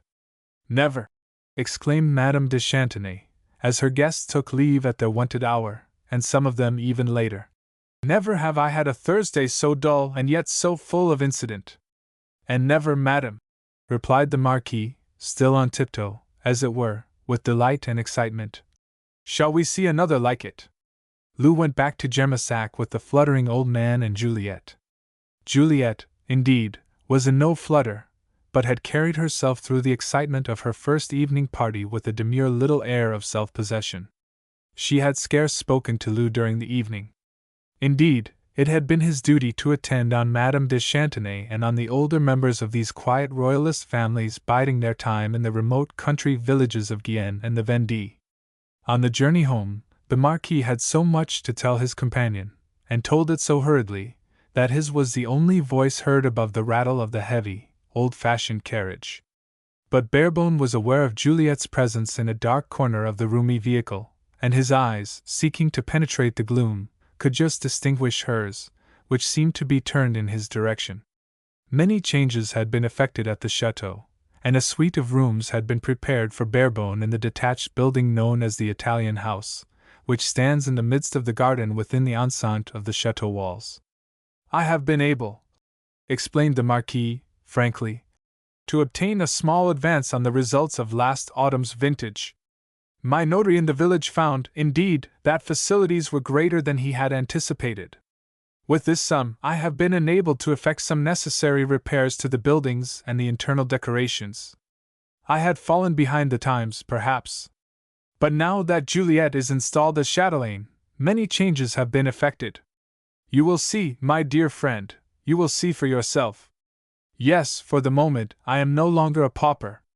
As you yourself will have noticed, in your journey through the West, rural France is enjoying a sudden return of prosperity. It is unaccountable. No one can make me believe that it is to be ascribed to this scandalous government, under which we agonize. But there it is, and we must thank heaven for it. Which was only the truth. For France was at this time entering upon a period of plenty. The air was full of rumors of new railways, new roads, and new commercial enterprise. Banks were being opened in the provincial towns, and loans made on easy terms to agriculturists for the improvement of their land. Barebone found that there were indeed changes in the old chateau. The apartments above that which had once been the stabling, hitherto occupied by the Marquis, had been added to, and a slight attempt at redecoration had been made. There was no lack of rooms, and Juliet now had her own suite, while the Marquis lived, as hitherto, in 3 small apartments over the rooms occupied by Marie and her husband. An elderly relation, one of those old ladies habited in black, who are ready to efface themselves all day and occupy a garret all night in return for bed and board, had been added to the family. She contributed a silent and mysterious presence, some worldly wisdom, and a profound respect for her noble kinsman. She is quite harmless, Juliet explained gaily to Barebone on the first occasion when they were alone together. This did not present itself until Lou had been quartered in the Italian house for some days, with his own servant. Although he took luncheon and dinner with the family in the old building near to the gatehouse, and spent his evenings in Juliet's drawing room, the Marquis or Madame Maugrin was always present, and as often as not, they played a game of chess together. She is quite harmless, said Juliet, tying, with a thread, the primroses she had been picking in that shady corner of the garden which lay at the other side of the Italian house. The windows of Barebone's apartment, by the way, looked down upon this garden, and he, having perceived her, had not wasted time in joining her in the morning sunshine. I wonder if I shall be as harmless when I am her age. And indeed danger lurked beneath her lashes as she glanced at him, asking this question with her lips and 100 others with her eyes, with her gay air of youth and happiness, with her very attitude of coquetry, as she stood in the spring sunshine, with the scent of the primroses about her. I think that any one who approaches you will always do so at his peril, mademoiselle. Then why do it? She asked, drawing back and busying herself with the flowers, which she laid against her breast, as if to judge the effect of their color against the delicate white of her dress. Why run into danger? Why come downstairs at all? Why breathe? He retorted with a laugh. Why eat, or drink, or sleep? Why live? Mon Dieu! Because there is no choice. And when I see you in the garden, there is no choice for me, mademoiselle. I must come down and run into danger, because I cannot help it any more than I can help. But you need not stay, she interrupted cleverly. A brave man may always retire from danger into safety. But he may not always want to, mademoiselle. Ah! And with a shrug of the shoulders, she inserted the primroses within a very small waistband and turned away. Will you give me those primroses, mademoiselle? Asked Lou, without moving, for, although she had turned to go, she had not gone. She turned on her heel and looked at him, with demure surprise, and then bent her head to look at the flowers at her own waist. They are mine, she answered, standing in that pretty attitude, her hair half concealing her face. I picked them myself. 2 reasons why I want them. Ah! But, she said, with a suggestion of thoughtfulness, one does not always get what one wants. You ask a great deal, monsieur. There is no limit to what I would ask, mademoiselle. She laughed gaily. If, she inquired, with raised eyebrows, if I dared. Again she looked at him with that little air of surprise. But I thought you were so brave, she said. So reckless of danger? A brave man assuredly does not ask. He takes that which he would have. It happened that she had clasped her hands behind her back, leaving the primroses at her waist uncovered and half falling from the ribbon. In a moment he had reached out his hand and taken them. She leapt back, as if she feared that he might take more, and ran back toward the house, placing a rough tangle of briar between herself and this robber. Her laughing face looked at him through the briar. You have your primroses, she said, but I did not give them to you. You want too much, I think. I want what that ribbon binds, he answered. But she turned away and ran toward the house, without waiting to hear. Chapter 33. Dormer Colville is blind. It was late when Dormer Colville reached the quiet seacoast village of Royan on the evening of his return to the west. He did not seek Mrs. St. Pierre Lawrence until the luncheon hour next morning, when he was informed that she was away from home. "Madame has gone to Paris," the man said, who, with his wife, was left in charge of the empty house. "It was a sudden resolution, one must conclude," he added darkly, "but Madame took no one into her confidence. She received news by post, which must have brought about this sudden decision." Colville was intimately acquainted with his cousin's affairs. Many hazarded an opinion that, without the help of Madame St. Pierre Lawrence, this rolling stone would have been bare enough. She had gone to Paris for one of two reasons, he concluded. Either she had expected him to return thither from London, and had gone to meet him with the intention of coming to some arrangement as to the disposal of the vast sum of money now in Turner's hands awaiting further developments, or some hitch had occurred with respect to John Turner himself. Dormer Colville returned, thoughtfully, to his lodging, and in the evening set out for Paris. He himself had not seen Turner since that morning in the banker's office in the Rue Lafayette, when they had parted so unceremoniously, in a somewhat heated spirit. But, on reflection, Colville, who had sought to reassure himself with regard to one whose name stood for the incarnation of gastronomy and mental density in the Anglo-French clubs of Paris, had come to the conclusion that nothing was to be gained by forcing a quarrel upon Turner. It was impossible to bring home to him an accusation of complicity in an outrage which had been carried through with remarkable skill. And when it is impossible to force home an accusation, a wise man will hold his tongue. Colville could not prove that Turner had known Barebone to be in the carriage waiting in the courtyard, and his own action in the matter had been limited to the interposition of his own clumsy person between Colville and the window, which might, after all, have been due to stupidity. This, as a matter of fact, was Mrs. St. Pierre Lawrence's theory on the subject. For that lady, resting cheerfully on the firm basis of a self-confidence which the possession of money nearly always confers on women, had laughed at Turner all her life, and now proposed to continue that course of treatment. "Take my word," she had assured Colville, "he was only acting in his usual dense way, and probably thinks now that you are subject to brief fits of mental aberration. I am not afraid of him or anything that he can do. Leave him to me, and devote all your attention to finding Lou Barebone again." Upon which advice Colville had been content to act. He had a faith in Mrs. St. Pierre Lawrence's wit which was almost as great as her own, and thought, perhaps rightly enough, that if any one were a match for John Turner it was his sprightly and capable client. For there are two ways of getting on in this world: one is to get credit for being cleverer than you are, and the other to be cleverer than your neighbor suspects. But the latter plan is seldom followed, for the satisfaction it provides must necessarily be shared with no confidant. Colville knew where to look for Mrs. St. Pierre Lawrence in Paris, where she always took an apartment in a quiet and old-fashioned hotel rejoicing in a select royalist clientele on the Place Vendôme. On arriving at the capital, he hurried thither, and was told that the lady he sought had gone out a few minutes earlier. "But Madame's maid," the porter added, "is no doubt within." Colville was conducted to Mrs. St. Pierre Lawrence's room, and was hardly there before the lady's French maid came hurrying in with upraised hands. "A just heaven has assuredly sent Monsieur at this moment," she exclaimed. "Madame only quitted this room 10 minutes ago, and she was agitated, she, who is usually so calm. She would tell me nothing, but I know, who have done Madame's hair these 10 years. And there is only one thing that could cause her anxiety, except, of course, any mishap to Monsieur. That would touch the heart, yes."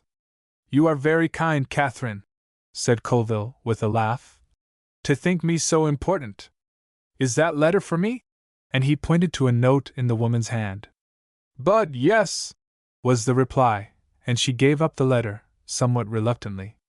"There is only one thing, and that is money," she concluded, watching him tear open the envelope. "I am going to John Turner's office," Mrs.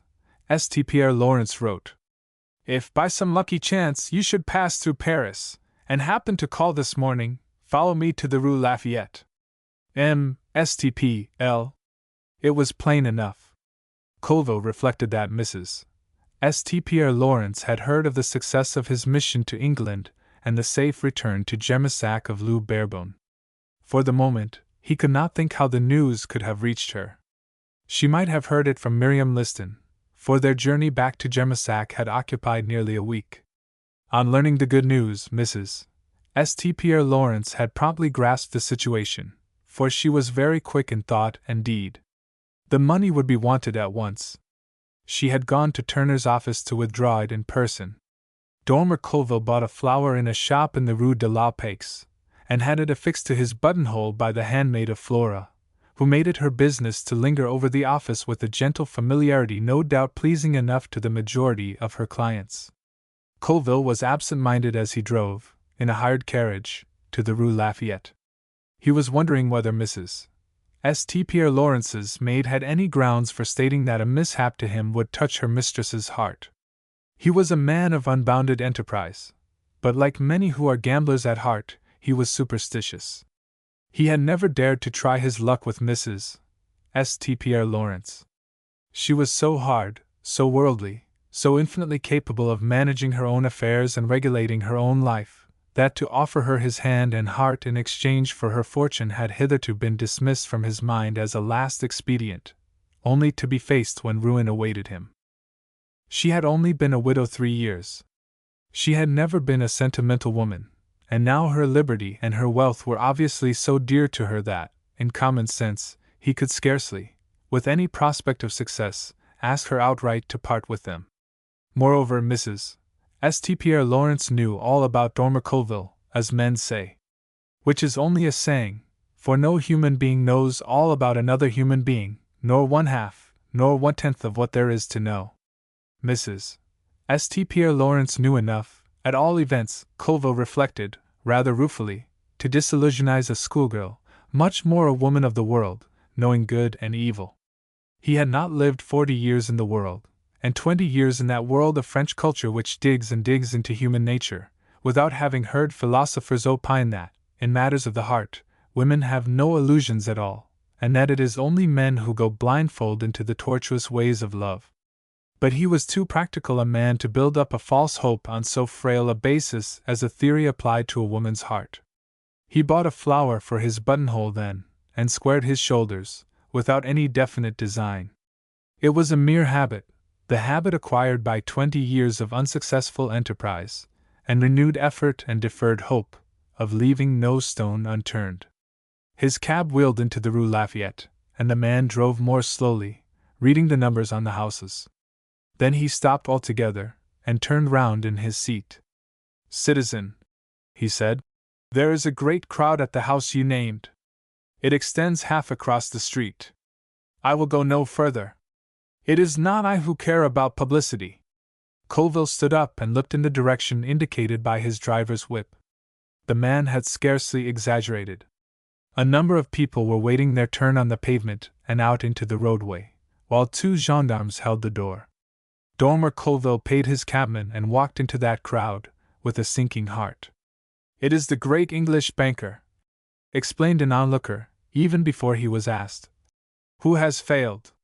Colville had never found any difficulty in making his way through a crowd, a useful accomplishment in Paris at all times, where government is conducted, thrones are raised and toppled over, provinces are won and lost again, by the mob.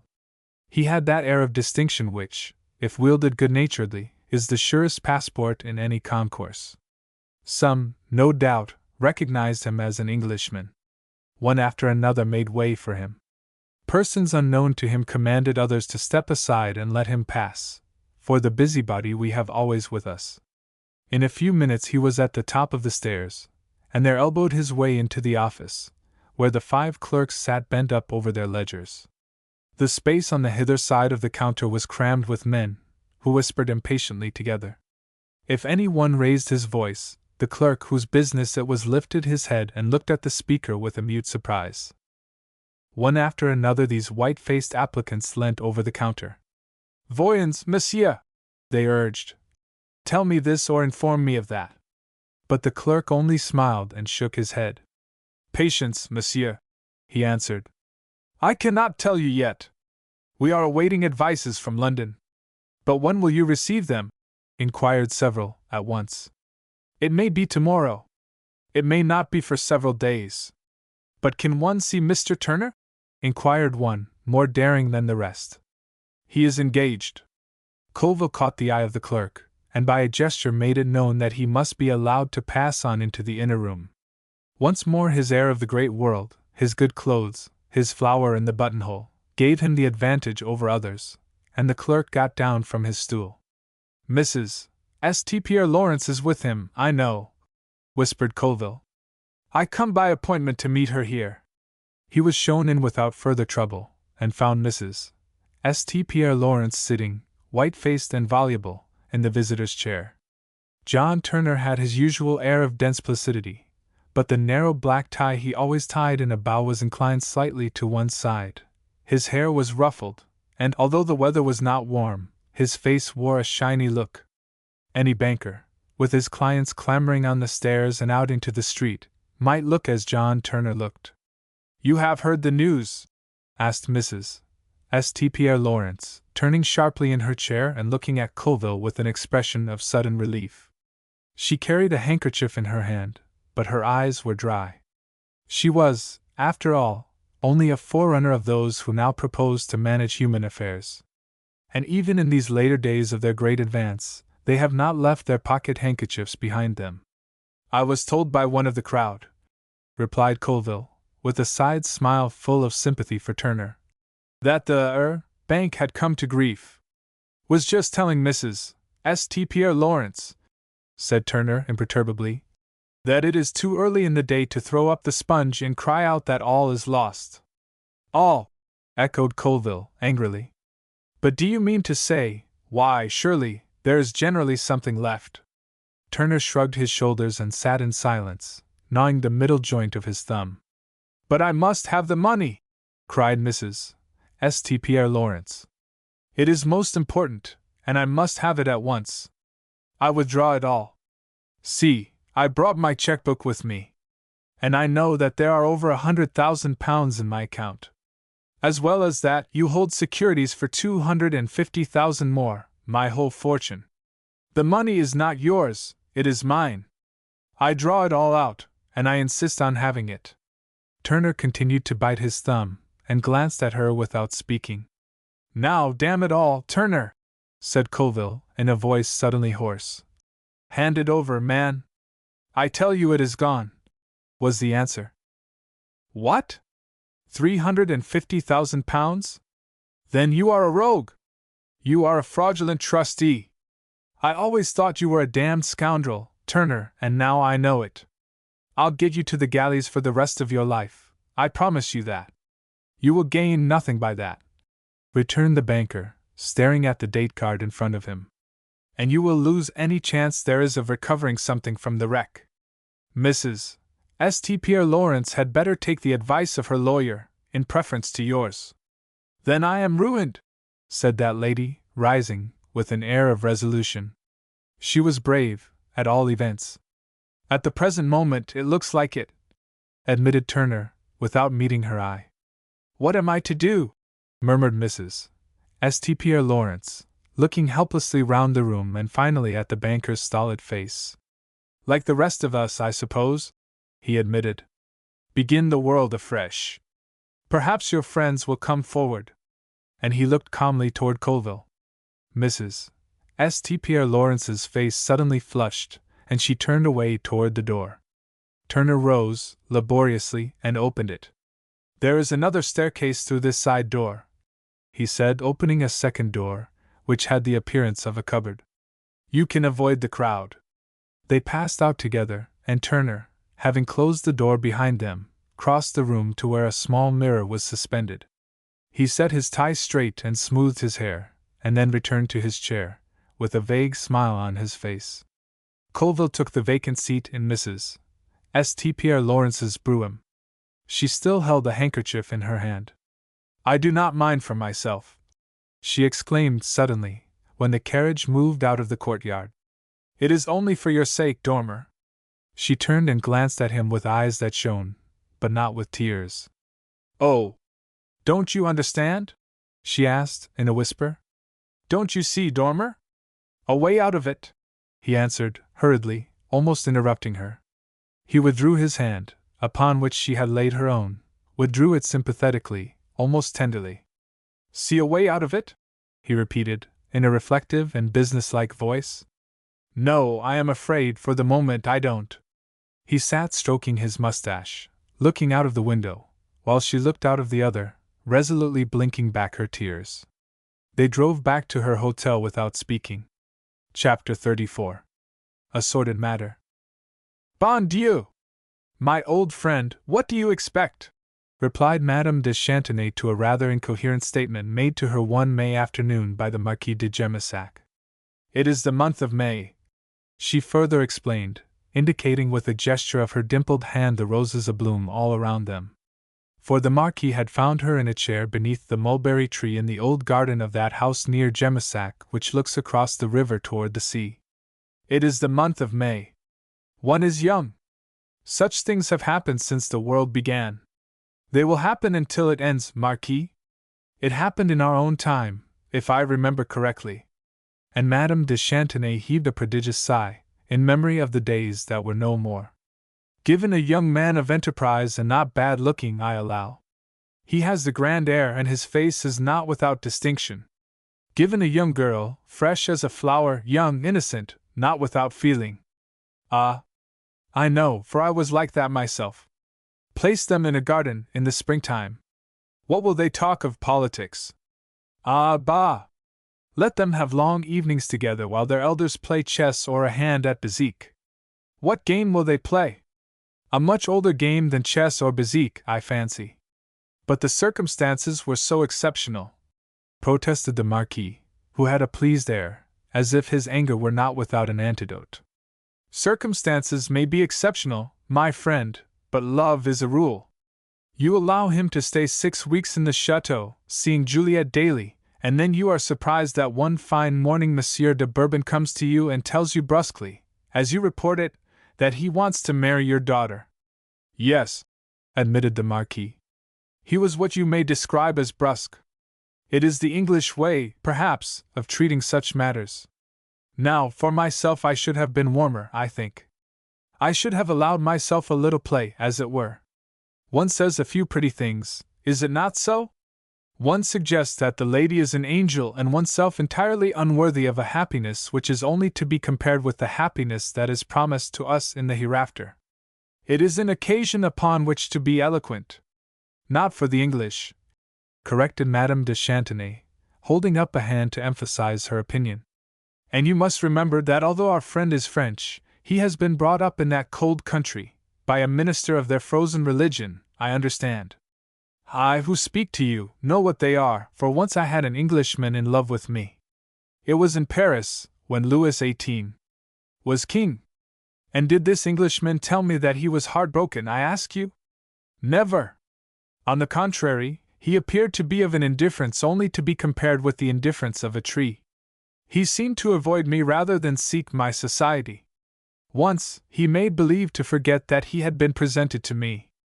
A ruse, a mere ruse to conceal his passion. But I knew always. And what was the poor man's fate? What was his name, Comtesse? I forget, my friend. For the moment I have forgotten it. But tell me more about Monsieur de Bourbon and Juliet.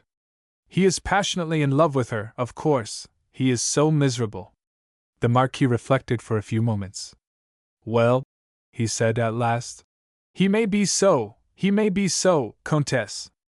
And you, what did you say? The Marquis looked carefully round before replying. Then he leant forward with his forefinger raised delicately to the tip of his nose. I temporized, Comtesse, he said in a low voice. I explained as gracefully as one could that it was too early to think of such a development, that I was taken by surprise. Which could hardly have been true, put in Madame de Chantenay in an audible aside to the mulberry tree. For neither Guienne nor La Vendée will be taken by surprise. I said, in other words, a good many words, the more the better, for one must be polite. Secure your throne, monsieur, and you shall marry Juliet. But it is not a position into which one hurries the last of the house of Gemissac, to be the wife of an unsuccessful claimant, eh? Madame de Chantenay approved in one gesture of her stout hand of these principles and of the Marquis de Gemissac's masterly demonstration of them. And Monsieur de Bourbon, did he accept these conditions? He seemed to, madame. He seemed content to do so, replied the Marquis, tapping his snuff-box and avoiding the lady's eye. And Juliet? Inquired madame, with a sidelong glance. Oh, Juliet is sensible, replied the fond father. My daughter is, I hope, sensible, Comtesse. Give yourself no uneasiness, my old friend, said Madame de Chantenay, heartily. She is charming. Madame sat back in her chair and fanned herself thoughtfully. It was the fashion of that day to carry a fan and wield it with grace and effect. To fan oneself did not mean that the heat was oppressive, any more than the use of incorrect English signifies today ill-breeding or a lack of education. Both are an indication of a laudable desire to be unmistakably in the movement of one's day. Over her fan Madame cast a sidelong glance at the Marquis, whom she, like many of his friends, suspected of being much less simple and spontaneous than he appeared. Then they are not formally affianced? She suggested. Mon Dieu! No, I clearly indicated that there were other things to be thought of at the present time. A very arduous task lies before him, but he is equal to it, I am certain. My conviction as to that grows as one knows him better. But you are not prepared to allow the young people to force you to take a leap in the dark, suggested Madame de Chantenay. And that poor Juliet must consume her soul in patience, but she is sensible, as you justly say. Yes, my dear Marquis, she is charming. They were thus engaged in facile talk when Albert de Chantenay emerged from the long window of his study, a room opening onto a moss-grown terrace, where this plotter walked to and fro like another Richelieu and brooded over nation-shaking schemes. He carried a letter in his hand and wore an air of genuine perturbation. But even in his agitation he looked carefully round before he spoke. Here, he said to the Marquis and his fond mother, who watched him with complacency. Here I have a letter from Dormer Colville. It is necessarily couched in very cautious language. He probably knows, as I know, that any letter addressed to me is liable to be opened. I have reason to believe that some of my letters have not only been opened, but that copies of them are actually in the possession of that man, the head of that which is called the government. He turned and looked darkly into a neighboring clump of rhododendrons, as if Louis Napoleon were perhaps lurking there. But he was nevertheless quite right in his suspicions, which were verified 20 years later, along with much duplicity which none had suspected. Nevertheless, he went on, I know what Colville seeks to convey to us, and is now hurrying away from Paris to confirm to us by word of mouth. The bank of John Turner in the Rue Lafayette has failed, and with it goes all the fortune of Madame St. Pierre Lawrence. Both his hearers exclaimed aloud, and Madame de Chantenay showed signs of a desire to swoon, but as no one took any notice, she changed her mind. It is a ruse to gain time, explained Albert, brushing the thin end of his mustache upward with a gesture of resolution. Just as the other was a ruse to gain time. It is at present a race between two resolute parties. The party which is ready first and declares itself will be the victor. For today our poor France is in the gutter, she is in the hands of the canaille, and the canaille will accept the first who places himself upon an elevation and scatters gold. What care they, king or emperor or king? It is the same to them so long as they have a change of some sort and see, or think they see, gain to themselves to be snatched from it. From which it will be seen that Albert de Chantenay knew his countrymen. But, protested Madame de Chantenay, who had a Frenchwoman's inimitable quickness to grasp a situation. But the government could scarcely cause a bank to fail, such an old established bank as Turner's, which has existed since the day of Louis XIV, in order to gain time. An unscrupulous government can do anything in France, replied the lady's son. Their existence depends upon delay, and they are aware of it. They would ruin France rather than forego their own aggrandizement. And this is part of their scheme. They seek to delay us at all costs.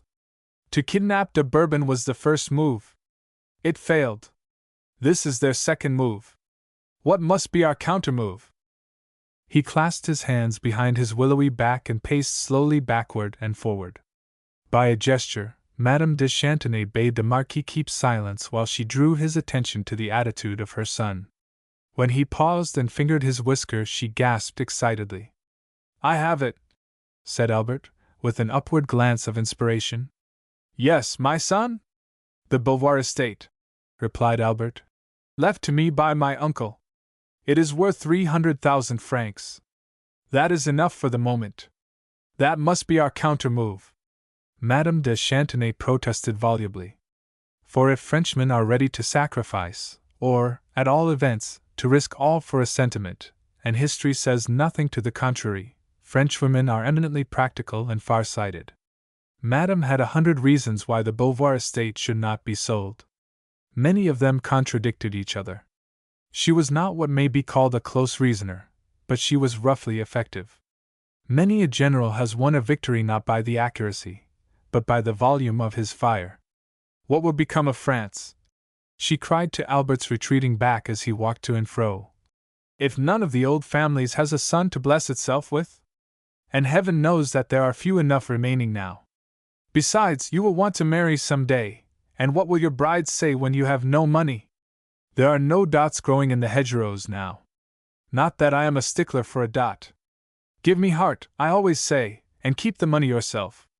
And some day you will find a loving heart, but no dot. And there is a tragedy at once, ready-made. Is it not so, my old friend?" She turned to the Marquis de Gemissac for confirmation of this forecast. "It is a danger, madam," was the reply. "It is a danger which it would be well to foresee." They had discussed 100 times the possibility of a romantic marriage between their two houses. Juliet and Albert, the two last representatives of an old nobility long famed in the annals of the West, might well fall in love with each other. It would be charming, Madame thought, but alas! Albert would be wise to look for a dot. The Marquis paused. Again he temporized. For he could not all in an instant decide which side of this question to take. He looked at Albert, frail, romantic, an ideal representative of that old nobility of France which was never practical, and elected to go to the guillotine rather than seek to cultivate that modern virtue. "At the same time, madam, it is well to remember that a loan offered now may reasonably be expected to bring such a return in the future as will provide dots for the de Chantenays to the end of time." Madame was about to make a spirited reply. She might even have suggested that the Beauvoir estate would be better apportioned to Albert's wife than to Juliet as the wife of another, but Albert himself stopped in front of them and swept away all argument by a passionate gesture of his small, white hand. "It is concluded," he said. "I sell the Beauvoir estate. Have not the Chantenays proved 100 times that they are equal to any sacrifice for the sake of France?" Chapter 35. A Square Man. All through the summer of 1851, a year to be marked for all time in the minds of historians, not in red, but in black letters, the war of politics tossed France hither and thither. There were, at this time, 5 parties contending for mastery. Should one of these appear for the moment to be about to make itself secure in power, the other 4 would at once unite to tear the common adversary from his unstable position. Of these parties, only 2 were of real cohesion, the Legitimists and the Bonapartists. The Socialists, the moderate Republicans, and the Orleanists were too closely allied in the past to be friendly in the present. Socialists are noisy, but rarely clever. A man who in France describes himself as moderate must not expect to be popular for any length of time. The Orleanists were only just out of office. It was scarcely a year since Louis Philippe had died in exile at Clermont, only 3 years since he signed his abdication and hurried across to New Haven. It was not the turn of the Orleanists. There is no quarrel so deadly as a family quarrel, no fall so sudden as that of a house divided against itself. All through the spring and summer of 1851 France exhibited herself in the eyes of the world a laughingstock to her enemies, a thing of pity to those who loved that great country. The Republic of 1848 was already a house divided against itself. Its president, Louis Bonaparte, had been elected for 4 years. He was, as the law then stood, not eligible again until after the lapse of another 4 years. His party tried to abrogate this law, and failed. No matter, they said. We shall elect him again, and president he shall be, despite the law. This was only one of 100 such clouds, no bigger than a man's hand, arising at this time on the political horizon. For France was beginning to wander down that primrose path where a law is only a law so long as it is convenient. There was one man, Louis Bonaparte, who kept his head when others lost that invaluable adjunct, who pushed on doggedly to a set purpose, whose task was hard even in France, and would have been impossible in any other country. For it is only in France that ridicule does not kill. And twice within the last 15 years, once at Strasbourg, once at Boulogne, he had made the world hold its sides at the mention of his name, greeting with the laughter which is embittered by scorn, a failure damned by ridicule. It has been said that Louis Bonaparte never gave serious thought to the Legitimist party. He had inherited, it would seem, that invaluable knowledge of men by which his uncle had risen to the greatest throne of modern times. He knew that a party is never for a moment equal to a man. And the Legitimists had no man. They had only the Comte de Chambord. At Frostdorf they still clung to their hopes, with that old-world belief in the ultimate revival of a dead regime which was eminently characteristic. And at Frostdorf there died, in the October of this year, the Duchess of Angoulême, Marie-Thérèse Charlotte, daughter of Marie Antoinette, who had despised her two uncles, Louis XVIII and Charles X, for the concessions they had made, who was more royalist than the king. She was the last of her generation, the last of her family, and with her died a part of the greatness of France, almost all the dignity of royalty, and the last mastermind of the Bourbon race. If, as Albert de Chantenay stated, the failure of Turner's Bank was nothing but a ruse to gain time, it had the desired effect. For a space, nothing could be undertaken, and the Marquis de Gemissac and his friends were hindered from continuing the work they had so successfully begun. All through the summer Louis Bourbon remained in France, at Gemissac as much as anywhere. The Marquis de Gemissac himself went to Frostdorf. If she had been 10 years younger, he said on his return, I could have persuaded her to receive you. She has money. All the influence is hers. It is she who has had the last word in all our affairs since the death of the Duc de Berry. But she is old, she is broken. I think she is dying, my friend. It was the time of the vintage again. Bourbon remembered the last vintage, and his journey through those provinces that supply all the world with wine, with Dormer Colville for a companion. Since then he had journeyed alone. He had made 100 new friends, had been welcomed in 100 historic houses. Wherever he had passed, he had left enthusiasm behind him, and he knew it. He had grown accustomed to his own power, and yet its renewed evidence was a surprise to him every day. There was something unreal in it. There is always something unreal in fame, and great men know in their own hearts that they are not great. It is only the world that thinks them so. When they are alone, in a room by themselves, they feel for a moment their own smallness. But the door opens, and in an instant they arise and play their part mechanically. This had come to be Bourbon's daily task. It was so easy to make his way in this world, which threw its doors open to him, greeted him with outstretched hands, and only asked him to charm them by being himself. He had not even to make an effort to appear to be that which he was not. He had only to be himself, and they were satisfied. Part of his role was Juliette de Gemissac.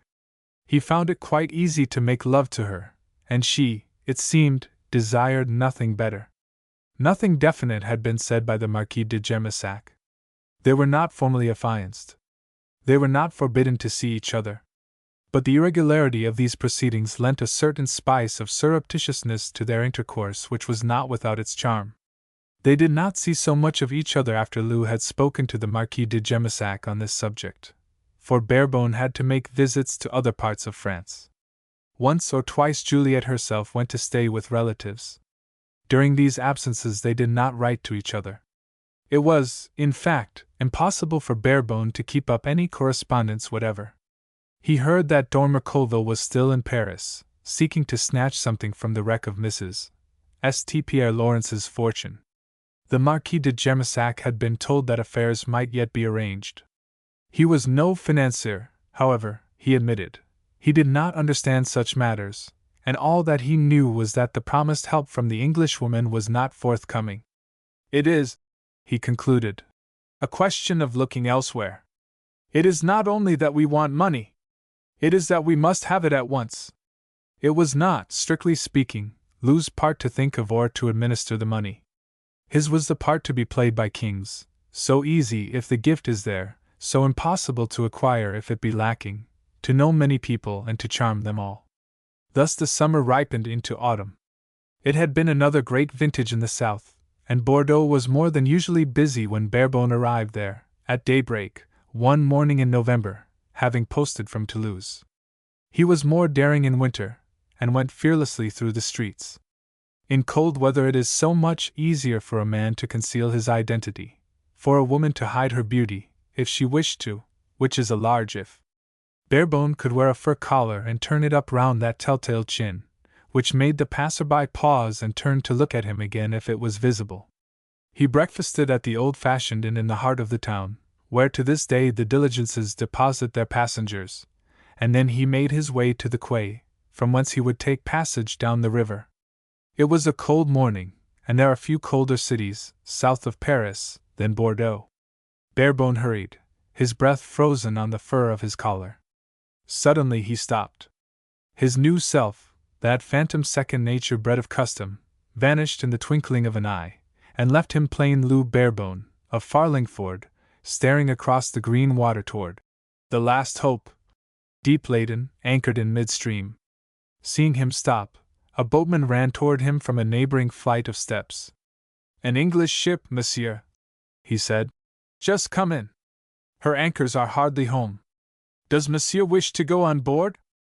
"Of course I do, comrade, as quick as you like," he answered, with a gay laugh. It was odd that the sight of this structure, made of human hands, should change him in a flash of thought, should make his heart leap in his breast. In a few minutes he was seated in the wherry, halfway out across the stream. Already a face was looking over the bulwarks. The hands were on the forecastle, still busy clearing decks after the confusion of letting go anchor and hauling in the jib boom. Barebone could see them leave off work and turn to look at him. One or two raised a hand in salutation and then turned again to their task. Already the mate, a Farlingford man, who had succeeded Lou, was standing on the rail fingering a coil of rope. "Old man is down below," he said, giving Barebone a hand. From the forecastle came sundry grunts, and half a dozen heads were jerked sideways at him. Captain Clubb was in the cabin, where the remains of breakfast had been pushed to one end of the table to make room for pens and ink. The captain was laboriously filling in the countless documents required by the French custom house. He looked up, pen in hand, and all the wrinkles, graven by years of hardship and trouble, were swept away like writing from a slate. He laid aside his pen and held his hand out across the table. "Had your breakfast?" he asked curtly, with a glance at the empty coffee pot. Lou laughed as he sat down. It was all so familiar, the disorder of the cabin, the smell of lamp oil, the low song of the wind through the rigging, that came humming in at the doorway, which was never closed, night or day, unless the seas were washing to and fro on the main deck. He knew everything so well, the very pen and the rarely used ink-pot, the captain's attitude, and the British care that he took not to speak with his lips that which was in his heart. "Well," said Captain Clubb, taking up his pen again, "how are you getting on?" "With what?" "With the business that brought you to this country," answered Clubb, with a sudden gruffness, for he was, like the majority of big men, shy. Barebone looked at him across the table. "Do you know what the business is that brought me to this country?" he asked. And Captain Clubb looked thoughtfully at the point of his pen. "Did the Marquis de Gemissac and Dormer Colville tell you everything, or only a little?" "I don't suppose they told me everything," was the reply. "Why should they? I am only a seafaring man." "But they told you enough," persisted Barebone, "for you to draw your own conclusions as to my business over here." "Yes," answered Clubb, with a glance across the table. "Is it going badly?" "No, on the contrary, it is going splendidly," answered Barebone, gaily, and Captain Clubb ducked his head down again over the papers of the French custom house. It is going splendidly, but. He paused. Half an hour ago he had no thought in his mind of Captain Clubb or of Farlingford. He had come on board merely to greet his old friends, to hear some news of home, to take up for a moment that old self of bygone days and drop it again. And now, in half a dozen questions and answers, whither was he drifting? Captain Clubb filled in a word, slowly and very legibly. But I am not the man you know, said Barebone, slowly. It was as if the sight of that just man had bidden him cry out the truth. I am not the man they think me. My father was not the son of Louis XVI, I know that now. I did not know it at first, but I know it now. And I have been going on with the thing, all the same. Clubb sat back in his chair. He was large and ponderous in body. And the habit of the body at length becomes the nature of the mind. Who has been telling you that? He asked. Dormer Colville. He told me one thing first, and then the other. Only he and you and I know of it. Then he must have told one lie, said Clubb reflectively. One that we know of. And what he says is of no value either way, for he doesn't know. No one knows. Your father was a friend of mine, man and boy, and he didn't know. He was not the same as other men, I know that, but nothing more. Then, if you were me, you would give yourself the benefit of the doubt? Asked Barebone, with a rather reckless laugh. For the sake of others, for the sake of France? Not I, replied Clubb bluntly.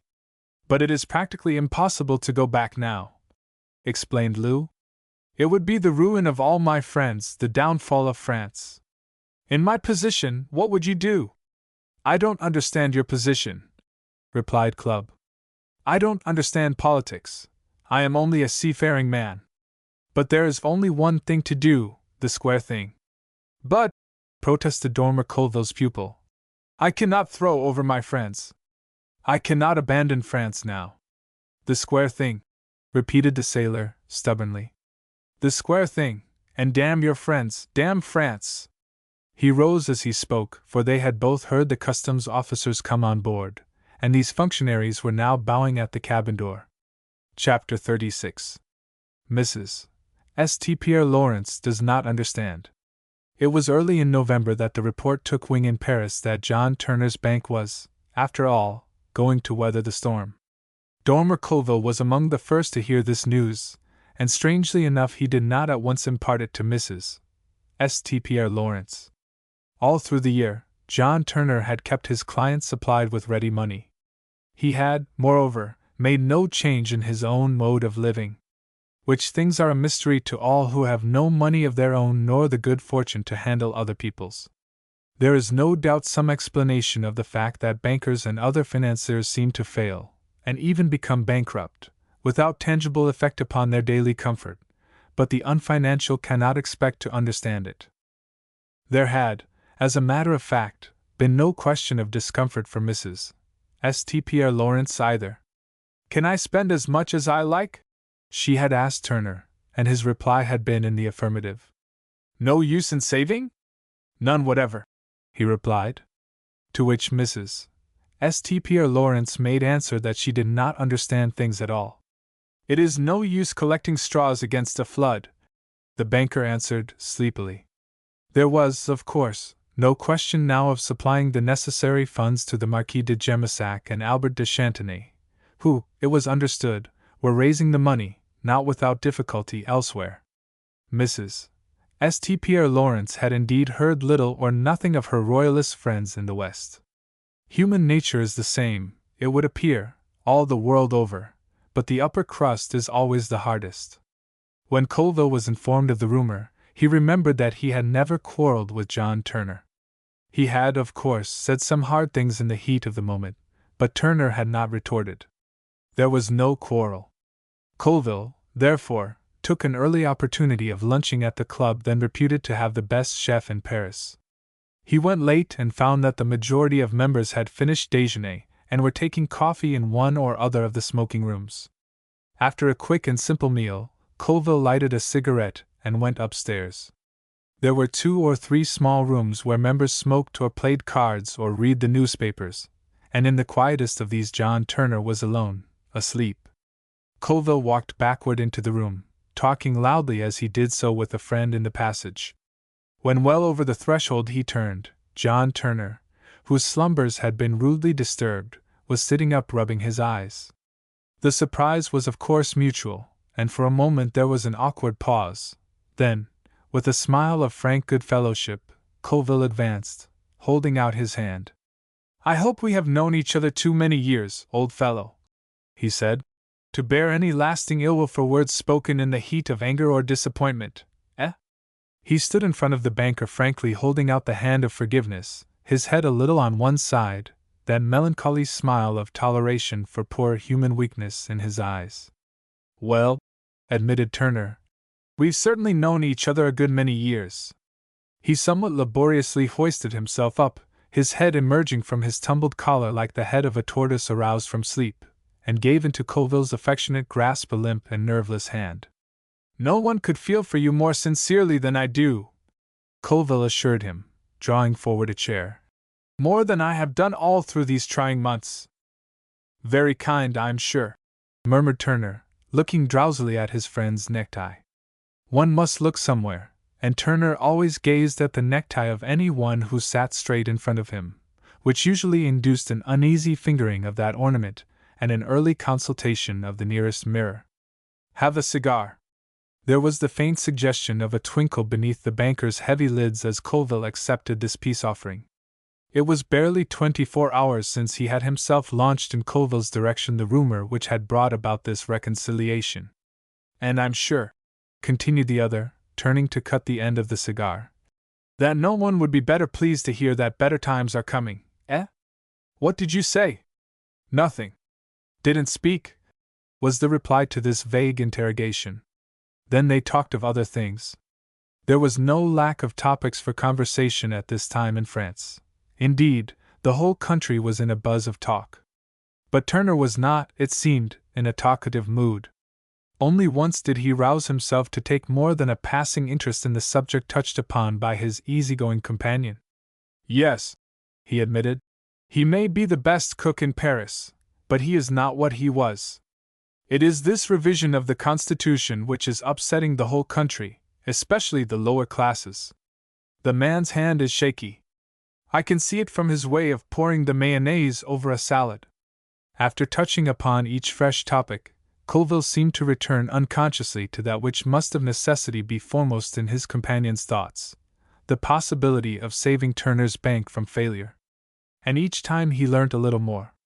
At last, with that sympathetic spontaneity which was his chief charm, Dormer Colville laid his hand confidentially on Turner's sleeve. "Frankly, old fellow," he said, "are you going to pull it through?" "Frankly, old fellow, I am," was the reply, which made Colville glance hastily at the clock. "Gad!" he exclaimed. "Look at the time. You have kept me gossiping the whole afternoon. Must be off. Nobody will be better pleased than I am to hear the good news. But of course I am mum. Not a word will they hear from me. I am glad. Goodbye." "I dare say you are," murmured Turner to the closed door. Dormer Colville was that which is known as an opportunist. It was a dull grey afternoon.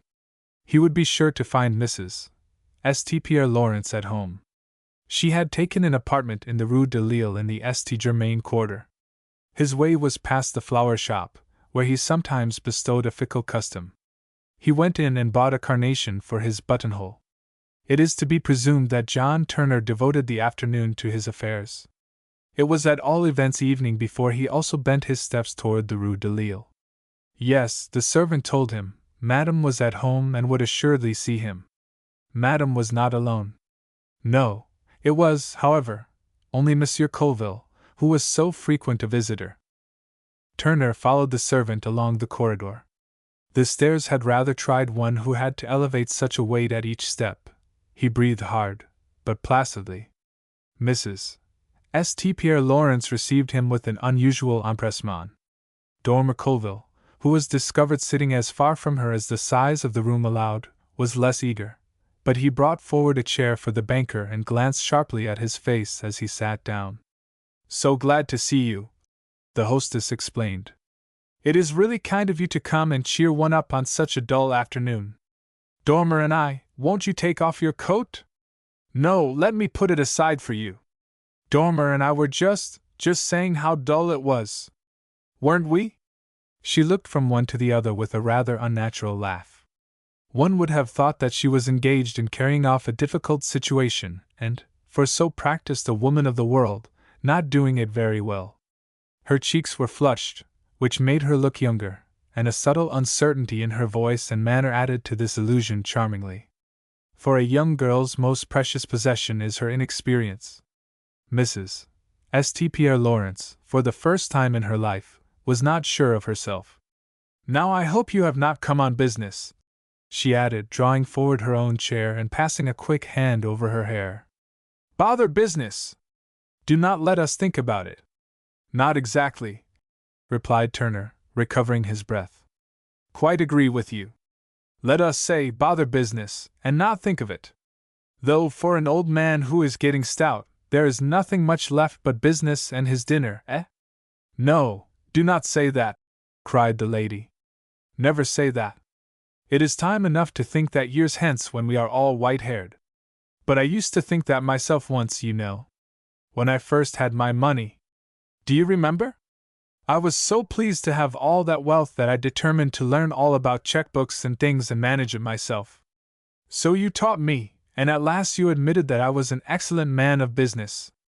I know I thought I was myself. And I suppose I lapsed into a regular business woman and only thought of money and how to increase it. How horrid you must have thought me! Never did that, protested Turner stoutly. But I know I learned to think much too much about it. Mrs. St. Pierre Lawrence went on eagerly. And now that it is all gone, I do not care that for it. She snapped her finger and thumb and laughed gaily. Not that, she repeated. She turned and glanced at Dormer Colville, raising her eyebrows in some mute interrogation only comprehensible to him. Shall I tell him? She asked, with a laugh of happiness not very far removed from tears. Then she turned to the banker again. Listen, she said. I am going to tell you something which no one else in the world can tell you. Dormer and I are going to be married. I dare say lots of people will say that they have expected it for a long time. They can say what they like. We don't care. And I am glad that you are the first person to hear it. We have only just settled it, so you are the very first to be told. And I am glad to tell you before anybody else because you have been so kind to me always. You have been my best friend, I think. And the kindest thing you ever did for me was to lose my money, for if you had not lost it, Dormer never would have asked me to marry him. He has just said so himself. And I suppose all men feel that. All the nice ones, I mean. It is one of the drawbacks of being rich, is it not? I suppose it is, answered Turner stolidly, without turning an eyelash in the direction of Colville. Perhaps that is why no one has ever asked me to marry them. Mrs. St. Pierre Lawrence laughed jerkily at this witticism. She laughed again when John Turner rose from his chair to congratulate her, but the laugh suddenly ceased when he raised her hand to his lips with a courtesy which was even in those days dying out of the world, and turned away from him hastily. She stood with her back toward them for a minute or two looking at some flowers on a side table. Then she came back into the middle of the room, all smiles, replacing her handkerchief in her pocket. So that is the news I have to tell you, she said. John Turner had placidly resumed his chair after shaking hands with Dormer Colville for the second time since luncheon. Yes, he answered, it is news indeed. And I have a little news to give you. I do not say that it is quite free from the taint of business, but at all events it is news. Like yours, it has the merit of being at first hand, and you are the first to hear it. No one else could tell it to you. He broke off and rubbed his chin while he looked apathetically at Colville's necktie. It has another merit rare enough, he went on. It is good news. I think, in fact I may say I am sure, that we shall pull through now and your money will be safely returned to you. I am so glad, said Mrs. St. Pierre Lawrence, with a glance at Dormer Colville. I cannot tell you how glad I am. She looked at the banker with bright eyes and the flush still in her cheeks that made her look younger and less sure of herself. Not only for my own sake, you know. For yours, because I am sure you must be relieved, and for everybody's sake. Tell me all about it, please. And she pushed her chair sideways nearer to Colville's. John Turner bit the first joint of his thumb reflectively. It is so rare that one can tell anyone all about anything. Tell me first, Mrs. St. Pierre Lawrence suggested, whether Miriam Liston's money is all safe as well. Miriam's money never was in danger, he replied. Miriam is my ward, you are only my client. There is no chance of Miriam being able to make ducks and drakes of her money. That sounds as if I had been trying to do that with mine. Well, admitted the banker, with a placid laugh, if it had not been for my failure. Don't call it hard names, put in Dormer Colville, generously. It was not a failure. Call it a temporary suspension of payment, then, agreed the banker, imperturbably. If it had not been for that, half your fortune would have been goodness knows where by now. You wanted to put it into some big speculation in this country, if I remember aright. And big speculations in France are the very devil just now. Whereas, now you see, it is all safe and you can invest it in the beginning of next year in some good English securities. It seems providential, does it not? He rose as he spoke and held out his hand to say goodbye. He asked the question of Colville's necktie, apparently, for he smiled stupidly at it. Well, I do not understand business after all, I admit that. Mrs. St. Pierre Lawrence called out gaily to him as he went toward the door. I do not understand things at all. No, and I don't suppose you ever will, Turner replied as he followed the servant into the corridor. Chapter 37. An Understanding. Lou Barebone went back to the Château de Gemissac after those travels in Provence which terminated so oddly on board the Last Hope, at anchor in the Garonne River. The Marquis received him with enthusiasm and a spirit of optimism which age could not dim. Everything is going a merveille, he cried. In 3 months we shall be ready to strike our blow, to make our great coup for France. The failure of Turner's bank was a severe check, I admit, and for a moment I was in despair. But now we are sure that we shall have the money for Albert de Chantenay's Beauvoir estate by the middle of January. The death of Madame la Duchesse was a misfortune. If we could have persuaded her to receive you, your face would have done the rest, mon ami. We should have been invincible. But she was broken, that poor lady. Think of her life. Few women would have survived half of the troubles that she carried on those proud shoulders from childhood. They were sitting in the little salon in the building that adjoined the gatehouse of Gemissac, of which the stone stairs must have rung beneath the red spurs of fighting men, of which the walls were dented still with the mark of arms. Barebone had given an account of his journey, which had been carried through without difficulty. Everywhere success had waited upon him, enthusiasm had marked his passage. In returning to France, he had stolen a march on his enemies, for nothing seemed to indicate that his presence in the country was known to them. I tell you, the Marquis explained, that he has his hands full, that man in Paris. It is only a month since he changed his ministry. Who is this St. Arnaud, his minister of war? Who is Malpas, his prefect of police? Does Monsieur Malpas know that we are nearly ready for our coup? Bah! Tell me nothing of that sort, gentlemen. And this was the universally accepted opinion at this time, of Louis Bonaparte, the president of a tottering republic, divided against itself, a dull man, at his wits' end. For months, all Europe had been turning an inquiring and watchful eye on France. Socialism was rampant. Secret societies honeycombed the community. There was some danger in the air, men knew not what. Catastrophe was imminent, and none knew where to look for its approach. But all thought that it must come at the end of the year. A sort of panic took hold of all classes. They dreaded the end of 1851. The Marquis de Gemissac spoke openly of these things before Juliet. She had been present when Lou and he talked together of this last journey, so happily accomplished, so fruitful of result. And Lou did not tell the Marquis that he had seen his old ship, the Last Hope, in the river at Bordeaux, and had gone on board of her. Juliet listened, as she worked, beneath the lamp at the table in the middle of the room. The lacework she had brought from the convent school was not finished yet. It was exquisitely fine and delicate, and Juliet executed the most difficult patterns with a sort of careless ease. Sometimes, when the Marquis was more than usually extravagant in his anticipations of success, or showed a superlative contempt for his foes, Juliet glanced at Barebone over her lacework, but she rarely took part in the talk when politics were under discussion. In domestic matters, however, this new chatelaine showed considerable shrewdness. She was not ignorant of the price of hay, and knew to a cask how much wine was stored in the vault beneath the old chapel. On these subjects the Marquis good-humoredly followed her advice sometimes. His word had always been law in the whole neighborhood. Was he not the head of one of the oldest families in France? But pardieu, she shows a wisdom quite phenomenal, that little one, the Marquis would tell his friends, with a hearty laugh. It was only natural that he should consider amusing the idea of uniting wisdom and youth and beauty in one person. It is still a universally accepted law that old people must be wise and young persons only charming.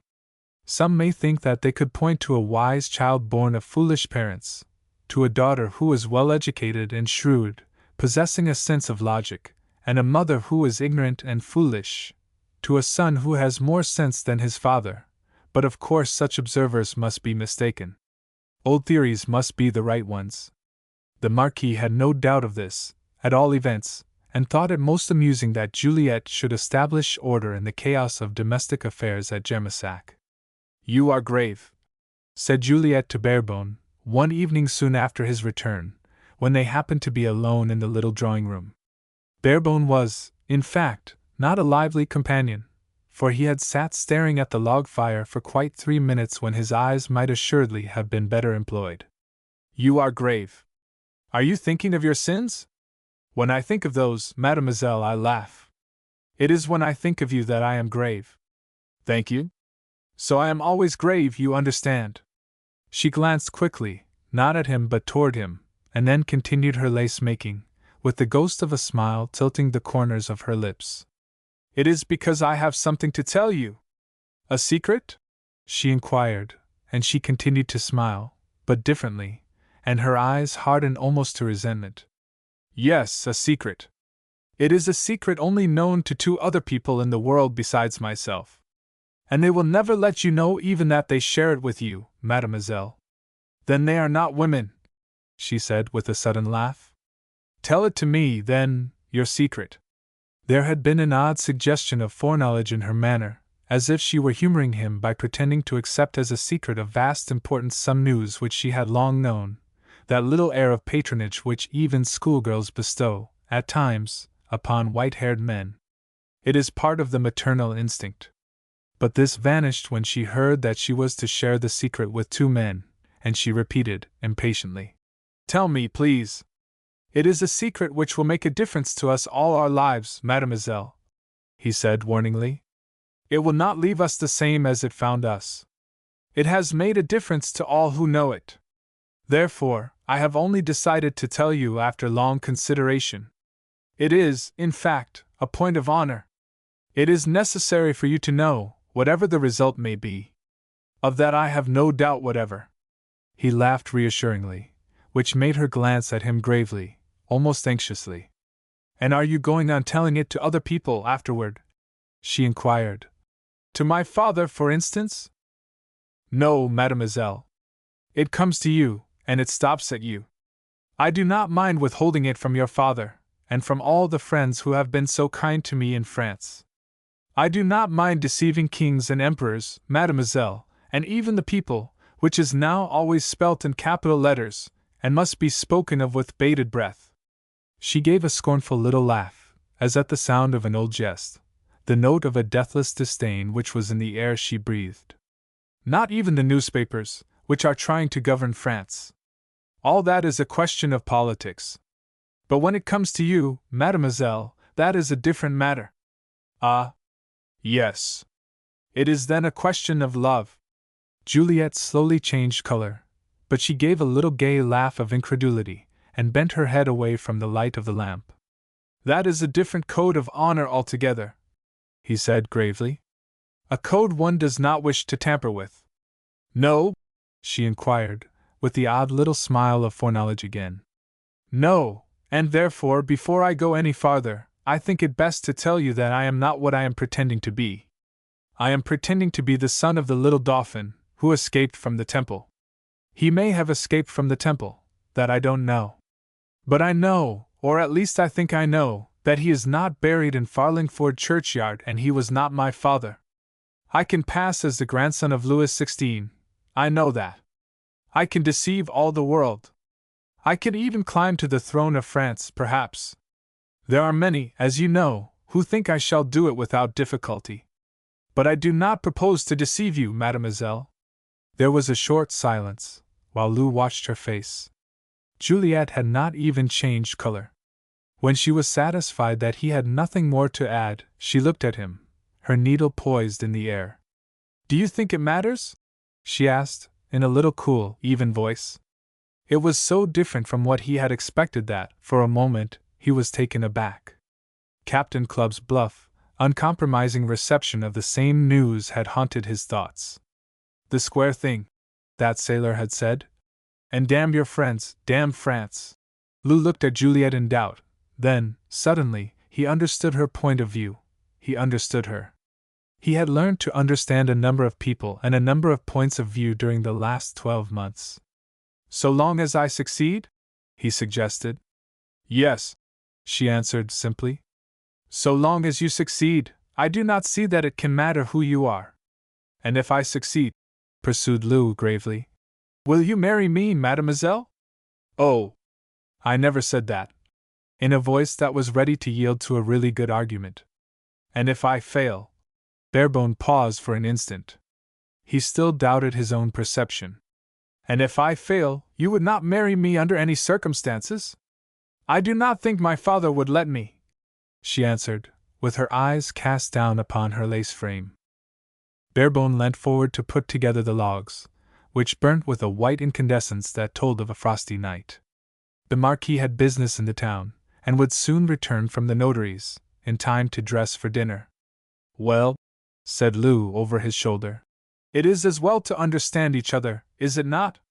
Yes, she answered, significantly. She ignored the implied sarcasm altogether. There was so much meaning in her reply that Lou turned to look at her. She was smiling as she worked. Yes, she went on. You have told me your secret, a secret. But I have the other too, the secret you have not told me, mon ami. I have had it always. Ah? The secret that you do not love me, said Juliet in her little wise, even voice. That you have never loved me. Ah? You think we do not know. You think that I am too young. But we are never too young to know that, to know all about it. I think we know it in our cradles. She spoke with a strange philosophy, far beyond her years. It might have been Madame de Chantenay who spoke, with all that lady's vast experience of life and without any of her folly. You think I am pretty. Perhaps I am. Just pretty enough to enable you to pretend, and you have pretended very well at times. You are good at pretending, one must conclude. Oh, I bear no ill will. She broke off and looked at him, with a gay laugh, in which there was certainly no note of ill will to be detected. But it is as well, she went on, as you say, that we should understand each other. Thank you for telling me your secret, the one you have told me. I am flattered at that mark of your confidence. A woman is always glad to be told a secret, and immediately begins to anticipate the pleasure she will take in telling it to others, in confidence. She looked up for a moment from her work, for Lou had given a short laugh. She looked to satisfy herself that it was not the ungenerous laugh that 9 men out of 10 would have cast at her, and it was not. For Lou was looking at her with frank amusement. Oh, yes, she said. I know that too. It is one of the items not included in a convent education. It is unnecessary to teach us such things as that. We know them before we go in. Your secret is safe enough with me, however, the one you have told me. That is the least I can promise in return for your confidence. As to the other secret, bon Dieu, we will pretend I do not know it, if you like. At all events, you can vow that you never told me, if ever you are called upon to do so. She paused for a moment to finish off a thread. Then, when she reached out her hand for the reel, she glanced at him with a smile, not unkind. So you need not pretend any more, monsieur, she said, seeing that Barebone was wise enough to keep silence. I do not know who you are, mon ami, she went on, in a little burst of confidence. And, as I told you just now, I do not care. And, as to that other matter, there is no ill will. I only permit myself to wonder sometimes if she is pretty. That is feminine, I suppose? One can be feminine quite young, you understand. She looked at him with unfathomable eyes and a little smile, such as men never forget once they have seen it. But you were inclined to be ironical just now, when I said I would marry you if you were successful. So I mentioned that other secret just to show that the understanding you wish to arrive at may be mutual.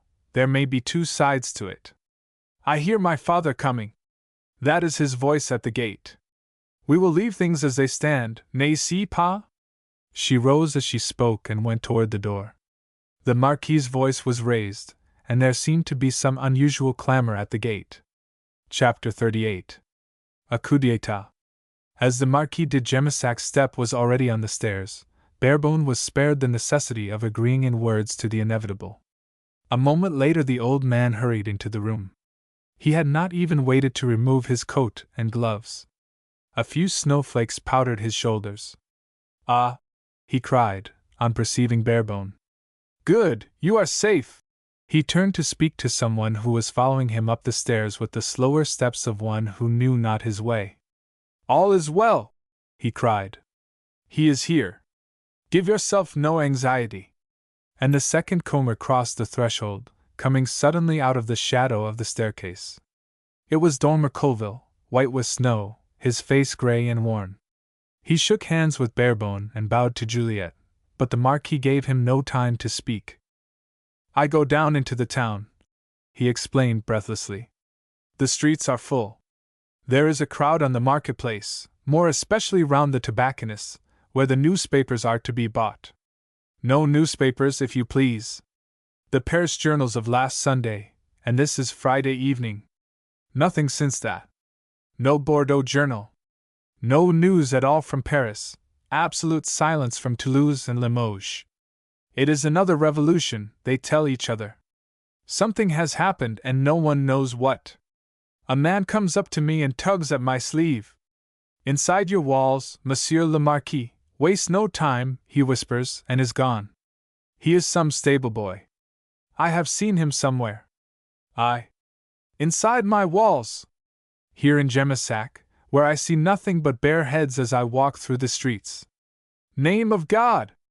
I should laugh at such a precaution. And while I am still trying to gather information, the man comes back to me. It is not the people you have to fear, he whispers in my ear, it is the government. The order for your arrest is at the gendarmerie, for it was I who took it there. Monsieur Albert was arrested yesterday, and is now in La Rochelle. Madame de Chantenay's house is guarded. It is from Madame I come, and again he goes. While I am hesitating, I hear the step of a horse, tired and yet urged to its utmost. It is Dormer Colville, this faithful friend, who is from Paris in 36 hours to warn us. He shall tell his story himself. There is not much to tell, said Colville in a hollow voice. He looked round for a chair and sat down rather abruptly. Louis Bonaparte is absolute master of France, that is all. He must be so by this time. When I escaped from Paris yesterday morning, nearly all the streets were barricaded. But the troops were pouring into the city as I rode out, and artillery. I saw one barricade carried by artillery. Thousands must have been killed in the streets of Paris yesterday. And bon Dieu! It is called a coup d'état, interrupted the Marquis. That was on Tuesday, explained Colville in his tired voice. At 6 o'clock on Tuesday morning. Yesterday and Wednesday were days of massacre. But, my friend, exclaimed the Marquis, impatiently, tell us how it happened. You laugh. It is no time to laugh. I do not know, replied Colville, with an odd smile. I think there is nothing else to be done, it is all so complete. We are all so utterly fooled by this man whom all the world took to be a dolt. On Tuesday morning he arrested 78 of the representatives. When Paris awoke, the streets had been placarded in the night with the decree of the President of the Republic. The National Assembly was dissolved. The Council of State was dissolved. Martial law was declared. And why? He does not even trouble to give a reason. He has the army at his back. The soldiers cried Vive l'Empereur as they charged the crowd on Wednesday. He has got rid of his opponents by putting them in prison. Many, it is said, are already on their way to exile in Cayenne. The prisons are full. There is a warrant out against myself, against you, Barebone, against you, of course, Monsieur le Marquis. Albert de Chantenay was arrested at Tours, and is now in La Rochelle. We may escape, we may get away tonight. He paused and looked hurriedly toward the door, for someone was coming up the stairs, someone who wore sabots. It was the servant, Marie, who came unceremoniously into the room with the exaggerated calm of one who realizes the gravity of the situation and means to master it. The town is on fire, she explained curtly. They have begun on the gendarmerie. Doubtless they have heard that these gentlemen are to be arrested, and it is to give other employment to the gendarmes. But the cavalry has arrived from Saints, and I come upstairs to ask Monsieur to come down and help. It is my husband who is a fool. Holy Virgin! How many times have I regretted having married such a blockhead as that? He says he cannot raise the drawbridge. To raise it 3 feet would be to gain 3 hours. So I came to get Monsieur. She pointed at Barebone with a steady finger. Who has his wits on the top always and 2 hands at the end of his arms. But it is little use to raise the drawbridge, objected the Marquis. They will soon get a ladder and place it against a breach in the wall and climb in. Not if I am on the wall who amuse myself with a hayfork, Monsieur le Marquis, replied Marie, with that exaggerated respect which implies a knowledge of mental superiority. She beckoned curtly to Lou and clattered down the stairs, followed by Barebone. The others did not attempt to go to their assistance, and the Marquis de Germesac had 100 questions to ask Colville. The Englishman had little to tell of his own escape. There were so many more important arrests to be made that the overworked police of Monsieur de Maupas had only been able to apportion to him a bungler whom Colville had easily outwitted. And Madame St. Pierre Lawrence? Inquired the Marquis.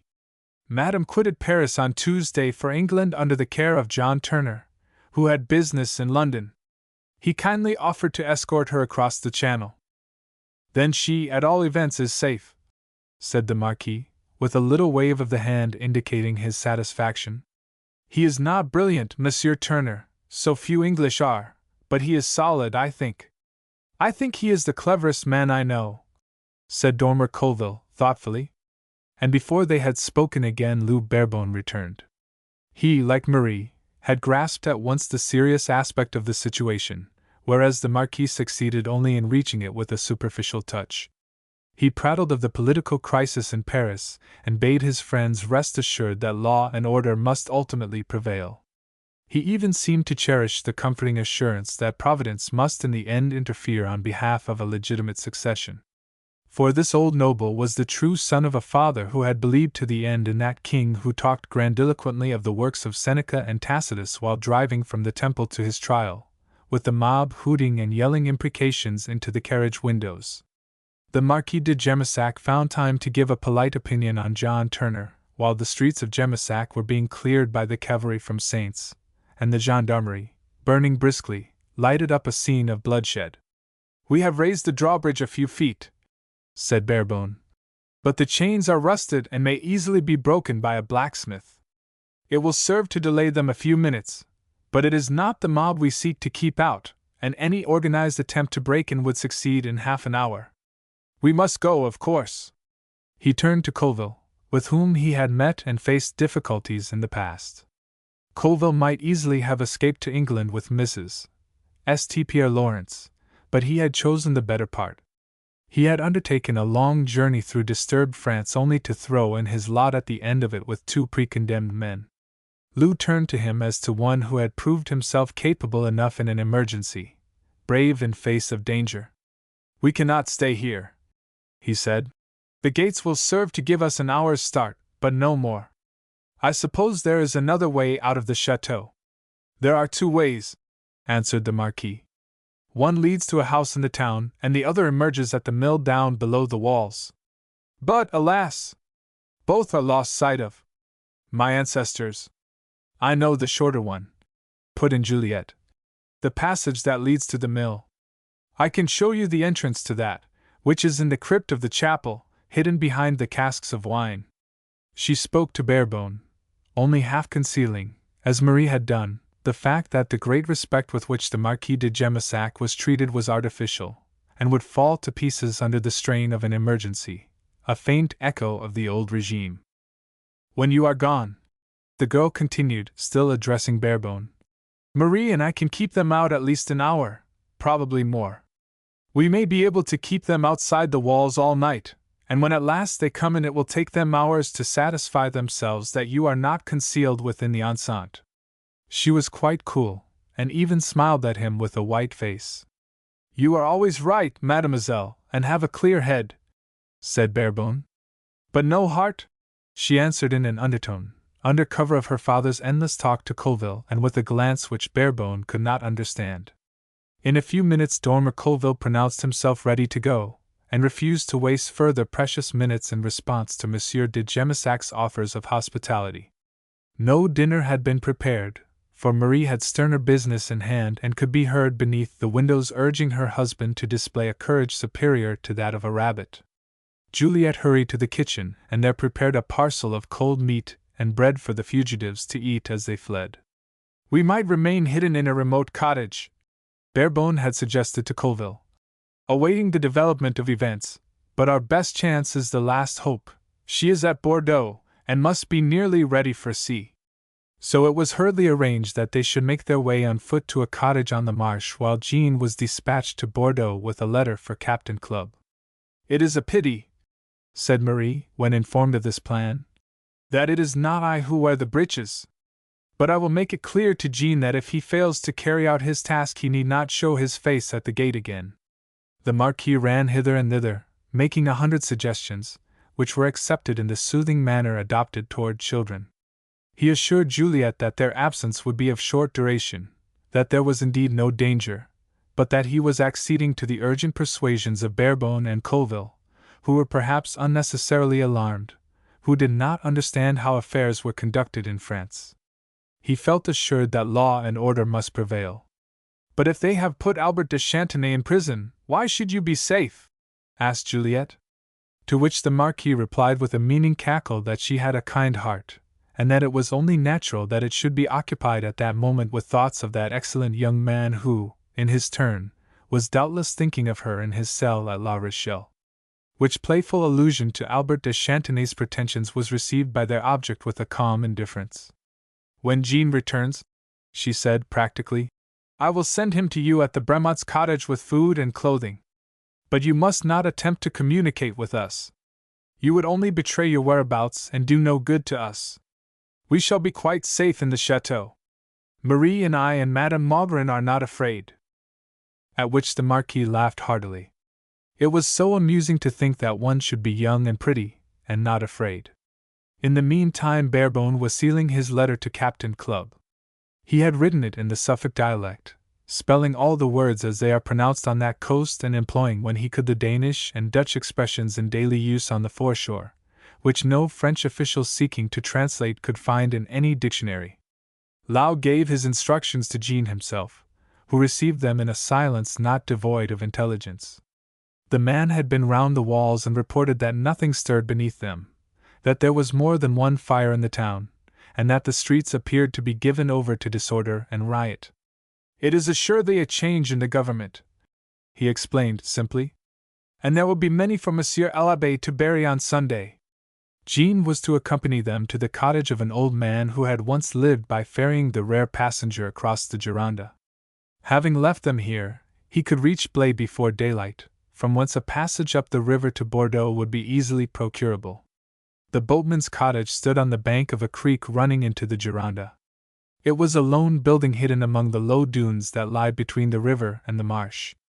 Anyone approaching it by daylight would be discernible half an hour in advance, and the man's boat, though old, was seaworthy.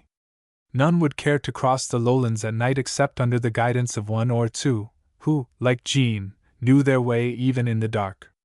Colville and Barebone had to help Jean to move the great cask stored in the crypt of the old chapel by which the entrance to the passage was masked.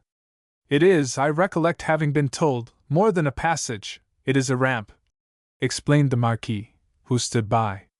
"It was intended for the passage of horses, so that a man might mount here and ride out into the mill stream, actually beneath the mill wheel which conceals the exit." Juliet, a cloak thrown over her evening dress, had accompanied them and stood near, holding a lantern above her head to give them light.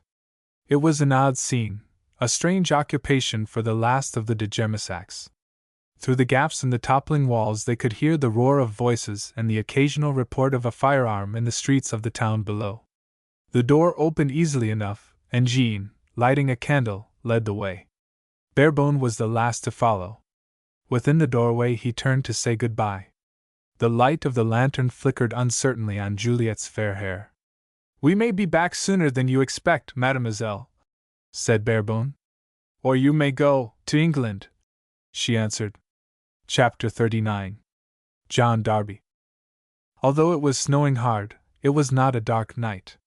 There was a half-moon hidden behind those thin, fleecy clouds, which carried the snow across the North Sea and cast it noiselessly upon the low-lying coast, from Thanet to the Wash, which knows less rain and more snow than any in England. A gale of wind was blowing from the northeast, not in itself a wild gale, but at short intervals a fresh burst of wind brought with it a thicker fall of snow, and during these squalls the force of the storm was terrific. A man, who had waited on the far shore of the river for a quiet interval, had at last made his way to the Farlingford side. He moored his boat and stumbled heavily up the steps. There was no one on the quay. The street was deserted, but the lights within the cottages glowed warmly through red blinds here and there. The majority of windows were, however, secured with a shutter, screwed tight from within. The man trotted steadily up the street. He had an unmistakable air of discipline. It was only 6 o'clock, but night had closed in 3 hours ago. The Coast Guard looked neither to one side nor the other, but ran on at the pace of one who had run far and knows that he cannot afford to lose his breath, for his night's work was only begun. The Coast Guard station stands on the left-hand side of the street, a long, low house in a bare garden. In answer to the loud summons, a red-faced little man opened the door and let out into the night a smell of bloaters and tea, the smell that pervades all Farlingford at 6 o'clock in the evening. "Something on the inner Curlow bank," shouted the Coast Guard in his face, and turning on his heel, he ran with the same slow, organized haste, leaving the red-faced man finishing a mouthful on the mat. The next place of call was at River Andrews, the little low cottage with rounded corners, below the church. "Come out o' that," said the Coast Guard, with a contemptuous glance of snow-rimmed eyes at River Andrews' comfortable tea-table. "Ring your bell. Something on the inner Curlow bank." River Andrew had never hurried in his life, and like all his fellows, he looked upon Coast Guards as amateurs mindful, as all amateurs are, of their clothes. "I am now going," he answered, rising laboriously from his chair. The Coast Guard glanced at his feet clad in the bright green carpet slippers, dear to seafaring men. Then he turned to the side of the mantelpiece and took the church keys from the nail. For everybody knows where everybody else keeps his keys in Farlingford. He forgot to shut the door behind him, and River Andrew, pessimistically getting into his sea boots, swore at his retreating back. "Likely as not, he'll get ten-howled o' the wrong rope," he muttered, though he knew that every boy in the village could point out the rope of John Darby as that which had a piece of faded scarlet flannel twisted through the strands. In a few minutes the man, who hastened slowly, gave the call, which every man in Farlingford answered with an emotionless, mechanical promptitude. From each fireside some tired worker reached out his hand toward his most precious possession, his sea boots, as his forefathers had done before him for 200 years at the sound of John Darby. The women crammed into the pockets of the men's stiff oilskins a piece of bread, a half-filled bottle, knowing that, as often as not, their husbands must pass the night and half the next day on the beach, or out at sea, should the weather permit a launch through the surf. There was no need of excitement, or even of comment. Did not John Darby call them from their firesides or their beds a dozen times every winter, to scramble out across the shingle? As often as not, there was nothing to be done but drag the dead bodies from the surf, but sometimes the dead revived, some fair-haired, mystic foreigner from the northern seas, who came to and said, "Thank you," and nothing else. And next day, rigged out in dry clothes and dispatched toward Ipswich on the carrier's cart, he would shake hands awkwardly with any standing near and bob his head and say, "Thank you," again, and go away, monosyllabic, mystic, never to be heard of more.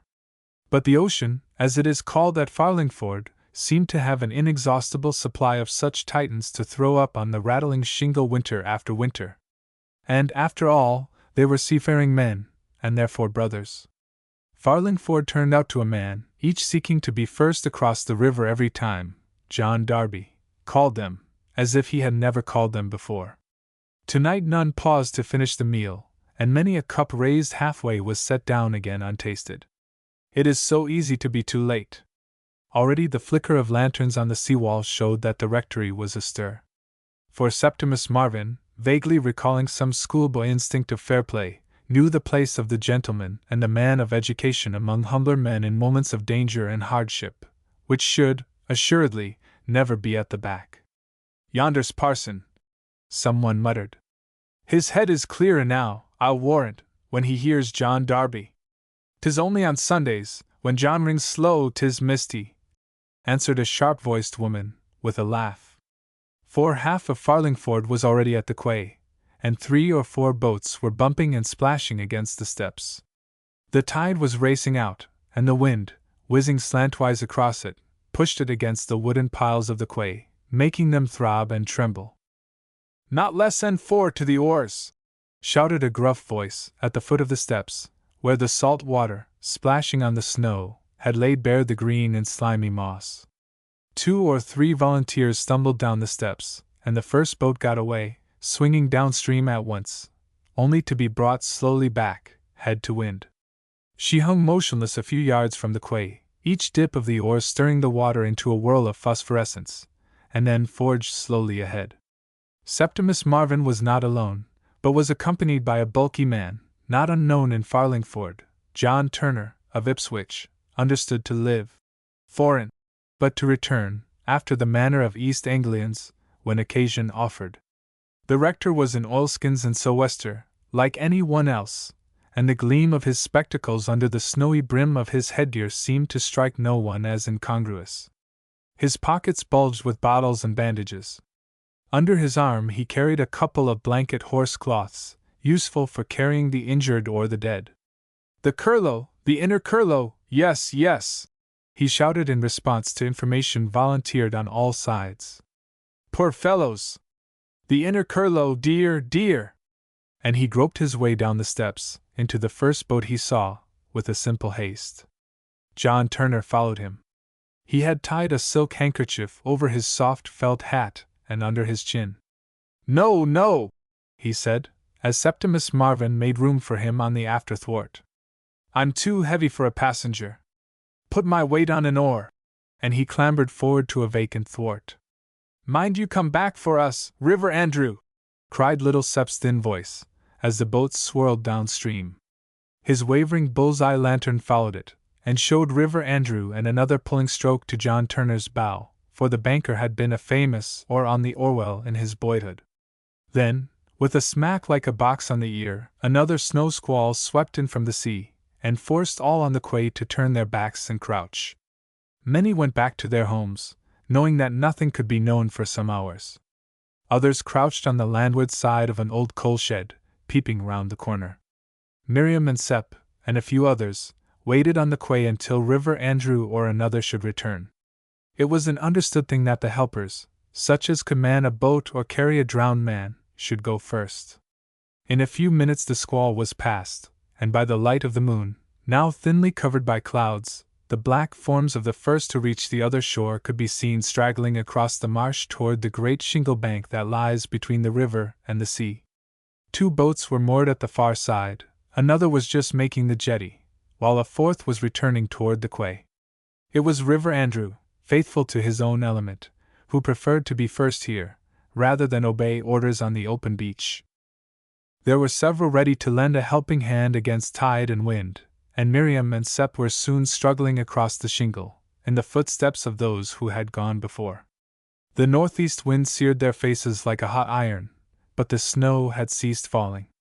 As they reached the summit of the shingle bank, they could see in front of them the black line of the sea, and on the beach, where the white of the snow and the white of the roaring surf merged together, a group of men. 1 or 2 stragglers had left this group to search the beach, north or south, but it was known, from a long and grim experience, that anything floating in from the tail of the inner Curlow bank must reach the shore at one particular point. A few lanterns twinkled here and there, but near the group of watchers a bonfire of wreckage and tarry fragments and old rope, brought hither for the purpose, had been kindled. 2 boats, hauled out of reach of a spring tide, were being leisurely prepared for launching. There was no hurry, for it had been decided by the older men that no boat could be put to sea through the surf then rolling in. At the turn of the tide, in 2 hours' time, something might be done. "Us cannot see anything," a bystander said to Miriam. "It is just there, where I am pointing. See, Andrew saw something a while back, says it looked like a schooner." The man stood pointing out to sea to the southward. He carried an unlighted torch, a flare, roughly made, of tarred rope, bound round a stick. At times, one or another would ignite his flare, and go down the beach holding it above his head, while he stood knee-deep in the churning foam to peer out to sea. He would presently return, without comment, to beat out his flare against his foot, and take his place among the silent watchers. No one spoke, but if any turned his head sharply to one side or other, all the rest wheeled, like one man, in the same direction, and after staring at the tumbled sea would turn reproachful glances on the false alarmist. Suddenly, after a long wait, 4 men rushed without a word into the surf, their silent fury suggesting oddly the rush of hounds upon a fox. They had simultaneously caught sight of something dark, half sunk in the shallow water. In a moment they were struggling up the shingle slope toward the fire, carrying a heavy weight. They laid their burden by the fire, where the snow had melted away, and it was a man. He was in oilskins, and someone cut the tape that tied his sou'wester. His face was covered with blood. "'Tis warm," said the man who had cut away the oilskin cap, and with his hand he wiped the blood away from the eyes and mouth. Someone in the background drew a cork, with his teeth, and a bottle was handed down to those kneeling on the ground. Suddenly the man sat up, and coughed. "Shipmates," he said, with a splutter, and lay down again. Someone held the bottle to his lips, and wiped the blood away from his face again. "My God!" shouted a bystander, gruffly. "'Tis William Brooke, of the cottages." "Yes. 'Tis me," said the man, sitting up again. "Not that arm, mate, don't ye touch it." "'Tis Brooke." "Yes, 'tis me. And the last hope is on the tail of the inner Curlow, and the spar that knocked me overboard fell on the old man, and must have half killed him. But Lou Barebones aboard." He rose to his knees, with one arm hanging straight and piteous from his shoulder, then slowly to his feet. He stood wavering for a moment, and wiped his mouth with the back of his hand and spluttered. Then, looking straight in front of him, with that strange air of a whipped dog which humble men wear when the hand of heaven is upon them, he staggered up the beach toward the river and Farlingford. "Where are you going?" someone asked. "Over to mine," was the reply. "I'm going to my old woman, shipmates." And he staggered away in the darkness. Chapter 40. Farlingford once more. After a hurried consultation, Septimus Marvin was deputed to follow the injured man and take him home, seeing that he had as yet but half recovered his senses. This good Samaritan had scarcely disappeared when a shout from the beach drew the attention of all in another direction. One of the outposts was running toward the fire, waving his lantern and shouting incoherently. It was a coast guard. "Coming ashore in their own boat," he cried. "They're coming in their own boat. There she rides, added Sir Andrew, almost immediately, and he pointed to the south. Quite close in, just outside the line of breakers, a black shadow was rising and falling on the water. It seemed to make scarcely any way at all, and each sea that curled underneath the boat and roared toward the beach was a new danger. "They're going to run her in here," said Sir Andrew. "There's more left on board, that's what that means, and they're going back for 'em. If 'twasn't so they'd run in anywheres and let her break. For one sailor will always tell what another is about, however great the distance intervening." Slowly the boat came on, rolling tremendously on the curve of the breakers, between the broken water of the tideway and the spume of the surf. "That's Lou at the helm," said Sir Andrew, the keenest eyes in Farlingford. And suddenly Miriam swayed sideways against John Turner, who was perhaps watching her, for he gripped her arm and stood firm. No one spoke. The watchers on the beach stared open-mouthed, making unconscious grimaces as the boat rose and fell. All had been ready for some minutes, every preparation made according to the time-honored use of these coasts, 4 men with lifelines round them standing knee-deep waiting to dash in deeper, others behind them grouped in 2 files, some holding the slack of the lifelines, forming a double rank from the shore to the fire, giving the steersman his course. There was no need to wave a torch or shout an order. They were Farlingford men on the shore and Farlingford men in the boat. At last, after breathless moments of suspense, the boat turned, and came spinning in on the top of a breaker, with the useless oars sticking out like the legs of some huge insect. For a few seconds it was impossible to distinguish anything. The moment the boat touched ground, the waves beating on it enveloped all near it in a whirl of spray, and the black forms seemed to be tumbling over each other in confusion. "You see," said Turner to Miriam, "he has come back to you after all."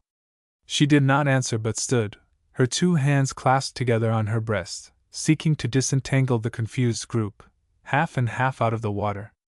Then they heard Lou Barebone's voice, cheerful and energetic, almost laughing. Before they could understand what was taking place, his voice was audible again, giving a sharp, clear order, and all the black forms rushed together down into the surf. A moment later the boat danced out over the crest of a breaker, splashing into the next and throwing up a fan of spray. "She's through, she's through!" cried someone. And the boat rode for a brief minute head to wind before she turned southward. There were only 3 on the thwarts, Lou Barebone and 2 others. The group now broke up and straggled up toward the fire. One man was being supported, and could scarcely walk. It was Captain Clubb, hatless, his gray hair plastered across his head by salt water. He did not heed anyone, but sat down heavily on the shingle and felt his leg with one hand, the other arm hung limply. "Leave me here," he said gruffly, to 2 or 3 who were spreading out a horse-cloth and preparing to carry him. "Here I stay till all are ashore." Behind him were several newcomers, one of them a little man talking excitedly to his companion. "But it is a folly," he was saying in French, "to go back in such a sea as that." It was the Marquis de Gemissac, and no one was taking any notice of him. Dormer Colville, stumbling over the shingle beside him, recognized Miriam in the firelight and turned again to look at her companion, as if scarcely believing the evidence of his own eyes. "Is that you, Turner?" he said. "We are all here, the Marquis Barebone and I. Clubb took us on board one dark night in the Gironda and brought us home." "Are you hurt?" asked Turner curtly. "Oh, no, but Clubb's collarbone is broken and his leg is crushed. We had to leave 4 on board, not room for them in the boat. That fool Barebone has gone back for them. He promised them he would. The sea out there is awful." He knelt down and held his shaking hands to the flames. Someone handed him a bottle, but he turned first and gave it the Marquis de Gemissac, who was shaking all over like one far gone in a palsy. Sir Andrew and the Coast Guard captain were persuading Captain Clubb to quit the beach, but he only answered them roughly in monosyllables. "My place is here till all are safe," he said. "Let me lie." And with a groan of pain he lay back on the beach. Miriam folded a blanket and placed it under his head.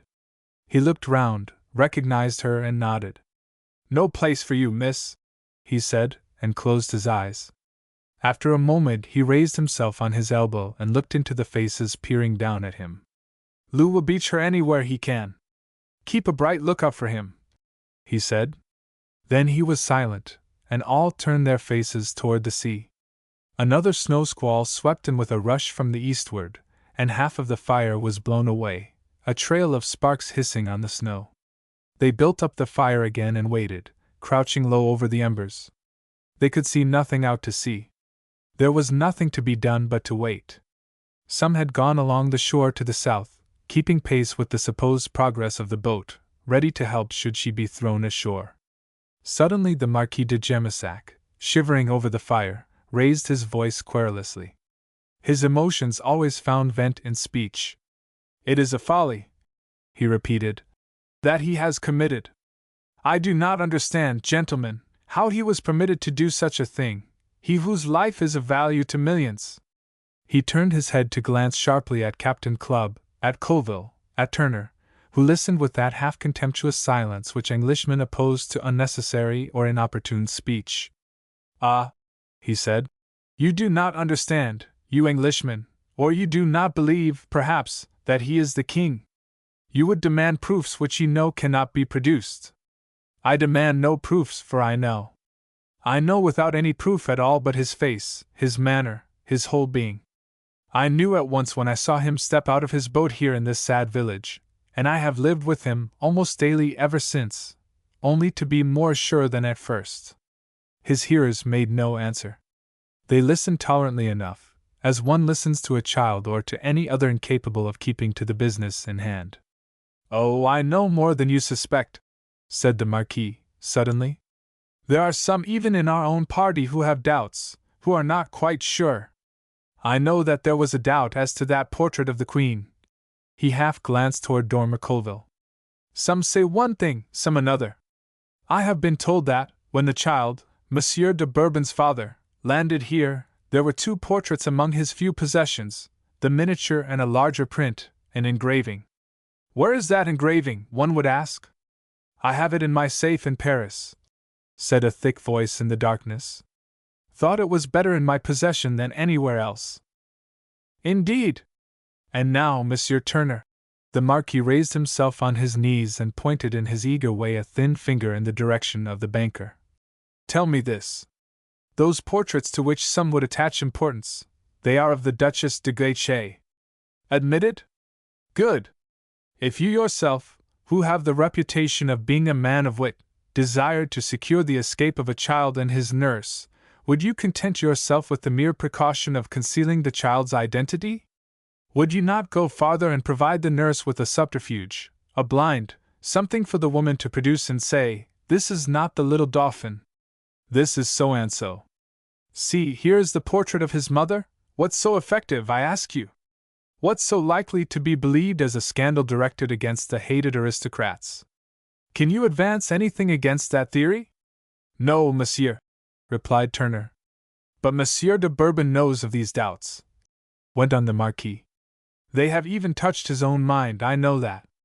But he has continued to fight undaunted. He has made sacrifices, any looking at his face can see that. It was not in France that he looked for happiness, but elsewhere. He was not heart-whole. I who have seen him with the most beautiful women in France paying court to him know that. But this sacrifice, also, he made for the sake of France. Or perhaps some woman of whom we know nothing stepped back and bade him go forward alone, for the sake of his own greatness. Who can tell?" Again no one answered him. He had not perceived Miriam, and John Turner, with that light step which sometimes goes with a vast bulk, had placed himself between her and the firelight. Monsieur de Gemissac rose to his feet and stood looking seaward. The snow clouds were rolling away to the west, and the moon, breaking through, was beginning to illumine the wild sky.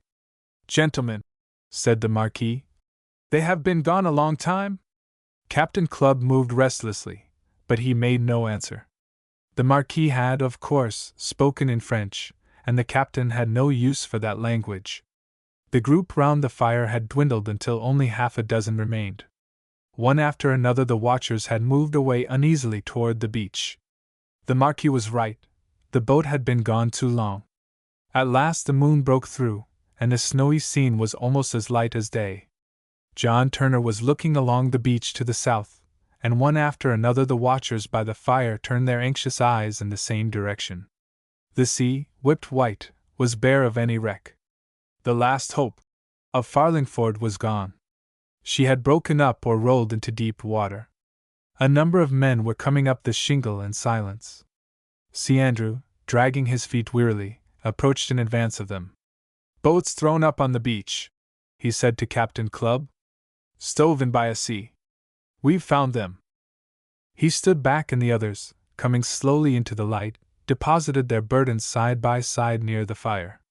The Marquis, who had understood nothing, took a torch from the hand of a bystander and held it down toward the face of the man they had brought last. It was Lou Barebone, and the clean-cut, royal features seemed to wear a reflective smile. Miriam had come forward toward the fire, and by chance or by some vague instinct the bearers had laid their burden at her feet. After all, as John Turner had said, Lou Barebone had come back to her. She had denied him twice, and the third time he would take no denial. The taciturn sailors laid him there and stepped back, as if he was hers and this was the inevitable end of his short and stormy voyage. She looked down at him with tired eyes. She had done the right, and this was the end. There are some who may say that she had done what she thought was right, and this only seemed to be the end. It may be so. The Marquis de Gemissac was dumb for once. He looked round him with a half-defiant question in his eyes. Then he pointed a lean finger down toward the dead man's face. "Others may question," he said. "But I know.